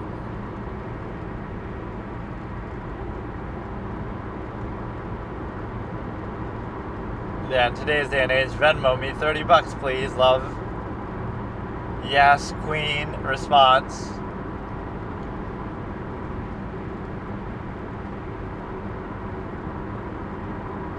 Yeah, I thought I was done watching cooking shows, but I guess we're watching Jose Baez really cook, so I guess we are still doing it. I thought I was done watching cooking shows after MasterChef, but I guess Jose Baez brought it back because bro is cooking. I kind of want to skip to that part. This guy's going to put me to sleep, but it's hard to do it with the timestamp. I started with Baez, but then it ended so quickly with Cindy.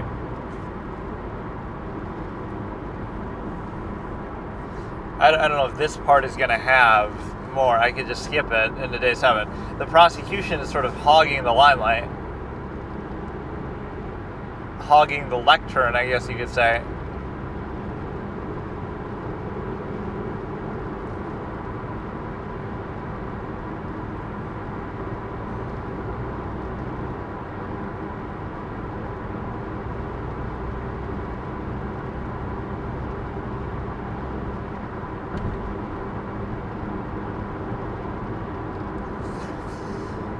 That his name was Tony Lazario.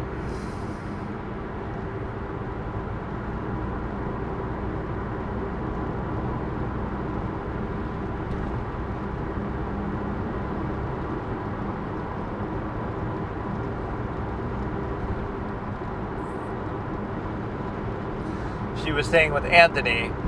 Her parents, her boyfriend, or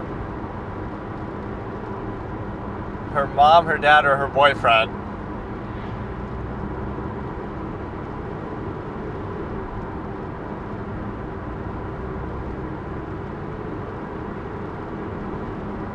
One thing's for sure in this case, Anthony killed Anthony.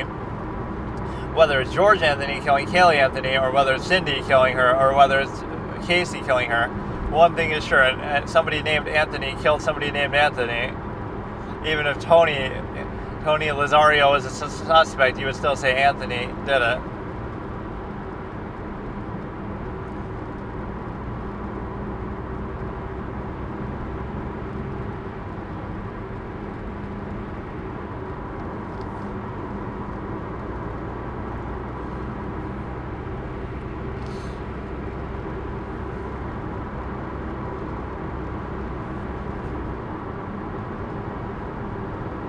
But this could be hearsay.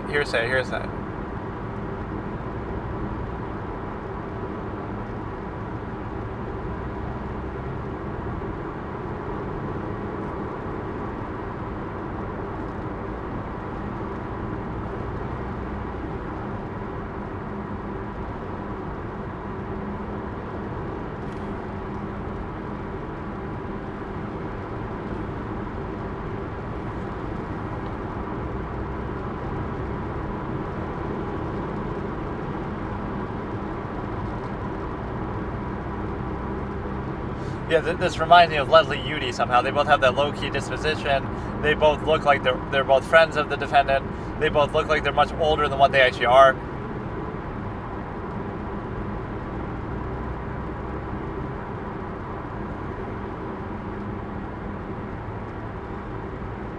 And to repay her for this, Casey and her had a lesbian romance, fan fiction time. She gives her some of the money that she made from the publicity and cozies up to her and gives her a big fat kiss on the lips. The stimuli acme is awfully entertaining, isn't it?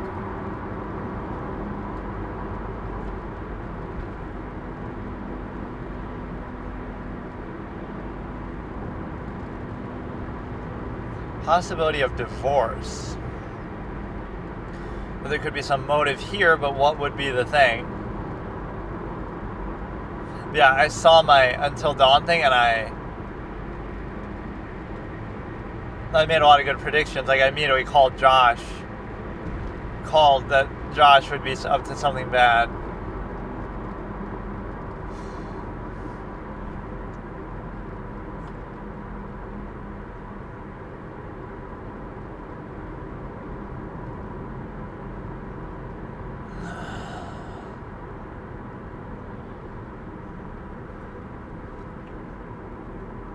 if you had a proper job in Orlando, you could do that, but you're the one who's fucking mooching off of them, leeching off of them. So what do you want them to do? Still take care of her so much, but yet not live there, or what?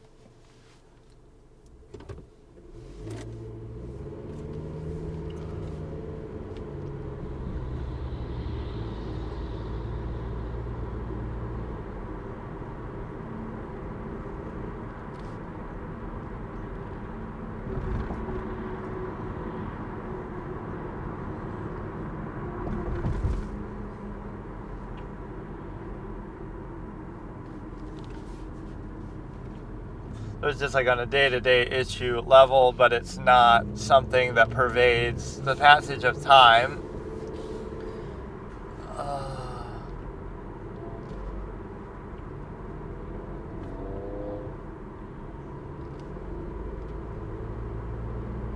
She sounds like so incredulous with some of these answers. But this kind of experience makes people feel so important, like, oh,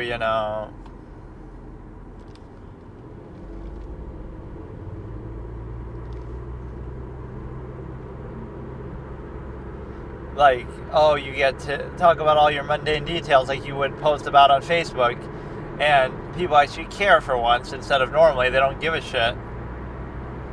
But no, the nearness postulate is awfully enlightening if you consider the nature of it. You know what I also wanted to watch? Like Twilight Zone, some of the episodes I haven't seen or I don't remember them. I feel like I've seen most of the episodes from the original show, but maybe not all of them.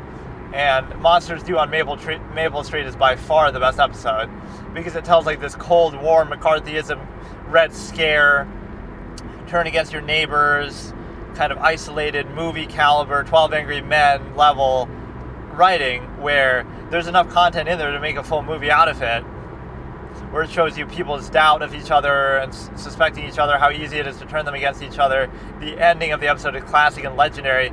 Like, bro sat down to write a 24-minute fucking TV episode in 1960, whatever, or the 50s, I forget which, it kind of overlaps with the decades, and bro literally wrote like a better screenplay than Planet of the Apes or anything. Like, it's so good. It's so good. Packed with content, everybody doubting each other, fighting each other,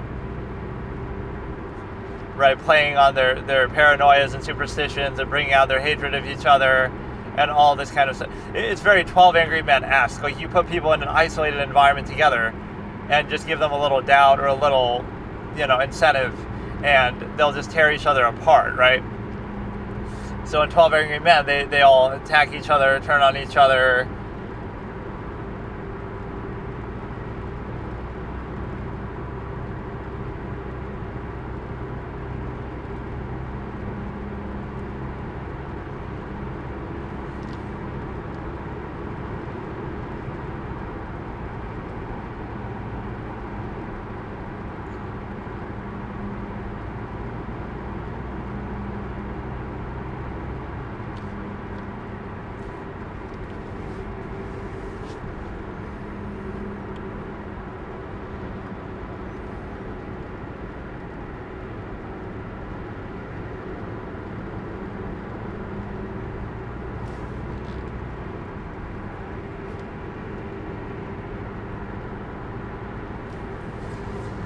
How she's babysitting her for free.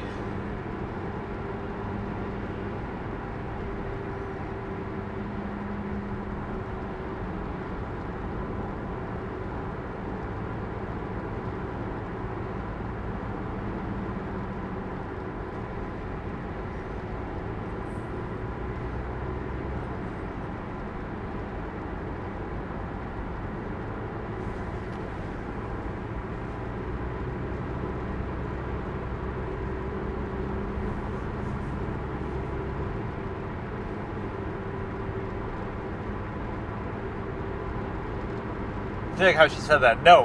And she holds the no facial expression for like 5 seconds after she said no. It's like a turn signal in Florida. You do it once and it lasts like an hour. So you say no and you hold the expression so you don't have to keep saying no over and over. Probably want somebody who's like a mute to testify, and they have to like write everything, or then they wouldn't make them actually probably testify, but they make a little kid testify.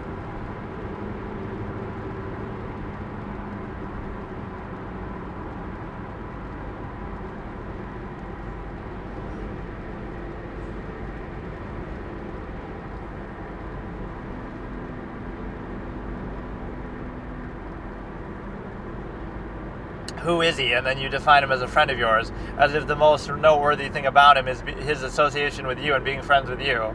No, like, who is he outside of your narrow friendship that we don't really care about? As if you're like some sort of famous person or celebrity.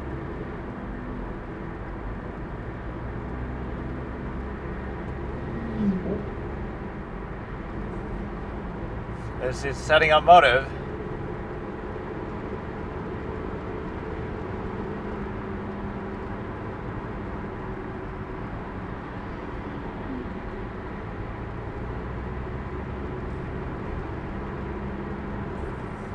She's just not vain, and she doesn't want to show off her kid and make a big spectacle out of it.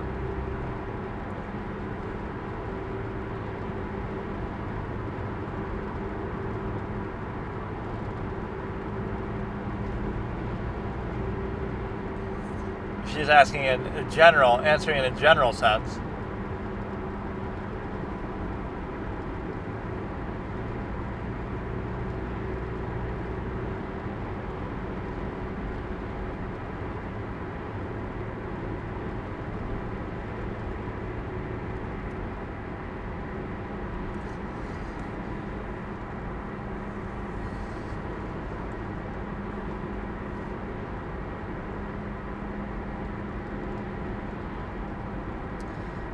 She just fucking lies with no hesitation, though, dude. Just SeaWorld, Orlando Studios, Disney, just everything. Red carpet tickets for The Dark Knight.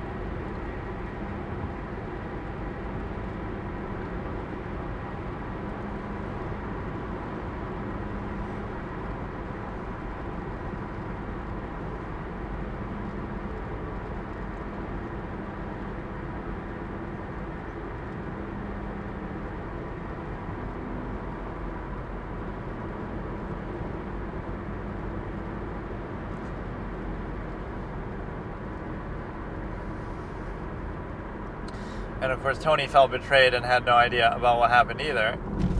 And he must have interacted with Kaylee a lot, too. So, like, bro is like, okay, date a woman that already has a kid. Date a single mother, they said. It'll be fun, they said. It's worth the challenge, they said. That shows you she's very fuckable and she gives out. Or that shows you that somebody wanted to fuck her. Or that shows you that she's experienced in the sack. So... date a single mother, they said. It'll be fun, they said. It'll be worth it. It'll be worth the sacrifice. And then he's like, well, when they're accused of murdering them, well, now at least they're not a single mother anymore. But being a single mother is one strike, but being accused of murder is just one step too far. Now I can't tolerate that.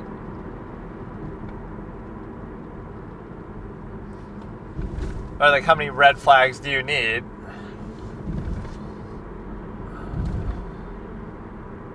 But yeah, I hate that as a dynamic, though. You want to go out with a single mother, but then it makes an incentive out of it. Like, I don't want to suck up to the kid or like use that as a way to get close to the mother. That feels kind of dirty and wrong, right? Because like, that's the only reason why you're doing it. If I did that in any other way, like, oh, I'm being all nice to this random person's kid, like, why am I doing that? So you're just doing it for the stimuli acme, so that's not a good basis.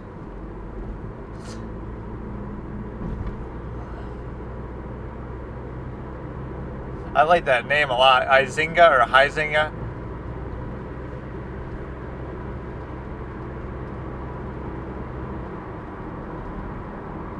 If you trusted her that much that you had your car.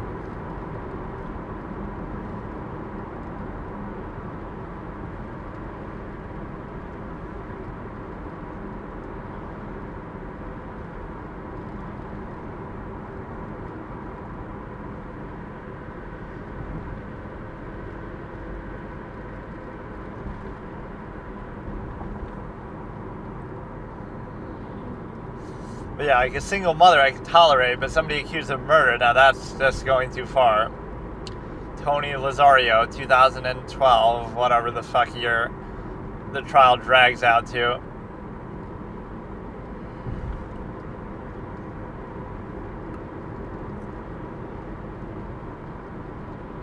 What did she say came out and he really, really wanted it?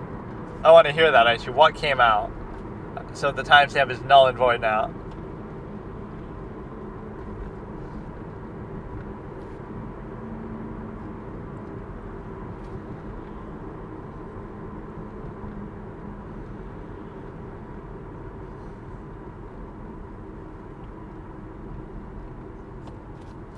iPhone came out. That's kind of wholesome and fun and innocent. Let's watch a Liminal Spaces video of mall scenes. But no, this was pretty much trash because we don't get any cross-examination. So what we have is a simple ability to consider the fact that we're able to... we'll watch a little bit of the cross. This is pretty much the end of the video anyway. So he goes all the way, the prosecution hogging the fucking screen time. So we're going to go ahead and do... But yeah, Chandler Halderson's girlfriend is a perfect example of the cutesy kind of... she's trying to be all cutesy with the police. Like, this is where all the artifice of the human variable comes out. Or the lack of awareness. Like, there's a time and a place for something. So, like, all that's... Like, oh, that's just how she is. That's just... No, it's a performative aspect. Like, you're different with your boyfriend than you are with your friends, than you are with strangers, than you are at work, than you are at home. Like... You're just a construct of variable reactionary practices. So in other words, a human being is defined far more in this indoctrinated reactionary state and contrivance response society that you're going to have. It's like nature versus nurture, but in this case, reduced to structure. You're defined more to by the structure you're reduced to than your inherent, any sort of inherent trait. So like you're at work, so you're reduced to that sort of work environment structure, and you realize how important that is in the sense that you have.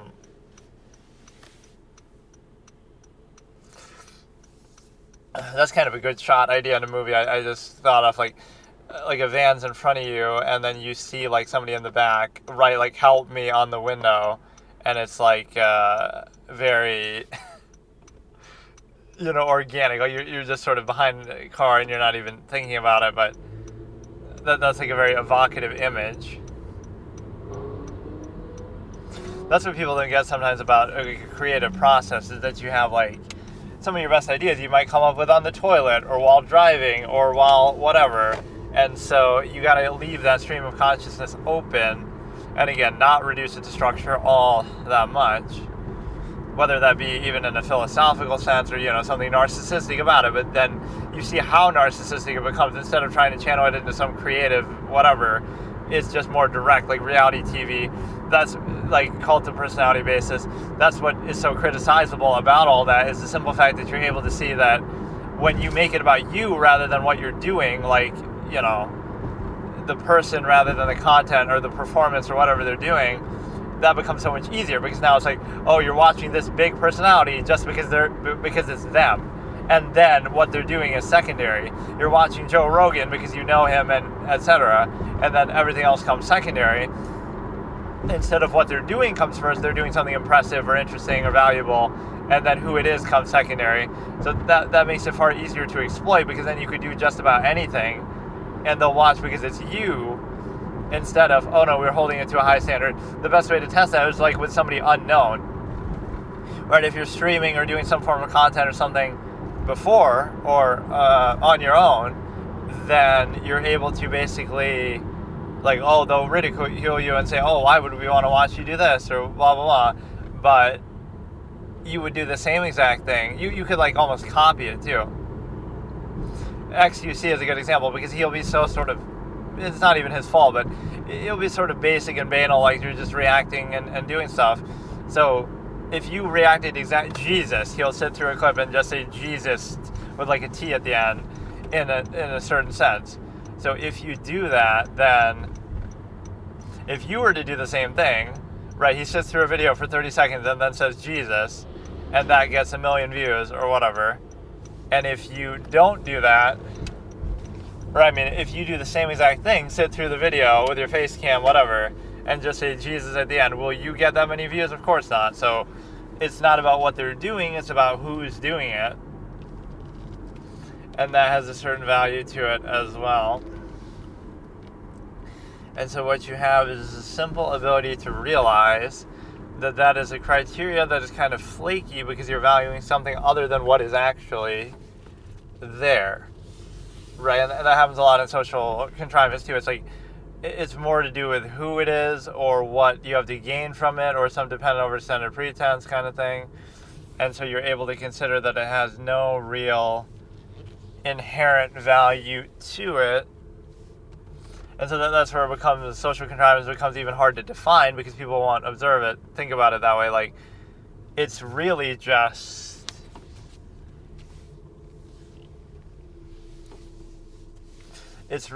a case where, you know, it's about other things, but they won't fully acknowledge them or even see what they are. Okay, so we skipped the end of that day 6. So now it's going to be Casey Anthony trial, day 7, part 1 of 2, from 0 minutes, 00 seconds in 3, 2, 1. And what we have here is the realization... Oh, my audio is not working, though, so hang on. Fuck. Sometimes you have to put it in the case and then take it back out, even when it was working before, somehow.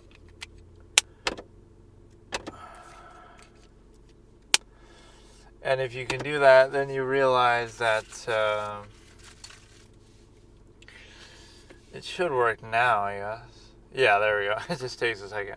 So we're doing Casey Anthony trial, day 7, part 1 of 2, from 0000 in 3, 2, 1. So this is going to be the cross of Leslie Udy from, not Leslie Udy, but the chick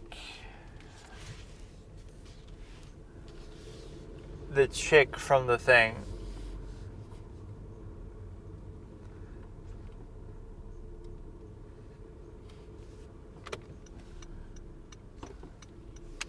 What is it called? It's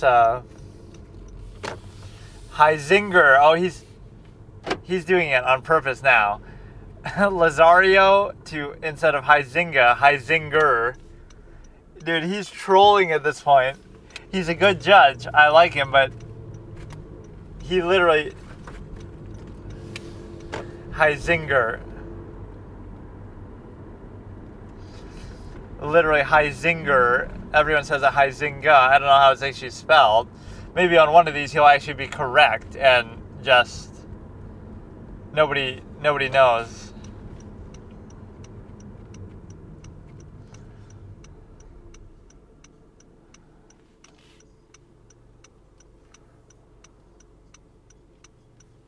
So Bynes gets to cross-examine her, and then all you have to do is, we'll get into Lee. See, everyone says morning to Baez in a way that's friendly. Everybody loves an underdog.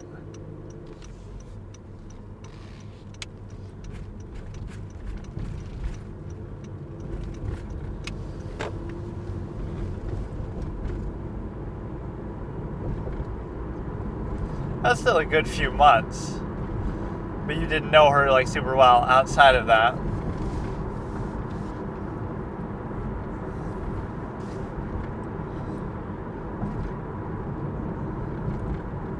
But do friends always spend majority of time in physical contact? Isn't that what friends do in the modern day, though? You don't hang out every day. Or even the majority of the time. You might hang out once a week. There's nothing unusual about that.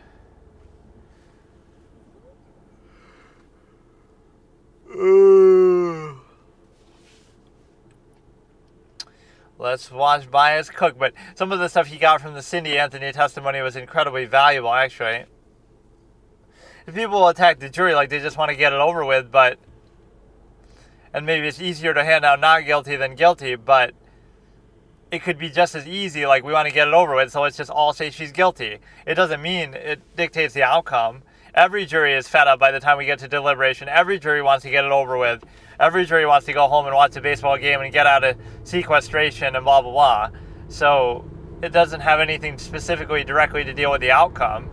That would mean the outcome is quick, but it wouldn't mean what the outcome is. Maybe there were some holdouts and we said just fuck it, let's just do it.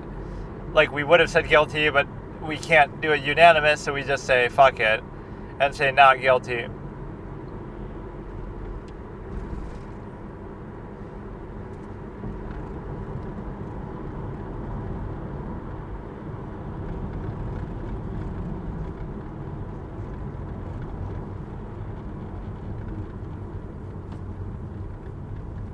That's a generalization that she can't testify to that. This is unacceptable testimony. She's not some demographic expert or something that she could say that. She could say you spend that much time, you individually, or Casey individually, but you can't say that you know that of the general population.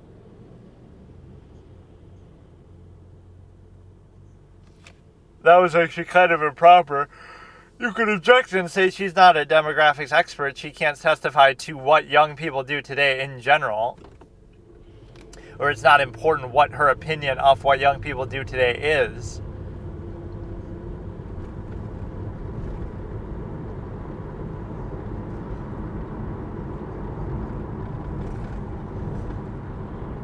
Tony Lazario and Amy Heisinger sitting in a tree.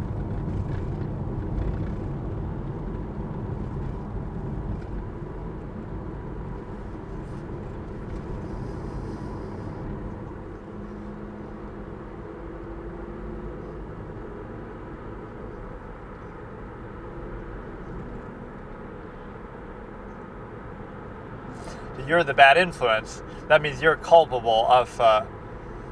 So she makes excuses so that, in other words, her motive wasn't that strong.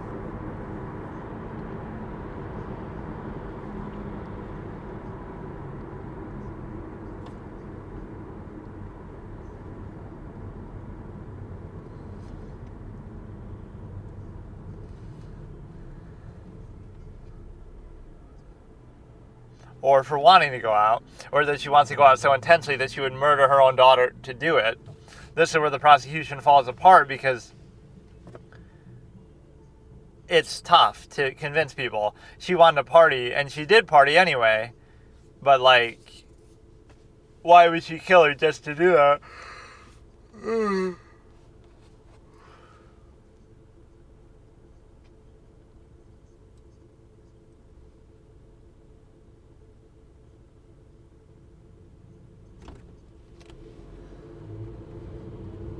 With my complete knowledge that I had.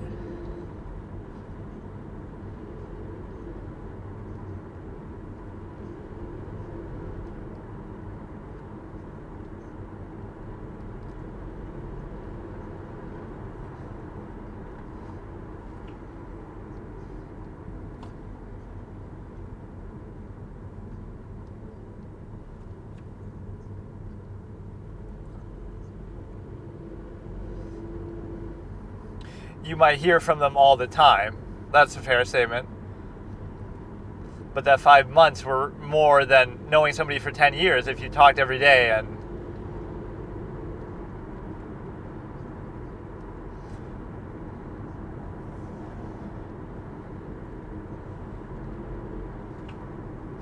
she seems to really like her, though, still.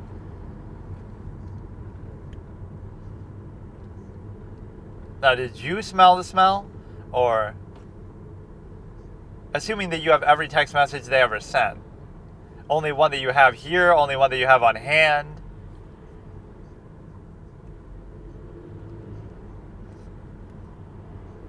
It could be a failed attempt to fill it. I had a gas can in there and it spilled, and that's why it smells like that.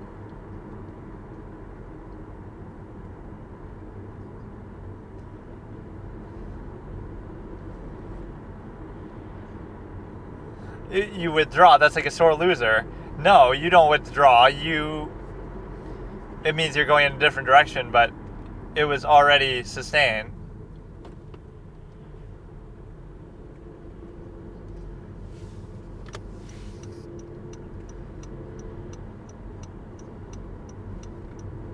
Yeah, blame your shitty court system for that. I didn't cause it to take a long time.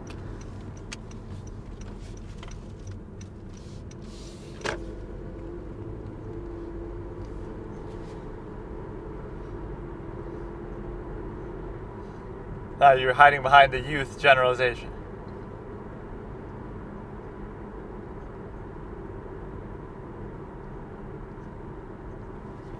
Well, that is like almost every other night. Making her get defensive. That's what people do with their money. That's how you get on the rat race of society. Instead of drinking, you were...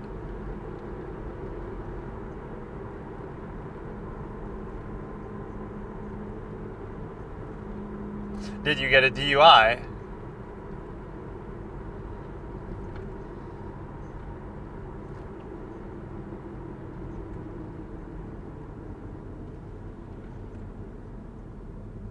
That makes you look like a bad, dangerous driver.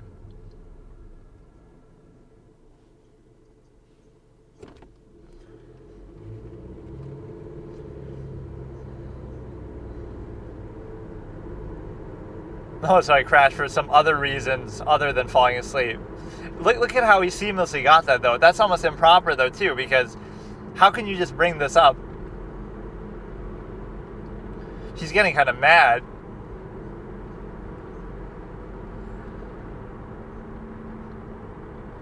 You're going to call her some useless idiot who barely knows her for a few months, who only heard things from her side, who's an alcoholic, drunk driver.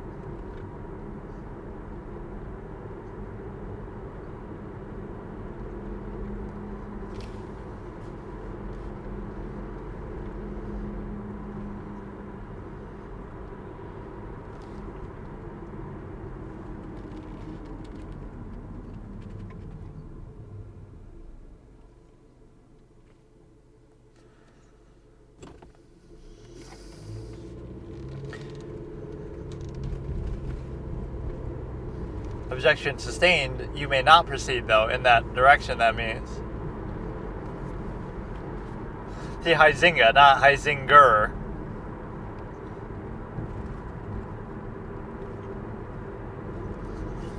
Sis thinks she's M. Night Shyamalan from Signs. Gonna kill somebody. Crusty.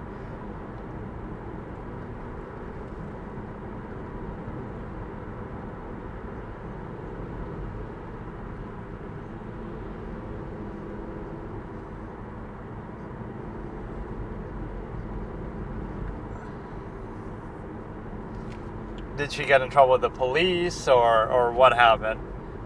This has nothing to do with anything, though. I almost don't respect bias for this. I get what you're trying to do, but it's a little dirty. It's dumb, because the jury should...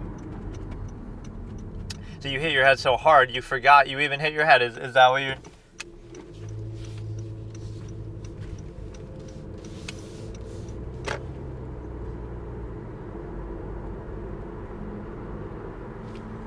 You didn't hurt anybody.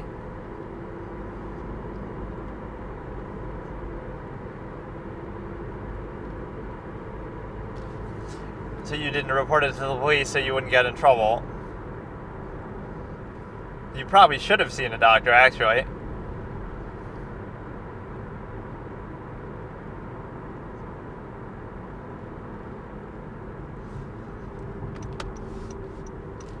She's so incredulous. It's kind of endearing, actually.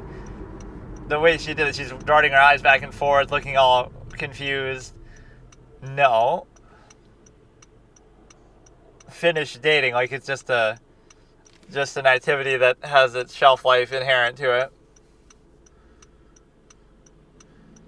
As a love interest, or...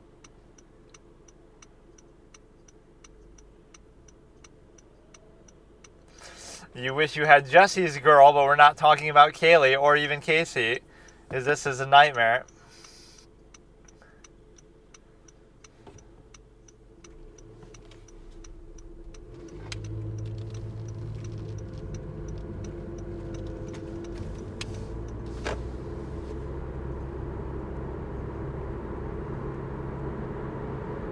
She was willing to answer it.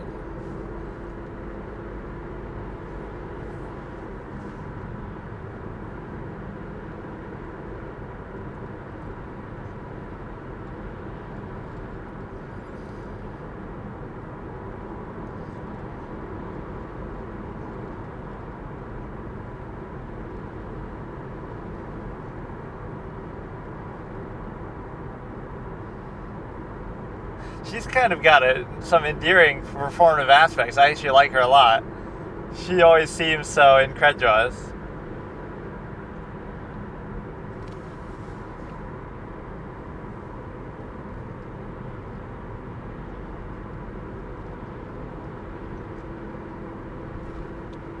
Were you there when she drowned on June 16th? That's always how he ends off. But you're still trying to destroy her character like she's a threat to you, Baez. That wasn't very cool. Bringing up that crash. They'll dig up whatever flaws and idiosyncrasies you have in your whole fucking life that have nothing to do with anything.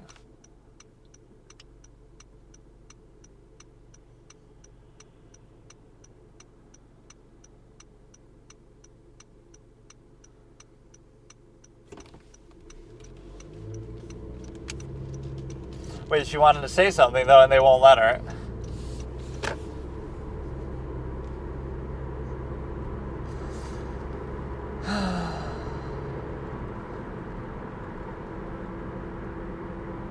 Yeah, let's see how he butchers his name. Lee! He's got to say it with the little fucking spunk. Molly lives rent-free in my head because she's such a badass.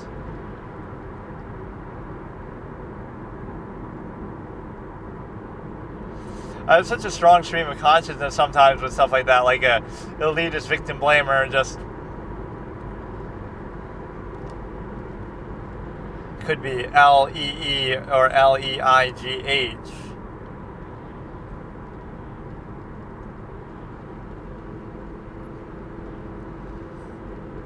Why do you look like an old man with your fucking gray hair and shit?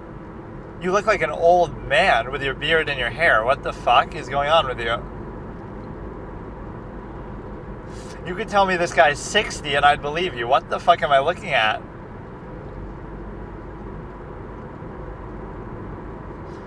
Is he like dyeing his hair like that? Why does it look like that? He has gray hair.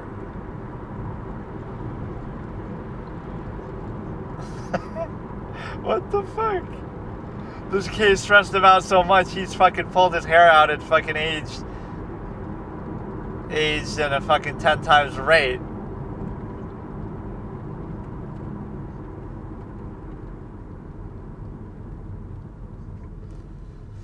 Or here's another tail light backlight effect. Instead of it being, or like in the front and the middle, like I keep commenting on those. One like where the wheel on the back that's attached to your car, like a Jeep, also lights up in the middle.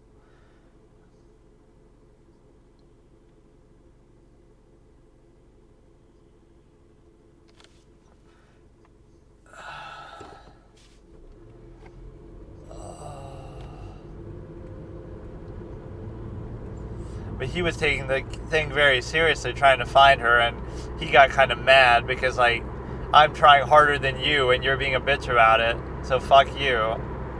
I'm quoting. See, people, I want to see somebody get genuinely mad.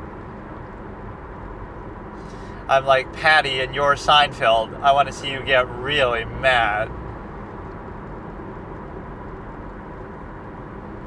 He's the one that Jerry cries over, but that's just because he unleashed his emotions. And then he proposes to Elaine.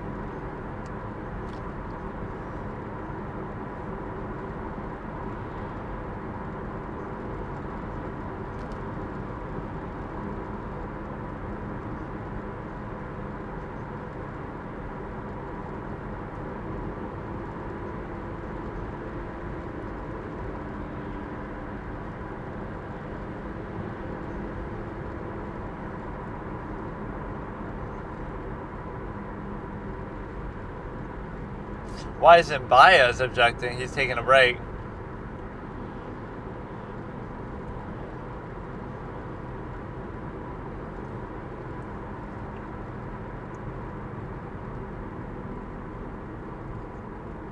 That's like an anti-hearsay, like, I wasn't told this by somebody. Not that I was told it, I wasn't told it. So how could I know?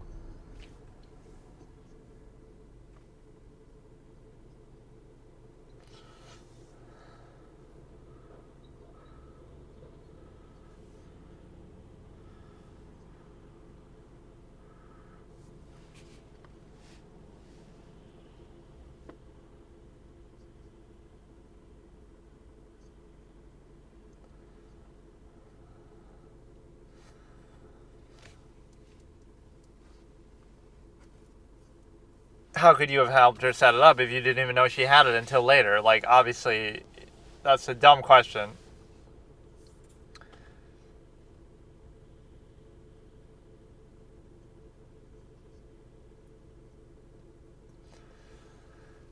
Bro role-playing as a cop. As even some of the cops said, he behaves like a cop. Just use a Snapchat location finder like Chandler Halderson with the girlfriend. And she screenshotted it because she didn't trust him even though she trusted him so much. It seems like the sort of thing she wouldn't normally even do.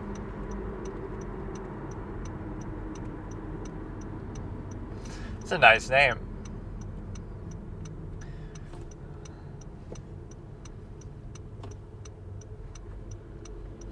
Why is it called the Dragon Room? Because we'll be dragging these nuts all over your face.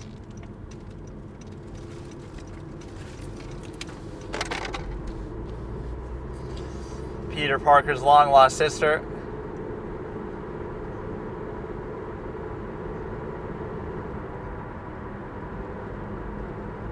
So you're hanging out with them, but you're also looking for your sister at the same time.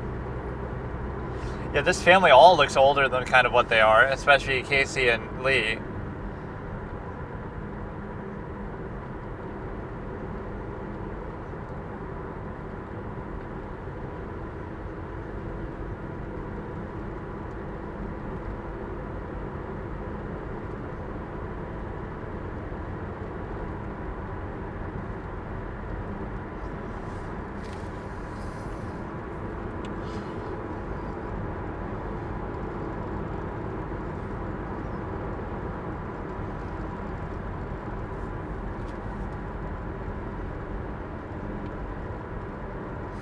You've tried MySpace and a text message so far.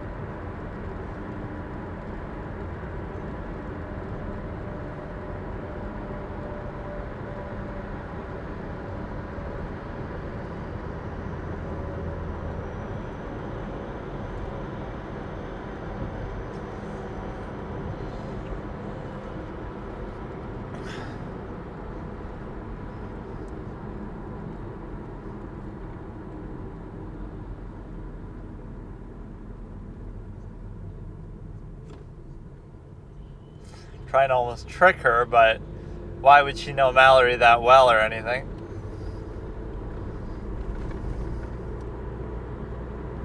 Whenever they say a name, play a little mind game. What's the first video game character or even movie character that you associate it with? So I think of Mallory from GTA 4, the friend of the chick who fucks Nico over, and Roman's girlfriend. Just like with Lee, I'm thinking about Lee from The Walking Dead.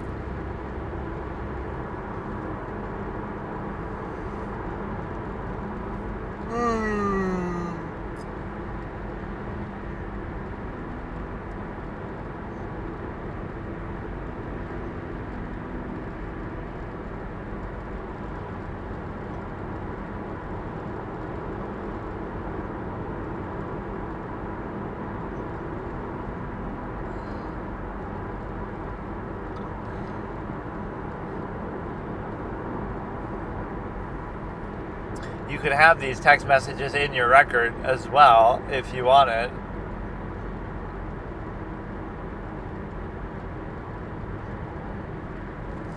Sort of just disappointed in her behavior.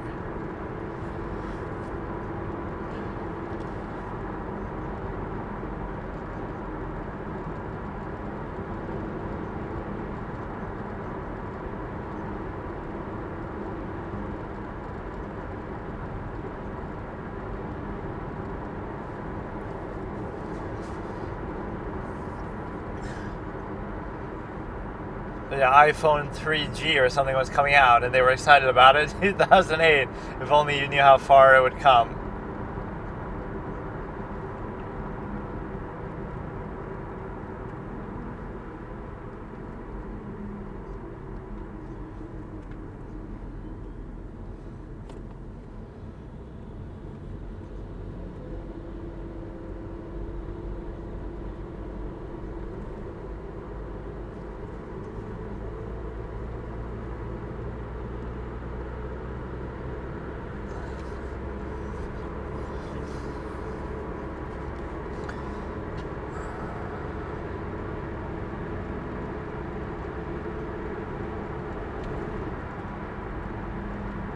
How did he know she was going to the Dragon Room?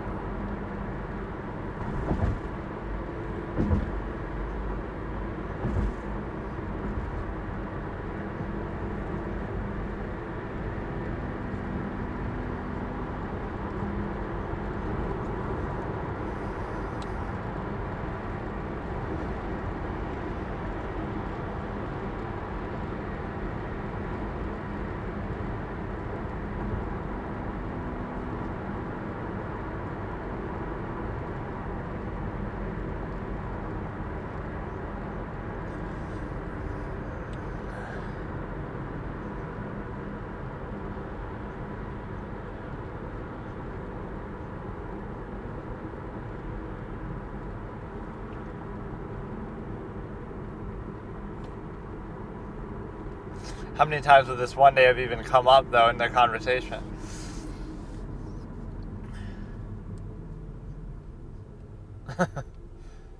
Yeah, exactly what you asked me. Did she tell you that? Yes. What did she tell you? What you just asked me that she told me.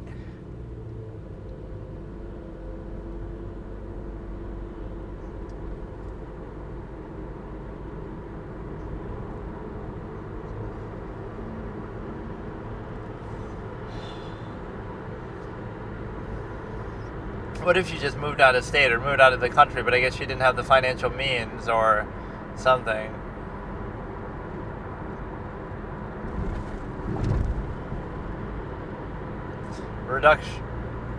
Reduction to structure.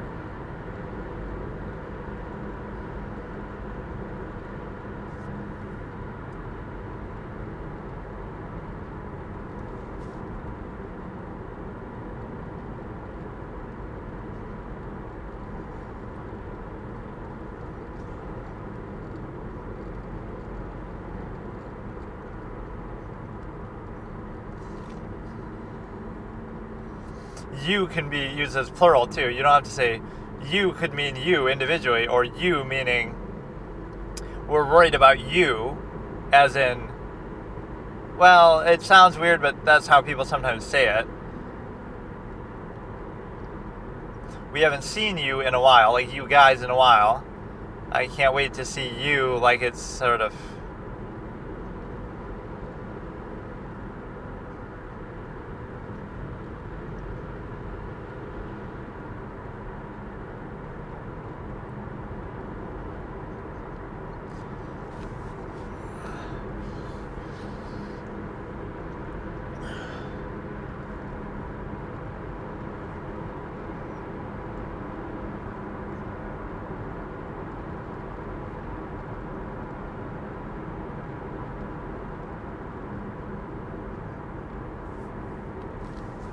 It is interesting to consider that you have, where did she go so much for this long of a time?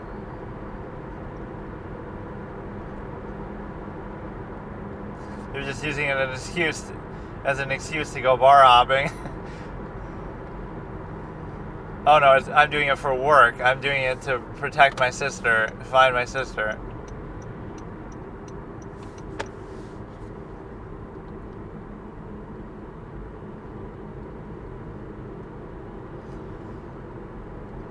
Right, like, oh, I'm not just playing video games, I'm doing it for some educational, creative, other purpose.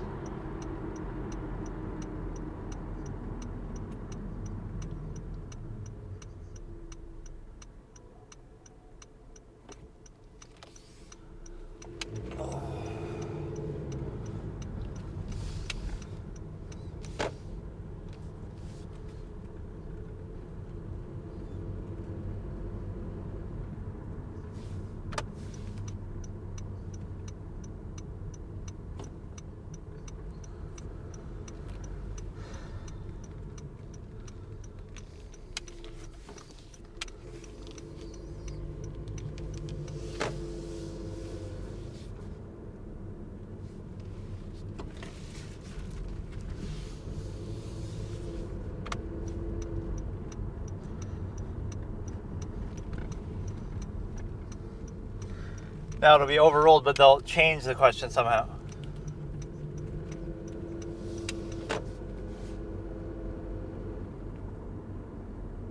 I feel like they had heard from Casey a little bit, like the dad had given conflicting reports whether he had talked to her or not.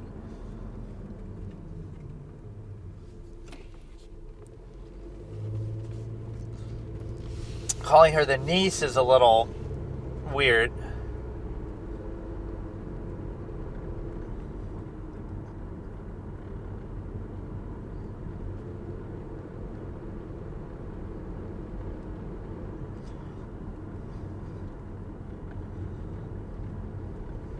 Baez is kind of taking a break, though. He's been doing all the heavy lifting, whereas the other side keeps switching out. But again, it endears yourself to the jury a bit more.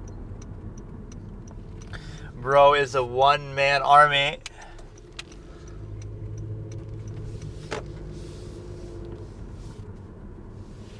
Yeah, Lee is kind of like me in a way, though. He's sort of serious and hardcore. Okay, so today I wanted to do something a little different. Like, I keep wanting to do, like, these shorts. Like, you know, what was it? I was doing some of those, like, liminal space ones and trying to analyze them. The problem with some of these is they're super hard to, first of all, get to play in the proper orientation. I've done it before because I was doing it with Skibbity Toilet, so I don't know how I did that. Where it will play in the proper orientation. Like, how was I doing that? Like, I did it with the liminal spaces ones. But the point is that is so weird. It'll try to play it in whatever other kind of orientation. But I wanted to watch, like, watching videos on a channel until I get scared. Like this makes no sense, man. I guess I could just change the orientation of my actual thing. But, like, watching Dr. Scary videos until, like, the shorts, until I get scared. I really don't get it. I 100% have watched, like, I don't know, this orientation on a short. I don't know what happened. Or maybe he makes it a full screen series. That was weird. I kind of just rotated it as it's already attached in a way that I don't even understand how it's attached now. That it's probably going to fall off or some shit. So this is like some guy, the music he uses is that one song that I really like. It's like a very kind of overused song, but I forget what the name of it. I found it finally. It's just using a lot of horror stuff, and it's just like this. It was actually kind of hard to find, too. For some reason, nobody ever said the name of it in the comments and stuff. But yeah, it's like the stock, generic horror kind of thing. I don't know how my thing is attached right now, but it feels like it's not secure. And when I take this out, it'll probably be a problem, so I don't know. Now, if I flick through it, what order is it going to play these in, I wonder? It won't play it in any order at all, because it's going to be whatever. This is so annoying to get to work, man. It's the kind of thing I'd almost have to do myself. Like, I could just upload it, make a compilation, upload it myself, and react to it myself on my own channel, and, like, steal other people's content, I guess, in the process of doing that. This is so weird how it was able to switch like that. I just got mad. I'm like, fuck it, I'll just move my phone. But, I don't know. So we could go through Dr. Scary short videos. And the reason why I could do that is because I kind of like them. A lot of them don't seem real, but I'm going to go kind of from oldest to newest. And a lot of these, it won't even let you add to a playlist, like the shorts. It's more like they just let you, you can like them, and that would effectively add it to your liked videos playlist, and then you can watch them then from there. Now watch it change the orientation back again or something. I'm so confused how this thing attached. I guess it shouldn't matter, but when I go to take out the thing or something, it's going to fuck up. So let me see. We got that one. Am I even going to know the name of these? There's one like where they break through a brick wall in their apartment, and then they see somebody else sleeping on the other side. It's like, dude, that's probably just your next door neighbor, so why is that so shocking? It's just like another apartment there, and you see somebody sitting there, like, what is so scary about that? You're the one who's breaking the wall. Yeah, yes, I live in a duplex, and my next door neighbor's there, and so I break the wall, and it's like, what a surprise that somebody's over there. Why would that be? it'd be one thing if it's like some sort of crawl space, but it's like a full room with a bed and stuff. It's like, makes it seem fake. Or I also wanted to watch some of these prank type videos, like where they DM pranks was really good, like with the clowns. They dress up as the clowns and they do some pretty convincing stuff. And so what you have is the ability to consider that, I don't know, I kind of want to do something. I would love to just flick through these. Like I went from oldest to newest, but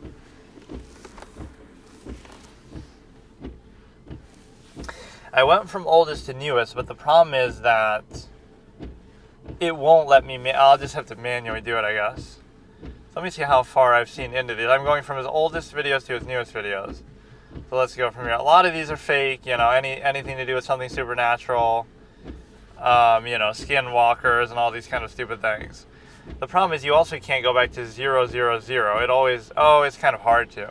It'll want to get stuck at like 1 second in, and it's hard to get it all the way to the left of the screen. So this one is called, "This couple heard a skinwalker ... and the text says, "My husband heard my own," or there's like 3 different categories of scary stuff, I guess. Whatever, I was trying to do something like this for Halloween and it wasn't really all that enjoyable, but there's like 4 or 5 things I could do. I could do stuff like this where I'll watch stuff until I get scared on a particular channel or a particular type of content. Well, that's number 1. Right, so watching Dr. Scary Shorts until I get scared. Number 2 could be watching the prank type videos, killer clown pranks or whatever, killer clowns caught on camera. Number 3 could be like the door cam, dash cam type scary moments. I love the door cam ones because those do seem generally real. A lot of people are just tripped out on drugs or they're just actual criminals coming to rob you. So those are genuine as far as you can tell, often corresponding to a police report that really validates it. So you have watching shorts till I get scared, watching pranks, watching doorbell camera stuff, watching like those two sentence horror things animated, 2-sentence horror stories animated. Those ones are kind of good. And then there's like maybe one other thing I could do, like just, I don't know, like any sort of scary videos in general that don't fit into a category. I was doing those short horror films a long time ago. I can't remember if I was even uploading them really at that time, but I was certainly, I think I probably must have.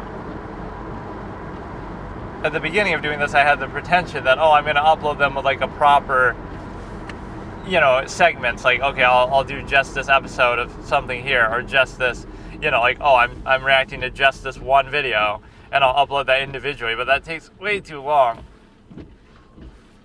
So let me try to say what's the last category. So you got reacting to like just short videos like this, then reacting to some kind of a like pranks. Then like you have the doorbell camera stuff. Then you have like the 2-sentence stuff, and then you have like maybe one other thing which I've forgotten now what it was supposed to be. Let me think.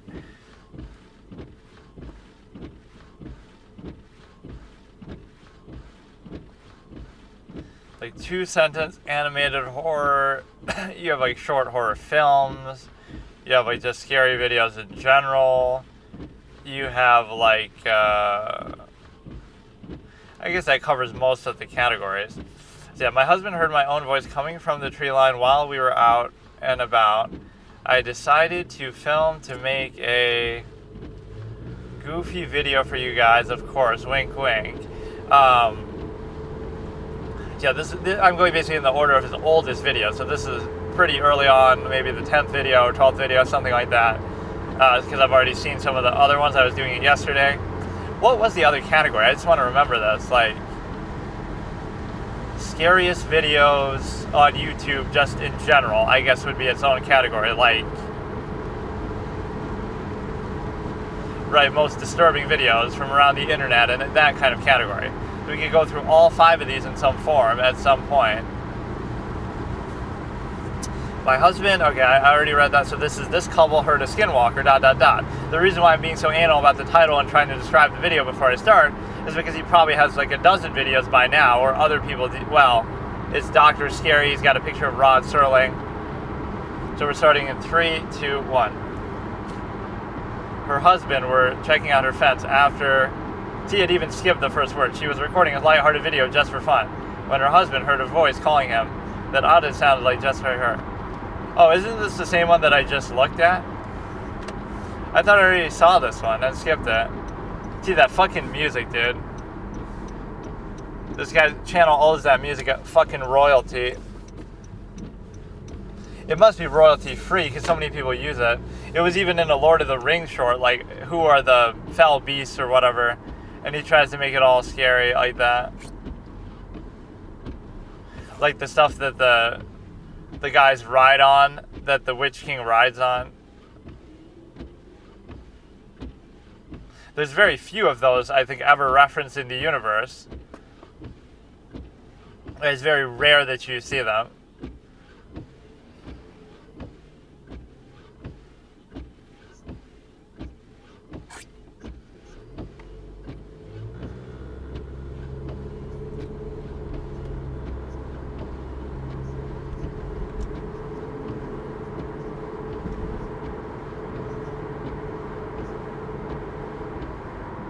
Yeah, okay, whatever. That one was okay. I'll have to just manually go back every time, which is actually fine with me.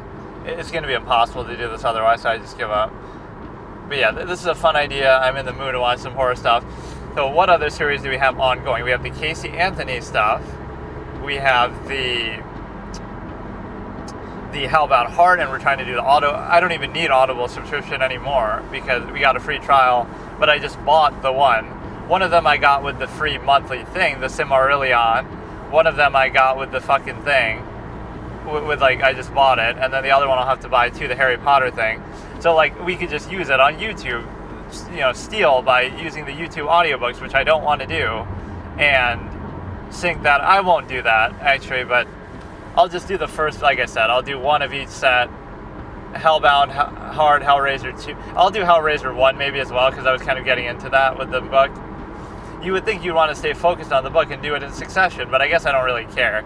Like, I remember, the main difference with the first chapter, Hellbound Heart, versus the movie, is this fact of they spend like 20 minutes talking about the ritual and the Cenobites, where in the movie they spend like a minute doing it.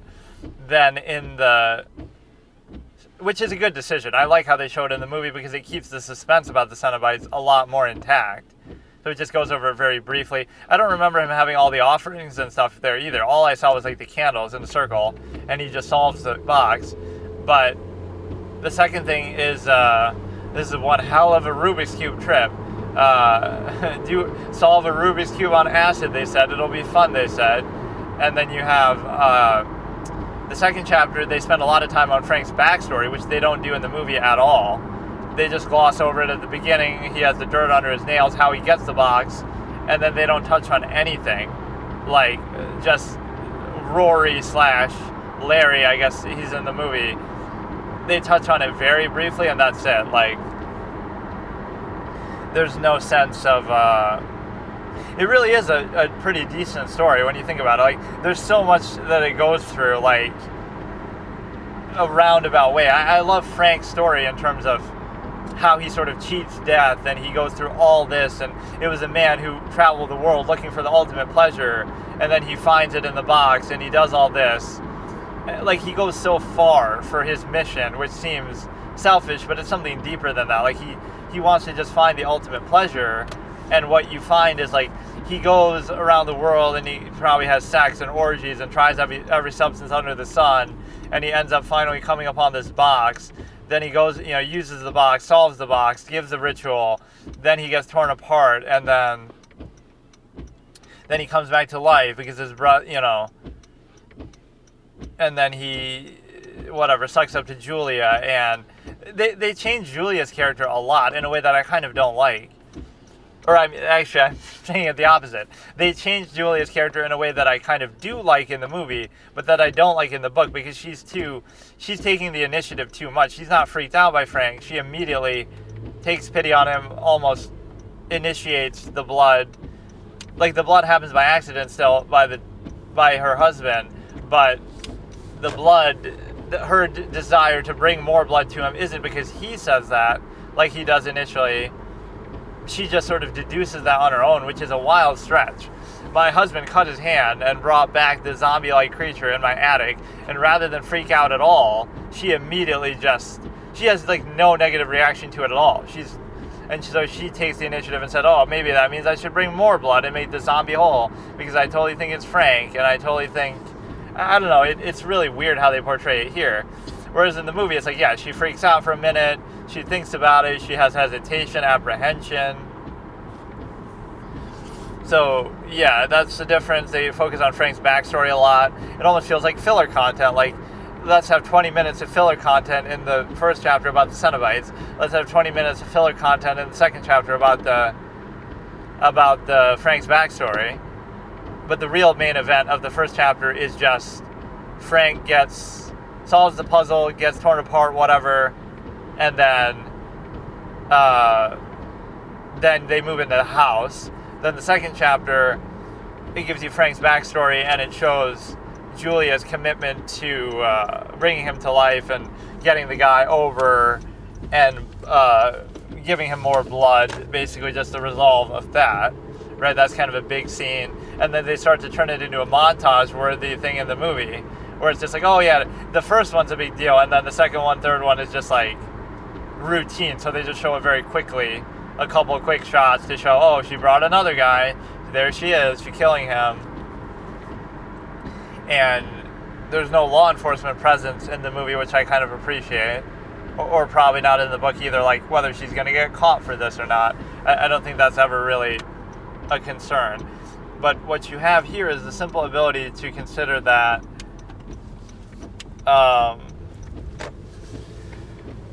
the only intrigue with that, the first one's a big deal because, okay, she's never killed anybody before and she just does it.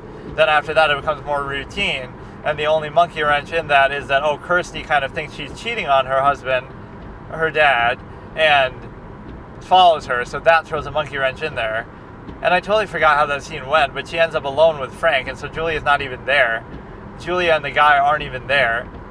They sort of trap her in the room with Frank.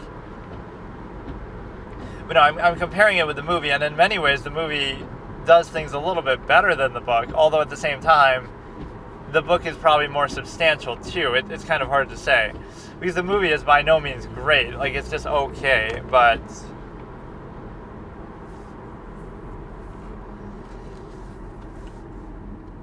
what you have is a simple ability to consider that. I want to look at a couple more of these. It's hard to do all this shit while driving, and it's especially hard to line up the timestamps, but whatever. So we saw that one. So many of these are going to be fake. Like, which one? Okay, I don't think I saw this one. This is, see, the problem is I have to go back. Like, I can't, you might say, oh, just click on it when you're ready to start. But I can't click on it when I'm ready to start because I don't know what the name of it and stuff is. And now you have to do it. Then you have to go back to like 000. Oh my fucking... It's so annoying how these work. Like, even with the last one, it skipped over the beginning of it, like with the stupid ass shit. Like, husband, like he would have said her husband, but it skips over her and it just says husband or something. So this one I think I also saw. You maybe go to the end and try to get it right at the beginning. So this is, it's very hard to, I don't know how to explain it. You try to scroll back to the left, but it's virtually impossible because it gets stuck at 1 second. So this is Jellyfish UFO. Dr. Scary Short, one of his oldest videos, starting in 3, 2, 1. Mysterious object. See, it even there, it skips the beginning. I just can't deal with it. It terrified the soldiers on the base for years. It only appeared at night, and strangely, it could only be seen using a special infrared camera. There's that music again.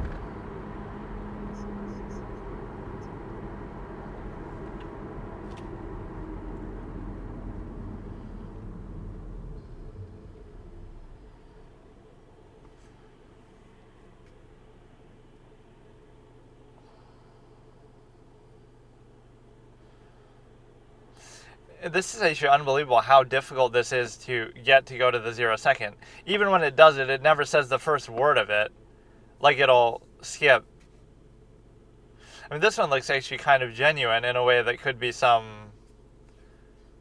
foreign military drone or something.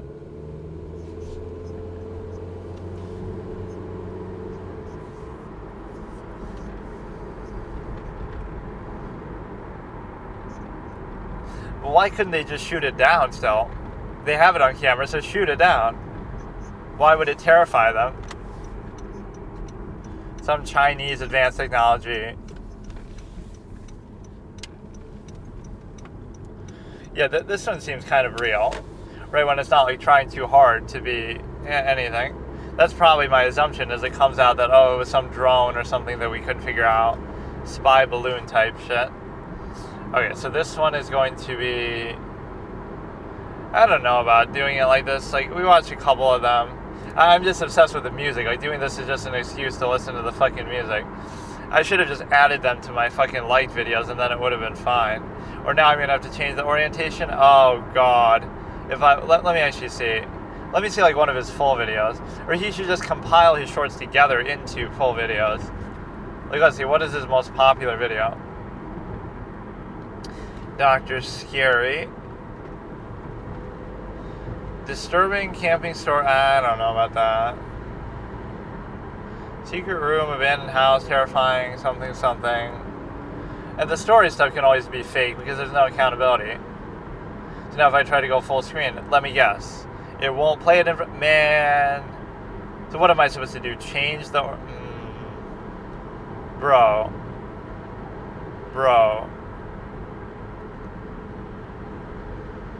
Oh, God, that's so annoying. What the fuck, man? I have to change... Oh, wow.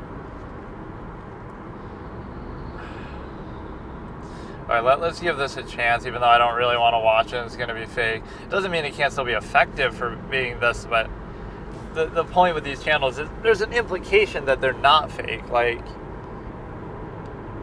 and that's part of the intrigue.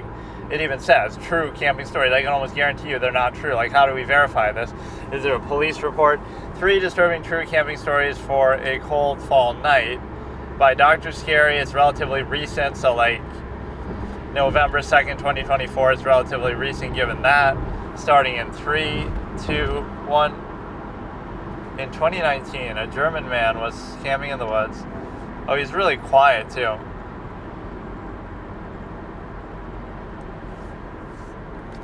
One of them suddenly stood up, started screaming, "You're nothing without your music." He's way too quiet. It's on max volume. I can barely hear him. Raincoat man. Okay, so we saw a couple scary Dr. Scary shorts. They're not really scary. I was just saying that, like, we saw a couple from Dr. Scary. But... yeah, either watch until you get scared or watch until you get bored. How about that?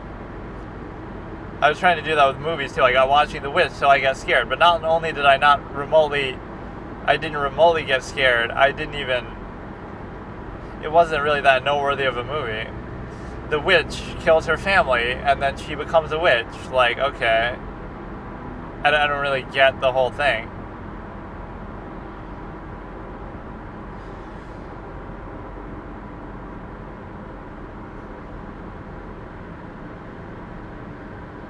She was accused of being a witch falsely, and so it's like a self-prophesizing thing. You treat somebody badly because you have some negative preconceived notion about them that isn't true, but then because you treat them badly, then they're like, fuck it, I'm just going to do it anyway, and we're going to put, so like you bully, like, oh, let's bully this kid because we think he's weird, and then he'll turn around and do a school shooting. Not that justifies it, but like the fact that you're doing that, like, oh, you think something negative, but it's only because you're acting negatively in response to that they end up being that way. Taking it farther. If you just left them alone, they'll be fine. So what were some of the other categories we were just talking about? Like, it was supposed to be... we watched a couple of those shorts again. I'd have to add them to my light videos or something. So we saw a couple of shorts. We can see a couple of the... maybe the name will show up there too if I do it in the short. Now we can look at a couple pranks. let me try to touch on each of these categories. So the pranks is number 2. The doorbell camera type footage is 3. The 2-sentence short story animated horror whatever is number 4, and then number 5 is just like scary videos in general. So let me look at, you know what, or whatever, let's just do this. So we got, it's gonna be the, you know, like a killer clown prank video or something like that.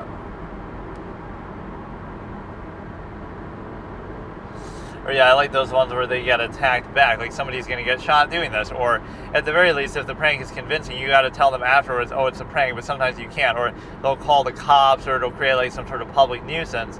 So you will actually get in trouble for doing it, even if you don't want to. So this should be killer clown prank. This is the DM ones, but I've already seen those. But those ones do seem pretty real, like where he's pouring the gas, seemingly pouring something out of a gas can at the gas station on the guy's car and just not even saying anything. Like, one of these times you are going to get your dumbass shot, though, I will say that. Killer Clown Scary Prank, Fake Pranks TV, name of the channel, good way to at least acknowledge that. Killer Clown Gone Wrong. Not even Killer Clown Prank Gone Wrong, just Killer Clown Gone Wrong. His very existence went wrong. And so now you have, I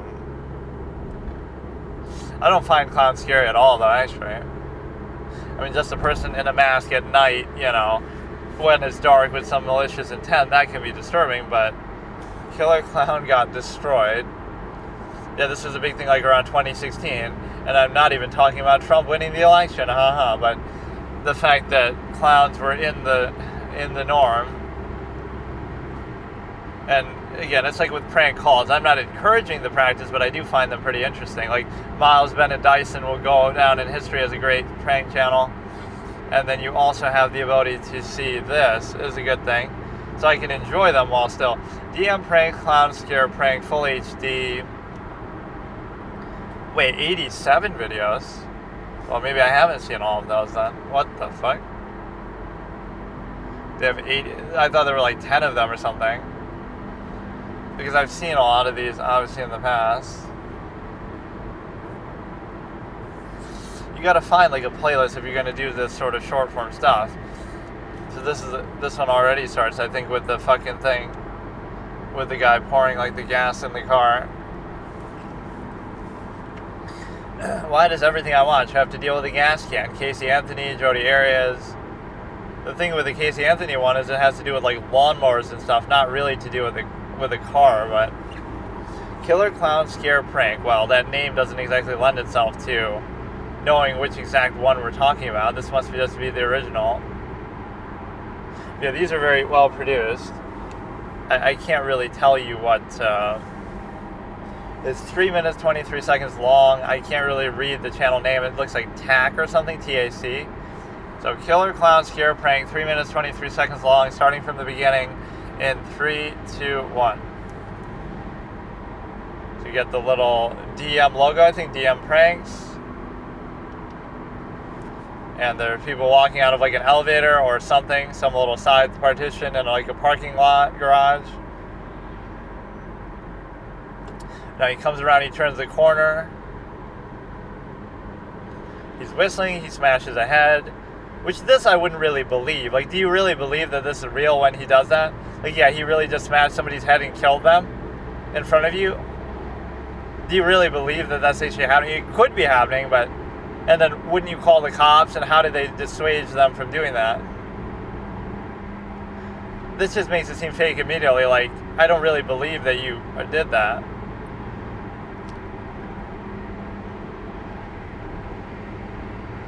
Right, like you really believe they're going to murder somebody in front of you? You just witnessed a murder?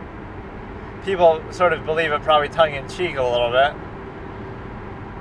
Yeah, I love this one at the gas station. This one's extreme, though. Like, you shouldn't do shit like this, but he'll run you over with his car. Just the way he approaches and the way he doesn't even talk or say it. Like, he just does it. Like, bro just walks up and fucking starts doing it. Pouring the gasoline or pouring the thing. It's late at night, you're filling gas at a gas station, and you see this guy walk up to your car and start pouring something, and then he just looks at you.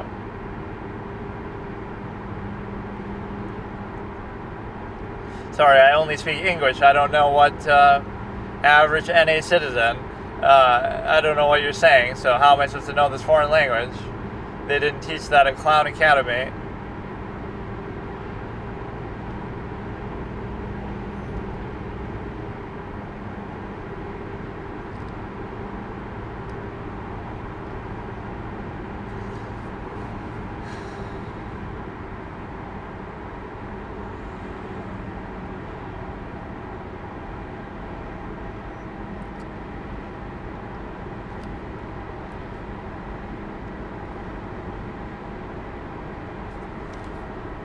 I sort of skipped my eating segment here a little bit. Maybe I'll do a little bit towards the end here if I have time.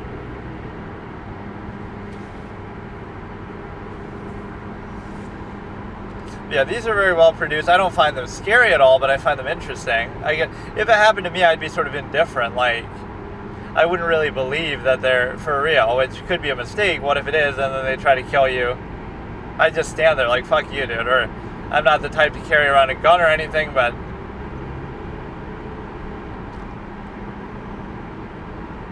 and the sound does sort of sound like it's added in post.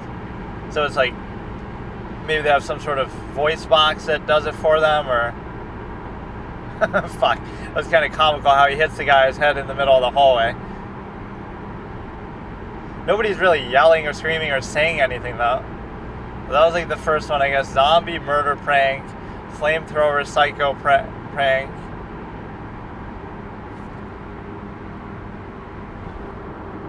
Yeah, this is the kind of stuff that is risky to do because you can obviously get in trouble. DM pranks, Killer Clown 1, starting in 3, 2, 1. I'm sure I've seen these, but these are pretty classic. The third category would be like doorbell camera stuff, which unfortunately I've seen most of the good ones out there, and now a lot of the videos you're going to see are going to recycle themselves. But this is in the same exact place around the corner of the thing as people are walking out. Isn't this the same video we just saw? This is the exact same thing we just saw. It's titled something different, but see, yeah, that sound doesn't seem like it's really coming from the video. Like, that he was actually making that there. They might just add that in after, or the guy's just really good at doing it, or he has like some device that's doing it for him. And like he has it under his collar and it just plays it on demand, or I don't know.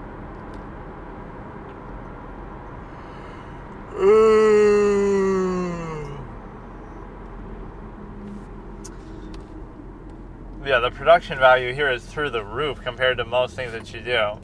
Yeah, this is exactly the same video, so I guess I don't care too much about it. What I want to see is I want to look at the simple fact of being able to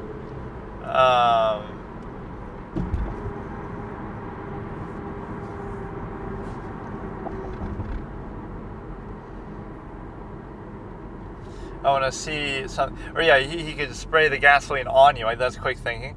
Are they going to just keep repeating the same thing? Killer Clowns. This is why the playlist has 87 videos, because it just does the same one over and over.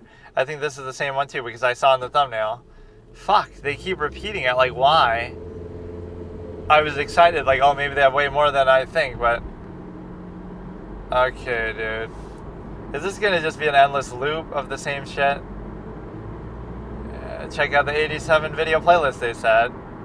It'll be fun, they said. Oh, God. Whatever, that's enough of that. So now we got 3 other categories to look at. Again, I just want to do them briefly to just show that that's something we can do. So we did the Doctor's Scary Shorts. I did only like maybe 2 of them before I got frustrated by the positioning of this. Then we did the little pranks.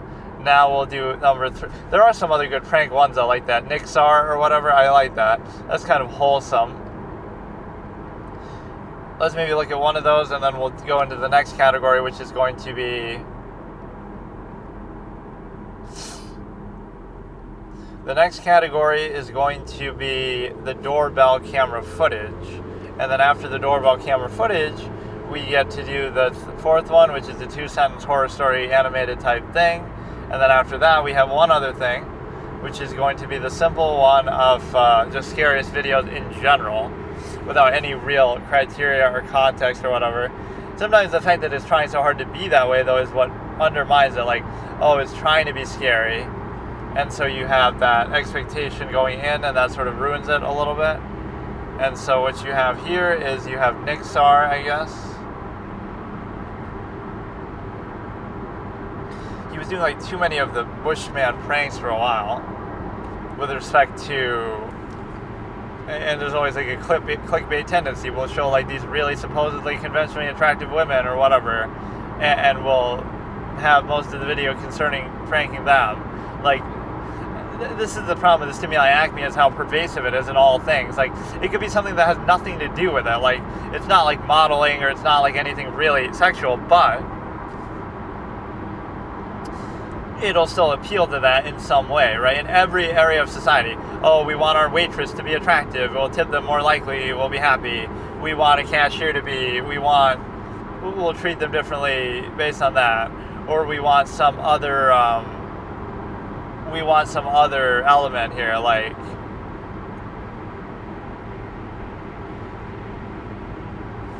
just in all areas that's so something that's hidden behind, something that's artificial in nature, that occurs and appears in every context, even if it has genuinely, inherently nothing to do with it. Scariest clown jump scare pranks on people. Halloween prank. I don't think I've seen this one. Or maybe I have. Yeah, he was spamming the Bushman thing for... Oh, no, I think I did see this, actually. The one complaint people sometimes have is he always does it on the street. And so because he does it on the street, you could get in trouble. Like have somebody run out onto the road and get hit by a car, which could happen. That's at least a fair consideration that, you know, I appreciate what he's doing, but you got to kind of angle it a little better. But then I guess you would have to be coming in from the road or something. Like, I get it, but somebody overreacts and does that. Most of the areas in which he seems to be doing it, though, are pretty good because nobody's like getting too mad or anything about it. So this guy is going to... The nun prank is crazy scary. Okay, fine, we'll do that one. The most recent one, it is, whatever, it's November 2nd, and it's the most top video, so whatever video is posted before November 3rd, but is uploaded by November 2nd at least. I don't know exactly when it was posted, but nun prank is really scary. Starting in 3, 2, 1. The nun looking at 3 women who don't really seem all that bothered by it. He's just standing there and they're not even... Maybe she didn't notice him until then. It looked like they were looking right at him.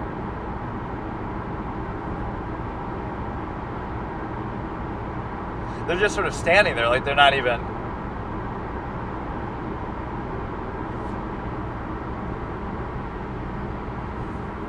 Got a good scream out of that chick. So yeah, let's do a few more categories here. We got the doorbell camera. Again, I've probably seen every single one, and even if, oh yay, there's a new doorbell camera video out, you should check it out. Creepy doorbell camera sightings, but it'll just recycle ones that we've already seen before. I don't have like one new clip in there. That's the problem. Even if you find one that you haven't seen, it'll be a video that you have seen. That scream was kind of fake. A lot of people are just playing into it in sort of a wholesome way, like they're not really scared. At least this way he's walking on the side towards the road, so he'll, even if they run away, they'll run into the wall, kind of. I guess not that time, but...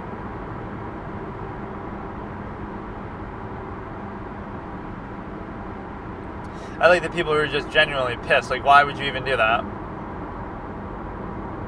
But no, you're leading your boring NPC shit life anyway, so this will give you a story to tell, something exciting. So in a weird way, people actually like this kind of stuff. You're having a boring day going through the same old shit that you're doing. Reduce the structure. Even seemingly free expression or desirable things are reduce your structure that is within some modicum of control, so you're never truly,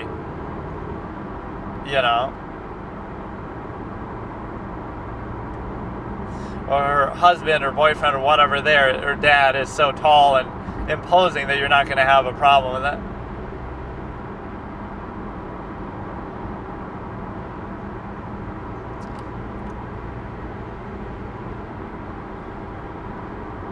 Most people are sort of more amused by it than actually truly scared, though. That little reach out he does is like you're trying a bit too hard. Like nobody's actually scared by you, so you have to do that. I like the ones where it's more the approach. Like you're standing in a corner, they can't see you, like in the alleyway, and then you come out. Not the fact that you do that little jump out at them. Just bring a camera and you can get away with creeping people out, because it's like, why would people accept this? If you just walk up to somebody, oh, look at this creep walking up to me, but oh no, because you're doing it as part of a video, it's okay. Like, what if you really are just a creep?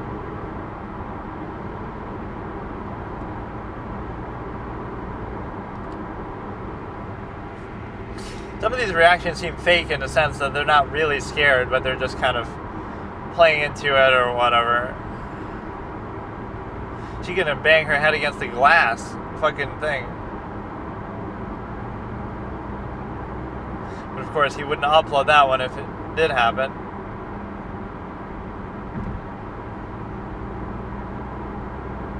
Why are they so nice about it? Nice to meet you. Like, wouldn't you be mad? Like, what are you doing?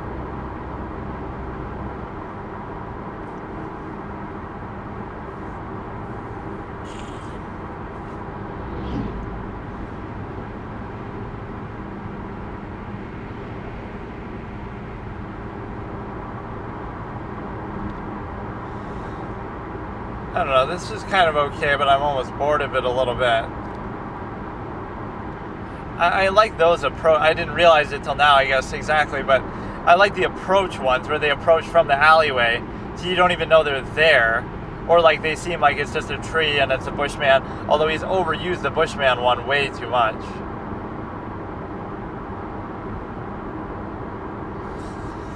This is Damon prank is the scariest ever, starting in 3, 2, 1.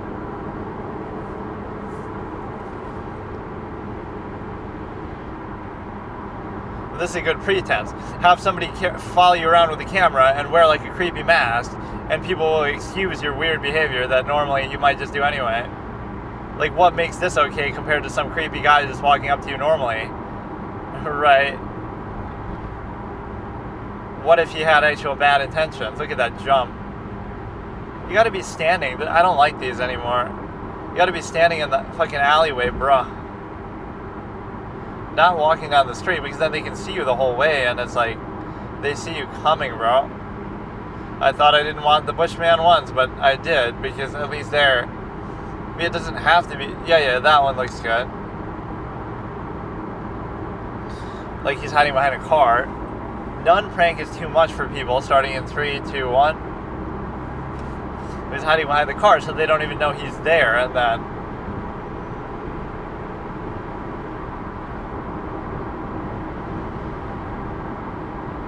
they found it very funny. I mean, you're in a public, well-lit place, so it's not like, oh, they're going to kidnap you or something. You're in front of everybody. See, they gave them something to laugh and talk about and gossip about in their empty, NPC, boring, shitty lives. Now, okay, he's always using the car here. But at least this is a good way to do it. Stand out in the road, and you might get run over, but at least nobody else will get run over because, like, the guy gets back in his car, unless that's his car. Now he's walking down the street again. Fucking stop walking down the street. Yeah, like where you're kind of camouflage or something, and you're trying to scare them with your mere presence, that they didn't realize you were even there, or they can't even see you because you're in the alleyway or something.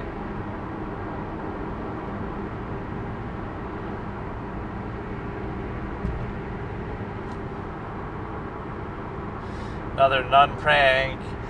Can't see what's behind her. Let's see what else we got here. I'm not too sure.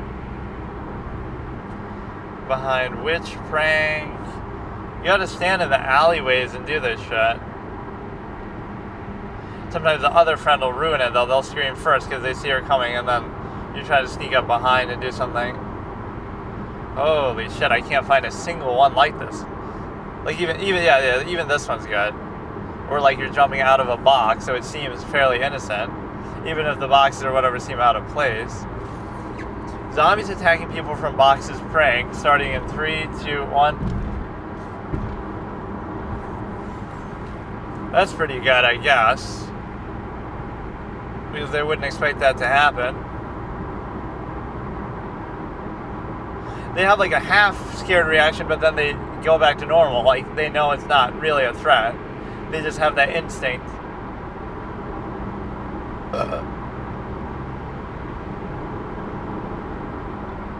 She goes out into the road and gets hit by a car, and then you get sued for doing this shit. That was a really genuine long scream.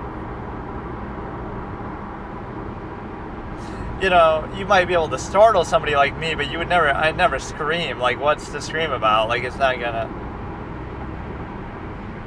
fucking matter. You got an evil witch laugh going. You could be one of these horror villains yourself.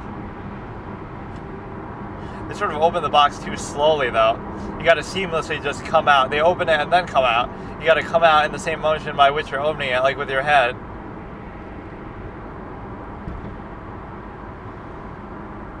Yeah, somebody looking down at their phone. But it gives them too much time to react and look up before the scare actually happens. Right? She was able to look up, notice what's happening, and then do it.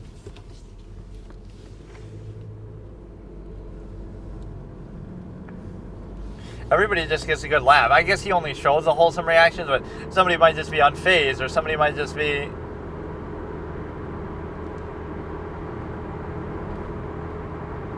I'm surprised you don't get in more trouble for this, that you would think he just keeps finding maybe different spots to do it, or he maybe even agrees to do it with someone. I guess you're just on the street, but if I just tried to do this, I'd get in trouble for it. You gotta have some clout to chase.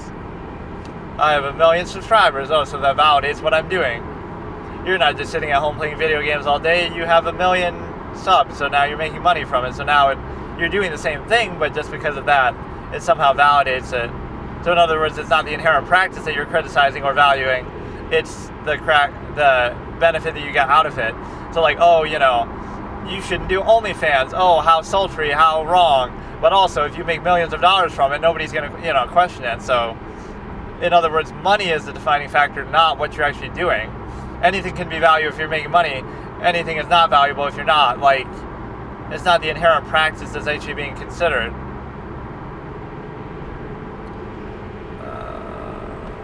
So what you have now is I'm going to consider the doorbell camera thing, which again, I've seen every single one in existence, so it's just not going to be fun, but I'll take a look at it.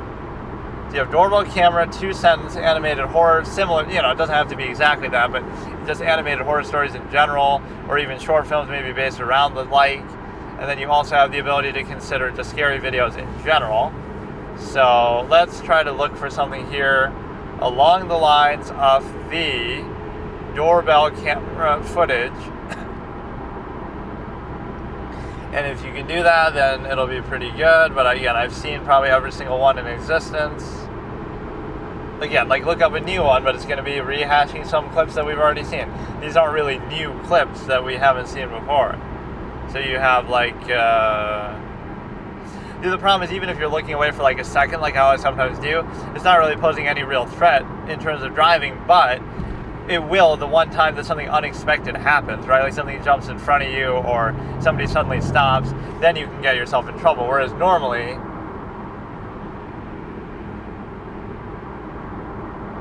doorbell camera creepy. And again, I've seen every single clip probably in the history of existence, but between the robbery ones and between the other shit, it would be upload date this week. You would think it'd be sort of trending weeks of Halloween. 9 scariest videos to terrify you this Halloween, but that's not. Caught on doorbell camera 4 days ago. How much you want to bet this is going to be shit that I've already seen? I typically don't accuse these ones of being fake, though. Yeah, this is one that even the thumbnail is a clip that I've seen before, man. Just keep recycling the same shit.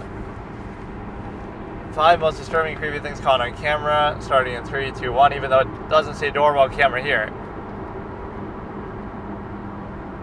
Subscribe to my channel if you're not gonna...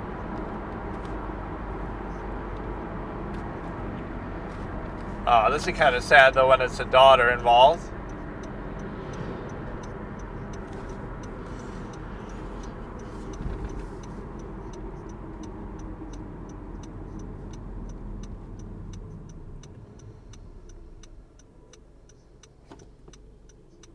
Maybe they had a fling and she just wants to hide it and cover it up, which doesn't justify doing what you're doing.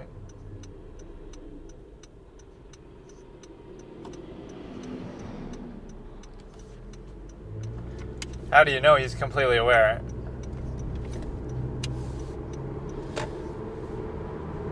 Best moments are not captured on cameras or pictures.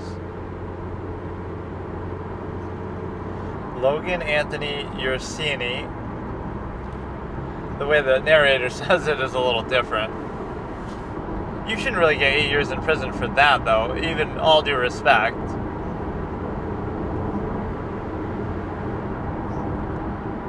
Okay, that one at least I don't think I had seen. Some of these, either will be fake or they'll stretch it out into more than what it actually is. Especially in terms of length and commentary, just so they can monetize the video and consider their own content, even though they're stealing and borrowing content from somebody else. So, let's see what we got.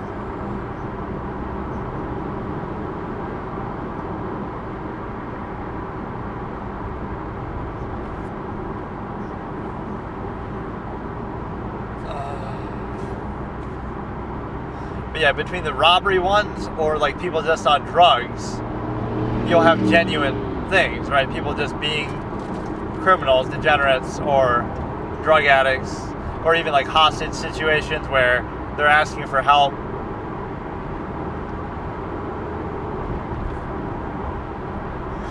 Creepy failed intruder, at least be a creepy successful criminal. This isn't a bad video though, I guess some of these are different.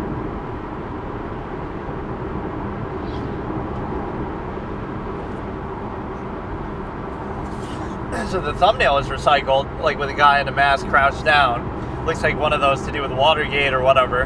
But here, you have, obviously, some clips that I at least don't remember.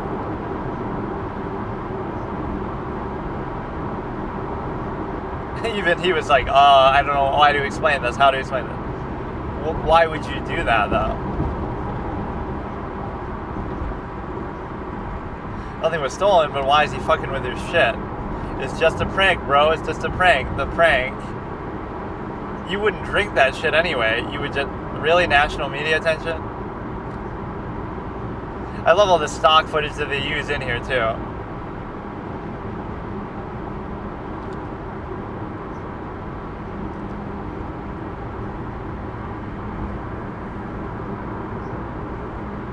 It's not the sort of water that you would drink. It's more just, it would be, probably fuck up her plants and stuff. Tampering with family's water. But I don't think their intention of that water would be to drink it, though. That doesn't make it any better, but this is actually pretty good. I don't think I've seen most of these. So I apologize for judging you too harshly on your thumbnail, but you probably shouldn't use a thumbnail that's already been used in other videos and already in an old clip that everybody's seen. I don't think I've seen really any of these.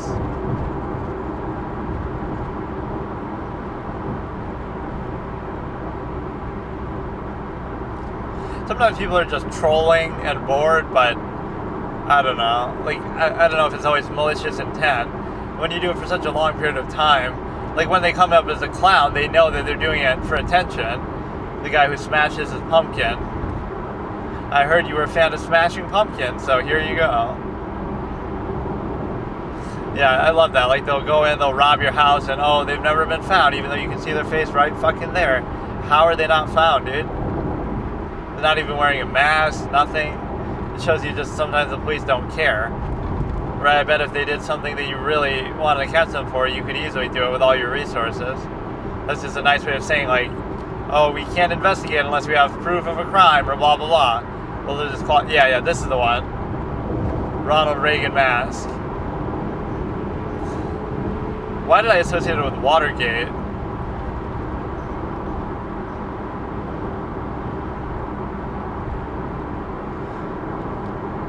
We had a bit of a water incident already in this video with respect. Yeah, see, even the thing says 2015, so that shows you right there.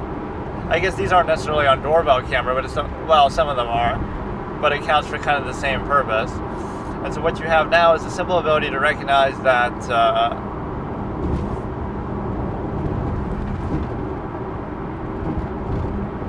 I'd love to think what's going through their head, though. This is on like New Year's Eve too, isn't it?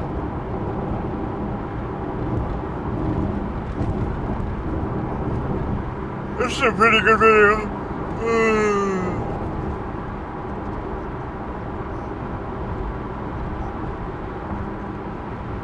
Oh, so it's like a celebrity thing too. Could be a ploy to get attention for herself.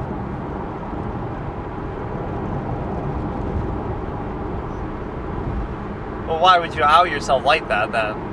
So it must have been a plan by you just to get attention, which you'd be surprised how much that happens. You know, there's, unfortunately, you can say, oh, that's social media ruining everything, but there was always some incentive like that, like, whatever, you want to be on the news, you want to be in the paper, it'll make you famous.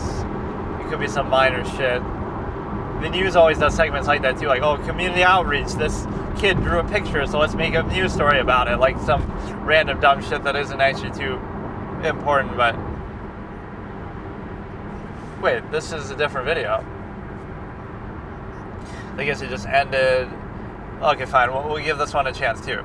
So in the second session later that we can do, I will do a different category of animated 2-sentence horror things and similar stuff to that, and then just scary videos in general. And the reason that we can do that is because we didn't get to it here. So let's just do one more here that is sort of auto-played right into in a totally different channel that I've probably seen before. 8 most disturbing things caught on doorbell camera footage. Starting in 3, 2, 1.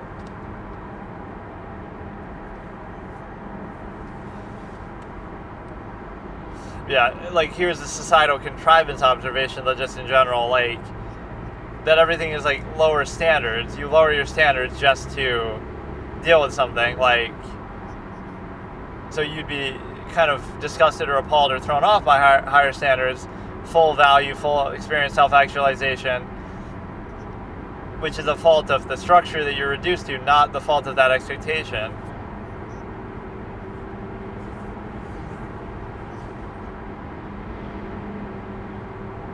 I've probably seen this before, but I don't know.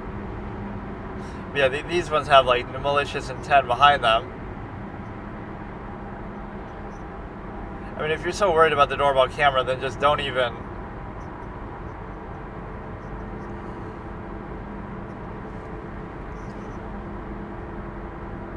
As if that wouldn't concern you.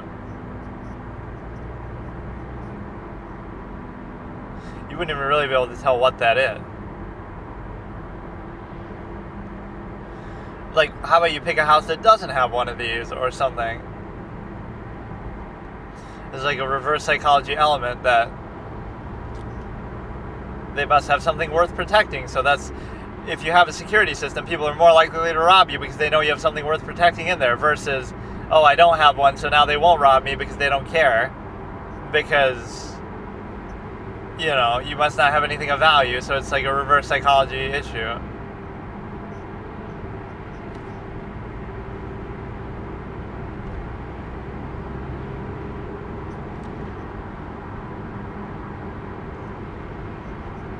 I guess I haven't seen every single thing here.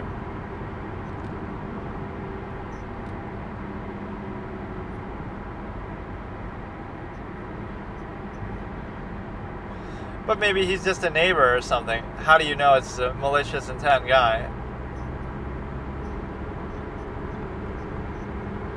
I'm still processing. Seems unreal. He knew I was home alone somehow. gloves, zip ties. How would she have known all that, though, right away? Like, it could just be some random guy. It's still broad daylight. Oh, I think I just saw this clip somewhere. When did I see this? Must have been in some other clip because they all recycle. Some of these people are brazen, though. Like, you get the hint. She saw you. Move on with your life. But if you're going to do it, at least be more subtle about it. You've already been caught out, kind of, so fuck it.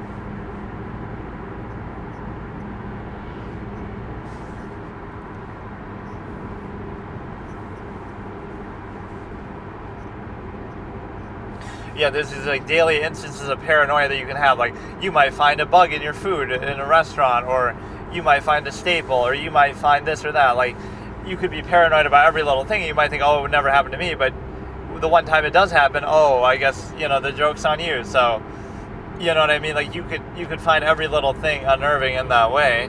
And the one thing you'd rely on is human error, human flaw. Like, never underestimate their ability to do that.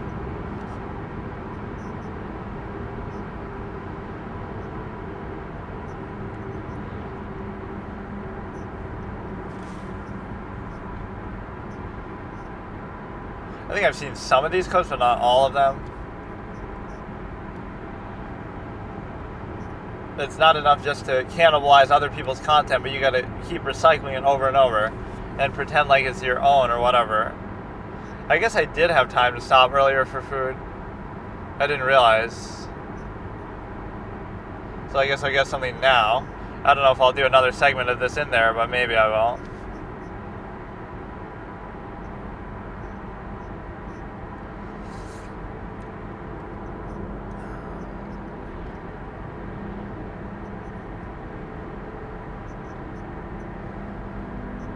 Some of these are pretty good. I mean, I love this sort of content for whatever reason. I'd love to see 1 million hours of this type of footage, but you won't really be able to find it, apparently. It'll be the same. It's kind of not nice, though, when you do it to a kid.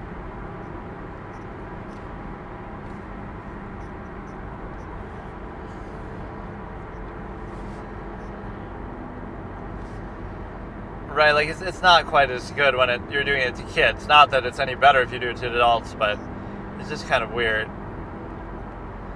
How do you know it's really bad intention, though? I mean, you can assume it, but... Or sometimes they're looking for somebody else. They're not looking for you. Like, you sometimes assume a bit too much here.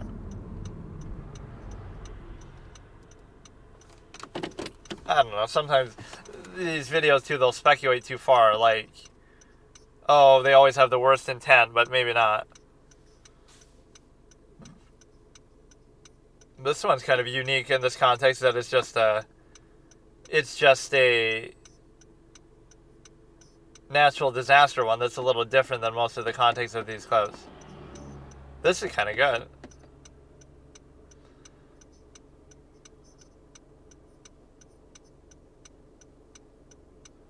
Yeah, don't worry about your stupid shit, just go.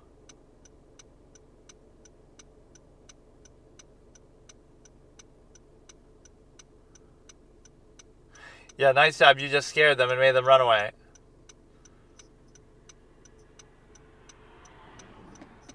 This is pretty good, authentic footage.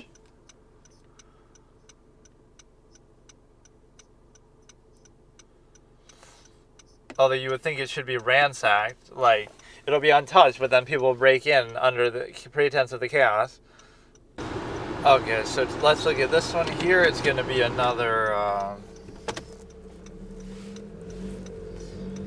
It's going to be another horror stuff, and now it's actually nighttime, so maybe these are the things you shouldn't watch at night, but it is going to be urban legends that turn out to be true. But what were the other two I want to look at? The 2-sentence horror stuff, and then also the... something else, the 2-sentence horror, and then just scary videos in general. Those were kind of the two things that I was looking at. But I guess this could count as just the horror in general. We'll just look at those, and then, again, we got the Hellbound Heart on the docket, but there's no rush. Like, I'm a little deflated that we didn't get to do the full Harry Potter series, which, at the pace that we do it, it would take us a fucking century to do, but the free-form element of this is what I find so fascinating, like the way that I'm embracing that. It's just chatting, like React sort of random stuff, but the amount of ground that I cover is truly astronomical. Like, we can go from the presidential debate to Stimuli Acme to my own debate format to, Genghis Khan and history and all this kind of stuff. And then we're looking at, any funny videos, meme videos, prank calls, what's the other thing? Prank calls and the clown pranks. And then we get fucking watching JCS through XTC's reaction, courtroom stuff, which I've been obsessed with, audiobooks. Like, there's no limit. I found the ultimate timestamp hack, too. I was a bit apprehensive at first because I'm like, well, every single one of these videos I'm going to have to edit down individually. Not even so much that, I'll have to put the timestamp for each thing I react to. But I just said, fuck it, I'll just save the timestamp and then just upload it all together, and then you can figure it out for yourself. And you might say, well, that's not very conducive to viewership, and it's not, because I have one subscriber and whatever. But I don't really care, that's the thing. Some of the stuff in here is pretty good, and that's the whole funny principle, too. It's like, just stream yourself 24/7, all the time, and all it'll take is one moment to go viral, and you'll get millions of views, and that could make your whole life change difference, because you get a following off the back of that. You get a lot of attention. So if you just show everything that you ever do and think and say with no context, even just random shit, then you'll still potentially have that happen. That's the principle. Sometimes you just have to put yourself out there. Now, that's sort of a bad principle in the modern day because people sort of overdo it and overuse it. There should be some sort of quality control, high standard, but unfortunately what gets rewarded is more so cult of personality. So it's not even something measurable that people are looking for or rewarding. They're reacting on a base level to certain things that are just kind of lowest common denominator. Okay. The urban legends that turned out to be true by chilling scares, starting in 3, 2, 1. Thumbnail is like some poster of a woman. West Harbour haunted house.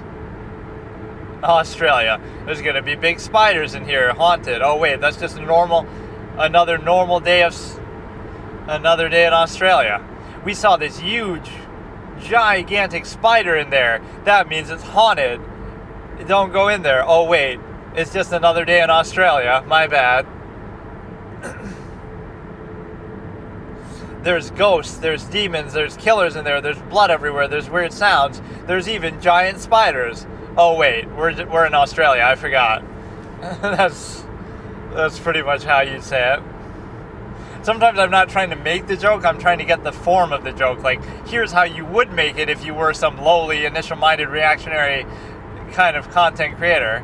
But I'm too self-aware for that to even work. Like, as I'm doing it, I know what I'm doing, so it's not really that meaningful. You have to take everything at a base level, which I don't do that.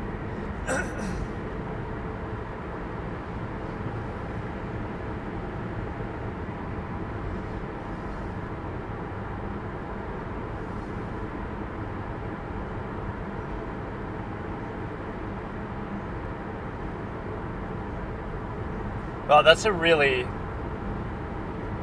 nuanced way of that happening. So they didn't even know, and they started to get affected by it. That's like some sort of plot line to a movie or something. Bro thinks he's Ra's al Ghul and Scarecrow from Batman Begins, trying to poison the water. Or it's just incidental. It's not even their fault. But they're actually still living there, I guess. As this zombification. No, I prefer Devil's Breath.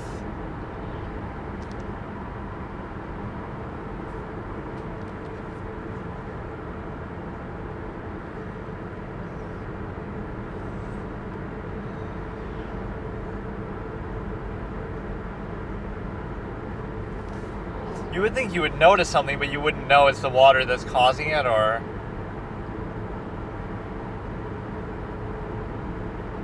Isn't there some game called that, Datura? Where, like, you can squeeze a statue's boobs with your motion control? War Thunder. What does this have to do with War Thunder?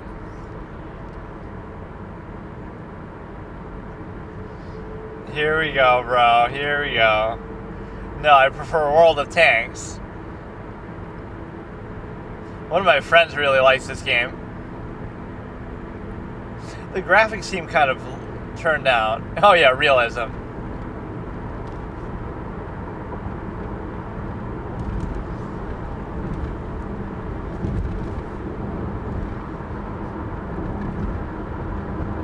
I'm sure it has some kind of health bars. How the fuck would you do the nuclear strike? This is like a failure state. He sounds actually pretty genuine about this, though. This is what he does in his free time, genuinely. No, it would make more sense if it was a horror game, though. Like Dead by Daylight sponsored him. I could understand that tie-in at least. Why is War Thunder...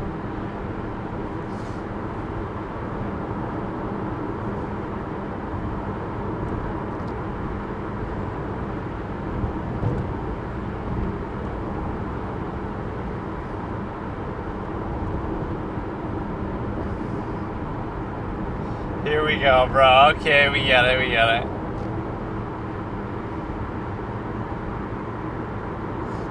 I can't say I don't respect his, I get it, but come on.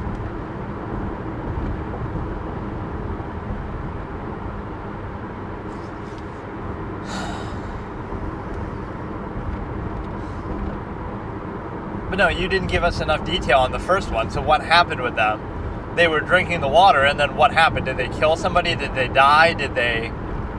I want to know more about that.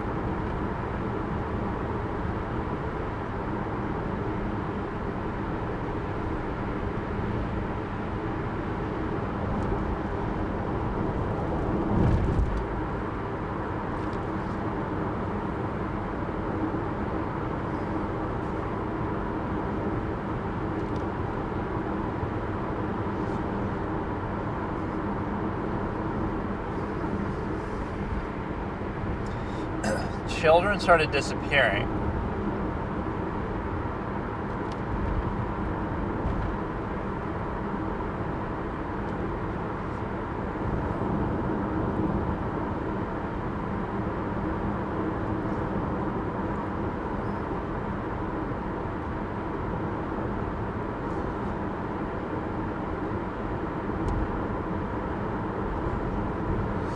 Perfect place for him to work.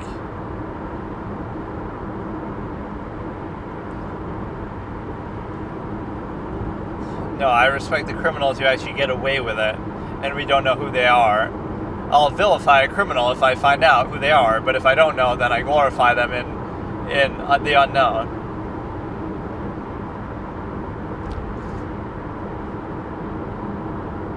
What? How would you just pick up 11 kids, though? How?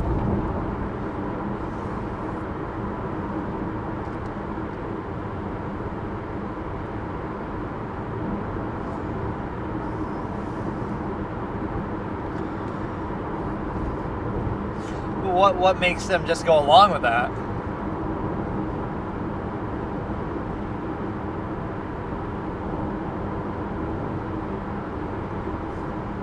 The problem with this is, yeah, look at her face.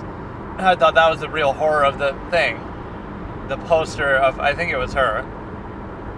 What they'll do is they'll find evidence of one crime and not all the other ones, but that'll be good enough to put them away. Yeah, I said that exactly.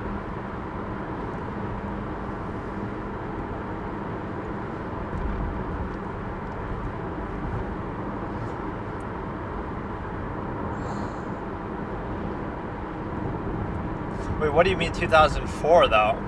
Or they must have found out about it later, but, like, 2004, this video wasn't posted in 2004, so that would have already happened and he would have gotten out. These aren't really scary, they're just kind of weird.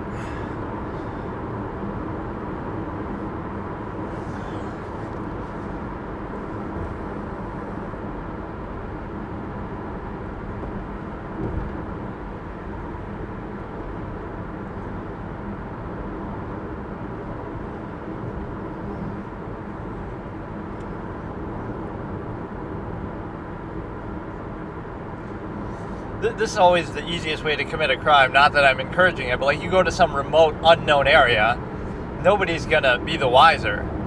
You're out in the middle of the fucking woods in a blizzard or something.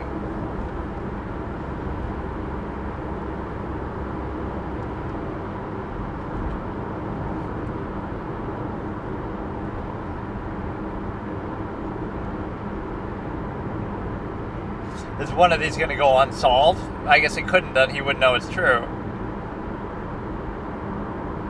It's going to be one of the people who works there.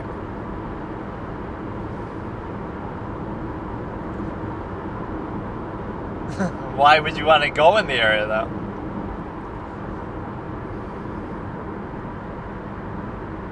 God damn it. It doesn't mean he did all of them, though. Why couldn't other random people just do it?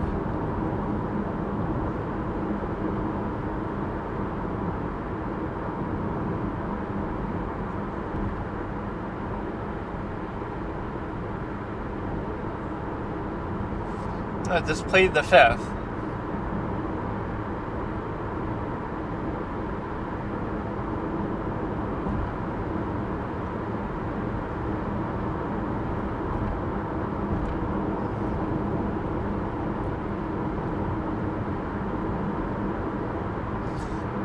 That's kind of impressive, though. He never hurt anybody. He never killed anybody. Nobody ever found him.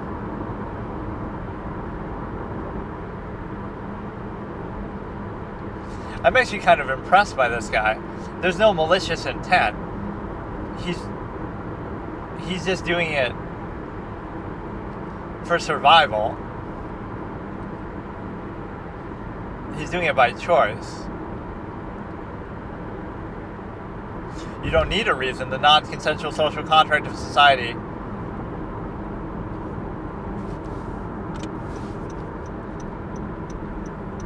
I'm impressed by this guy.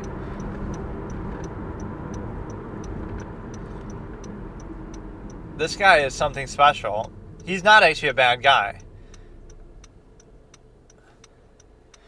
And he's robbing people just to stay alive, not to actually... And he only took really probably what he needed. He didn't make a spectacle of it. He's a minimalist. Society won't even let you have this much peace, huh? He didn't hurt anybody. He didn't kill anybody.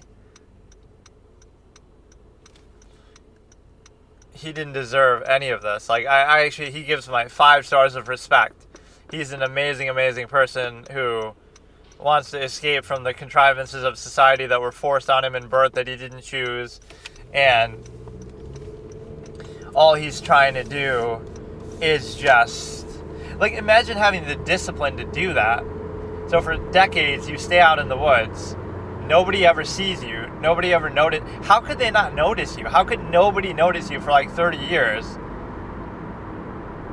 What spot did he choose?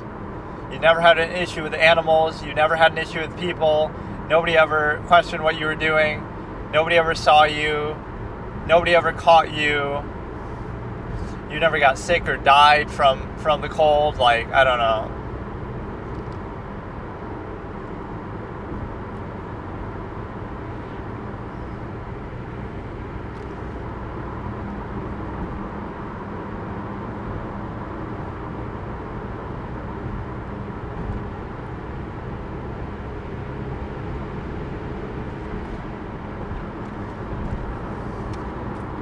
Some of these names come about after the fact, too.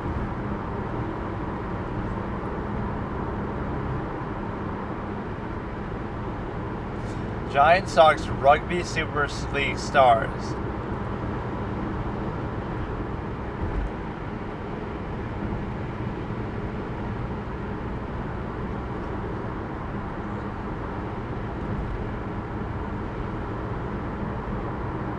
Oh my god, this... Feel your muscles.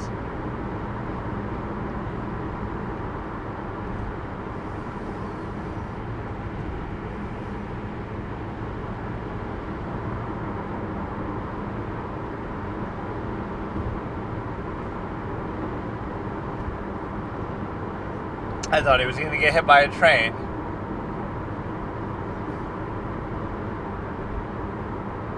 How would you find out that, though?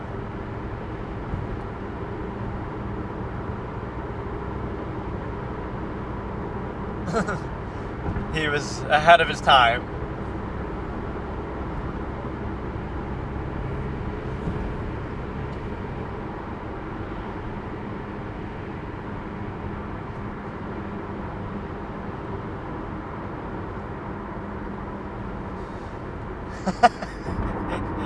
It's such an oddly specific thing. Like, go up to young boys and ask, "Can I feel your muscles?" Just get a job that allows you to do that. A reflexologist or massage therapist or something. It's so specific. You can't control what your fetishes or interests are, but you can control how you act on them. That's what I always say about, like, pedophilia. I'm not going to blame... Listen to this controversial take. I don't blame somebody for being attracted to younger people, right? Even if it's illegal age, which varies country by country, by the way. In one country, it could be okay. Like, the age of consent could be 13 somewhere, it could be 16 somewhere. So it's kind of arbitrary in that sense what the exact age should be. But even beyond, so it's not an inherent standard, it's subjective reactive morality. But even beyond that, I'm not going to blame people for having that attraction, like even attraction to your family, right? I'm not blaming you for being attracted to people who are younger, maybe even underage. I'm not blaming you for being attracted to your own family members, potentially. What I'm blaming you for is acting on it. That's the difference, right? You can't control necessarily everything, right, what you're attracted to. You might have a weird fetish, you might have certain fantasies, but to act on it is the whole responsibility. You shouldn't act on it, you shouldn't do anything, you shouldn't, the best you can do is a role play. Like, you have a girlfriend who's your same age as you, and you can role play, like the Jodi Arias thing. Oh, you got to dress up like a young girl with braids and pretend like you're, role play schoolgirl outfit. So you're still satisfying your fantasy, but you're not actually doing it for real. I have a bit of a fantasy that could be a little inappropriate. Like, suppose I'm like a psychology professor and I want my student to, like, use their psychological skills on me to make me give them an A+ grade. So it's just that power dynamic that would be so creative and fun, actually. I really like that, actually. Right, someone who's struggling, but they have certain gifts, and we have a conversation privately, and, like, what can we do to make your grade improve? And you might think, oh, it's something sexual, but it wouldn't be. It would be psychological. Like, why don't you show me your psychological skills as a practical experiment? And in the process of doing that, they would actually use the skills on you and use them to make you do what they want. So the point is that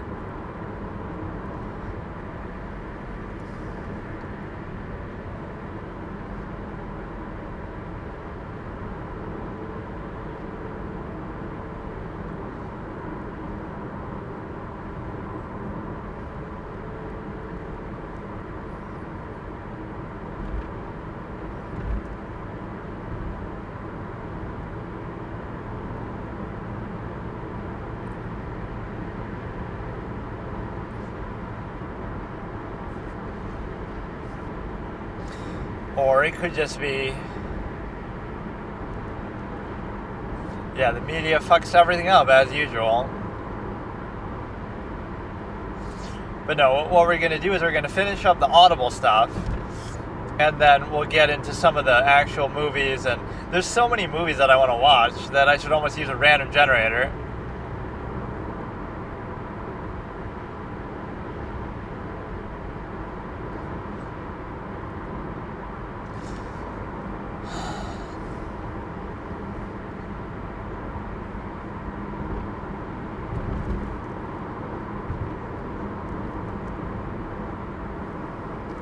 Or he's, like, just trolling the original prank.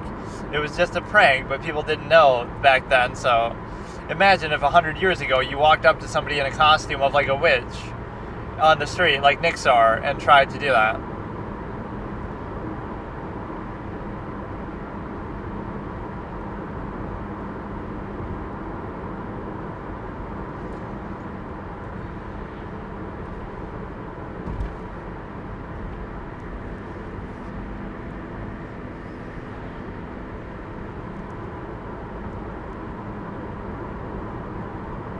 They didn't say that, though. Here we go, bro. It could be somebody else.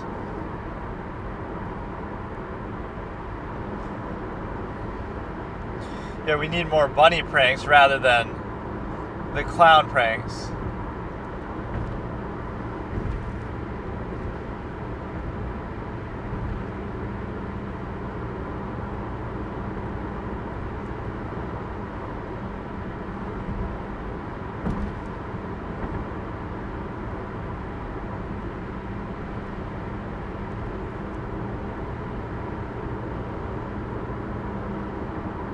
Oh, here we go. This is all made up.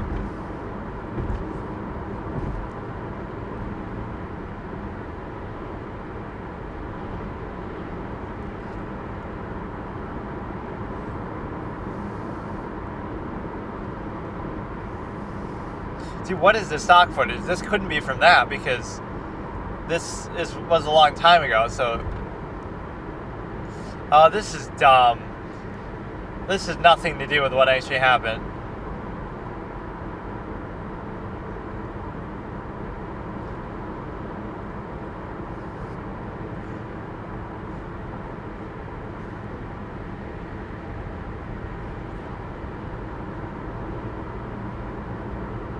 What does any of that have to do with anything? Some bro wrote a creepypasta fanfic.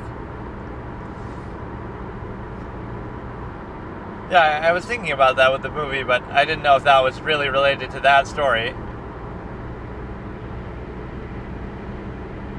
Now somebody's going to copycat crime and actually do it for real just to play it out. Unfortunately, people think like that. 5 most disturbing Craigslist ads. This guy's channel is pretty good, but these are kind of less scary topics. They're just kind of random things. So it's going to be 5 most disturbing Craigslist ad by showing scare starting in 3, 2, 1. How about the one where she says she's going to have sex with you to get her flying mount in WoW or something? That was just so stupid. You can mount me so I can get my mount. Something like that.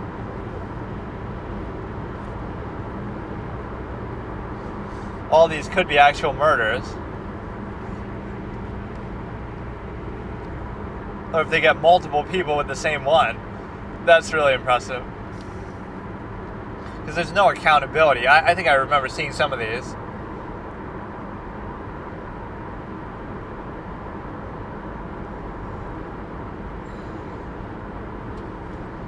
If only you knew how permanent it was, that you'll be there forever. I need you to keep up my plants by becoming part of the soil. Like, I need you to, I need you to add some foundation to my soil, but not in the way that you think. I'm having someone over for dinner.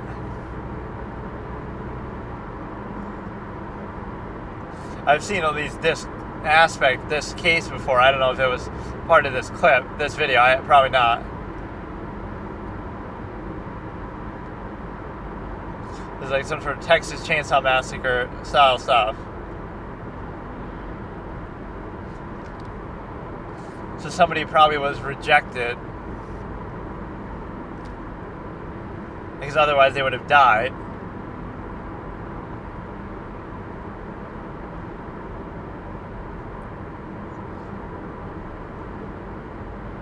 How could you have this story, though? They would be dead.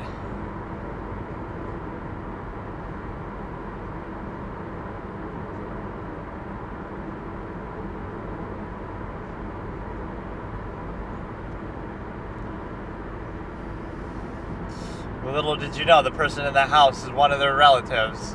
Their half inbred cousin.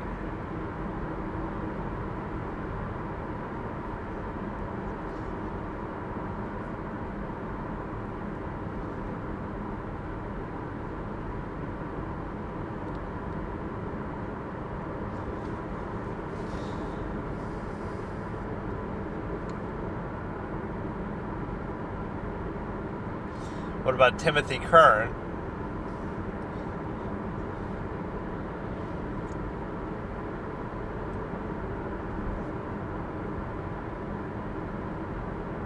But it's amazing that you could get this many people to disappear and nobody would like report or flag the ad. Like, shouldn't there be a pattern? You're using the same ad. At least post the ad, remove it when they die, and then post another ad.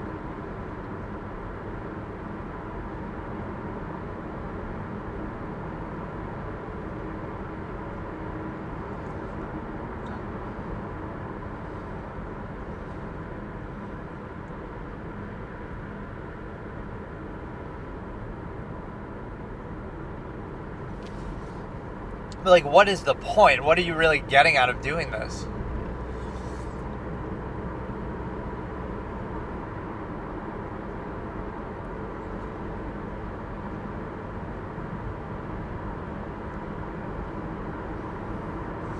Criminal mastermind.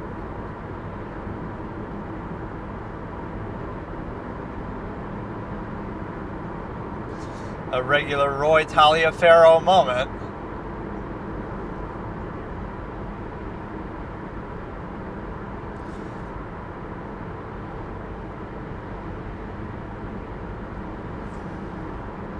Roy Taliaferro, dude. That's all you got to do.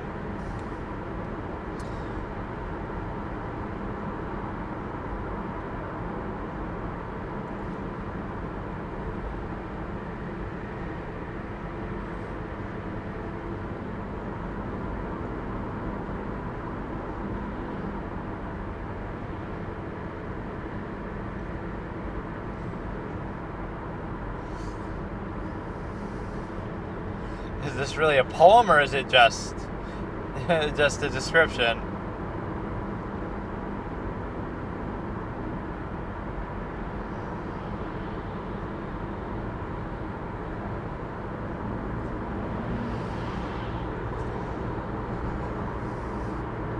Your real mistake was being an Akron.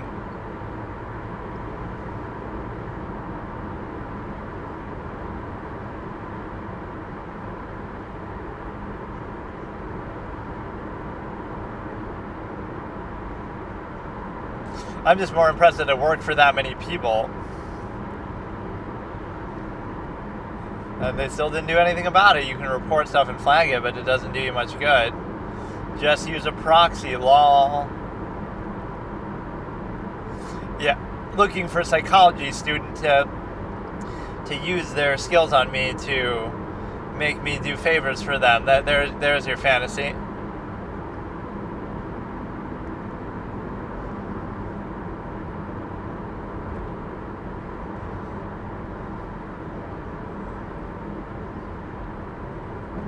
Mostly sexual things.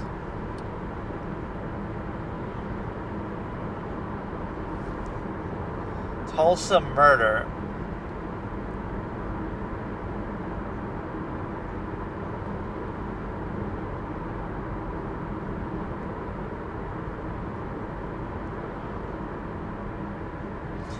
Bro. Do it from a library. That's the kind of thing you gotta do. Do it from a library. Or somewhere like that.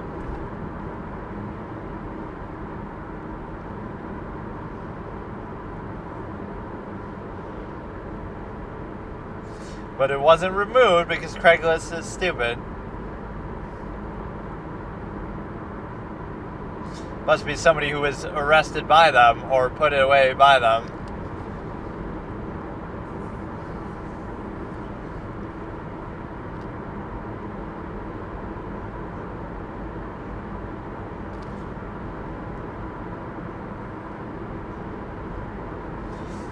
Yeah, genius. Somebody who's involved in criminal justice. No shit.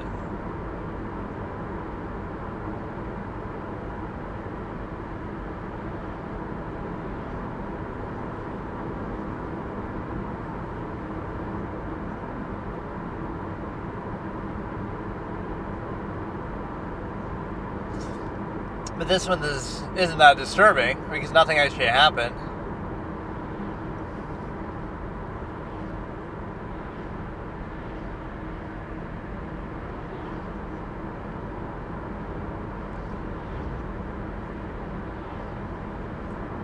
This one's not really that bothersome then. these ones are sort of drawn out a little bit. Okay, let's watch something else, or maybe I'll watch a little more.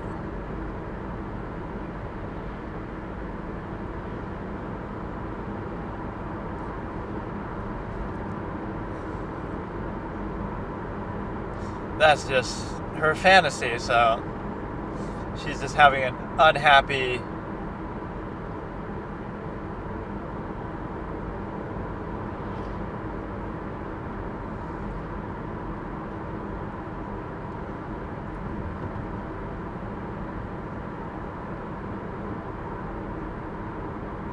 Well, you got what you wished for.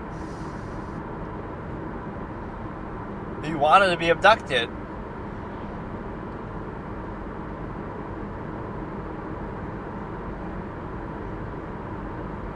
I don't get it. What is the meaning of the ad?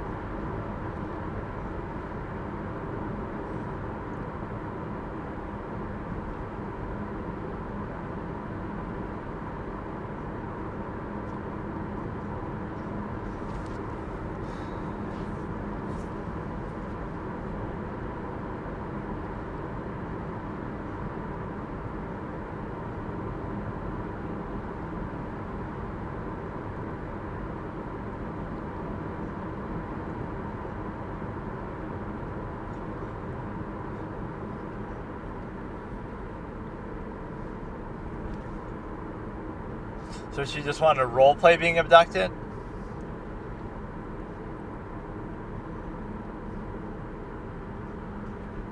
I don't get it. What was the ad about, though?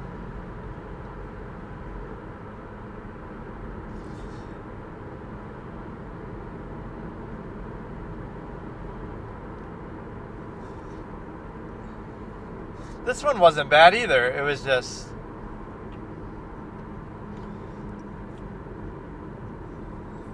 Can we see one of them? Like... Well, then how do you even know they are real?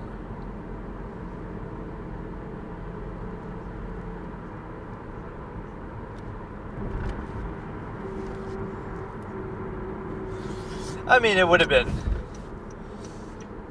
Why? They're doing what you want. Doesn't mean that...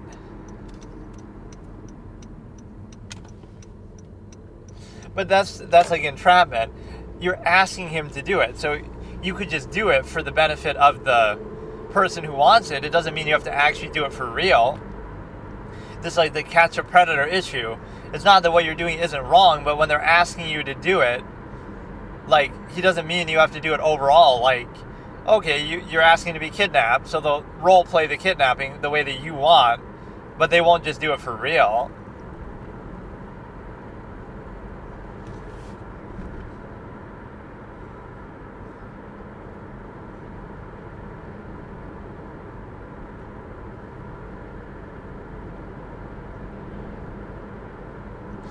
Wait, he's saying like you don't have to report a death, but like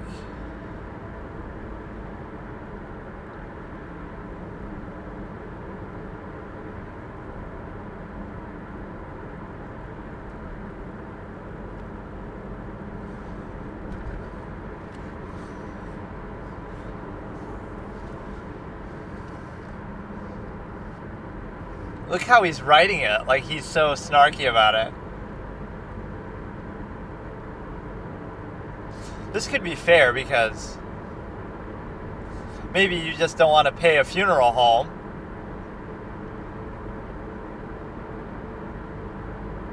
Ah, yes, of course. Like that wouldn't...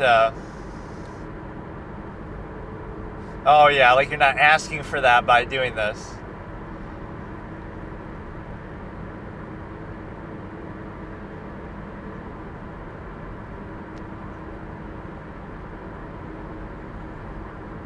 He's just somebody who's trying to exploit the law and act all smart.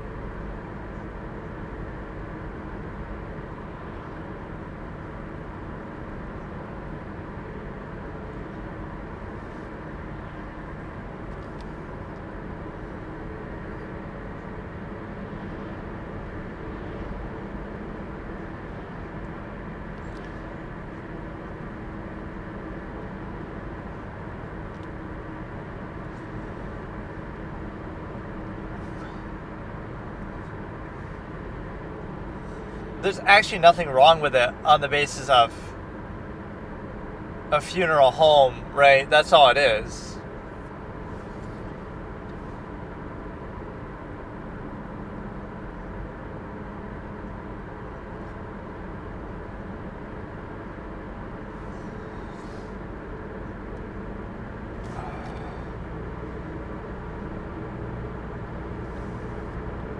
Yeah, it's not really a big deal. No, but maybe he doesn't want to deal with that.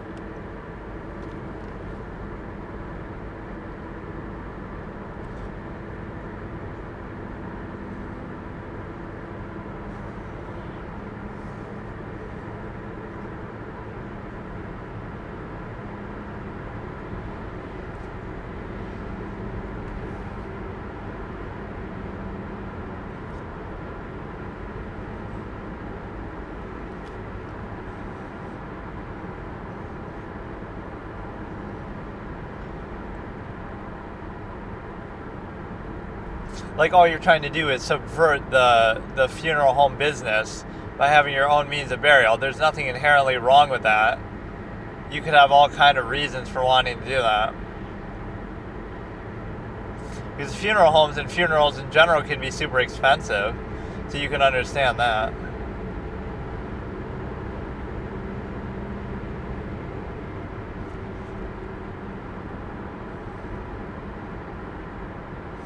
Seems like a perfect place to have committed murder then. Or yeah, supposedly Alaska is the greatest place for murder. Or like the most number of serial killings and stuff happen there.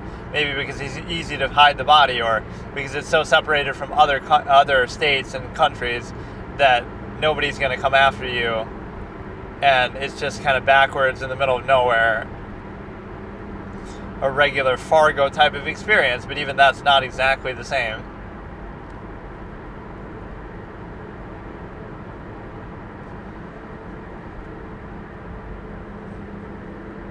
You gotta use the dark web for this type of shit, dude.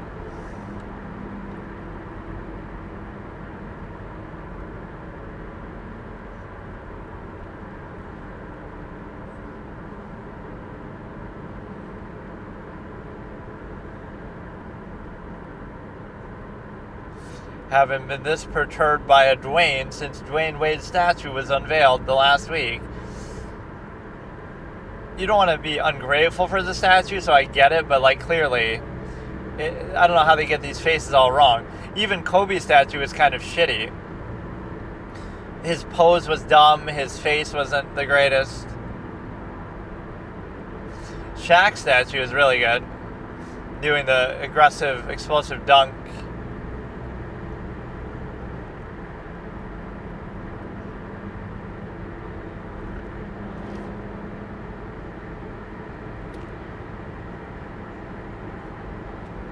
Always some psychological thing that, like, oh yes, of course, you just have some murderous tendency psychologically. That's why you killed somebody. Like, it doesn't make it better. It doesn't excuse it that you do it. I love that you try to explain everything or use it as like a, you know, the sort of weaponization of medicine and psychology where you say, well, everybody is labeled in some way. If you're clean and neat, you like to be clean, oh, you're OCD. If you're a thinker or whatever, you're not reduced to some initial minded structure, you're ADD, ADHD, something like that. If you're, you know, not super outgoing, you're autistic or whatever, like everything is a label, everything is weaponized. It's like human beings don't have idiosyncrasies, you see. Everybody's just always the same and a template and a, you know, robot, and so everybody's the same, and if you're not, then that's your fault, like, and you're labeled and defined by it fully, which could be done arbitrarily then with anyone.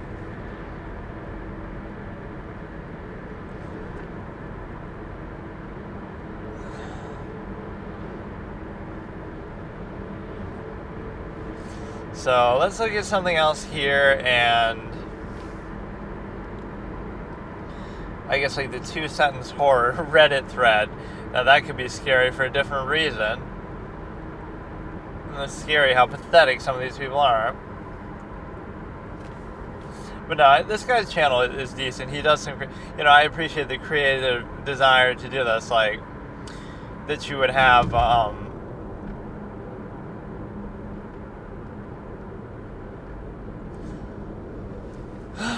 sort of different topics and different categories in such a way that you're able to basically, just do it like that. So I'll try to work on some of this editing tomorrow just because I'm doing these sessions, I guess, more because I'm sort of driving more, it makes it difficult. But no, let's do like the 2-sentence animated horror type thing, I guess, which I've seen some of those before. I was kind of disappointed by the Halloween thing. I wanted something more exciting for that. That's why I'm kind of dragging this out, or it got me in the mood for it. My favorite ones are the doorbell camera ones. I love those, but there's not enough of them really, or I've seen all of them kind of. It's going to be 2-sentence horror, which can be pretty creative. That's the kind of poem that we're looking for, not like that shit we just heard. I'll try to come up with some myself. I buried my mom and dad in the backyard. Or no, it would be better if you just say one. I buried my mother in the backyard.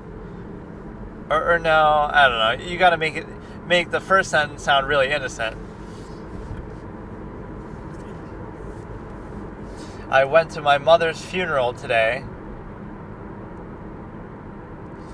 It took place in my backyard, and I was the only one there. Something like that to imply that, you just killed her and did it yourself. It's not really what proper, because the first line is innocent. I attended my mother's funeral today. Okay, that's normal. It was strange that nobody showed up. I told them it'd be in my backyard. Or you could do it even further, like where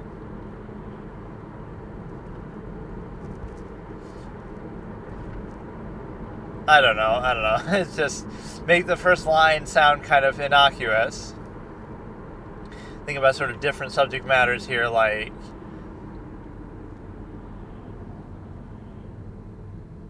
I was in the mall after it closed. I don't know, I had an idea for that and I forgot as I was saying it. I was in the mall after it closed. It never opened again. To imply that, you died. Oh, that's good. I like that.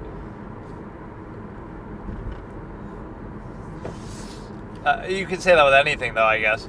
I was in this place after it closed. I accidentally stayed after they closed. And I never saw them open again, to imply that maybe they just shut down. They went out of business. Wow, that's not scary. Or it could be that obviously you were able to basically die there. It's one of those liminal space type things. So let's try to find one here that we haven't seen, because I know I've seen a couple of them. Some of this stuff I'll watch even not when I'm not recording, in such a way that you're able to kind of confuse the issue a bit. That's especially bad for some of the trial stuff.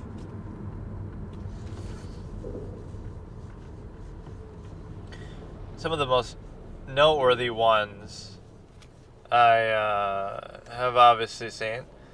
5, you gotta give more than just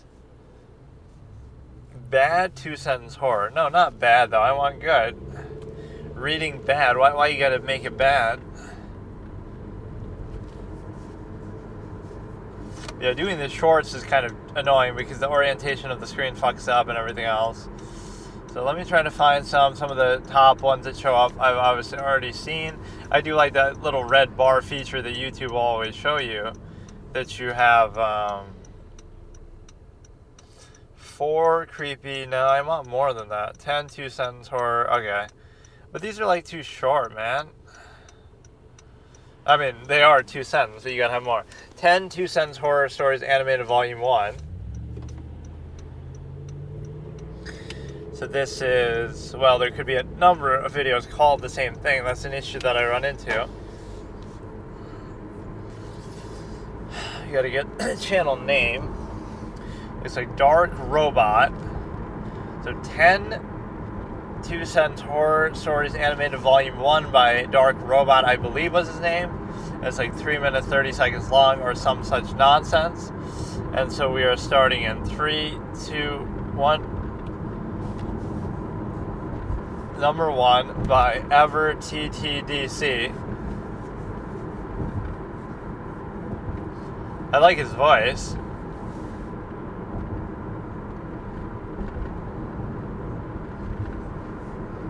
Okay, that's not very inspired though. That's something that's something that's pretty commonly known anyway, or thought about.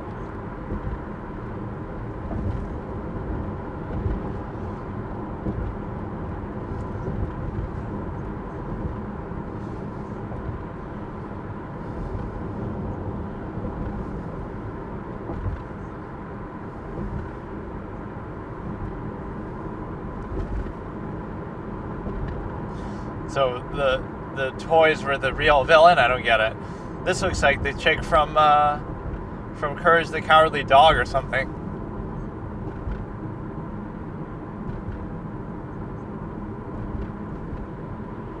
Some of these I'm not even catching. Let me restart. I'm totally... It's hard to sort of appreciate. The first one's kind of dumb because that's just sort of like a well-acknowledged thing. See, I'll judge these very harshly. Okay, so... The first one is bad because the first line starts off with already talking about aliens, so you're already kind of like, okay, you already know what the subject matter is. And in fact, it's so bad because it doesn't even confirm that that's what happened. Like, I always thought aliens would come because they ran out of resources. I never thought they would come to harvest us, to imply that they're doing it right now. But in general, like, oh, I never considered that, so I guess it's a theory. I read the book by Dr. Bimbu from fucking Signs where he says that. Like, it's not a very novel or interesting concept, and you're already dealing with that, like, as far as aliens. Like it's a well thought about thing, so... Okay, we're gonna start from the beginning in 3, 2, 1. I didn't really appreciate some of the other ones. I gotta pay more attention and not ramble on.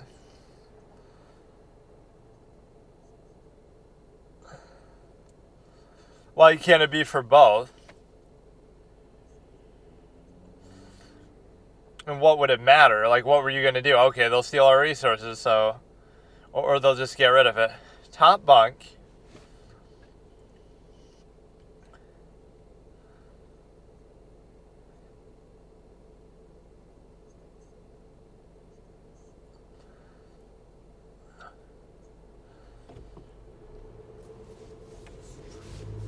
It would be better if the implication was that the boogeyman was actually her dad, so the plush toys were actually the villains there.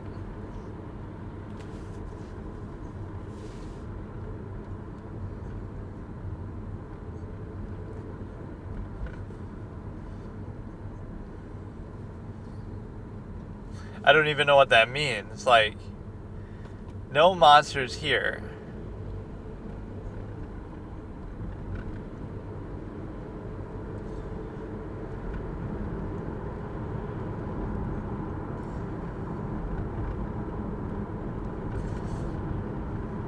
You're in like some sort of apocalyptic situation. That was kind of good. I didn't understand the third one.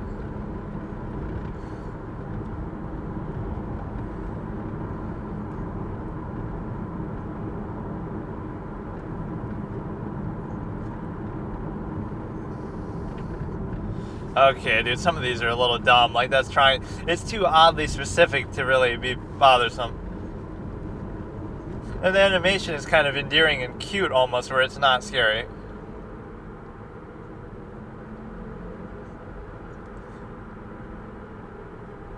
I don't know what that even is, like a time travel thing.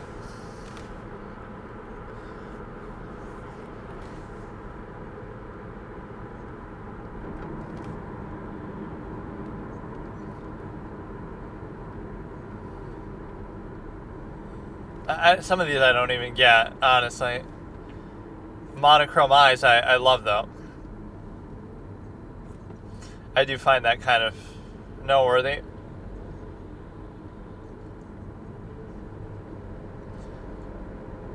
I want to understand some of these, but I don't get them.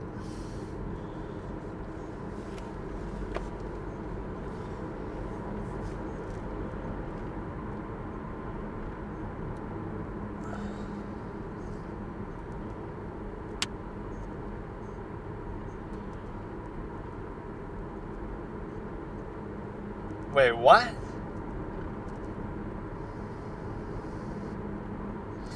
Okay, that almost should be an ad for a smoke alarm.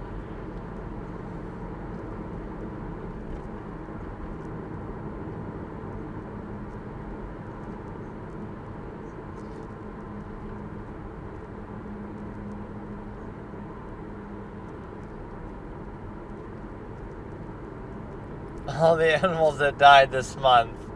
Some of those were pretty good. I really don't understand some of them. Like number 3, let me... Okay, I'm not going to do it with the timestamp, but I'm just going to try to understand. So number 1 was good. Was okay, the aliens. Again, you got to follow the rule of... follow the rule where the first sentence has to be innocuous and seemingly normal, and then the second one is the one that's got to be scary, and delve into that. This one I don't get. The number 3.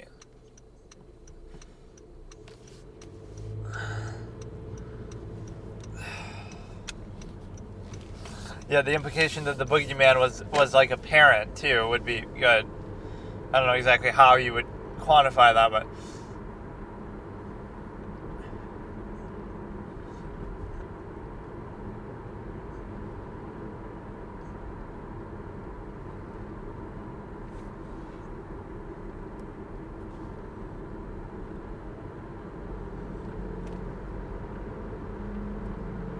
I don't understand what that means.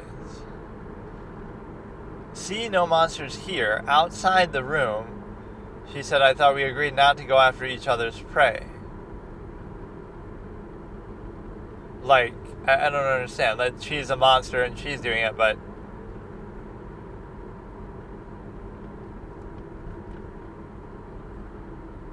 Oh, like... Okay, it's kind of written weirdly. Like... Let me watch it again. She's comforting him that, oh, there's no monster here, to imply that there was one, and she's kind of sending him off and saying, okay, this one is mine. Okay, that one's a little hard to understand.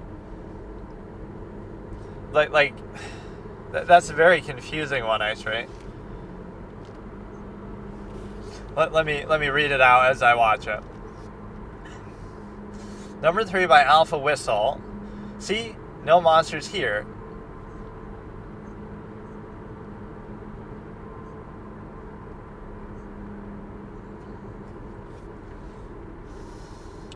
Okay, so to imply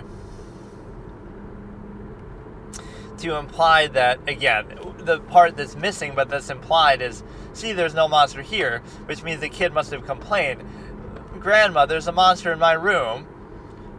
And then she comes in to say, oh, see, there's no monster, but to imply that there was a monster, but the only reason why they went away is because she said, I'm the monster, basically, and so don't interfere with my prey, so I'm going to send them off just so I can do it myself, or whatever.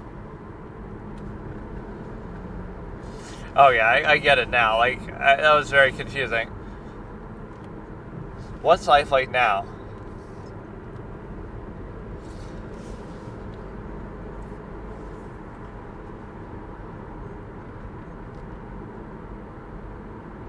But who is us? It could be a more narrow group than just everybody. Alright, this water one is kind of dumb. Okay, number 6.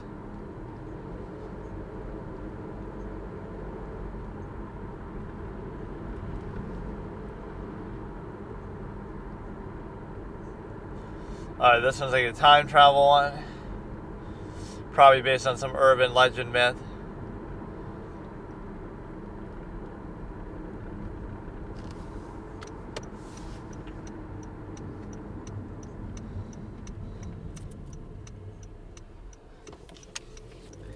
This one I didn't get either.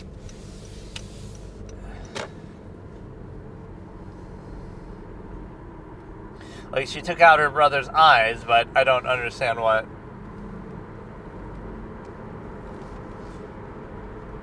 It's heterochromia.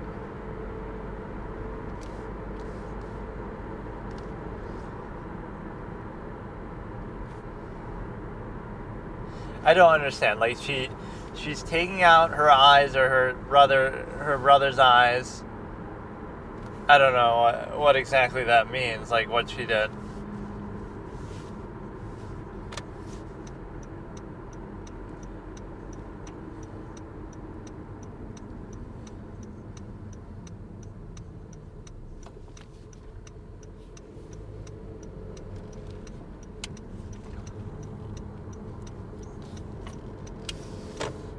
Okay, what was that one? Shocked when my recently deceased wife's skull matched the DNA profile for a teen missing since 1987. The rest of her bones match.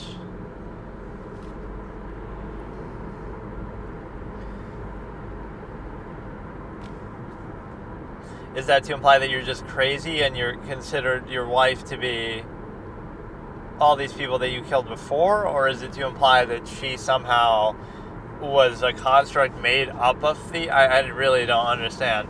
Some of these are like convoluted and like they're trying too hard. The ominous darkness.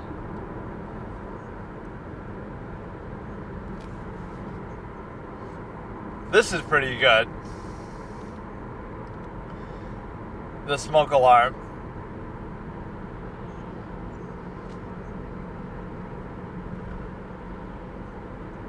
Fucking amazing.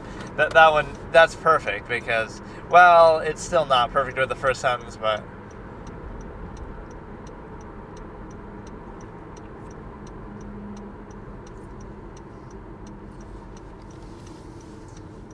This is a good literal thing, too.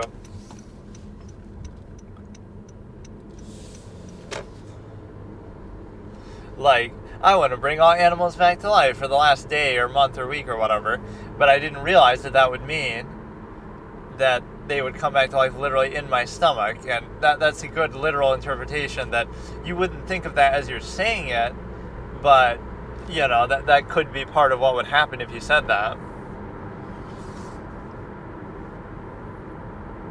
Or because you're not saying where they're going to come back to life. So some of those were super confusing. The one that I still don't get is the heterochromia eyes. She's describing it, and she's also saying she's holding the eyes. So what does that mean? Like, she wanted different colored eyes, so she took out her brother's eyes. Or, I don't know. Alright, let's look if we find another one here. This is going to... I like this guy's voice, though, at least. So this is...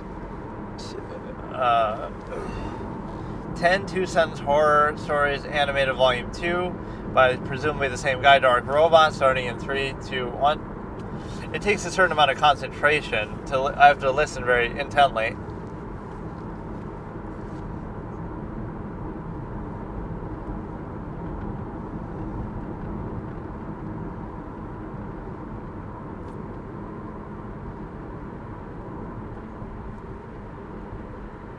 Okay, so you just didn't realize it was a person.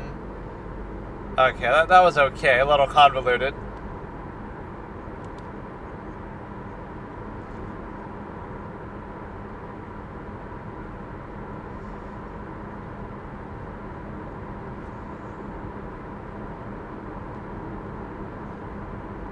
Okay, that one I didn't understand. Regular Kaylee Anthony, that one.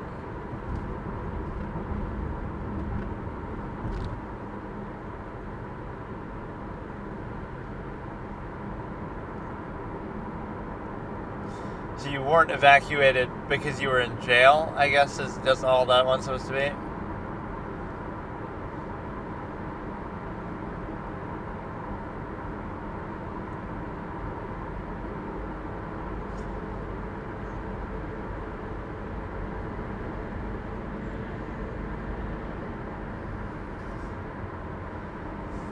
That one didn't seem like much of a thing. It was too direct, I think. Maybe I'm missing some nuance.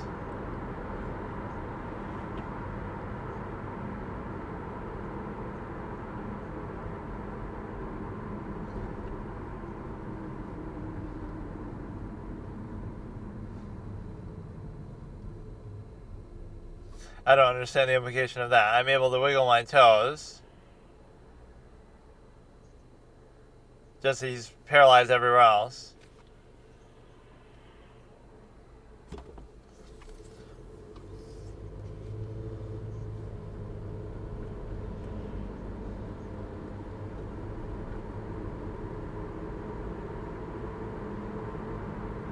So she's not pregnant. That was pretty good, actually.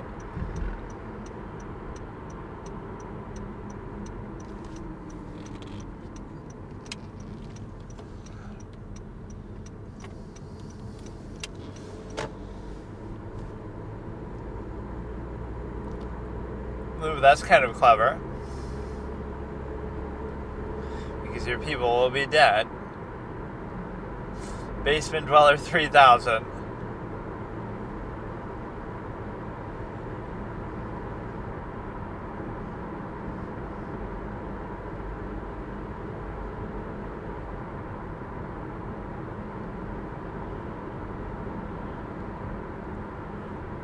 Some of these I really genuinely just don't understand. Oh, look at this. We got some AAA voice acting.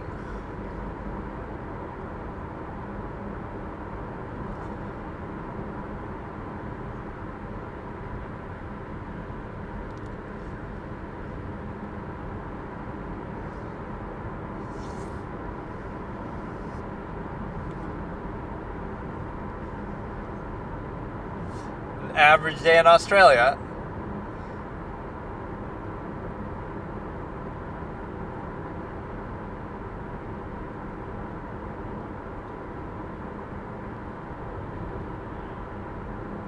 Oh, so you were trying to protect yourself.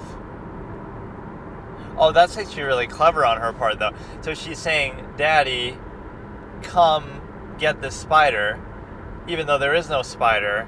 You're just saying that to like, do two things. Wow, that's like a genius kid. You're aware of his presence, but you don't want him to know that you're aware of his presence, otherwise he'll do something. So you want to innocently say, Daddy, there's a spider, just to let him know that, okay, my dad's here, and I don't know you're here, but you should be worried because my dad is here. Wow, that one was pretty good, actually. Wait, let me watch this really quick again on 2x speed. So, I killed the last. Okay, this one's just, he's on drugs.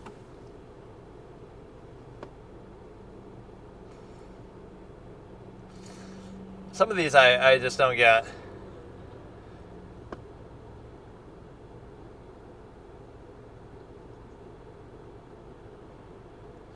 So hundreds of worms were in her body. So she always wanted to wash herself, submerge herself in water. I really don't get it. So like, she kept trying to submerge herself in water. And when you do, or when she goes into therapy, she's being eaten by worms. So like, you were stopping her from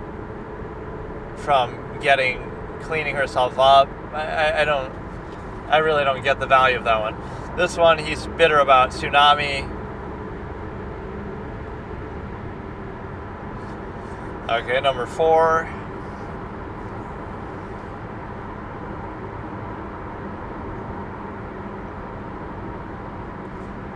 I don't even understand that one either. The dragon taking you. Were you trying to kill yourself or what?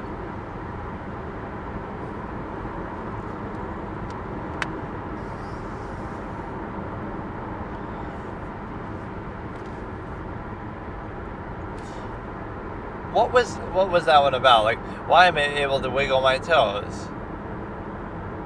Oh, is that like some sort of dark implication that maybe the drugs were making you paralyzed? Okay, I didn't get that one at first. I thought it was some other like side effect that you're dying so you can do that. Like, okay, that one's clever. So it's to imply that the medication was maybe the mother's nefariously trying to keep you paralyzed, or maybe she just doesn't know any better, but the medication was keeping you paralyzed, and so by not taking it, you're not paralyzed, but you never knew that was the case. I guess. Right? That one seems good.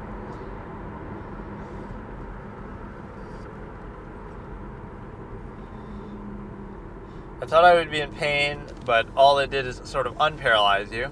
It could be part of the mother's nefarious plan that she somehow wants you to be paralyzed, although you would think that would just be a headache. Why would you really even want that? I can understand that doing that to a spouse, but why would you do that to a kid? Like, it just makes more work for you to take care of them, I guess. Pregnancy. This is good, like, reverse psychology. Or it wasn't a baby by conventional standards.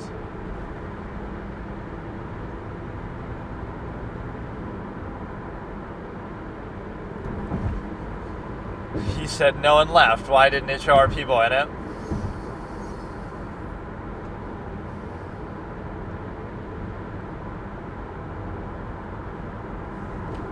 Okay, that one's just sort of random.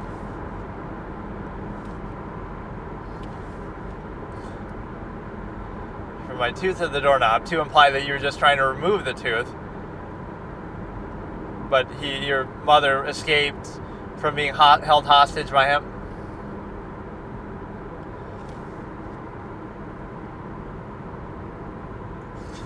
Bro, that is the smartest kid ever, though. Fucking, there's so many layers to it. Like, that's so smart. Like, you're saying, I'm aware of his presence, but I don't want him to know I'm aware of his presence. And I'm home alone, but I don't want him to know I'm home alone. And so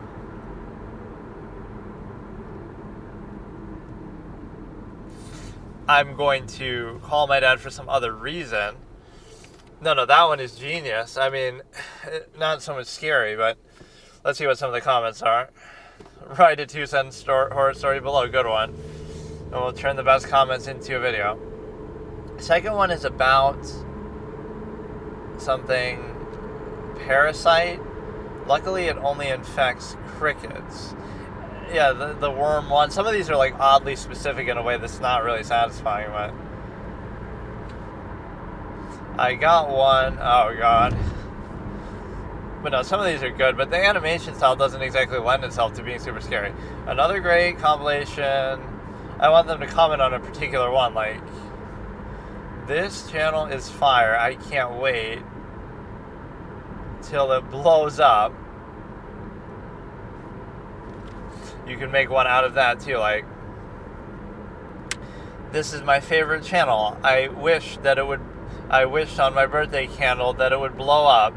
I didn't realize that that would mean literally, like, literally blow up out of existence.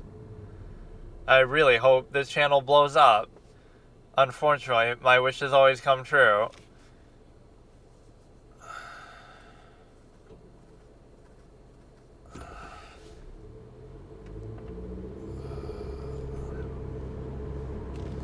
Plot twist, the man in her closet was her dad. Her dad was coming out of the closet. That's why I broke up with your mother. Good animation and neat stories. I really like the expression. Yeah, again, they don't lend themselves to being very scary. Because, again, the art style is kind of,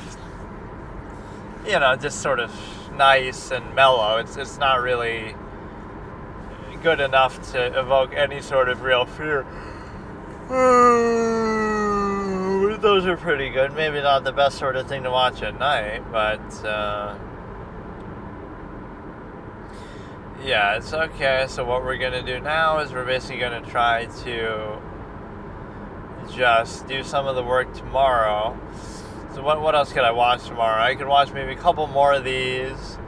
I could do more of the Hellbound Heart. I could do more of the Casey Anthony trial. I could do more of the... See, I gotta upload the thing related to the thing, otherwise it'll be over. the